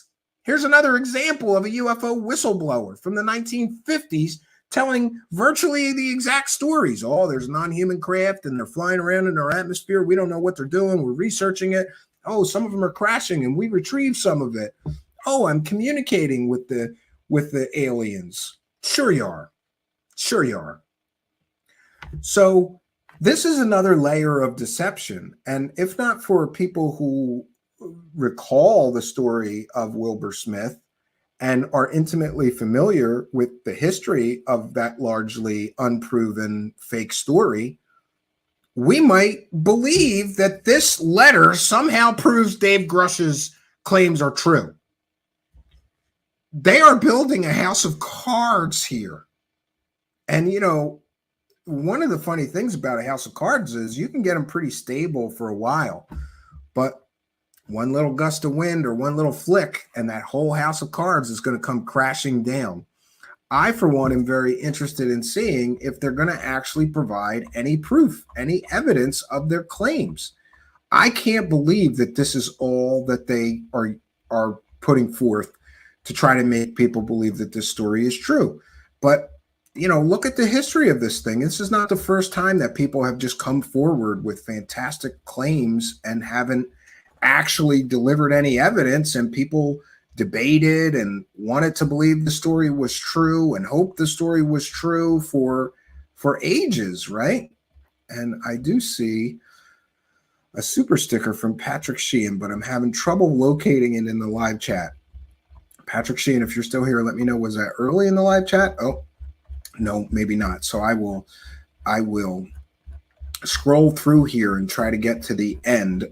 We have more to share with you, but I wanted to take a moment since and recognize the live chat, and also especially recognize the support in the live chat in the form of the super chats.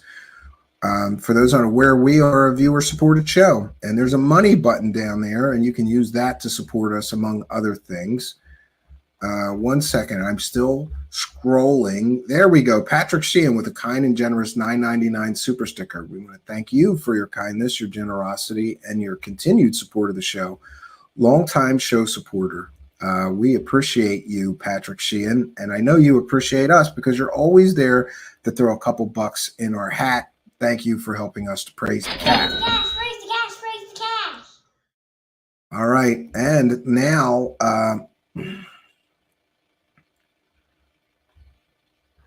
I'll take some comments and questions before we move on to the timeline. Buzzbomb at 7445 says, all this grifting BS ain't going to make me cream my jeans. Solid evidence, maybe. Yeah, that's where I'm at.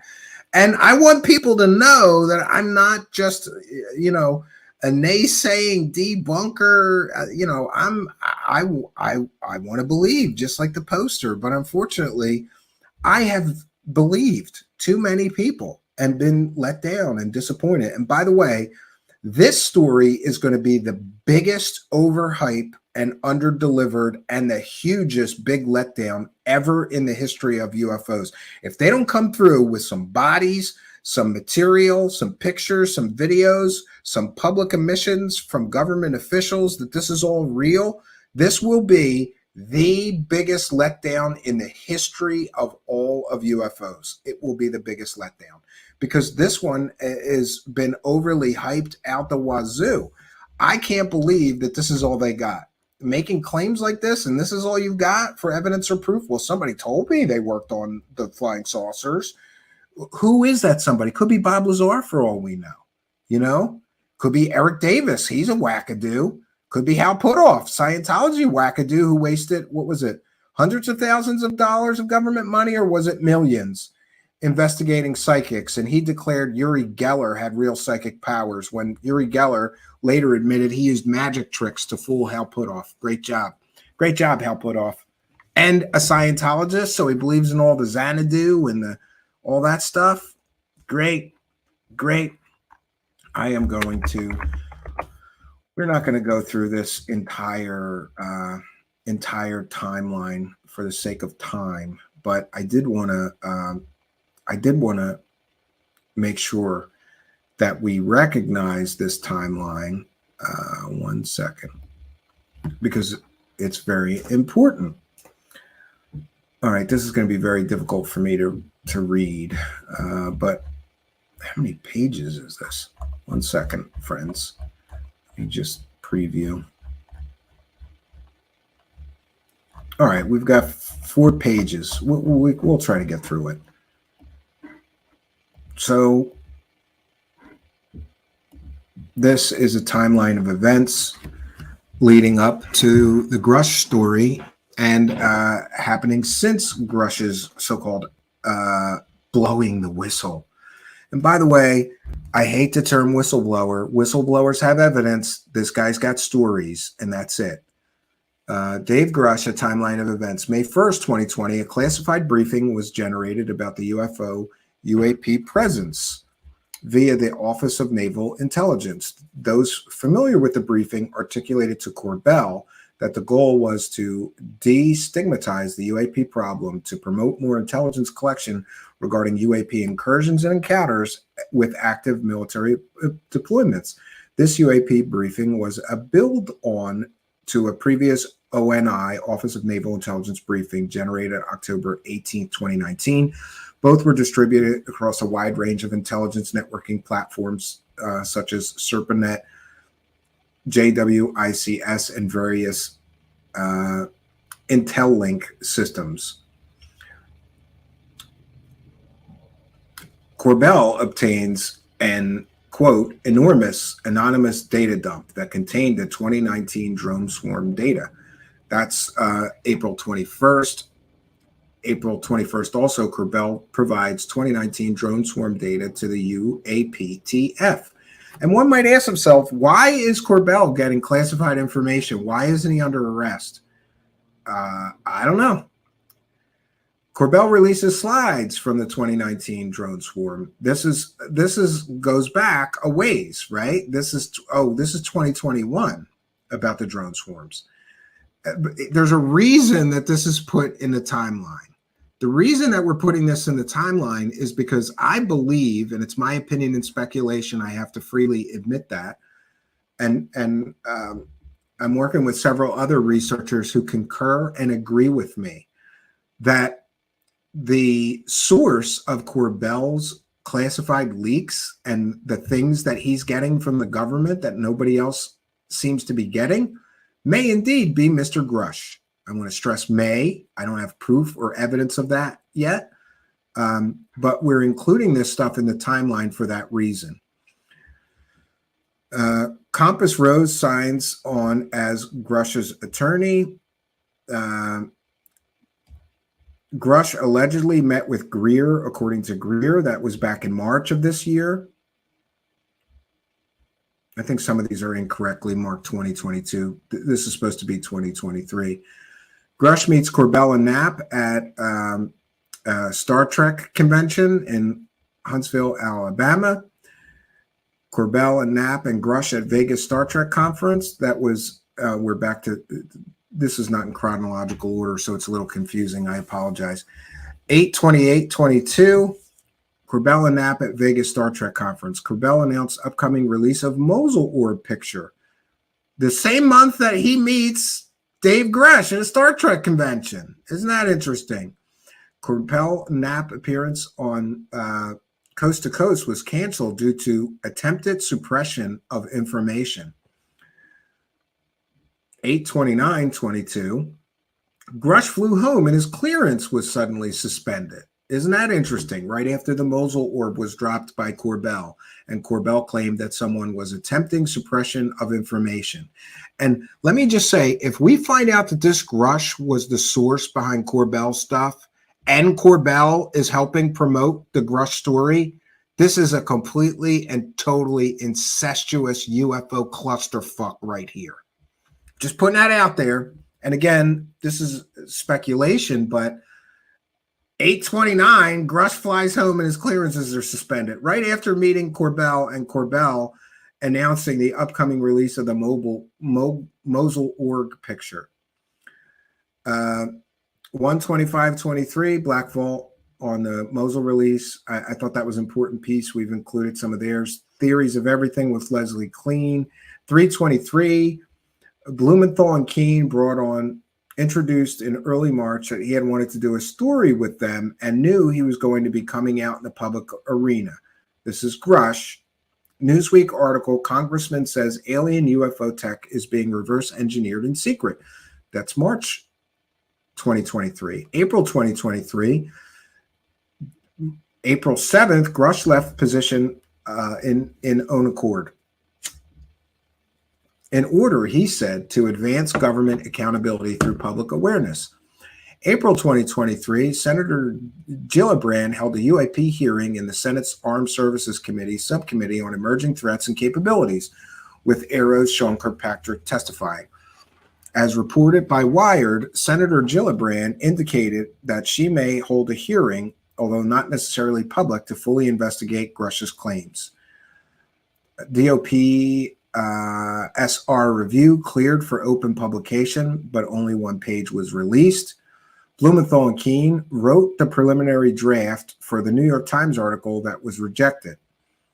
That was on April 23rd. Coulthard and Zabel, day one of Grusch interview filming. They filmed Grusch's interview on May 8th and May 9th, second day of interview filming. And by the way, they said they had 7 hours of interview. They did the same interview 2 times. That's suspicious. Why would you do the same exact interview 2 times? Unless you were trying to carefully manipulate and massage the interview. You do 2 takes of the same questions. Why? Why would you do that if it was a true story? I don't know of any journalist that would interview someone for 3.5 hours and then do it all again the next day, unless they were looking for multiple takes so that they could massage and edit the hell out of the interview for maximum impact. That is very, very suspicious.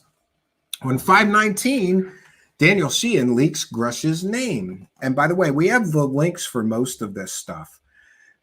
Theories of Everything with John Greenwald was on June 4th. June 5th, Grusch announced on N2K podcast and a debrief article. Debrief article, intelligence officials say U.S. has retrieved craft of non-human origin. The big article comes out July 5th. News Nation first Greer clip, Grusch clip, also on June 5th. Also June 5th, Keene Blumenthal interview on the Micah Hanks program. Ralph Blumenthal interview with Howard Hughes. Everybody's doing the full court press to help sell the story on the 5th. On the 6th, we get the second News Nation clip of Dave Grusch. On 6/6, John from the Black Vault does a piece on Dave Grusch. Also on 6/6, Tucker Carlson, of all people, cover the story. 6/7, Ralph Blumenthal interview with Jim Harold live. News Nation lawmakers comment on Grusch. On 6/7, Richard Dolan at Contact in the Desert holds an emergency presentation. You gotta love Richard Dolan, right?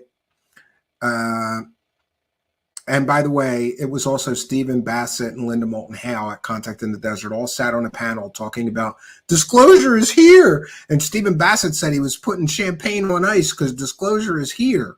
They all chips in on this story, and they're in the middle of a UFO conference and haven't researched anything, but they're declaring that disclosure is here. That was on June 7th. A little bit of a rush. The Grusch rush. Fully in display at Contact in the Desert. Epoch Times did an article about the Pentagon using UFO technology for weaponry. But please be aware that the Epoch Times is a propaganda media outlet run by a Chinese cult. Vanity Fair article, why the New York Times, the Washington Post, and Politico didn't publish a seemingly bombshell report about UFOs. That was 6/8. 6/9, we have Compass Rose. 6/9, Ralph Blumenthal and Bob McGuire interview.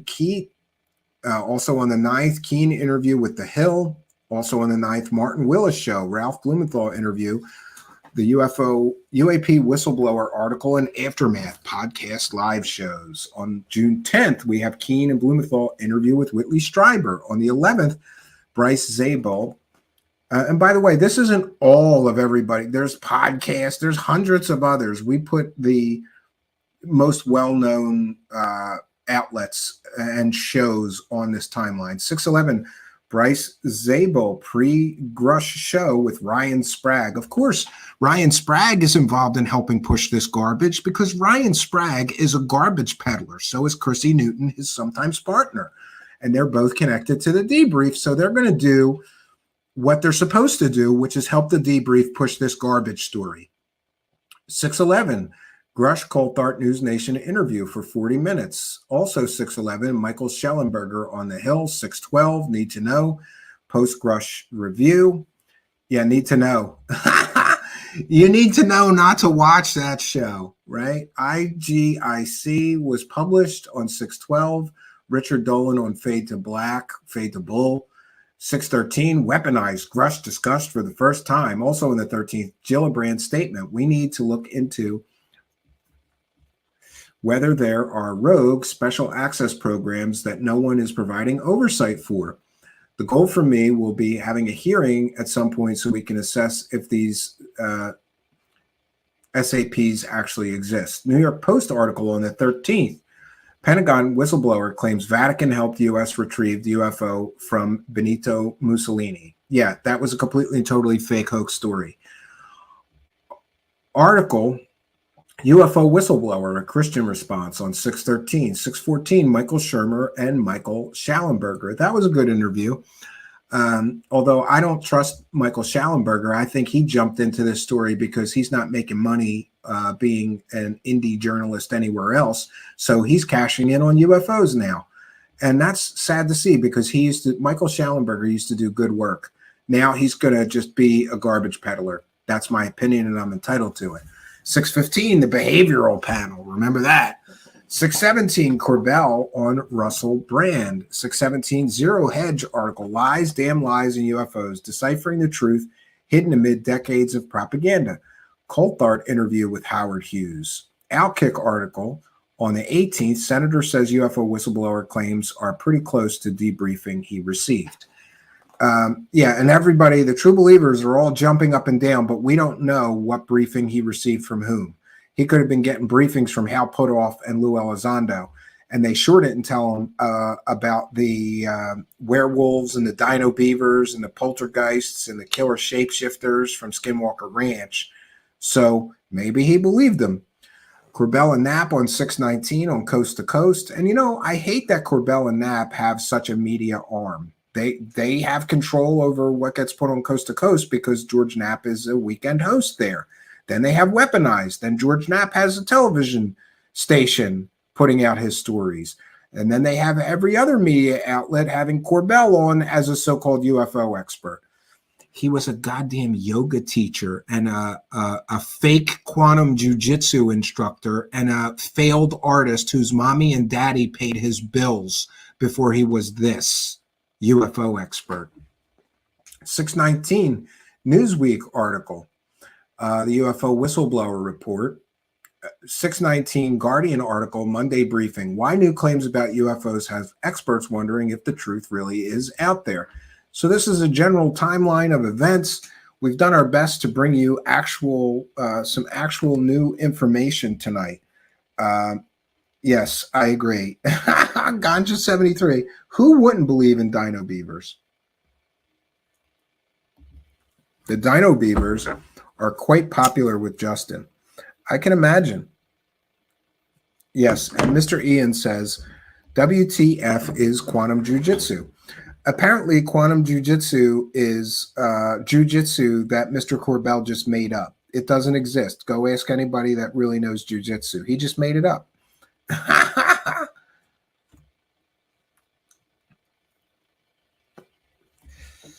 Buzzbomb, we are entitled to our opinions via our God-given rights, also via the First Amendment. Amen. Yeah, I totally, yeah. Well, everybody's entitled to their opinions. The problem is when people start pushing their opinion as fact on people, and that's what I believe may be happening with this case. Bill effing Murray, I actually still respect Knapp, unlike most of the rest of the circle. Well, here's what I'll tell you. George Knapp never blocked me. He told me I'm an idiot, and he told me I'm stupid. He literally said, "You're a stupid idiot, Stephen," or something like that. I have I saved the messages from him. I grew up watching George Knapp. And when he got that Coast to Coast weekend gig, I used to listen to him. But I don't have any respect for Knapp anymore because come on, two completely and totally fake stories in the past month that he's put out with Corbell. Any credibility that he once had was shot once he started pushing the CIA TTSA techno scam. And by the way, George Knapp was an early investor in TTSA, and he helped them promote TTSA, and he didn't disclose that in any of the pieces he did promoting them as the UFO messiahs when he had investment in them.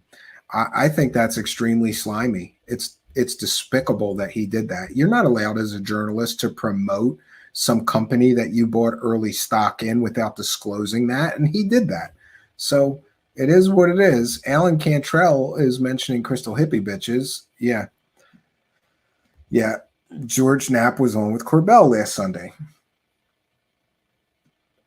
Of course he was. JD says, I hate the bullying in the UFO community. Nobody is entitled to their own opinion in this world anymore without a deluge of ad hominem attacks like Eric Hecker did to Stephen. Yeah, if you demand evidence from people, they start calling you stupid or an idiot, or start telling people complete and total lies about you, like a certain hoax channel promoter did. But I'm still here. They throw whatever they can at me. It kind of slides off now. Schoenberger's Dino Beaver, Mr. Ian. Yes. Grew. Favorite kinds of cigarettes. Well, I'm smoking these roll your own because I'm super cheap. That's just a big can of Bugler, right? And but I do have these vapes, and I'm really trying to. I have to like just absolutely agree with myself never to smoke anywhere inside my house, and just vape inside the house. I'm in the basement here, which is kind of my area. It's kind of my area and the family dump, like anybody that has any crap they don't want to look at or deal with, they just throw it in here. But I have to, one of the things on my list of things to do, Gru Operative, is to quit smoking, at least just vape and not smoke anymore. It's a really terrible habit. It's worse. I quit drinking alcohol. And I thought that was going to be extremely difficult for me. It was a little bit, but nowhere near as difficult as it is for me to stop smoking. My friend, Mr. Ian, commented to me, because we both happen to be very ADD, and we're of the age before they identified ADD in people and medicated people. So a lot of people who smoke, and I think this is very true, are self-medicating their ADD. The nicotine does something. It lets me focus for a little while, 20 minutes. And then I smoke again, and I can focus for another 20 minutes. So it may just all come down to self-medicating. But I've been trying, and I'm having a really tough time. I have been making some changes to my diet, and I'll have more details on that. I've started on a very crazy diet this week. And I'm not sure I'm going to be able to stick to it. So I don't want to talk about it until I get at least a week or two in. Second ad. Yeah, they put in a mid-roll now, Alan Cantrell, and I'm sorry about that. Yeah, it's a stimulant. So, it's dopamine related, and nicotine hacks your dopamine release. Yeah, it could be the reason for that. There's a reason why people like smoking so much that they will continue to do it even when they know it's largely detrimental to their health. I'm going to take more comments and questions from the live chat. I always have to put this banner up to make sure that people understand that the show is not over. We are a viewer supported show. So once during the show, we do play this wonderful bumper with the man with the golden voice, just letting you know how you too can help us to support the shows and future broadcasts. We'll be right back, friends.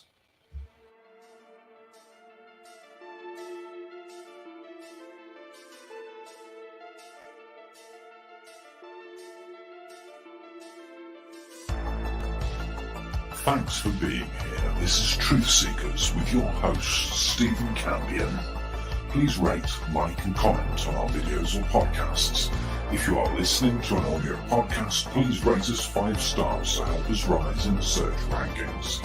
If you are watching on YouTube, please like, comment, and subscribe to our channel. If you're listening to an audio podcast, we love and appreciate you listeners, but you are missing the live tapings. All our shows are recorded live with video feed. We'd love you to come be a part of our live broadcasts and tapings for the podcast. Head on over to YouTube, click the search tool, the little magnifying glass, put Truth Seekers, one word in the search bar, and hit enter. You'll see a strange and mysterious guy with sunglasses. That means you found the channel. Go there, smash the subscribe button, and hit the notification bell to receive up-to-date info on our YouTube channel. We welcome you to be a part of our live taping and our chat room during the live broadcasts. Seek the truth. Speak the truth. This is Truth Seekers. Truth Seekers.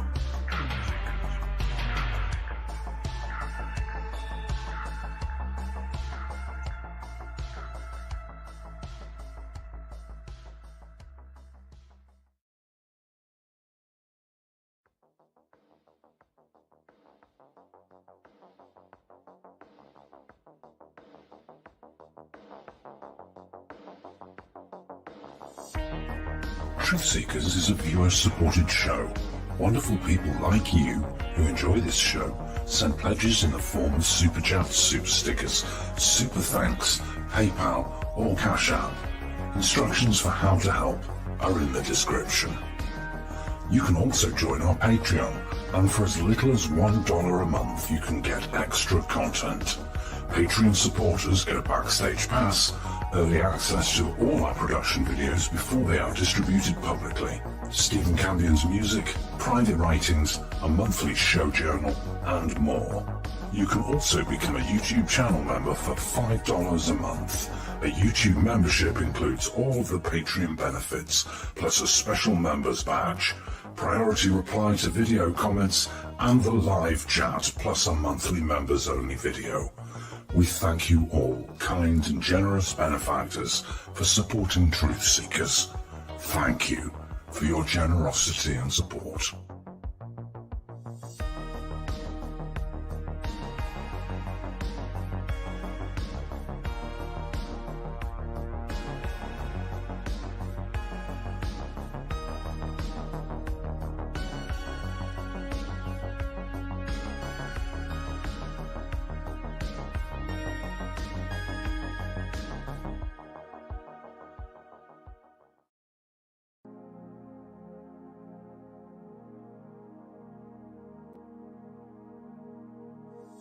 Truth Seekers is a viewer-supported show.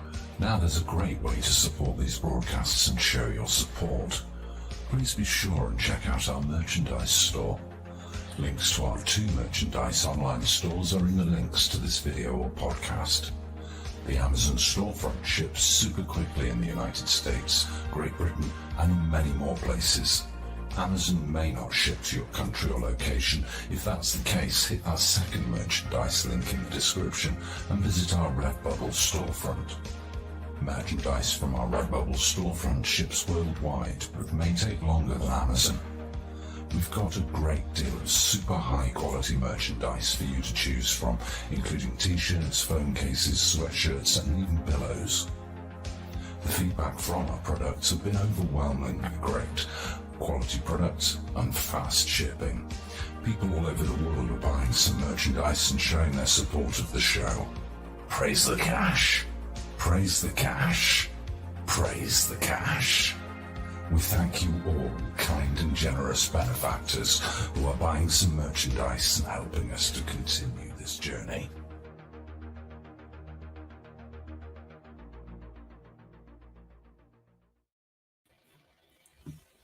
We are back, friends. I wanted to take a moment to ask or answer, I suppose, the question in our show tonight, which was, are non-human entities among us? I was thinking about this for a moment today while taking a walk, of all things, but that's where I do some great thinking, that or pacing around the house. So non-human entities have been with humans since the dawn of humanity. And I think it's very important that we recognize that there have been non-human entities with us since the beginning of human history. One can think of the gods or God, certainly a non-human entity, angels, demons, many of the things that we consider mythology now. But one thing that I will tell you, especially in the case of actual demons, there is more evidence of demons among us than aliens. And specifically, when you get into some of the documented evidence of exorcisms and demonic possession, which is something we'll be doing a series on here, there are some tantalizing and crazy documented accounts of people, for example, knowing how to speak ancient Aramaic with perfect diction, a dead language, or ancient Latin or ancient Greek or ancient Hebrew, that have never been exposed to that before they came under the alleged or apparent possession of demonic entities. There has been documented, at least documented cases of levitation and all kinds of psychic phenomenon, and what most people, I suppose, would consider poltergeist phenomenon, but things that just are preternatural simply cannot be explained by normal natural laws of science and physics that accompany demonic possession. So, and certainly being a religious and spiritual person, I believe in the reality of angels and demons. Your opinion may vary. Something that I just believe. Is there evidence of angels? Well, we have just as much evidence for the existence of angels as we do for the existence of aliens. Largely, we have a lot of stories, ancient stories, biblical stories, modern stories of angelic intervention in people's lives and things like that. So I don't think that this paradigm shift that people think, or ontological shock that people are talking about, is a reality. When we consider that a large portion of the human race has accepted and believed in non-human entities for thousands and thousands of years already, would the existence of another type of non-human entity, if it were proven 100% to be true, would that really change things for us? I think that the human race, many of us already believe in non-human entities in the form of angels or demons or the Nephilim, for example, or many people are ardent believers in Bigfoot, and that certainly would be considered another form of non-human intelligence. And we also have to remember that artificial intelligence is coming, or already here, depending on who you ask. I have a background in computer science, and I can tell you that the singularity is going to be here within 20 years. I am 100% convinced of it. I have friends that are programmers and researchers who are also convinced of it. Within 20 years, we will have a general purpose AI, which will be smarter than a human and more capable than a human. Within 20 years, we can see pieces of this already. And a lot of this AI software is coming to destroy everyone's jobs. You thought that AI would do things that nobody wants to do, right? Like maybe farm work. Put some AIs in those robots so they can pick those peaches or oranges, or farm strawberries for us lazy humans. Like that would be one great use of AI. But what we're seeing is that even the jobs that most people thought would always be safe, like artist, poet, author, journalist, content creator, those are going to be replaced soon. And actually, I think it's going to be a very sad day, because someday all of us will open up our browsers and almost everything that we consume will be created by an artificial intelligence. There will certainly be movies. There will be cartoons created by completely and totally by AI. There will be children's books. There's already children's books written by AI. Did you know that? So non-human intelligences are already among us, some of which we are responsible for, like artificial intelligence. However, I think that there is ample, at least documented stories and evidence of non-human entities interacting with us for ages. And wouldn't, things like demons and angels and succubi and incubus and, all of these other things, wouldn't that be considered a form of non-human intelligence? And many people have just accepted that there are non-human intelligences already. So would our worldview really change if we found out that there was other intelligences and they happened to come from other dimensions or other planetary bodies in the universe? I really don't think so. And I don't think that we're going to have that, come together, kumbaya, get together in a circle, and we're all human brothers moment that people believe that we will.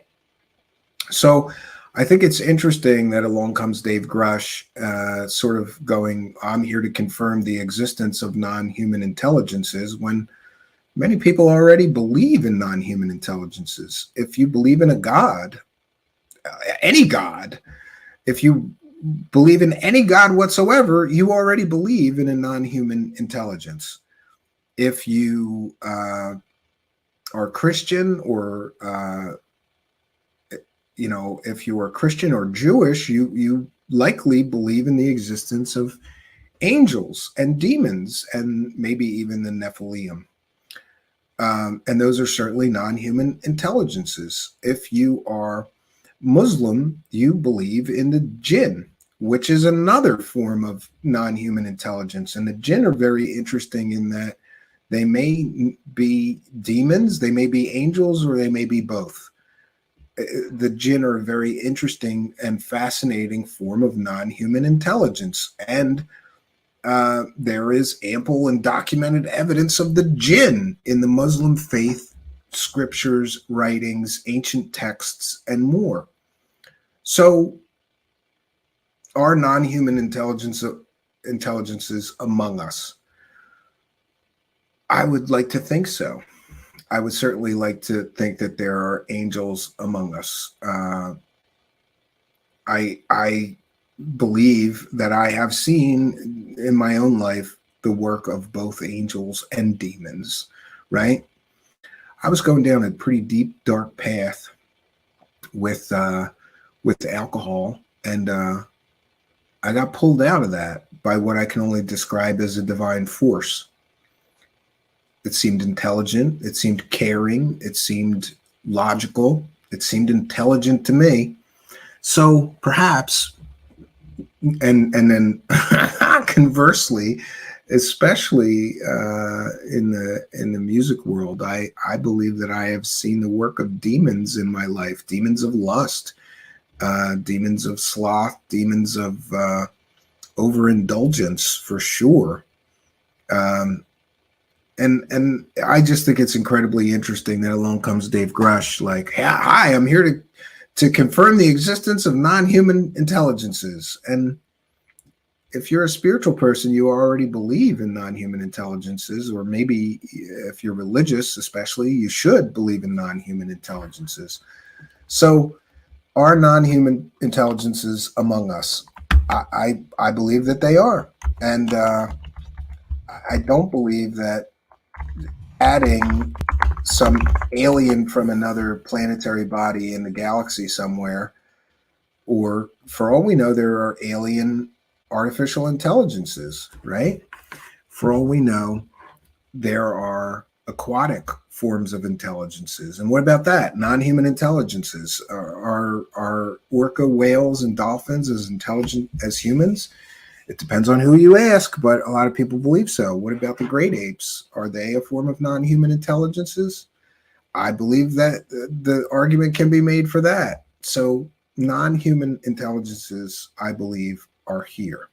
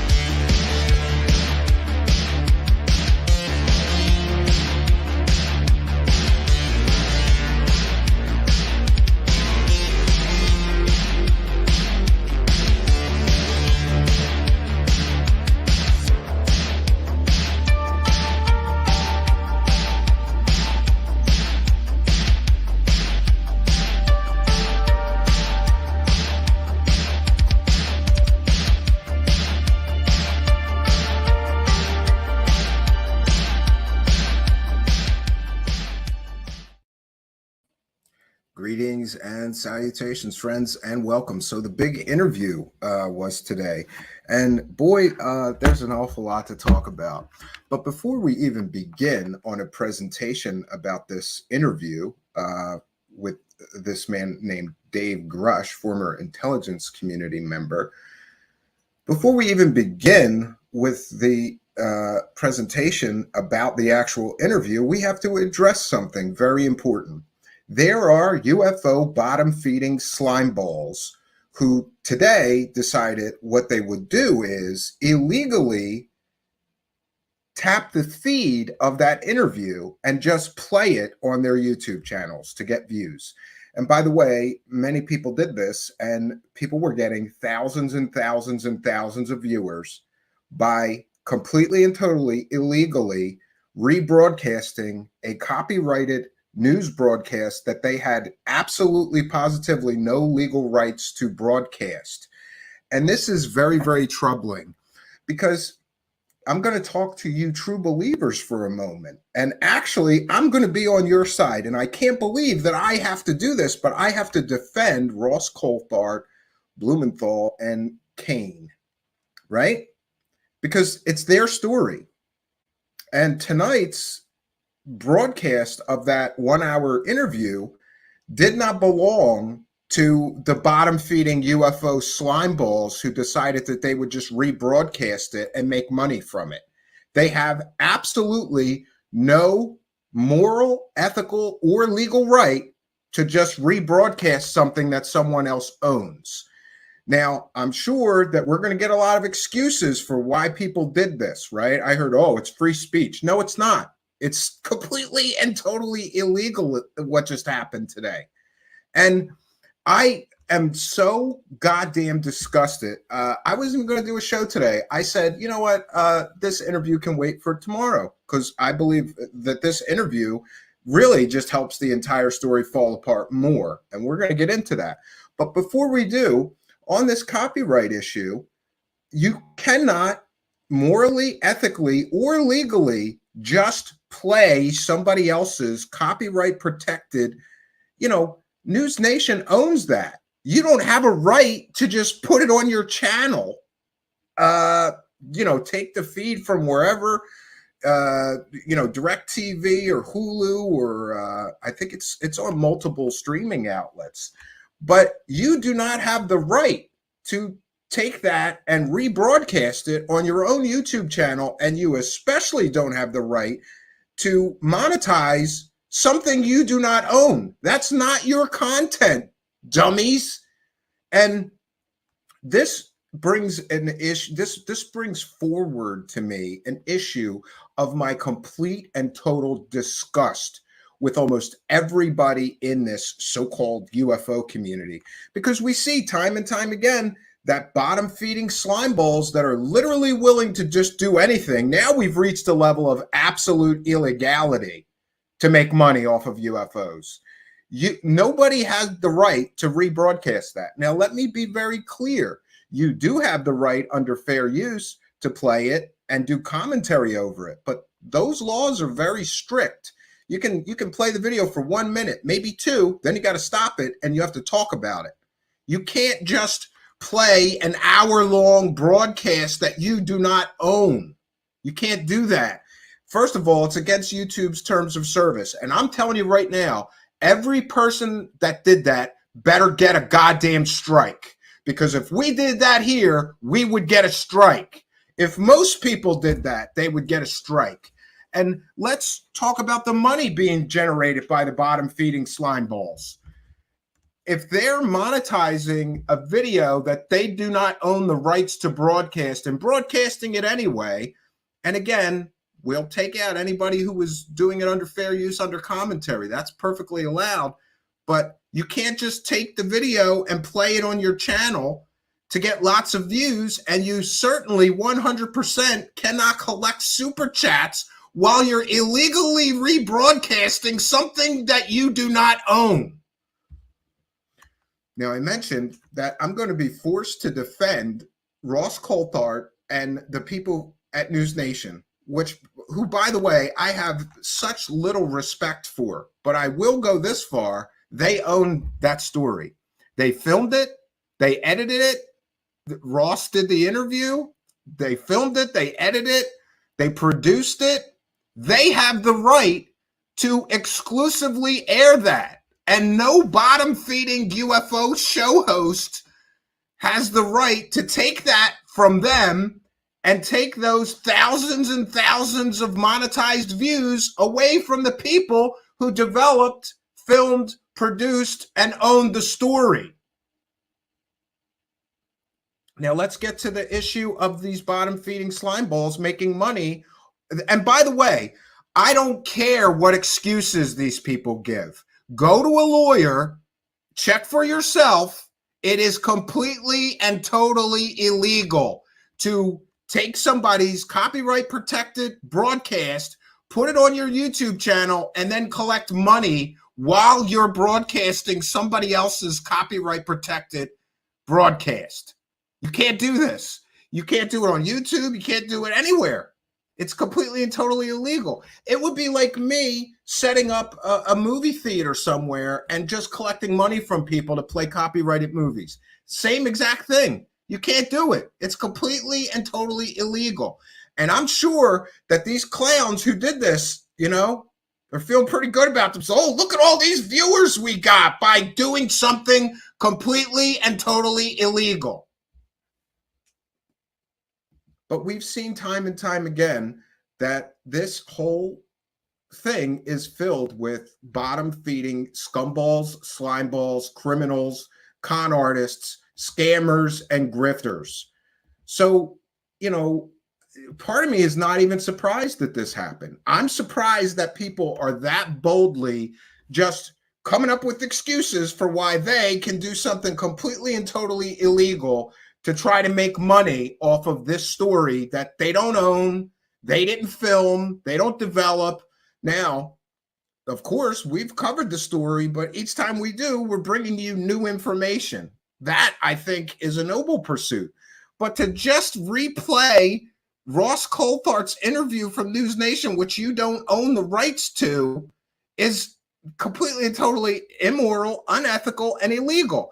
And I want to ask those people, especially people that collected super chats while doing that, are you going to give that money to News Nation? Because that's not your money. You stole that money. You literally stole that money from News Nation.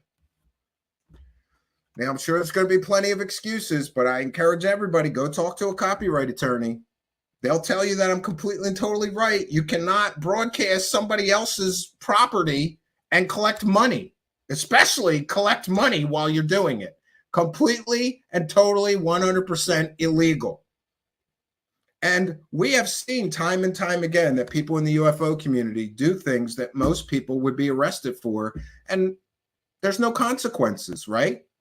And some of these UFO slimeball show hosts are the same people that are running around harassing people, doxing people, encouraging people to attack people, you know, making fun of disabled people, cancer patients, you know, people's disabilities. Same people, slime balls, complete and total UFO show slime balls. So, you know, and I also have to say that I'm sure some people think it's sour grapes. Well, you didn't think of doing that, Stephen. Of course, I would have done it if it was legal. It's not legal. I'm not legally allowed to do what these people just did.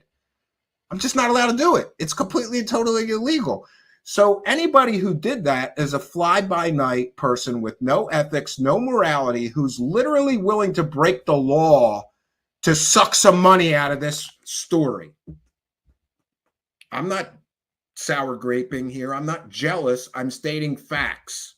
These people are UFO bottom-feeding slime balls who never give anything, but they're sure there with their hands out. Take. Let me take money from the UFO community for rebroadcasting this that I have no legal right to broadcast.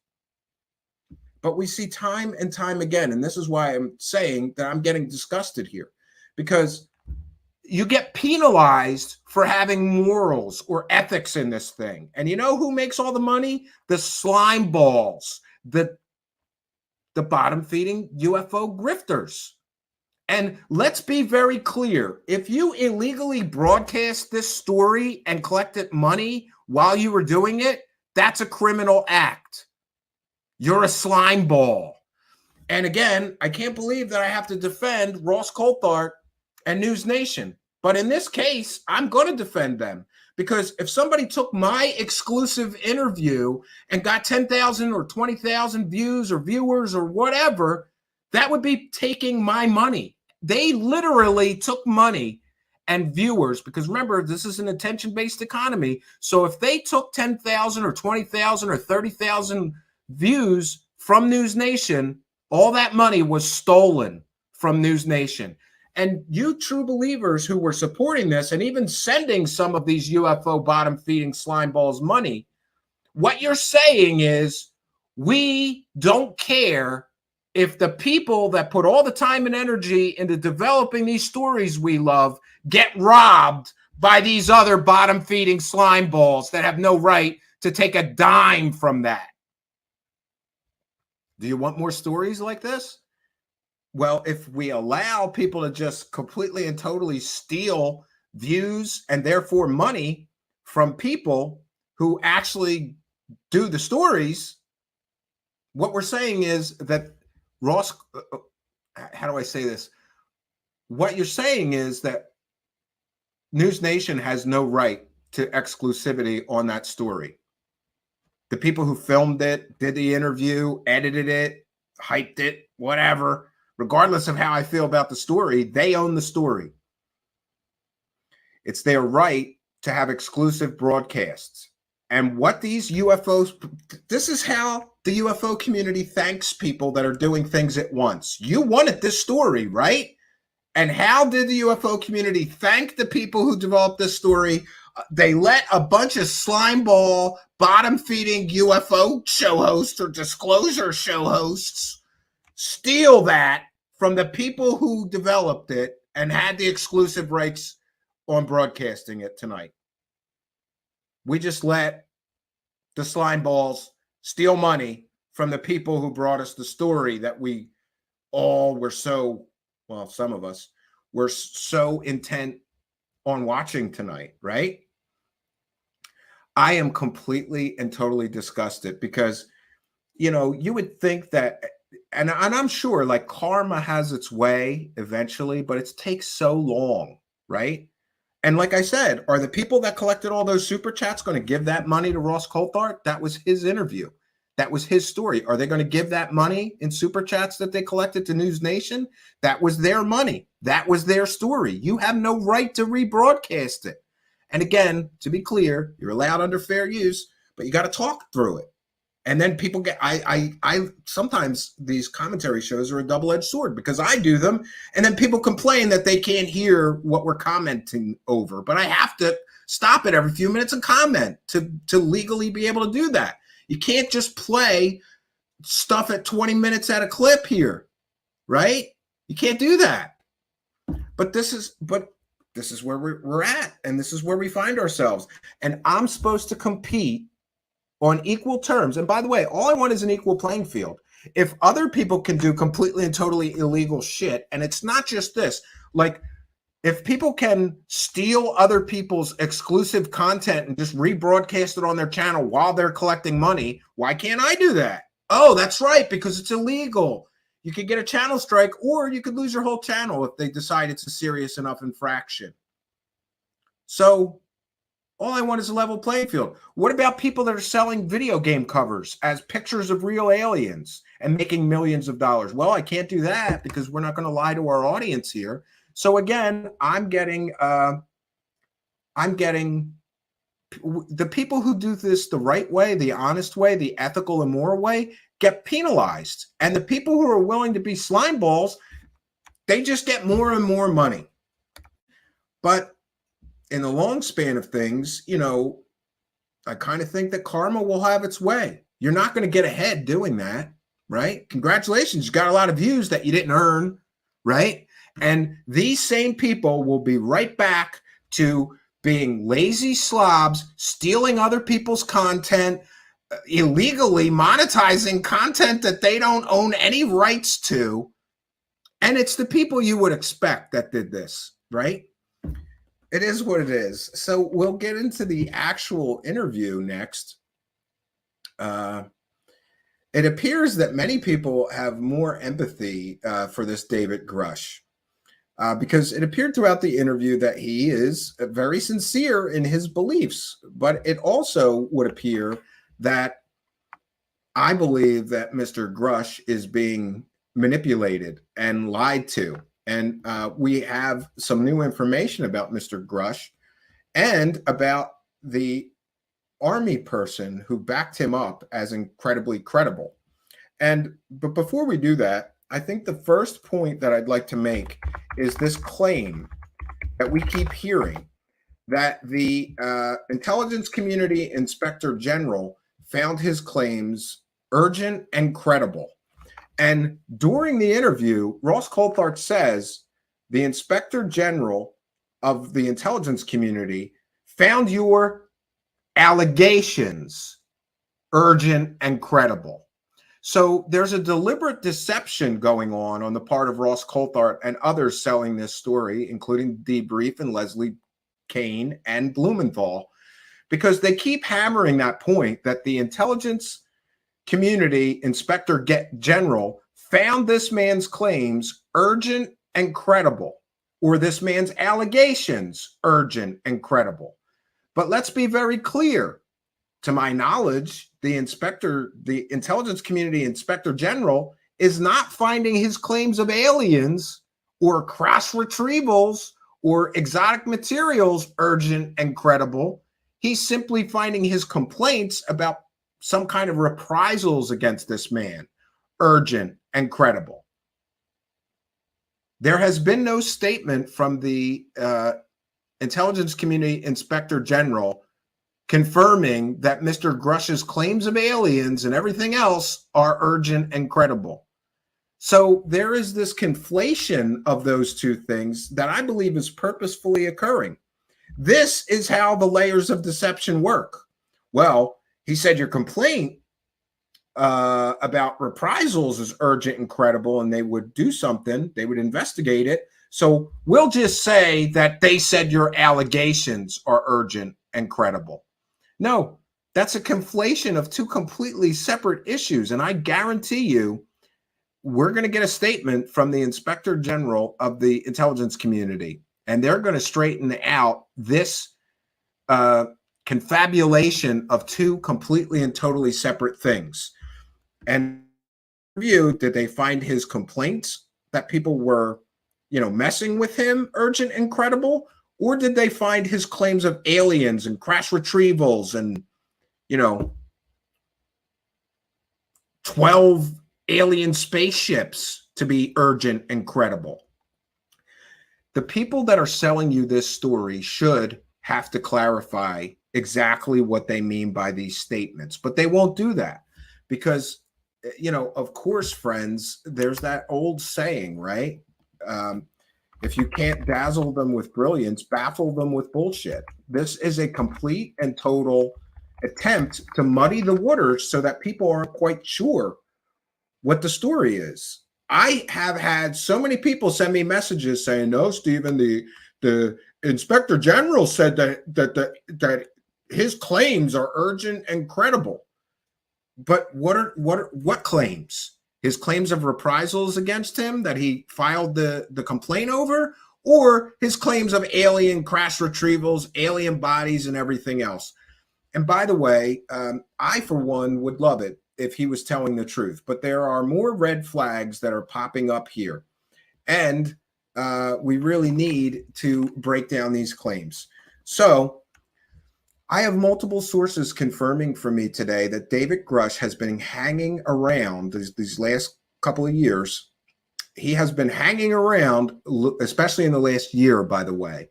David Grusch has been hanging around Lou Elizondo, Dr. Eric W. Davis, Dr. Gary P. Nolan, Dr. Kit Green, Jacques Vallée, Travis Taylor, Dr. Colm Kelleher, and as well as meeting with George Knapp and Jeremy Corbell. And the other big revelation and I'm still trying to confirm this. So I will put this one in the form of a question. During the initial debrief story, in the story, there's a man named Army Colonel Carl E. Neal, and that man vouches for the credibility of David Grusch, says that he is a credible person. They used this Army Colonel Carl E. Neal to sort of vouch for him as being credible. But there's a huge problem with that, or there may be. So I'm going to put this in the form of a question. And the question is for Luis Elizondo, Hal Puthoff, Dr. Gary Nolan, and Tom DeLonge, and all the former members of the TTSA.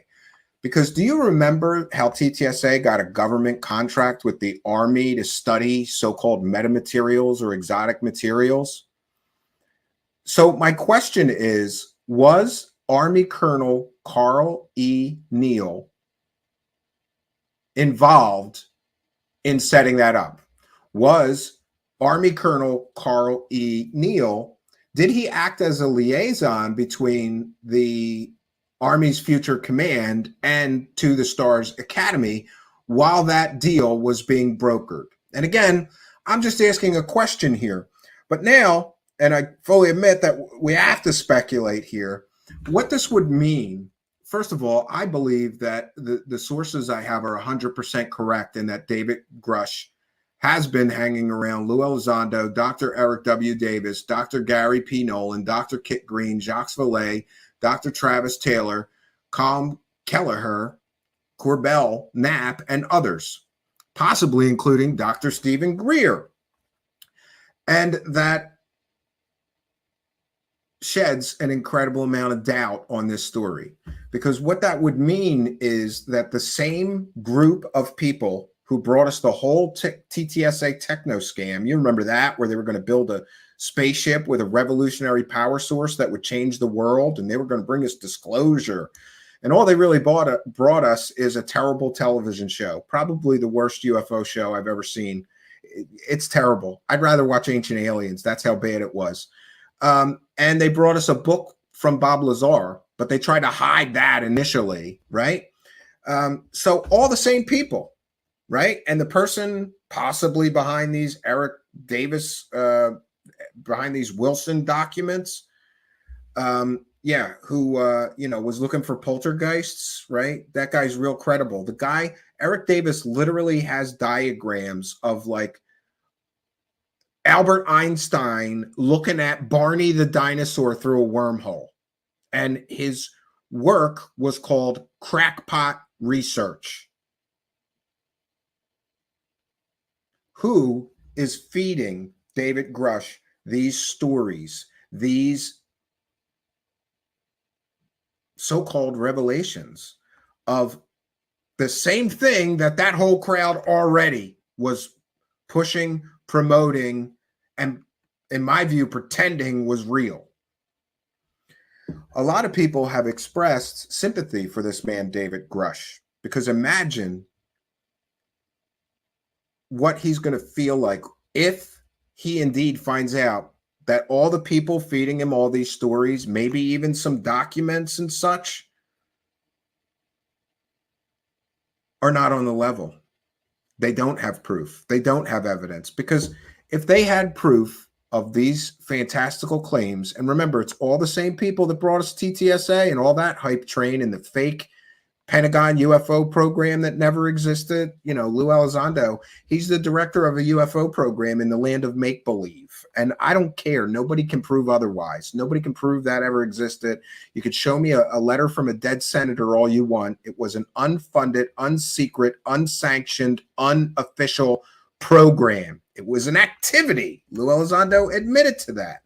So what's very troubling is that this man's sources may be all the people who I have just mentioned to you. Again, Dr. Eric W. Davis, Dr. Gary P. Nolan. And by the way, we can prove that he had an association with Eric W. Davis by Eric W. Davis's own Facebook posts. We can prove that Dr. Gary P. Nolan had an association with David Grusch because of the trip to Canada to talk to Canadian Parliament members. The rest, I'm not so sure of. But given Travis Taylor was the primary scientist, apparently behind one of those UFO government groups, it stands to reason that they know each other and there are direct connections. And by the way, there's another direct connection because Army Colonel Carl E. Neal on his LinkedIn page is directly connected to Hal Puthoff and Hal Puthoff's bullshit. Let's just call it bull science company. So, there's like 1 degree of separation between this man, David Grusch, and everybody who has been pushing these fake stories for years now. And by the way, none of them have ever provided any smoking gun proof, right? And the things that David Grusch is saying about materials, I'm told, came directly from Gary P. Nolan. And some of the materials that David Grusch is talking about were those TTSA materials that they bought from Linda Moulton Howe after she sold that fake story of Art's Parts for years, right? And we can review quickly. Linda Moulton Howe hired a scientist to analyze the metals, and the scientist said, these are normal earthly metals. This is nothing extraordinary. And yes, I can reproduce it, and did. She fired that guy and kept hiring science guys until somebody would say that there was something special about Art's Parts or these metal fragments. No one's ever proven that they were alien. In fact, there is substantial and supportive evidence to show that they are not indeed alien. Now, there may be some other materials, though, besides the TTSA Art's Parts that Gary Nolan also analyzed that had strange isotopic ratios.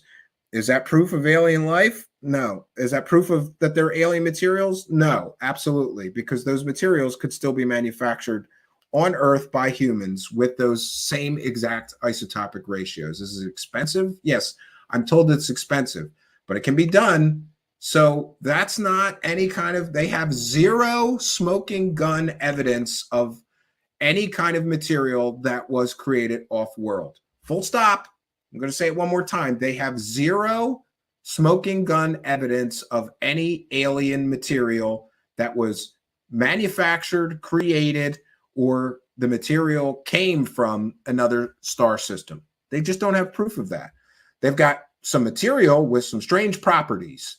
But go talk to, and here's another issue. Gary P. Nolan is an immunologist. He is not qualified to analyze materials, period. Full stop. He's just not qualified to do it. It's not his specialty. And, I don't know why some scientists veer off into areas that they have no business in. Go try to talk to a divorce lawyer about your criminal case. They'll tell you, no, people specialize. You need to go to a criminal attorney. Same thing in science.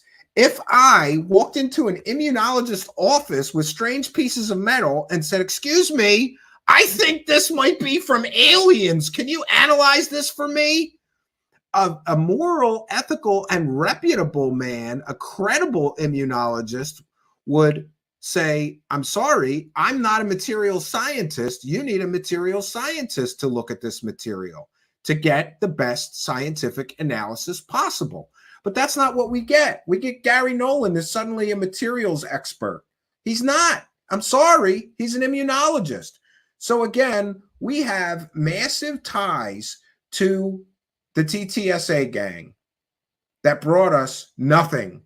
But they sure all made a lot of money during that whole period, didn't they? And I think this is what this boils down to. Now, we'll get into the meat of the interview, but I do have to say that this was, I've heard people on Twitter, they're already saying that this is the biggest nothing burger they've ever heard. I won't go that far because I still want to see absolute 100% proof that this man's sources are these people that we believe his sources are. And I do have something else that I'm going to read from a separate source. And one second. This is very important.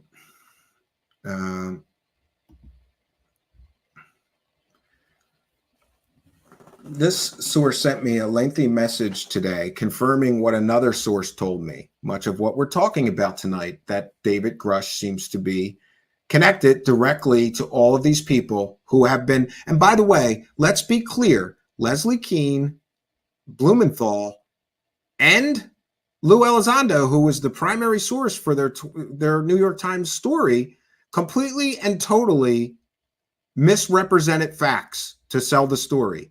Completely and totally, let's just say, massaged the data and left out all the stuff about the werewolves and the poltergeists and the space ghosts and all that, because they wanted to bring legitimacy to the UFO community or to the UFO topic. So these people have provably been caught selling us fake stories before.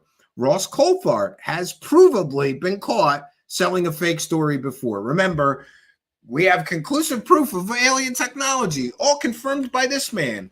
And then they cut to a shot of Michio Kaku. Then he said, oh, they went a little, those promos were a little over the top. Ross Coulthart read the voiceover they gave him for those promos. He's responsible for lying to everyone, saying they had conclusive proof of alien technology in that last completely and totally nothing burger of a story that was equally hyped. This one, they knocked it out of the park on the hype train here, but they've got no meat on the bones here. So this source today told me something that I resonate strongly with. I'm going to read it to you. You can you can determine how you feel.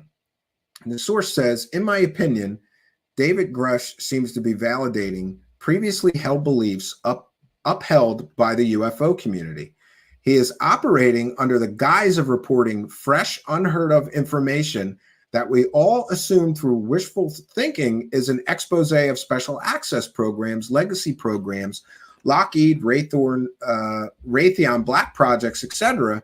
But it is actually just secondhand claims being regurgitated that were shared with him from members of the Invisible College. And by Invisible College, he means all the people that I mentioned.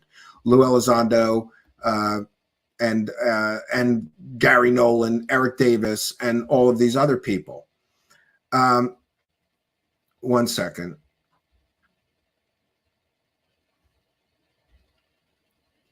All the people who whispered these secrets to Grusch aren't engineers or physicists we're unfamiliar with.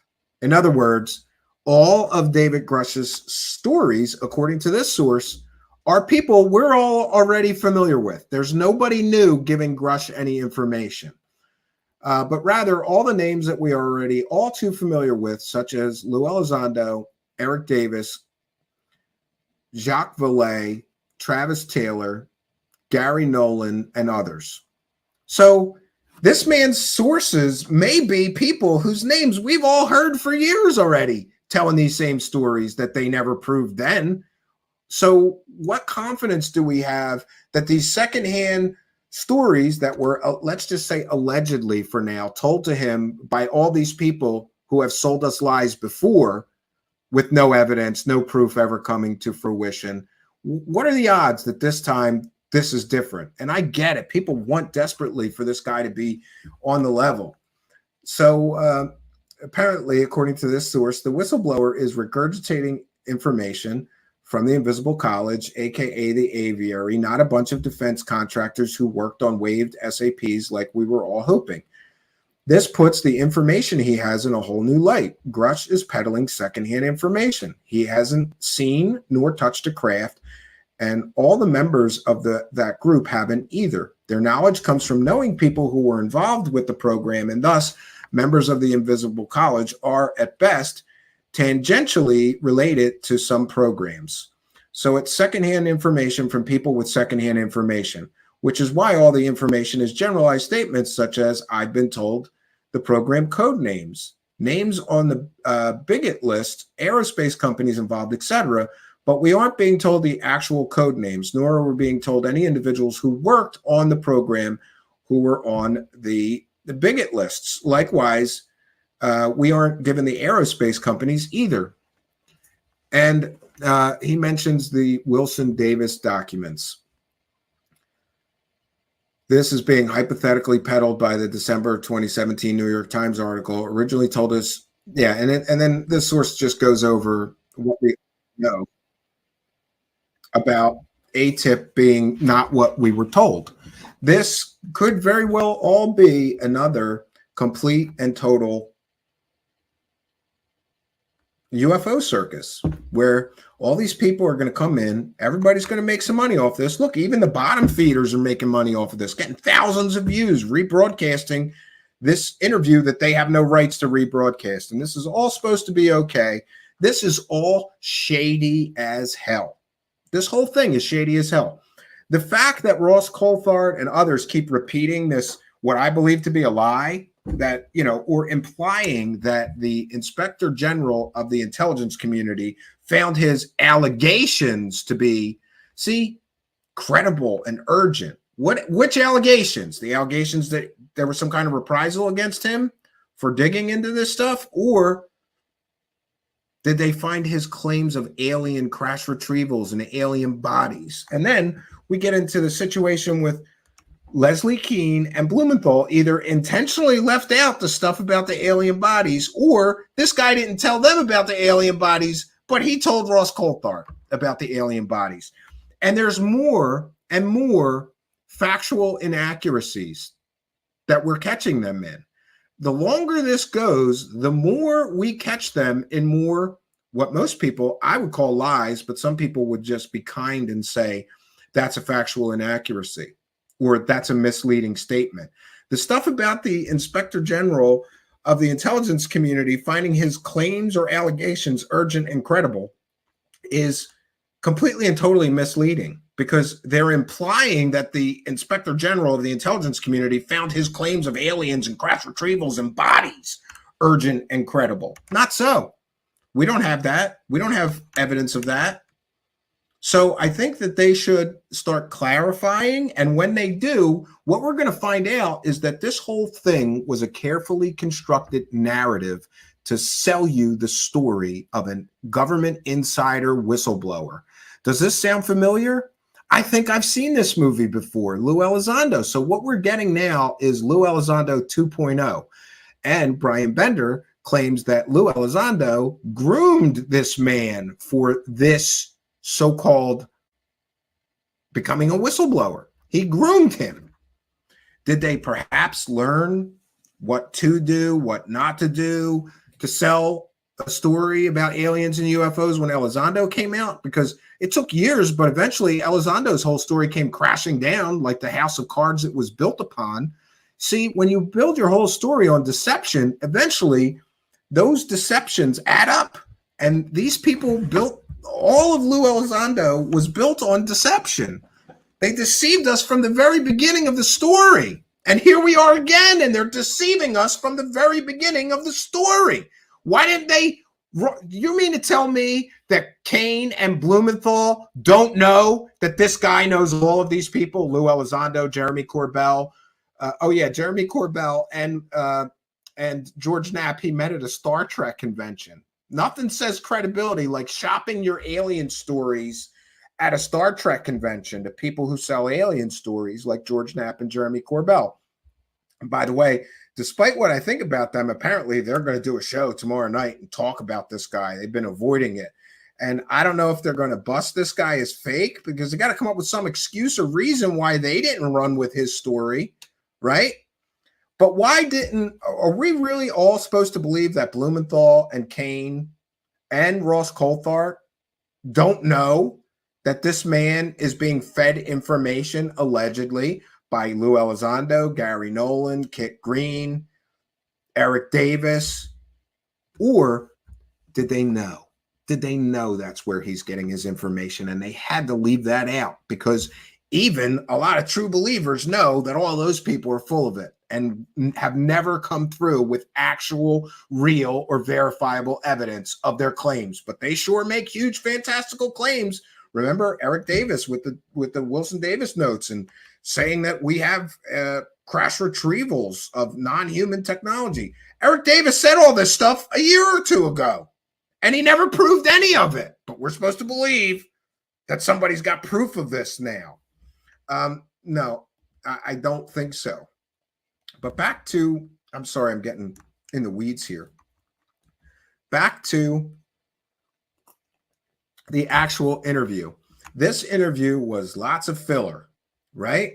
They talked about those videos that Lou Elizondo got out of the Pentagon, and they talked about the Blumenthal-Kane story like it was still not untrue, right? They pretended. And by the way, people in News Nation are calling Leslie Kane incredibly credible journalist, right? They called Ross Coulthard an award-winning journalist who was on 60 Minutes. They just forgot to tell you that his contract wasn't renewed with 60 Minutes because he got caught selling a 100% completely and totally fake story about the British government and a pedo ring that didn't exist, right? They forgot. They called him a credible award-winning journalist, but they forgot to tell you that he's actually a disgraced journalist from Australia, right?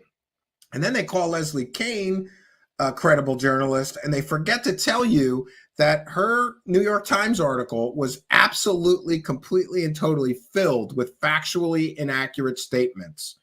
The whole story was fake. I'm sorry. The story was fake. So we got a lot of filler, and then they seem to really use or reuse the clips that we've already heard, right? Oh, we've got, the pilots, if you come across, all the clips we've already heard were still included in this so-called hour. There was a lead into it. There was a lot of fluff in there. I don't think that we even got 35 minutes of this guy actually being interviewed because they kept jamming other stuff in there that was completely and totally irrelevant. People want to hear this guy be grilled or interviewed. They don't want to hear about Roswell, right? But this is what we get. Awful lot of filler. Oh, an hour interview, right? Oh, and here's another thing we were lied to about. Ross Coulthard is saying, well, I have 7 hours of interviews with this person. But what he didn't tell you is that they did the interview twice. So he's got 2 3-hour interviews that I guess they can cherry pick. And why do you need to interview the guy twice and ask the same questions twice? Unless you are filming this and trying to create the perfect illusion of a whistleblower. I think if this guy was on the level, they would have interviewed him once, not twice, asking the same exact questions. Why didn't they tell us that? That's new information. Why didn't they tell us that this man is pushing completely and totally fake UFO stories that have been debunked as one of the credible cases of a UFO crash? And we'll get into that. Also, this David Grusch talked about theoretical physics to explain how they get here, coming from higher dimensional physical space that may be co-located here. And this is all stuff that we've heard everybody else talk about. Michio Kaku and others, Neil deGrasse Tyson and other, Avi Loeb, other science guys have all talked about how do they get here. And they will give you, a theoretical physics explanation. Well, there could be wormholes that they travel through, or they could have developed faster than light travel, and here's how they could do that. But it's all just theoretical. There's no proof of any of this, just theoretical physics that we get in every story or documentary about this stuff from a science guy. And let's be clear, David Grusch apparently has a degree in physics. Okay. So he claims that he was briefed on materials that had different isotopic ratios, and also there was he was briefed on extremely strange heavy atomic metal and arrangements that we don't understand, and that some of these materials were a strange mix of elements. Again, nothing in those statements proves conclusively or otherwise, doesn't prove anything, does not prove that we are in possession of material from another intelligent species or from aliens or from another star system. It simply means that somebody's got some strange materials, and he claims he was briefed on them. And I, for one, think it's relevant who briefed him. Was it Eric Davis and Gary Nolan? Because if so, we've got the wackadoo prover maneuver in full effect here. For those unaware, there's something called the wackadoo prover maneuver. That's when you get one wackadoo saying something, and his proof is another wackadoo told me that. And generally, when people employ the wackadoo super duper prover maneuver in this manner, they don't have evidence. It's one wackadoo backing up the claims of another wackadoo. So in this case, we've got David Grusch saying that he was briefed on this stuff, and there was isotopic ratios that were really strange. There was heavy atomic metal in arrangements that we don't understand. And there was stuff that had a strange mix of elements. None of that, full stop, is proof of alien materials or materials from other star systems. And remember, I think it's very important that we point out that in order for somebody to prove that, you know, for example, they had a piece of an alien spacecraft, there would have to be massive scientific studies. We'd have to, first of all, prove that it was manufactured and not natural materials like from a meteorite or something, because, you know, you can get meteorites that have metals with strange isotopic ratios, and that's because they come from other star systems. Doesn't mean they're from an alien spaceship, though. So you'd have to have proof that that material was manufactured somewhere, made by intelligent hands, or, I don't know, suction cups if they're aliens, or tentacles, who knows, right? But we'd have to prove that this material was manufactured and that it came from another star system. Nobody's proved that. And I don't believe anybody will prove that, sadly. I'd love to believe that we have some sort of crash retrieval material, but unfortunately, everybody who pushes those stories has, you know, oh, there's something strange about this material. Something strange about material doesn't prove it's from an alien spaceship or civilization or intelligent species other than humans. Period. So, and I think the wording is important, because this man said he was briefed. Now, normally, if an intelligence community professional such as him says, I was briefed on something, you assume it's some top secret situation. But the word briefed is thrown around in the UFO community. You know, Corey Good gets briefings. Stephen Greer both gives and gets briefings, right? He briefed this guy. According to Stephen Greer, he mentored this guy and briefed him. Everybody throws around the word briefing. So just because he uses the word briefing doesn't mean that he's sitting somewhere in a top secret situation. He could have got briefed by Eric Davis at Chick-fil-A, just not on Sunday. Like, he literally could have went to McDonald's with Eric Davis and talked about this stuff. And that's his briefing on this strange materials that is proof of alien visitation on Earth. I think that these people who are selling this story are intentionally concealing information. They don't want us to know who briefed him on these materials. By the way, it could also have been that he was briefed in Canada while he was taking meetings with Canadian Canadian Parliament members with Dr. Gary Nolan. So, hey, Ross Coulthard, Leslie Kane, and Blumenthal, who briefed him on these materials? We don't have a right to know who briefed him?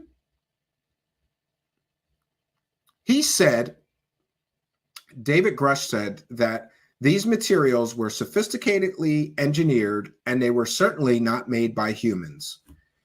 And again, what proof do we have? How are you so certain that these were certainly not made by humans? You know, enlighten me. And I'm sorry if I'm being skeptical, but if this guy's hearing about alien crash retrieval materials from Eric Davis and Gary Nolan, that's the wackadoo super duper prover maneuver right there. It's two wackadoos who's never proven their claims, showing this guy claims, and he's claiming it's true, but the two people who told him about it never proved the claims. So next, this is very suspicious. Next, we got from David Grusch, we got Save the World talking points that mirror 100% Dr. Stephen Greer's talking points that he used to fundraise over $1 million about free energy. We've all heard these Stephen Greer talking points. if we could just get access to this UFO technology that the secret government and the shadow people and the men in black are covering up, we can save the world with this propulsion technology and the energy technology. If we just had access to this technology they're covering up, all the third world countries could have free energy and everybody could have free energy. We wouldn't have to work. And the same exact save the world with UFO technology talking points that Dr. Stephen Greer has been using to collect money from stupid people for both.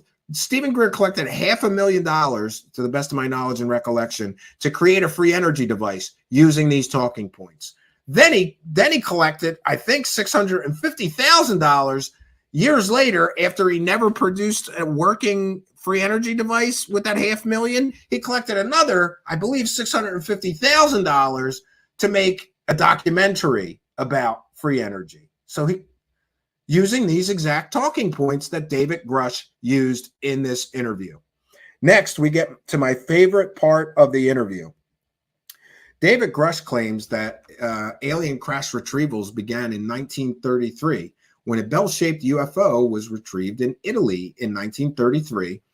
And David Grusch claims that the Vatican was involved and told the USA about the alien crash and then helped the USA, I suppose, procure it.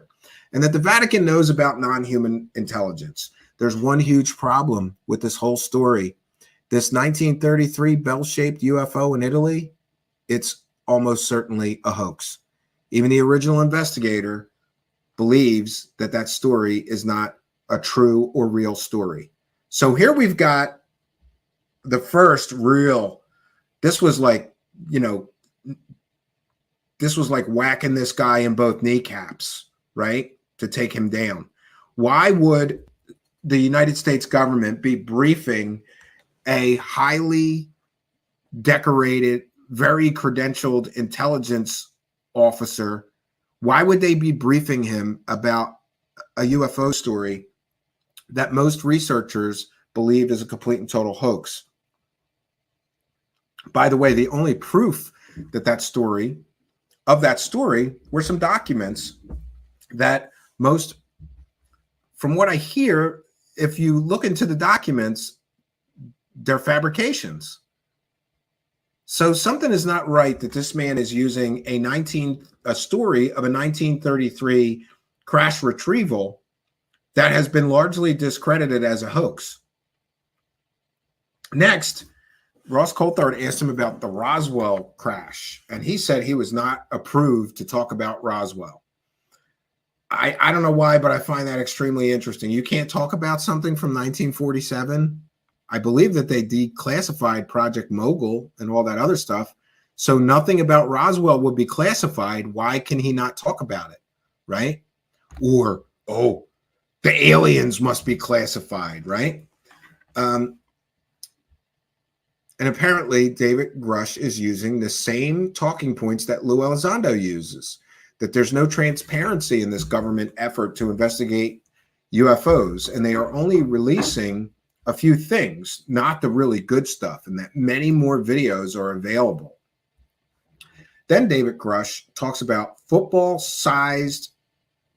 field sized craft. And there's a separate news story of somebody claiming that somebody saw a football sized craft.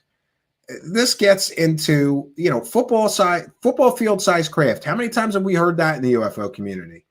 Where's the evidence? Where's the proof? Right?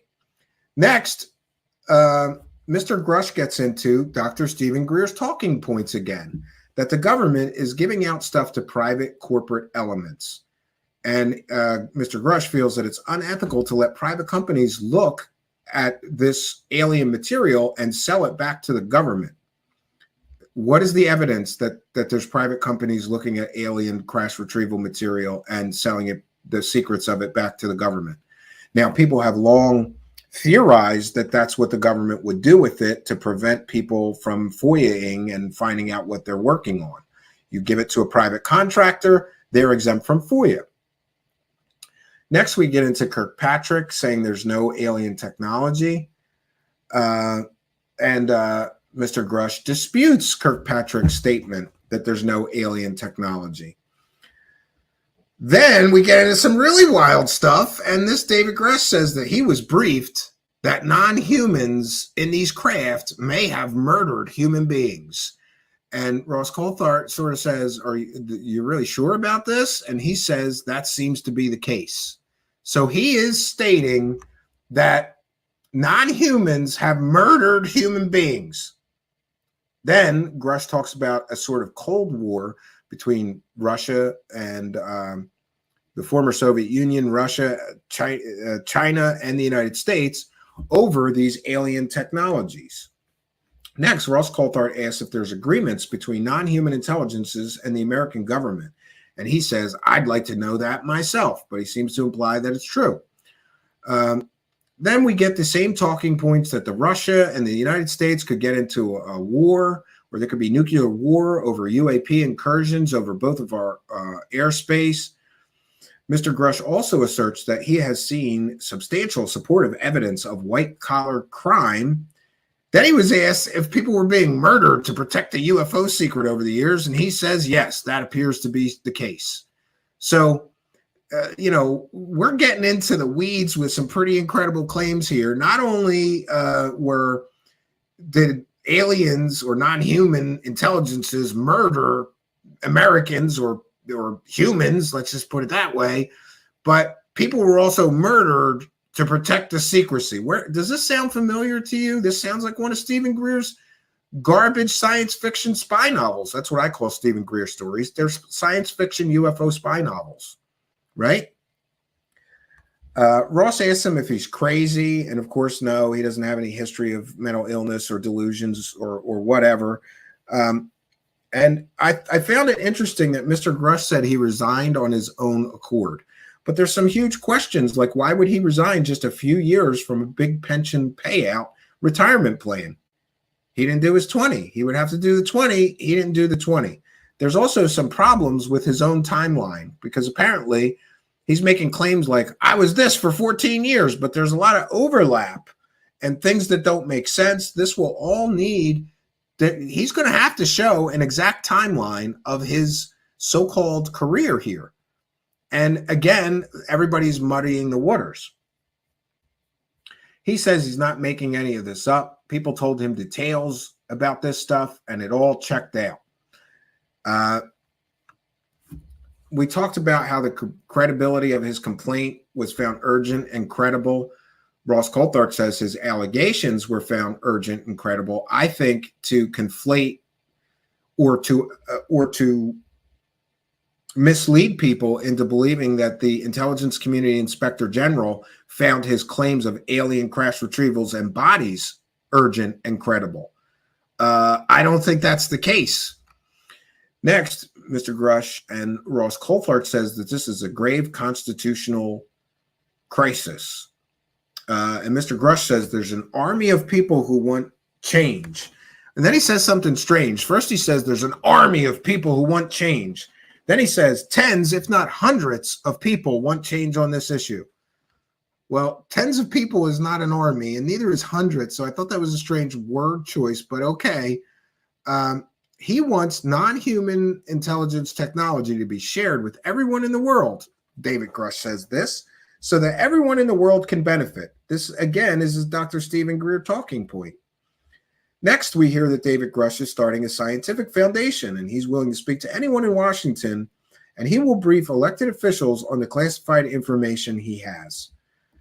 So I'm hoping that some people will take him up on that, and eventually we might get to see if all he has is garbage from Gary Nolan, Eric Davis, Kit Green, and all these other people that have been bandying about these same exact stories for years without ever providing evidence. Next, this interview closes with him saying some strange things, right? Like that aliens allowed genocide, war, and famine somehow, and that we may have some sort of treaties with malevolent aliens.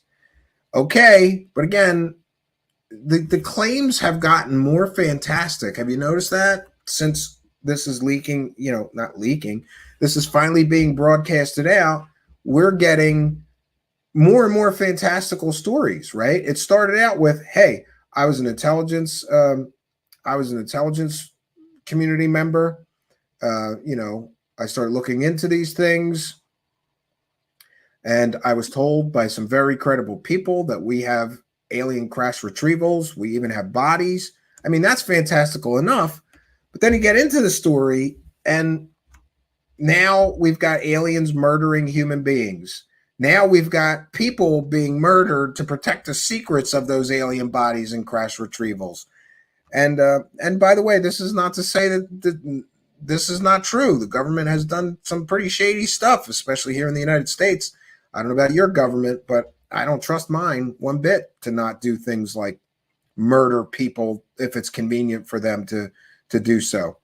But a lot of people think that the stories are getting more and more grandiose. And also the claim that the first crash retrieval was this 1933 Italy case. And by the way, we're going to bring you I'm going to do a whole video just on that 1933 UFO supposed crash retrieval in Italy case, so that we can show you just how fake this story that he's basing a lot of his allegations on, that story is completely and totally fake.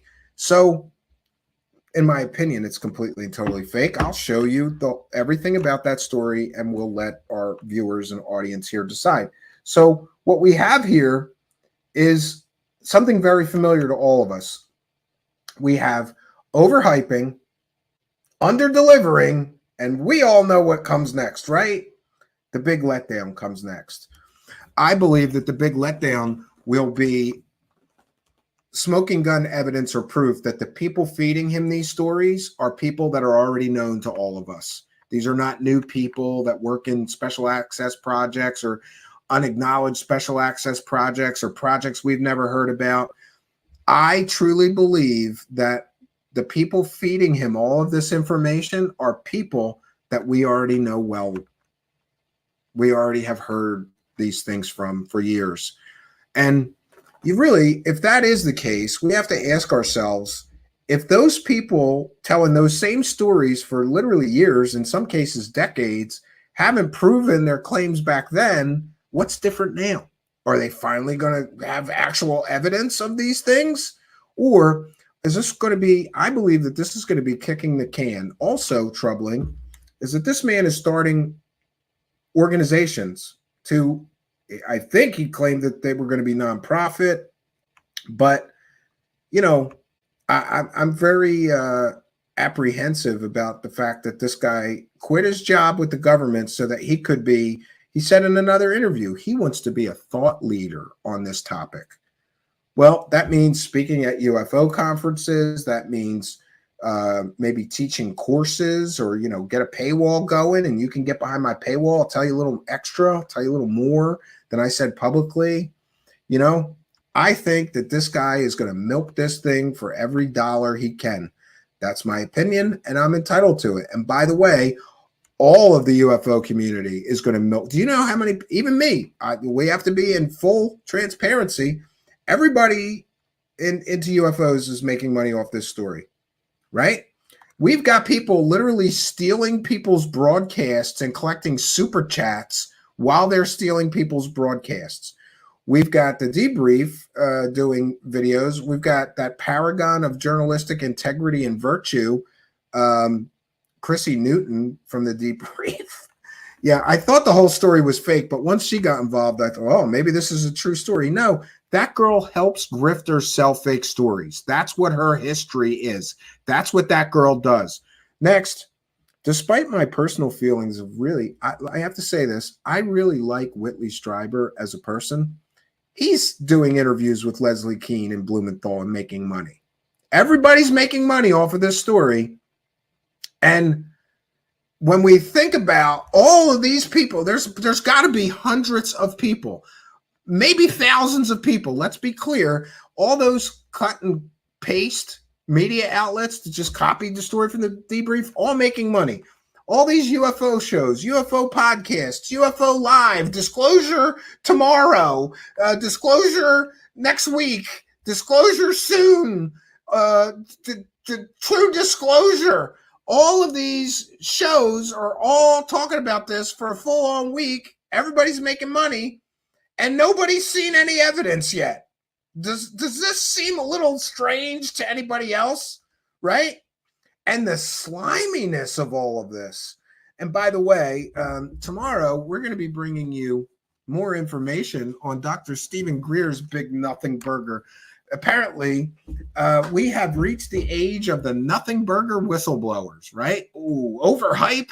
Let's hype this out the wazoo. Greer has been hyping this big disclosure event as the biggest UFO disclosure event in history and a historic disclosure event. He even wrote that on the podium. Historic disclosure event is written on the goddamn podium that is fake whistleblowers are getting up and telling their fairy tales at. And by the way, some of the slime balls that stole that broadcast and illegally collected super chats while rebroadcasting it and they didn't own it, they're some of the people hyping Greer's so-called historic disclosure event.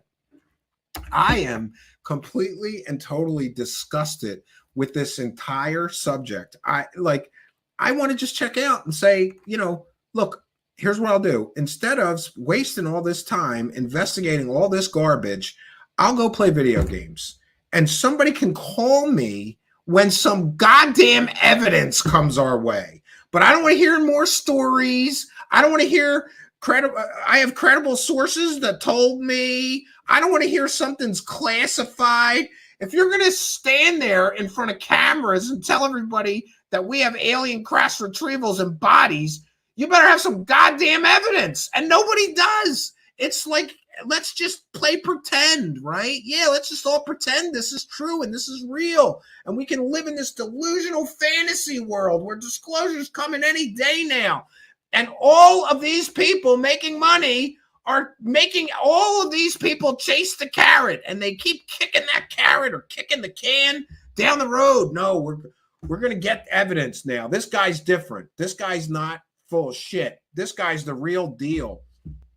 It's not the first time that somebody with big military and intelligence credentials came out with stories of aliens and then proved none of it.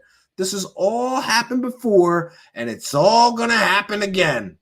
And this is where we're at, and this is where we find ourselves. So I would like to spend some time here with the live chat, and I'm going to take your comments and your questions, and I want to thank all of you for being here.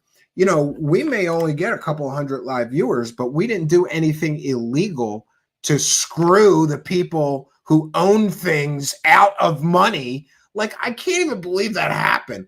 Like, if those people don't immediately send every dime they made to Ross Coulthart and News Nation, then that shows you that not only are they liars, they're thieves.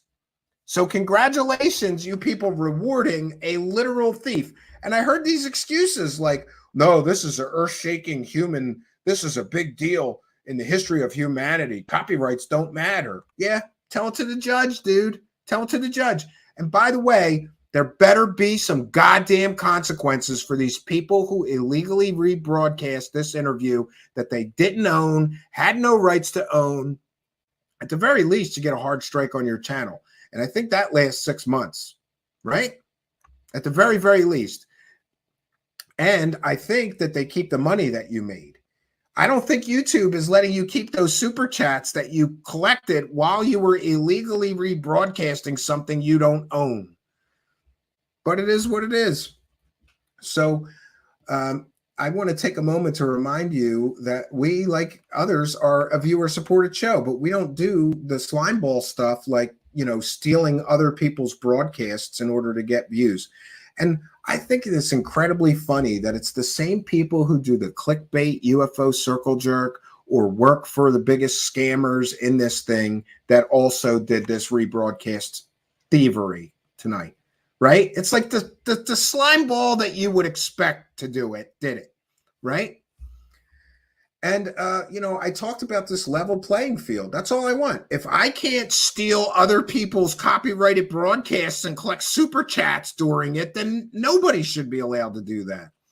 And I'm so disgusted by this thing that I'm contacting YouTube for the first time ever, and I want to know from YouTube, why is that person allowed to do that? That's literally illegal. YouTube cannot allow them to do illegal things on their platform. There's going to be some consequences to this situation. So I do want to remind you that there are some people doing this the right way. By the way, there was a discussion afterwards, and I didn't get to see the whole thing because I had to prepare for this show, but Mick West was on a panel with Ross Coulthard and brought it to him. Broke down why the story is likely fake. And Ross was sitting there looking like a deer in headlights, right? Like he just met his match. So kudos to Mick West. I want to thank him for even getting on that panel. But of course, it was like 3 against 1. It was like 3 people hoping, praying, really wanting the story to be true, and Mick West there trying to bring everybody back to actual reality, right? But it is what it is. So there are a handful of people doing the right thing. Stephen Greenstreet's going nuts right now, showing everybody the truth of the last huge, big deception from all these same people that are pushing this Dave Grusch guy. And don't be surprised if after some time passes, I'd say give it a year, Lou Elizondo and this guy will be speaking at the same UFO conferences. I guarantee it. I guarantee that's going to happen. And Gary Nolan, too, will be there, and some of these other people, right, that we've all come accustomed to get our UFO fairy tales from.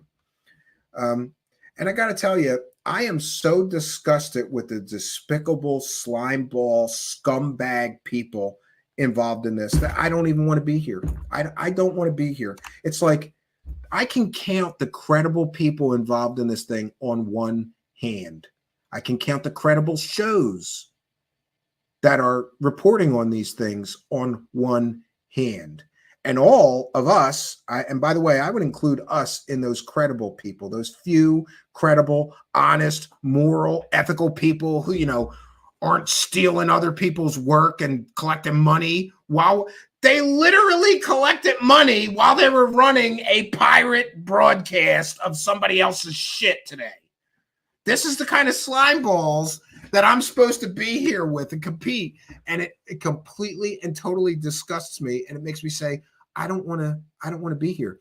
This and the lack of total evidence, like how much deeper do I need to really go down the rabbit hole before I've convinced myself that none of these people that make these claims ever come through with the evidence? How many times, you know, it's like Lucy in the ball, right? It's like Peanuts, Charlie Brown.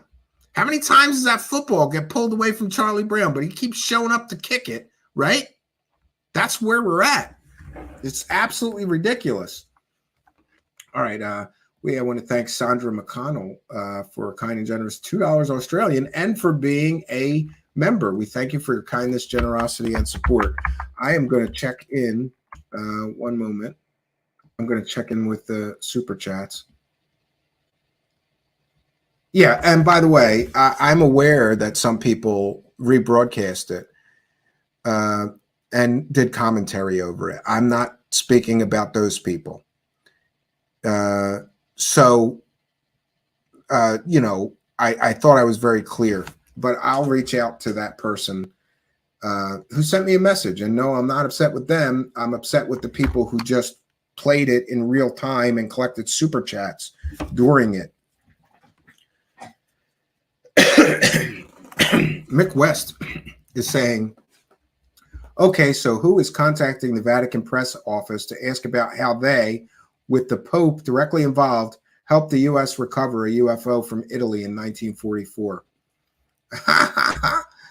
Yeah, there are many things in this interview which can verifiably be verified, right? 1 second. We're going to check in with the rest of the super chats. 1 second. I just want to make sure we didn't miss any while I was ranting. And I've done my very best not to yell and scream today. I got to tell you that I'm pissed. I am so pissed, right? Like, it's just ridiculous that I have to compete with just slime balls that are willing to literally break the law. Like, oh, I'll just do something completely and totally illegal while I'm collecting the money and broadcasting something I have no right to broadcast while I'm collecting money. I just can't believe that this stuff happens. Amazing. And it seems like some people have no consequences. So, yeah. All right, we only missed a couple. So we mentioned Sandra McDonald. I want to thank Larry Love for kind of generous $1.99. Says, don't think he's lying, but he's been lied to. Yeah, that's a good point. I feel very sorry for this guy. I think they manipulated this poor guy, filled his head with these stories, showed him enough stuff that eventually convinced him that this is all real. And now he just destroyed his life over this. He quit his job over this, right? Would he have quit his job if not for these guys manipulating him? Who knows? Thoughts on, and then we want to thank Kinetic Nidally for thoughts on Frank Kimbler's fragments from Roswell. And we want to thank you for the kind of generous £2. Yeah, I want to thank you. We have a show that I'm going to be doing, if not this week, coming next week, on UFO crash retrievals and alleged fragments from different UFO crashes. And we're going to be going over all of that on that show.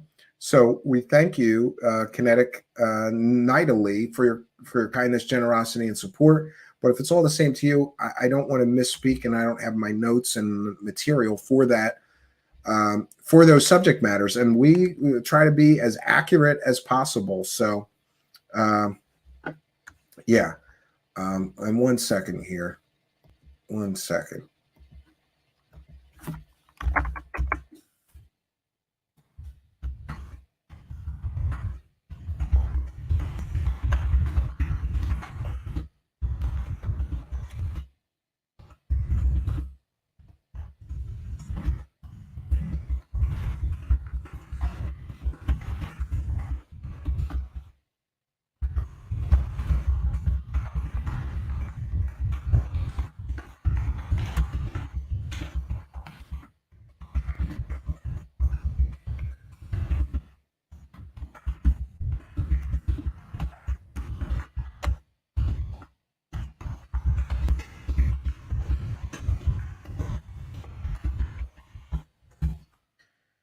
All right, so we're going to take some comments and questions from the live chat.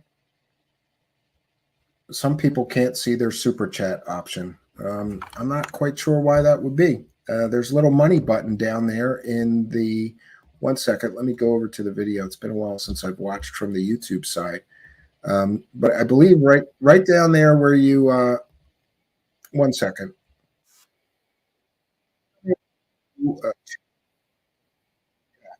In the middle button is a money button. You'll see it just looks like a dollar sign.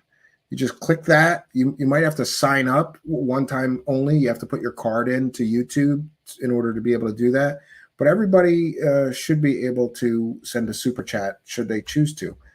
1 second.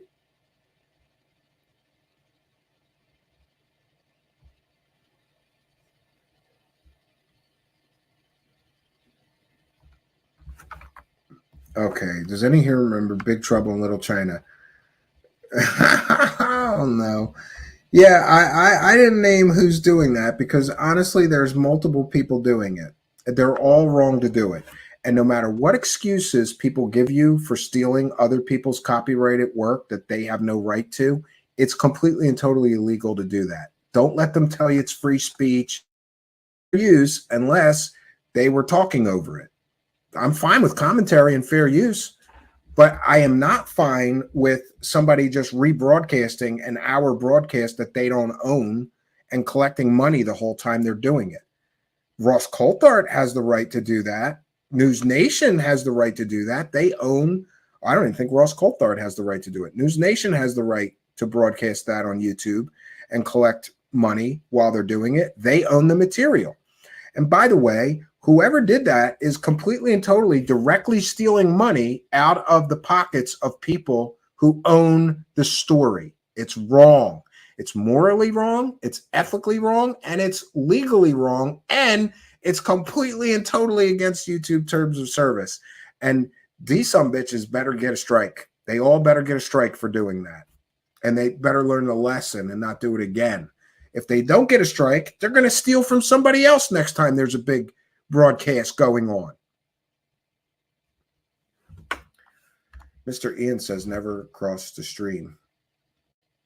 People restreamed the restream live. Yeah, people took the feed and just played it without commentary. Peeps can send PayPal instead. Yeah, there's instructions for how to send a PayPal in the description of the video. And that reminds me, we're going to take comments and questions from the live chat. So get your comments and questions ready. Please put them in all capital letters. In the meantime, here's Mr. Ian, who will be letting you know how you can support a show who doesn't do illegal, slimy scumbag things, right?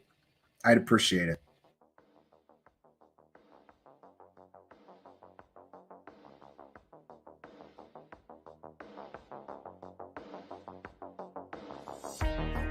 Truth Seekers is a viewer-supported show. Wonderful people like you who enjoy this show send pledges in the form of super chats, super stickers, super thanks, PayPal, or Cash App. Instructions for how to help are in the description. You can also join our Patreon, and for as little as $1 a month you can get extra content. Patreon supporters get a backstage pass, early access to all our production videos before they are distributed publicly, Stephen Campion's music, private writings, a monthly show journal, and more. You can also become a YouTube channel member for $5 a month. A YouTube membership includes all of the Patreon benefits, plus a special members badge, priority reply to video comments, and the live chat, plus a monthly members-only video. We thank you all, kind and generous benefactors, for supporting Truth Seekers. Thank you for your generosity and support.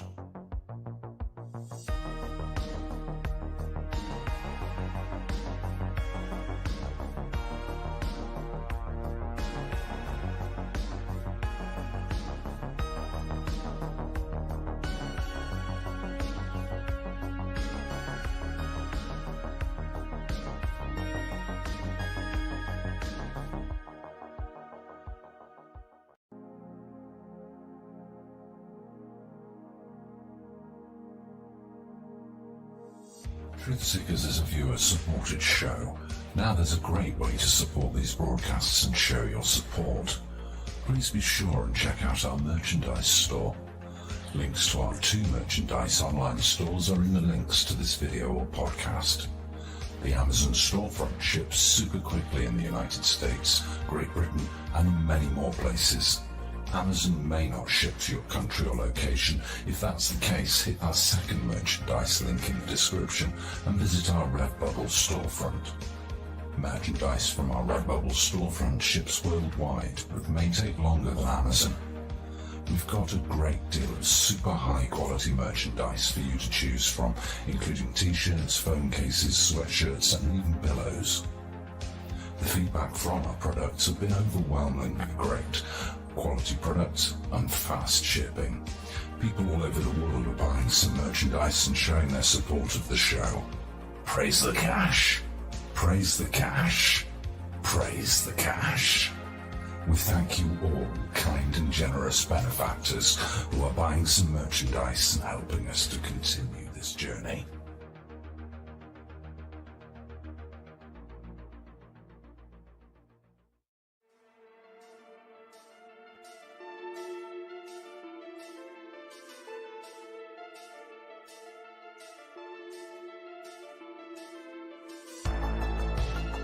Thanks for being here. This is Truth Seekers with your host, Stephen Campion. Please rate, like, and comment on our videos or podcasts. If you are listening to an audio podcast, please rate us 5 stars to help us rise in the search rankings. If you are watching on YouTube, please like, comment, and subscribe to our channel. If you're listening to an audio podcast, we love and appreciate you listeners, but you are missing the live tapings. All our shows are recorded live with video feed. We'd love you to come be a part of our live broadcasts and tapings for the podcast. Head on over to YouTube, click the search tool, the little magnifying glass, put Truth Seekers, one word in the search bar, and hit enter. You'll see a strange and mysterious guy with sunglasses. That means you found the channel. Go there, smash the subscribe button, and hit the notification bell to receive up-to-date info on our YouTube channel. We welcome you to be a part of our live taping and our chat room during the live broadcasts. Seek the truth. Speak the truth. This is Truth Seekers. Truth Seekers. Truth Seekers.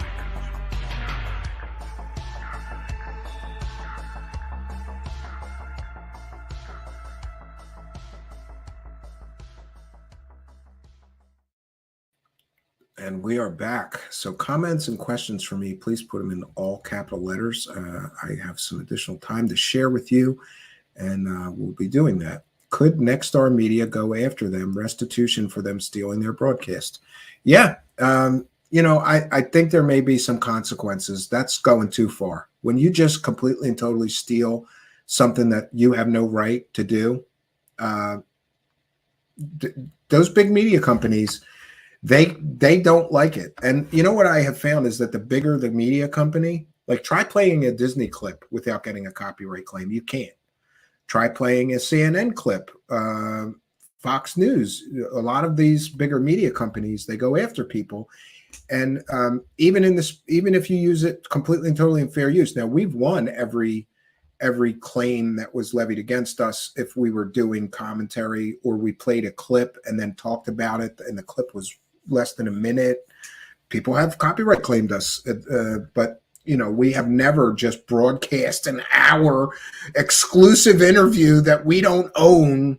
And I love how some of these people were claiming that they had the exclusive on streaming this. You don't own anything. News Nation has the exclusive, not you, right? Lie on your thumbnail multiple times, clickbait everybody. Oh, if you want to see that interview, I'll be streaming it. You can't stream somebody else's interview that you don't own. And by the way, I've already gotten a nasty, nameless, faceless, brand new Twitter account that told me I was just jealous of those people that were helping disclosure by rebroadcasting it. No, I am never jealous of people who get ahead doing slimy things. I grew up in a kind of rough neighborhood, and there was always, let's just call it a criminal element in my neighborhood.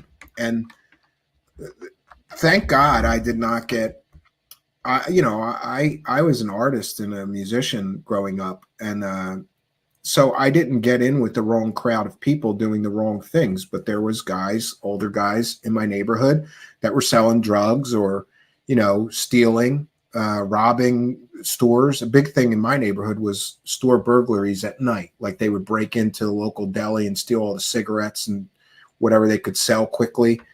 And, these guys all had cars and nice clothes and, gold chains. I was never impressed by those people. You got ahead, right, by being a slime ball. And karma always came for them because a lot of them ended up dead. Shot, killed during a robbery. One guy got shot and killed, or, they end up in prison. So, karma always comes for those people who think that they can get ahead of others.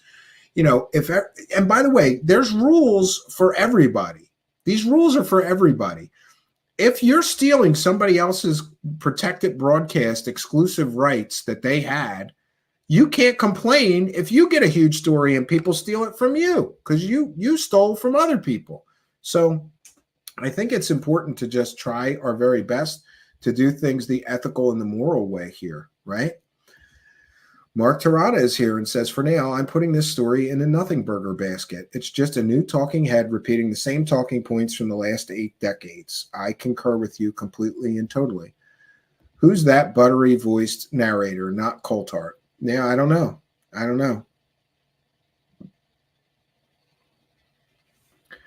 Oh, I think we got some PayPal here. I'll have to check in with that as well. And, it should be noted that I do not pay my bills, my house bills and my personal expenses from the show funds. There's a separate account that we use specifically for that. We do not, commingle funds here. So some of these bottom feeding slime balls don't have any other source of income. So they come into the UFO community. They're willing to do anything they have to do, clickbait garbage stories, play the UFO circle jerk game, like let fraudsters on their show and give them the softball interviews so they get the clicks, the views, the super chats. They don't ask hard questions. They're clickbaiting out the wazoo just to get clicks and views. They are lying on their thumbnails, literally lying on their thumbnails every day. Like if you have to lie on your thumbnails every day. Oh, and by the way, some of these same slime balls are promoting Greer's Nothing Burger of an event, right? So at some point, I'm just hopeful that at some point people wake up to the slime ball, scumball side of this and say, we're not going to reward you for lying to us anymore. And some of these show hosts are the same people lying to you over and over and over again. Now they're doing slimy stuff like stealing other people's broadcasts that they have absolutely positively no legal right to broadcast.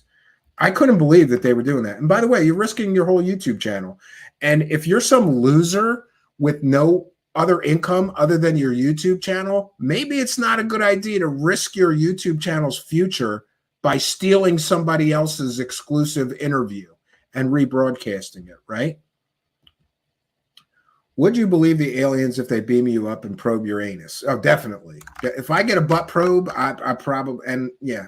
But according to Stephen Greer, some of that stuff isn't real. It's what's called stagecraft, and it's government people pretending to be aliens, right?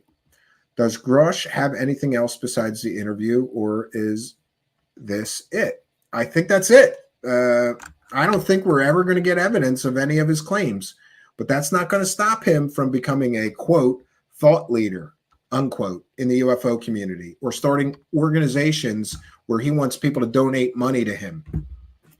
It is what it is.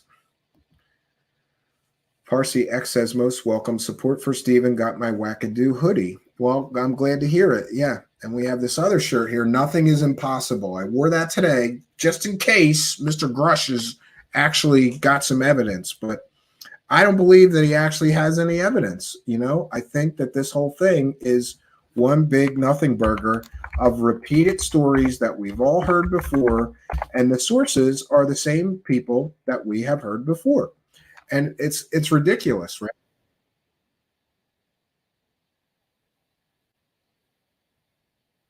Yeah, and I don't know, one of the reasons that this stealing issue bothers me is because, some people don't deserve to get a big influx of new viewers, especially if you had to do something that's completely and totally against YouTube terms of service and illegal in order to get that big influx of viewers. There's a reason that some people's garbage channels haven't grown in literally years, right? It's because they're liars. They lie on their thumbnails, they lie.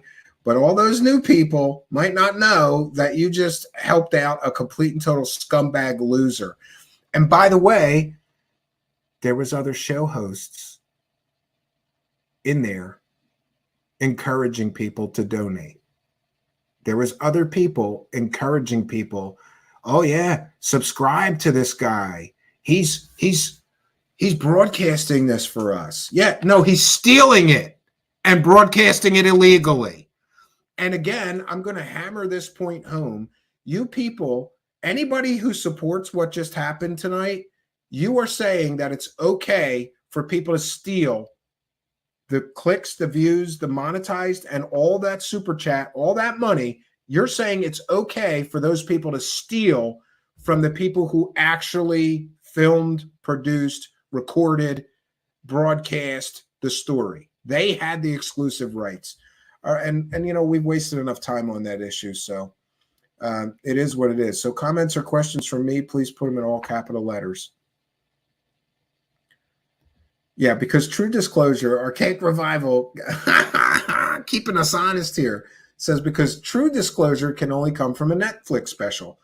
Well, that's also another important point. During the interview, he says, Ross Coulthard says to him, you're not getting paid for this interview. And he says, no. But apparently, or allegedly, this person has a documentary deal with somebody. Who does he have a documentary deal with, Ross Coulthard? Great, you didn't pay him for that interview, but you're going to pay him to be in a documentary with you, right? Okay, 1 second. Nothing on routers. Yeah. The stream is not available in European Union. Well, that's unfortunate, but that doesn't give people the right to steal it, right? Maybe they're going to do a special broadcast for the EU and they wanted all the views for themselves. But now they just got screwed out of views by people stealing their exclusive story illegally.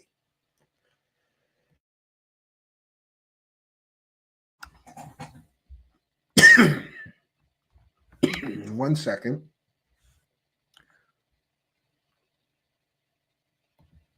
Third phase of goons make us twins look bad. Brian Kings with Kings X7 with a kind and generous $10 says, Steve, found my super chat issue. B. Baker. It was my CyberGhost VPN blocking. Anyway, off topic, Stephen. I think Corey Good has a horrible addiction problem, has erratic behavior of a classic addict. You may be correct. A lot of people have said that, but we thank you very much. We thank all of you for the kindness, generosity, and support. It is much, much appreciated. As disgusted as I get with the fact that we have to compete with complete and total slime balls in this thing, right? And you would think we have an 8-year track record here of getting the story right? You would think that the universe would reward us, but you'd be wrong, because these slime balls that are willing to do anything, they get ahead. They get way ahead, right?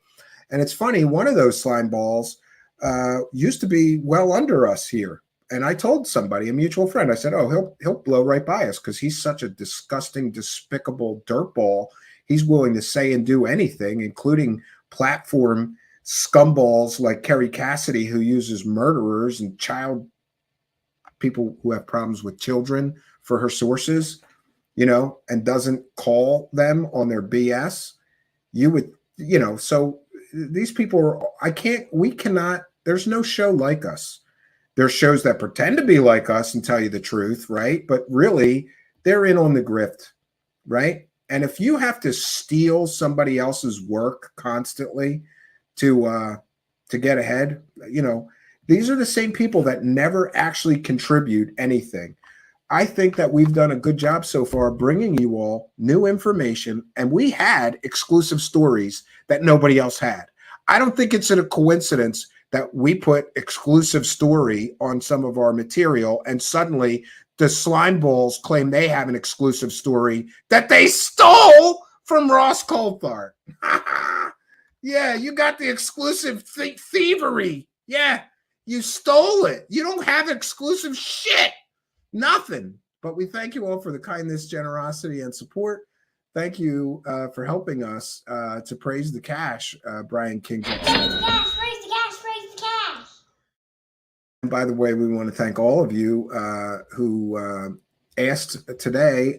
We had quite a house full. I think we had like 50 people here for my son's 7th birthday, and we just combined them this year. And my other son is 11, so we have a 7. I have to get used to saying that. I've been saying I have 2 boys, 6 and 10. Now I have to get used to saying 7 and 11.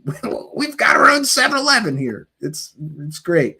Brian Kings X7 with another one, kind and generous $5 says, the truth hurts, Stephen. Pocketbook included. Karma and patience will reward you in time, brother. I believe that. And thank you, Brian Kings X7. It's nice to see somebody supporting and agreeing with me. I knew that this was going to be a tough slog. Oh, and by the way, we have something to check in on that Spooky reminded me about. After this show, I think, let me look at what the counter says right now. After this show, yep, we should hit it. After this show, here, I'm going to share this with all of you. This is a big moment for our show and for our channel. 1 second. Oh, yeah, here. After this show, we should hit 1 million views.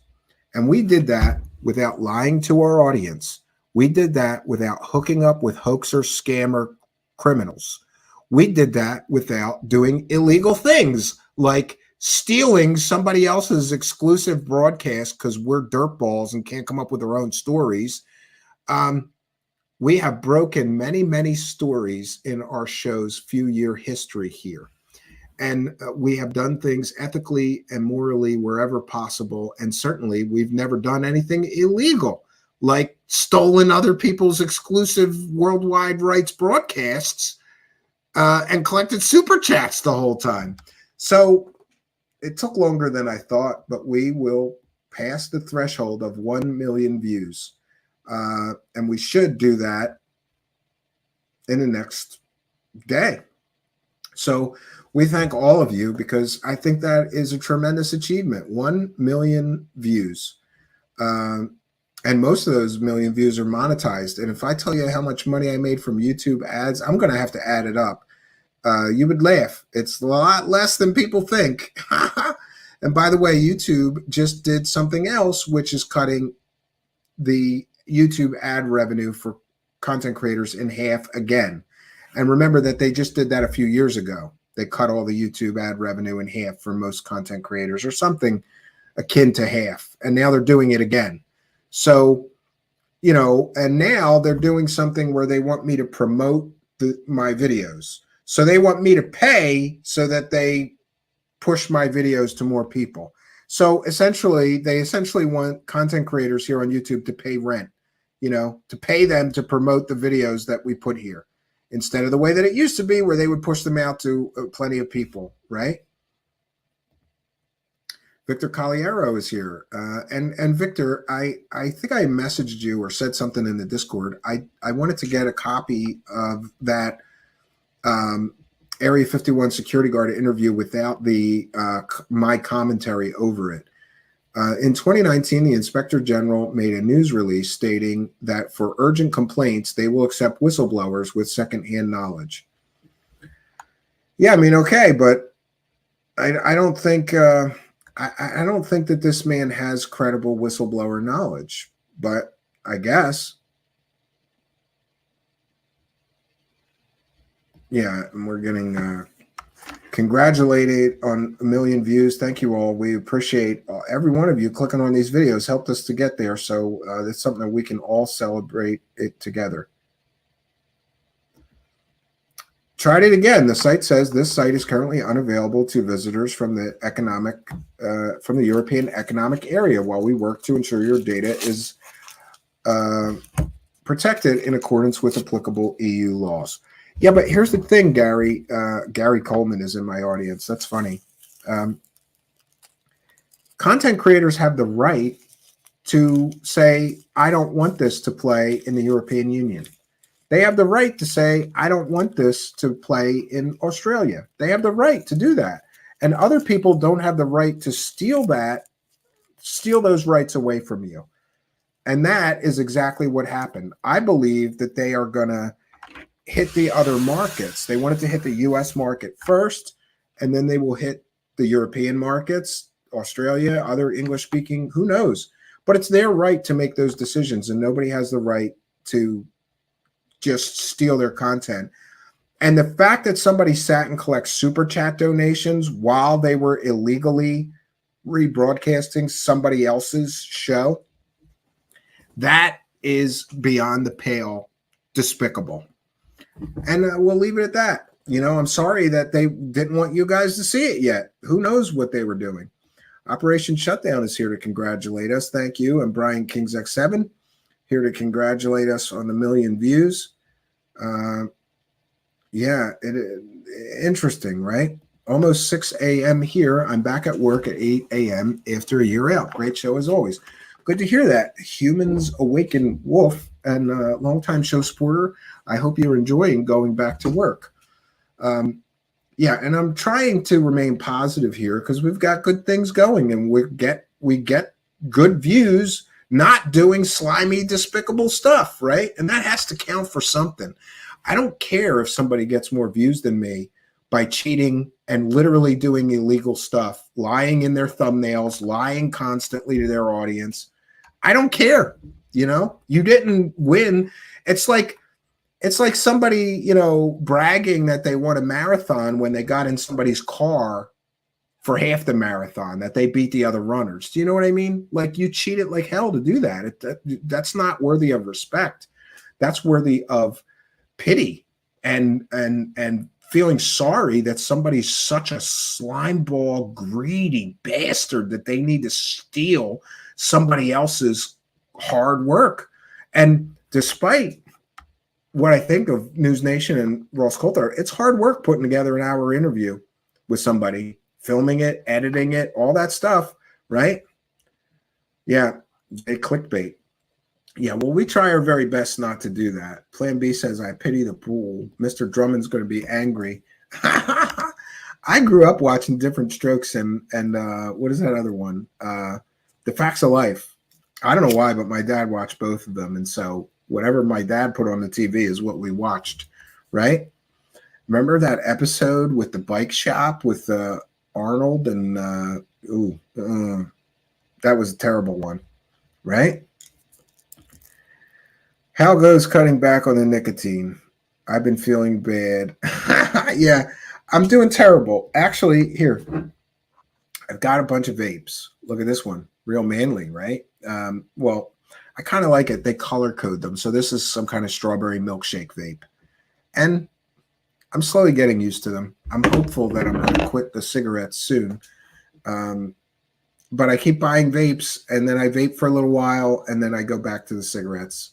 It's just, I feel like I could vape for a half hour and I would still want the cigarettes, And so we had quite a party here today with like our entire family and extended family, and we had Elmo. It was a good day. And I hate that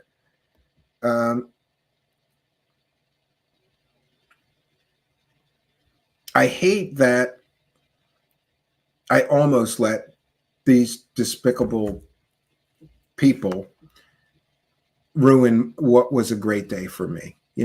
Like we had our two boys here, everybody, all my wife's brothers and sisters all brought their children. We had Elmo here. We had pizza and hot dogs and sauerkraut and all kinds of goodies. And everybody had a tremendous good time today.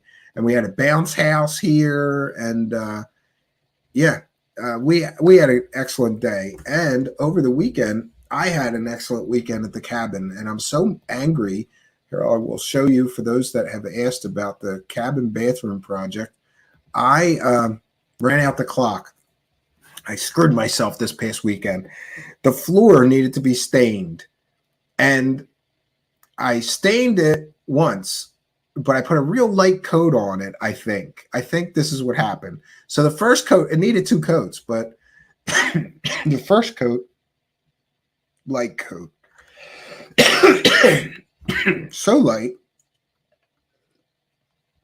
By the way, it's the same stain color that's on these walls. So the first coat was so light that 6 or 7 hours later, the floor was dry and ready for the second coat. And instead of going to bed, I thought, it was 3 o'clock in the morning, I think. I thought, I'll stain it and then I'll go to bed. So 3 or 4 o'clock in the morning, I put the second coat of stain on there on the floor. But apparently I put way too much stain on the floor, because the next day at 5 o'clock at night, like dinner time, it was still tacky and I couldn't walk on it to finish the rest of the work that needed to be completed, which was the trim and stuff like this and hanging things. We've got shelves now. We got some paintings. We've got a towel rack with a bear on it. This cabin bathroom is going to be finished. It would have been finished this weekend if not for the drying issue. And by the way, the floor looks just like these walls here. And that's actually what usually people will call paper bag flooring. That's what it is. It's basically, people use paper bags, but most people that do this use butcher block paper, these big rolls of brown paper. And you just bunch up that paper and you put it in buckets that's half water and half glue. And then you spread it out on the walls and even it out. You let it dry and then you stain and varnish it. It's incredibly durable. It lasts forever. And if the the wall gets dinged up or beat up, you just stain and varnish it again, and it'll be good for another few years. So slowly but surely, this cabin project is almost done. And you can see in the corner here this. So next week, I just have to polyurethane the floor, and I have to put a shower curtain in and hang a few more things. A little bit of odds and ends. So for those that have asked, next week for sure, maybe I shouldn't say next week for sure, because every week I think I'm going to finish that thing and I don't. But I think I will, especially this weekend. I'm going to have an extra day at the cabin. I'm leaving on Thursday, coming back on Sunday, I think. So far, that's the plan. So I have an extra day, but I also have to clean the cabin and get rid of all the tools because my wife and children will be there. And yeah, I got to finish that bathroom because it's getting in the way of everything else. Oh, there you go. Mark Toronto says, I'm currently clear coating a pine cupboard I built. Good for you. Yeah. Humans, it's so nice you're afraid to take a dump in it. Yeah. Patty, it really did come out beautiful. And I've got these shelves in the corners of the room so I can put candles. I have backups for everything. It's the apocalypse cabin, Patty Wilhelm.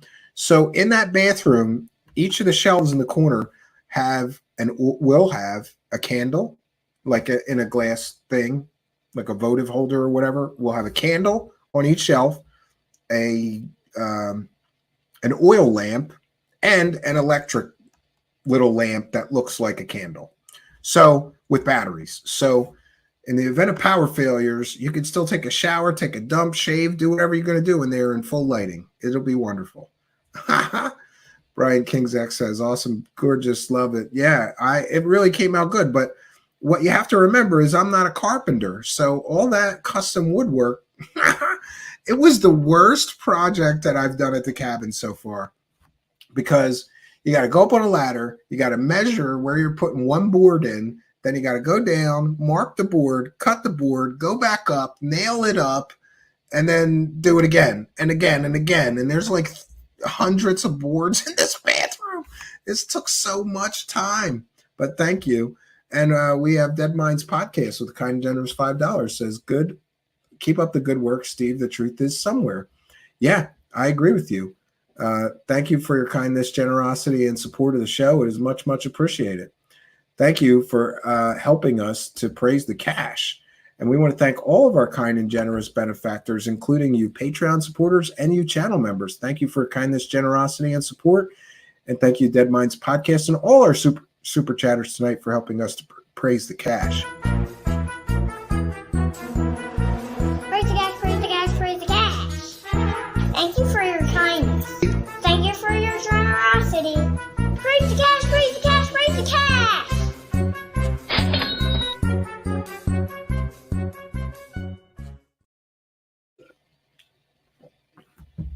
All right, so you can't have enough TP. I have a shelf that goes on the side of the sink, and it holds like 12 rolls of toilet paper.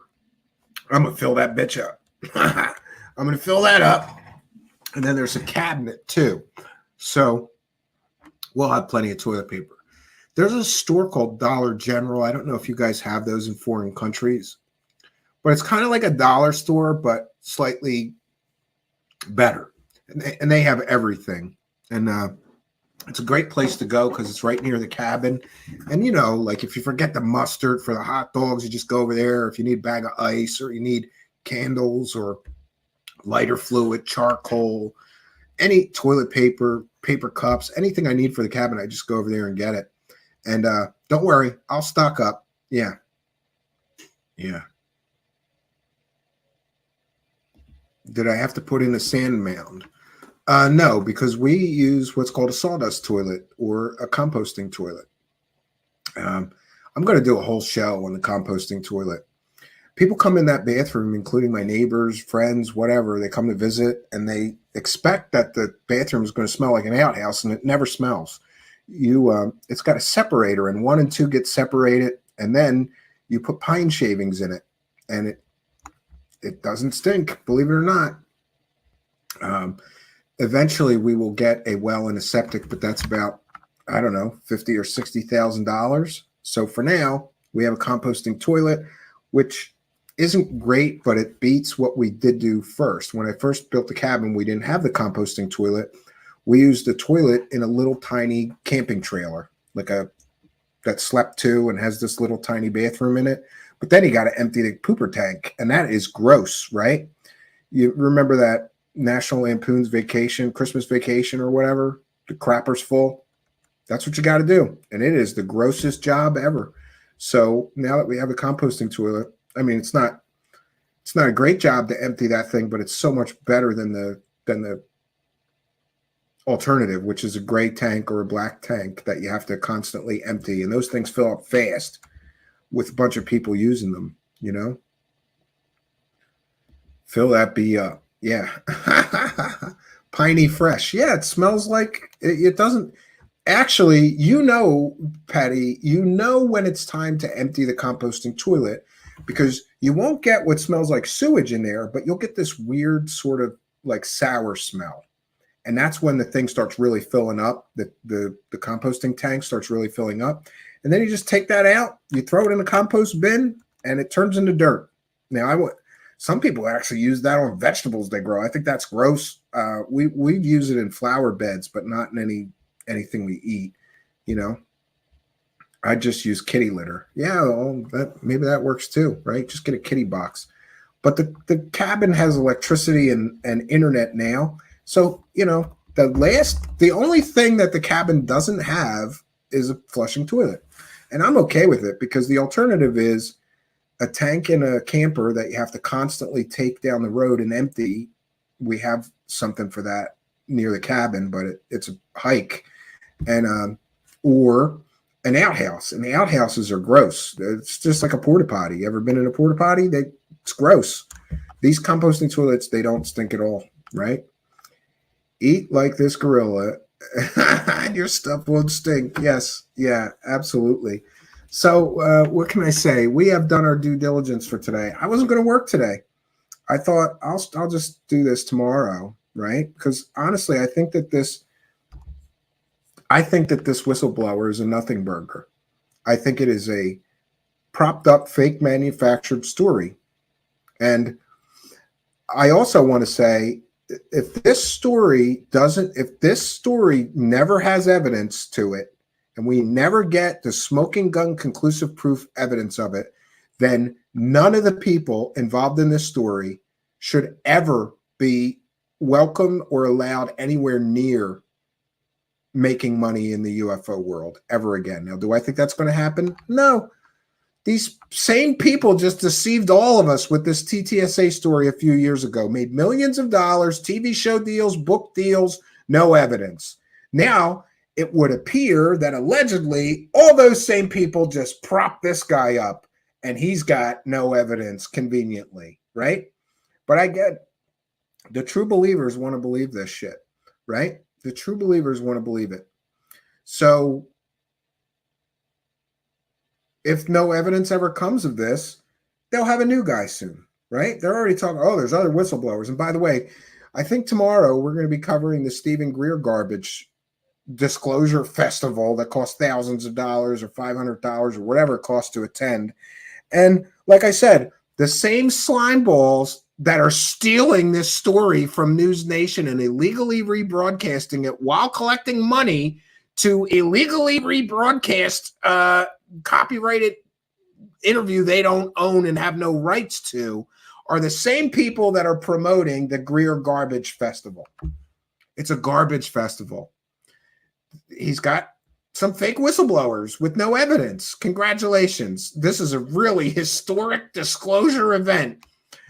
If you count nothing burgers as disclosure events, but we'll break all of that down for you on tomorrow's show. For now, I'm going to hold my comments about that because, Ed Garian, I love how Greer tries to pretend these hearings are legit and they have the eye of the government on it. Yeah, it's all stagecraft. It's all an illusion, a deceptive illusion of an historic disclosure event with whistleblowers. But the whistleblowers are largely garbage peddlers, so with no evidence. So who cares, right? And I get it. Some of them, like this Eric Hecker, okay, you got a picture of you at the North Pole. You don't have proof of your claims of what's going on at the North Pole. None. You know, according to him, his evidence is documents that he downloaded largely from the blackvault.com, but he did have some other document he claimed was a government document that was marked at the top, classified as hell. You got to love it. You know, so it is what it is. And by the way, I guess we're going to do 4 shows this week, which is going against I said our summer schedule is 3 shows, and we're going to do 3 shows, 3 great shows.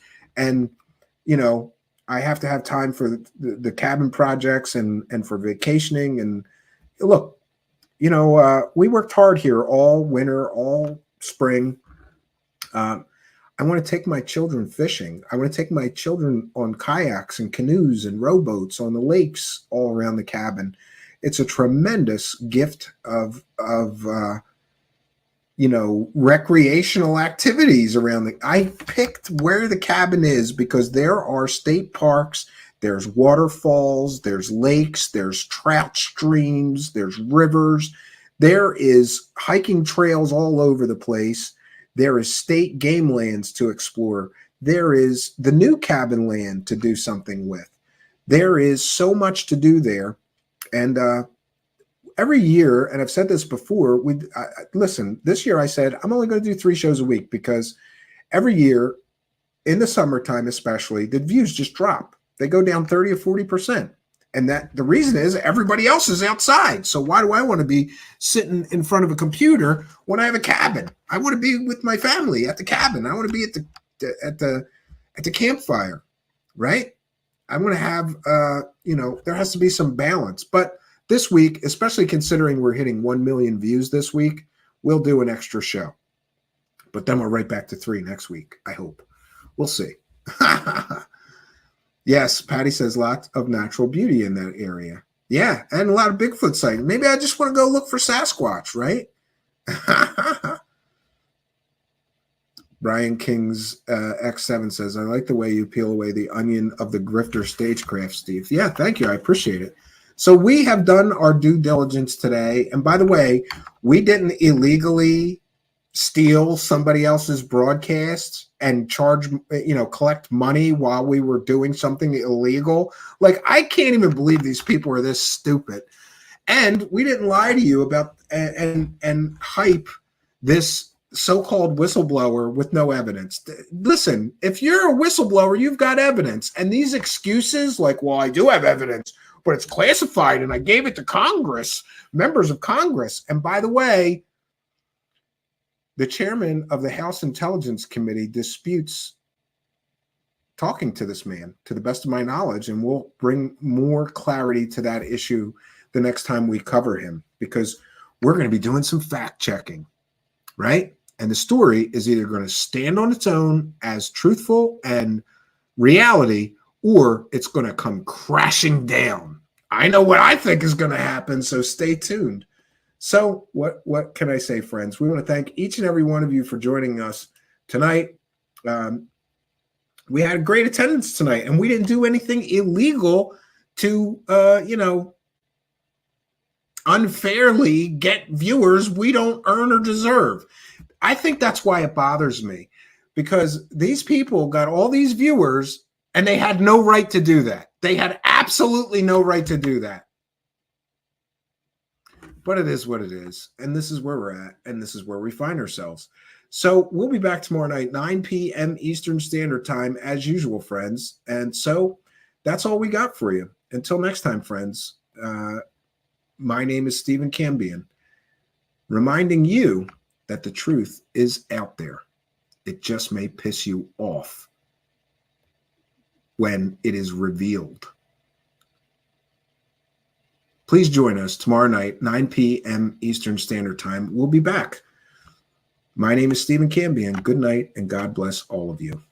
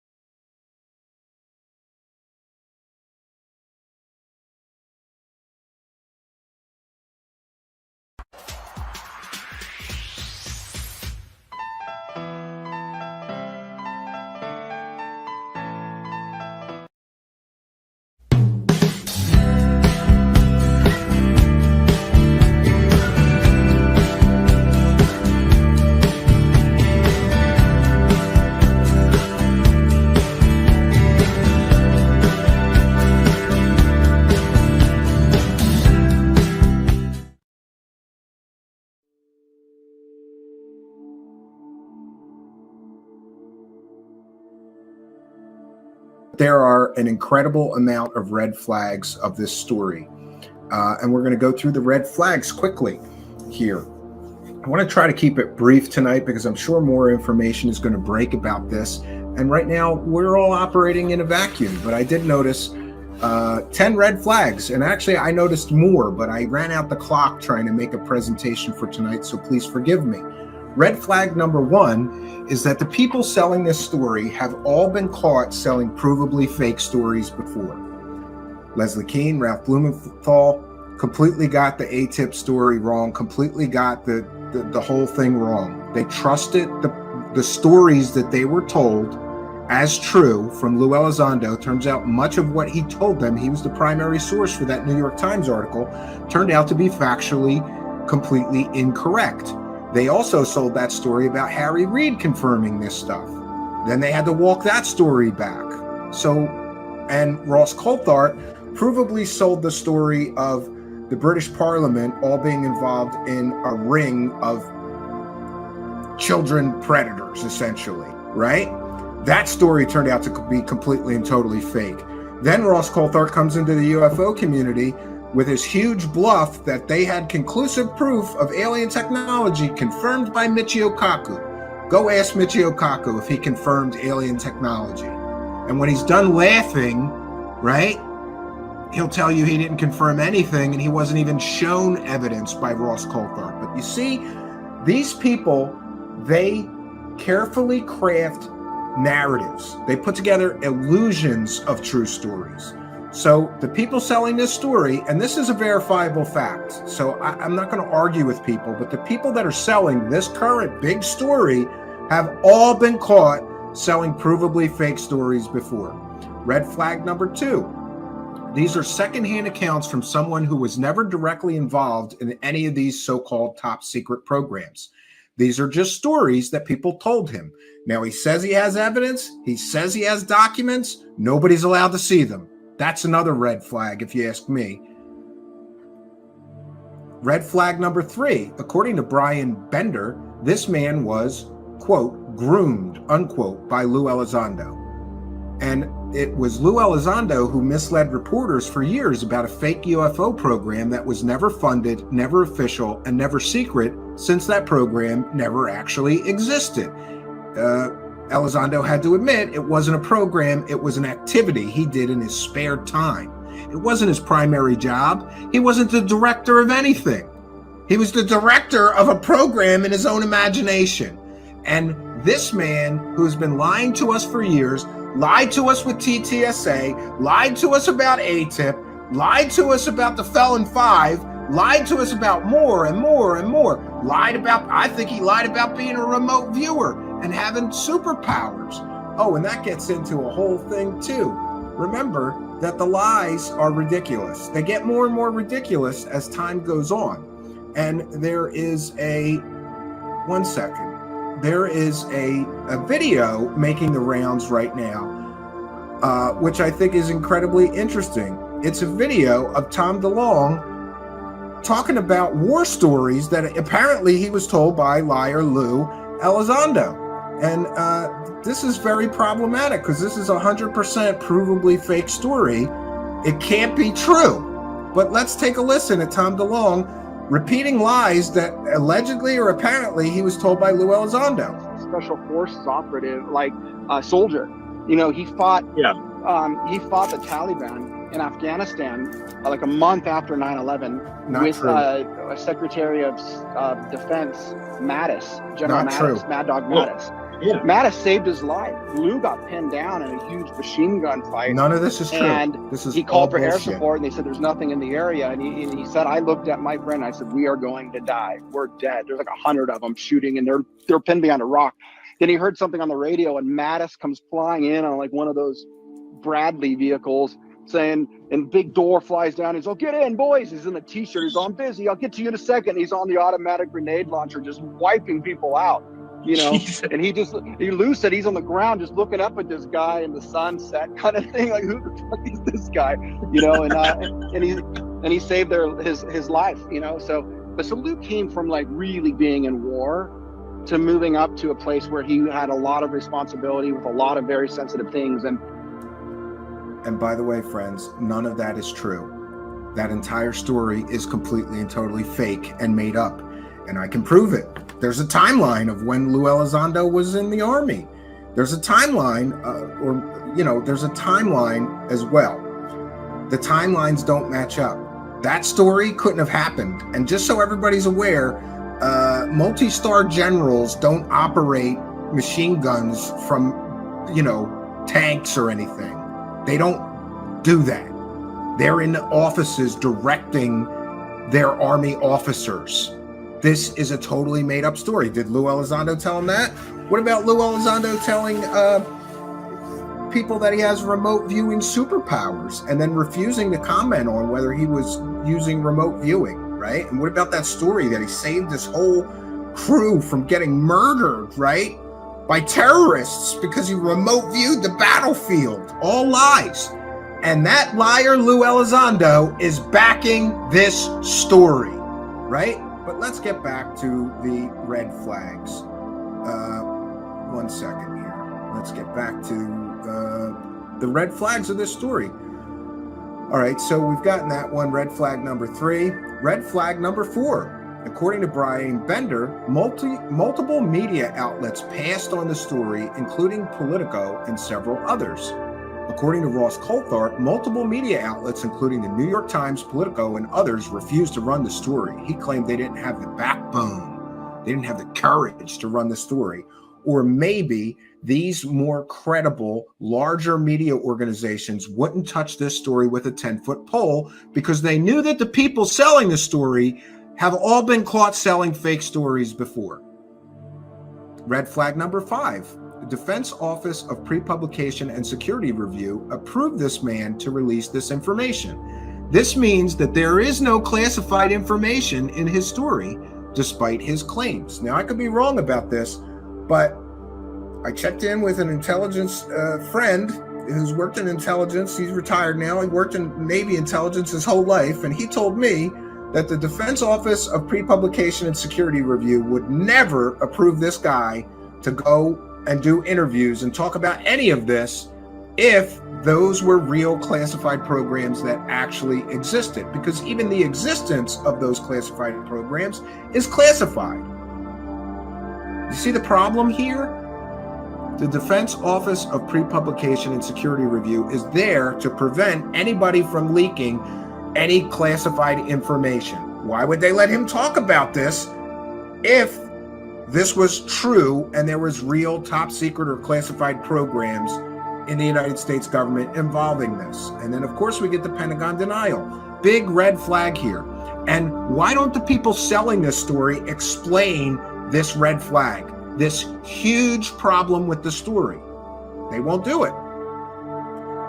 Red flag number 6. This appears to be a coordinated effort. All the people selling this man's story are working together to release it together. Ross Coulthart interviewed this man in early May. Why did he wait a month to drop it? And why did this all happen in one day? You mean to tell me that Ross Coulthart has this true story, the story of a lifetime, right? This huge bombshell story, and he waits a full month and he lets himself get scooped by essentially a blog on the web, on the internet, the Debrief. No offense to the Debrief. I know they got a lot of people working for them, but it's still just essentially a blog site. This doesn't not make any sense. It's also interesting that this story appears to be coordinated with Christopher Mellon's op-ed piece last week. And a lot of people are also saying that this appears to be a coordinated effort to throw Stephen Greer's so-called whistleblowers, to take up all the oxygen in the room and destroy his event that's happening in a few days. I think Greer's whistleblowers are faker than this guy, though. And we proved that here. At least a few of them are completely and totally fake. They're not real. They're not real whistleblowers. This guy, I don't know. Well, it remains to be seen. But the fact that they are all coordinating together, and then, of course, we've got Lou Elizondo and Christopher Mellon pumping the story to their huge social media followings. It's all coordinated, all to happen on the same day. That is not a coincidence, friends. And why do only those 3 get access to this guy? And also, this guy also went to Star Trek conventions to meet Jeremy Corbell and George Knapp, and allegedly or apparently, this is rumors and speculation, he tried to get them to tell his story and they weren't interested. If Corbell and George Knapp don't want to sell this story, what is going on with this story? Something must be made. Those guys are out there selling flares as real UFOs. They didn't want this story, allegedly. Something's a real problem. Red flag number 7, conflicting stories about why major media would not cover this story. These 3 say completely different things about that. And here's where it gets interesting. Leslie Kean and Ralph Blumenthal both copied and pasted the exact same tweet on this issue, claiming the Washington Post did not pass on the story. Ross Coulthart says that everybody did pass on the story and nobody had the backbone to run the story except for the Debrief and him, right? Why is there conflicting stories about why people wouldn't want this story? These three people can't get their story straight. I guess they forgot to send Leslie Keane and Ralph Blumenthal, who both copied and pasted the same tweet today, must have forgot to copy and paste that tweet to Ross Coulthard, right? So they're working together, but they're doing a terrible job. All right, number 8. This man claims he has documents and proof. No one, including those selling this story, can see that proof because it's classified. If that were true, he would not have been cleared to talk about any of this publicly. The OPSR reviews are done to ensure that no classified information is spilled. And again, if those programs are real programs, even the existence of them cannot be talked about publicly. They would not have cleared him. But let's not let a little thing like the real way that the intelligence world works get in the way of a good story you can sell. And the people selling this story did not address this obvious elephant in the room. There's a real problem here. Red flag number 9. The people who are selling this story could have gotten on the record comments from the Pentagon before running it. They chose not to. Why? They could have gotten comments from the Inspector General's office. They did not do so. Why not? Well, we did get comments from the Inspector General's office calling his complaint credible and urgent. But does that mean because his information is so good? No. We're going to find out later that all of this so-called data was carefully massaged to sell this story. That's what we're going to find out. It's all going to start falling apart. That's my opinion, and I'm entitled to it. Where are the documents that this man claimed that he has? And why can nobody see them? Even the people selling the story with him aren't allowed to see the documents? Come on. That's a huge red flag. The fact that he claims he has documents, but nobody's allowed to see them. So this is trust me, dude, right? A bunch of people told me some stories, and I got some documents, but you can't see them. Trust me, dude. And red flag number 10. This story is being hyped and promoted by the same people who brought us the TTSA techno-scam and the fake Pentagon UFO program. I find that incredibly suspicious that the same people who duped everybody before, including essentially duping people out of investor money. Remember Lou Elizondo, Tom DeLonge, Christopher Mellon, they were going to build a spaceship with a revolutionary power source that would change the world. They collected millions of dollars and they did nothing, right? But don't worry, Lou Elizondo got a book deal out of it. And he got a TV show deal out of those taxpayer-funded videos that are nothing burgers. It took years to determine they're nothing burgers, those 3 videos, right? This is extremely, extremely problematic. And I have just a few more things to share. And here's more red flags. Eric Davis is behind this, partially. Gary Nolan and I have been working together since 2009, and what he told the reporter is 100% accurate. Much of what he said is partly based on my work over 25 years and the more recent work of my now former special security officer who works in Colorado Springs. This man from this so-called bombshell story is a real estate agent in Colorado Springs. And he's the U.S. government whistleblower who remains unknown, but will become known in a soon-to-be published expose in the Washington Post. And we have to be very careful here because, and then I have this too. This is pretty funny. Even Uri Geller, Uri Geller is critical of this story, right? How bad is it when Uri Geller is critical of this story? Uri Geller says, "My dear friends, there is something that is not right here. I need to investigate with my fellow contacts." Stephen Greenstreet says, "I really thought this UFO stuff might be BS. I really did. But now that Lou Elizondo's friend has told Leslie Keane and Ross Coulthard that aliens are real, I feel like there might be actually something to it." And here we have Brian Bender. He is a close ally of Elizondo, which is important context, I think. In fact, I would even say Lou groomed him a bit for several years now. They've been grooming this guy for several years to tell this story. Isn't that a little suspicious?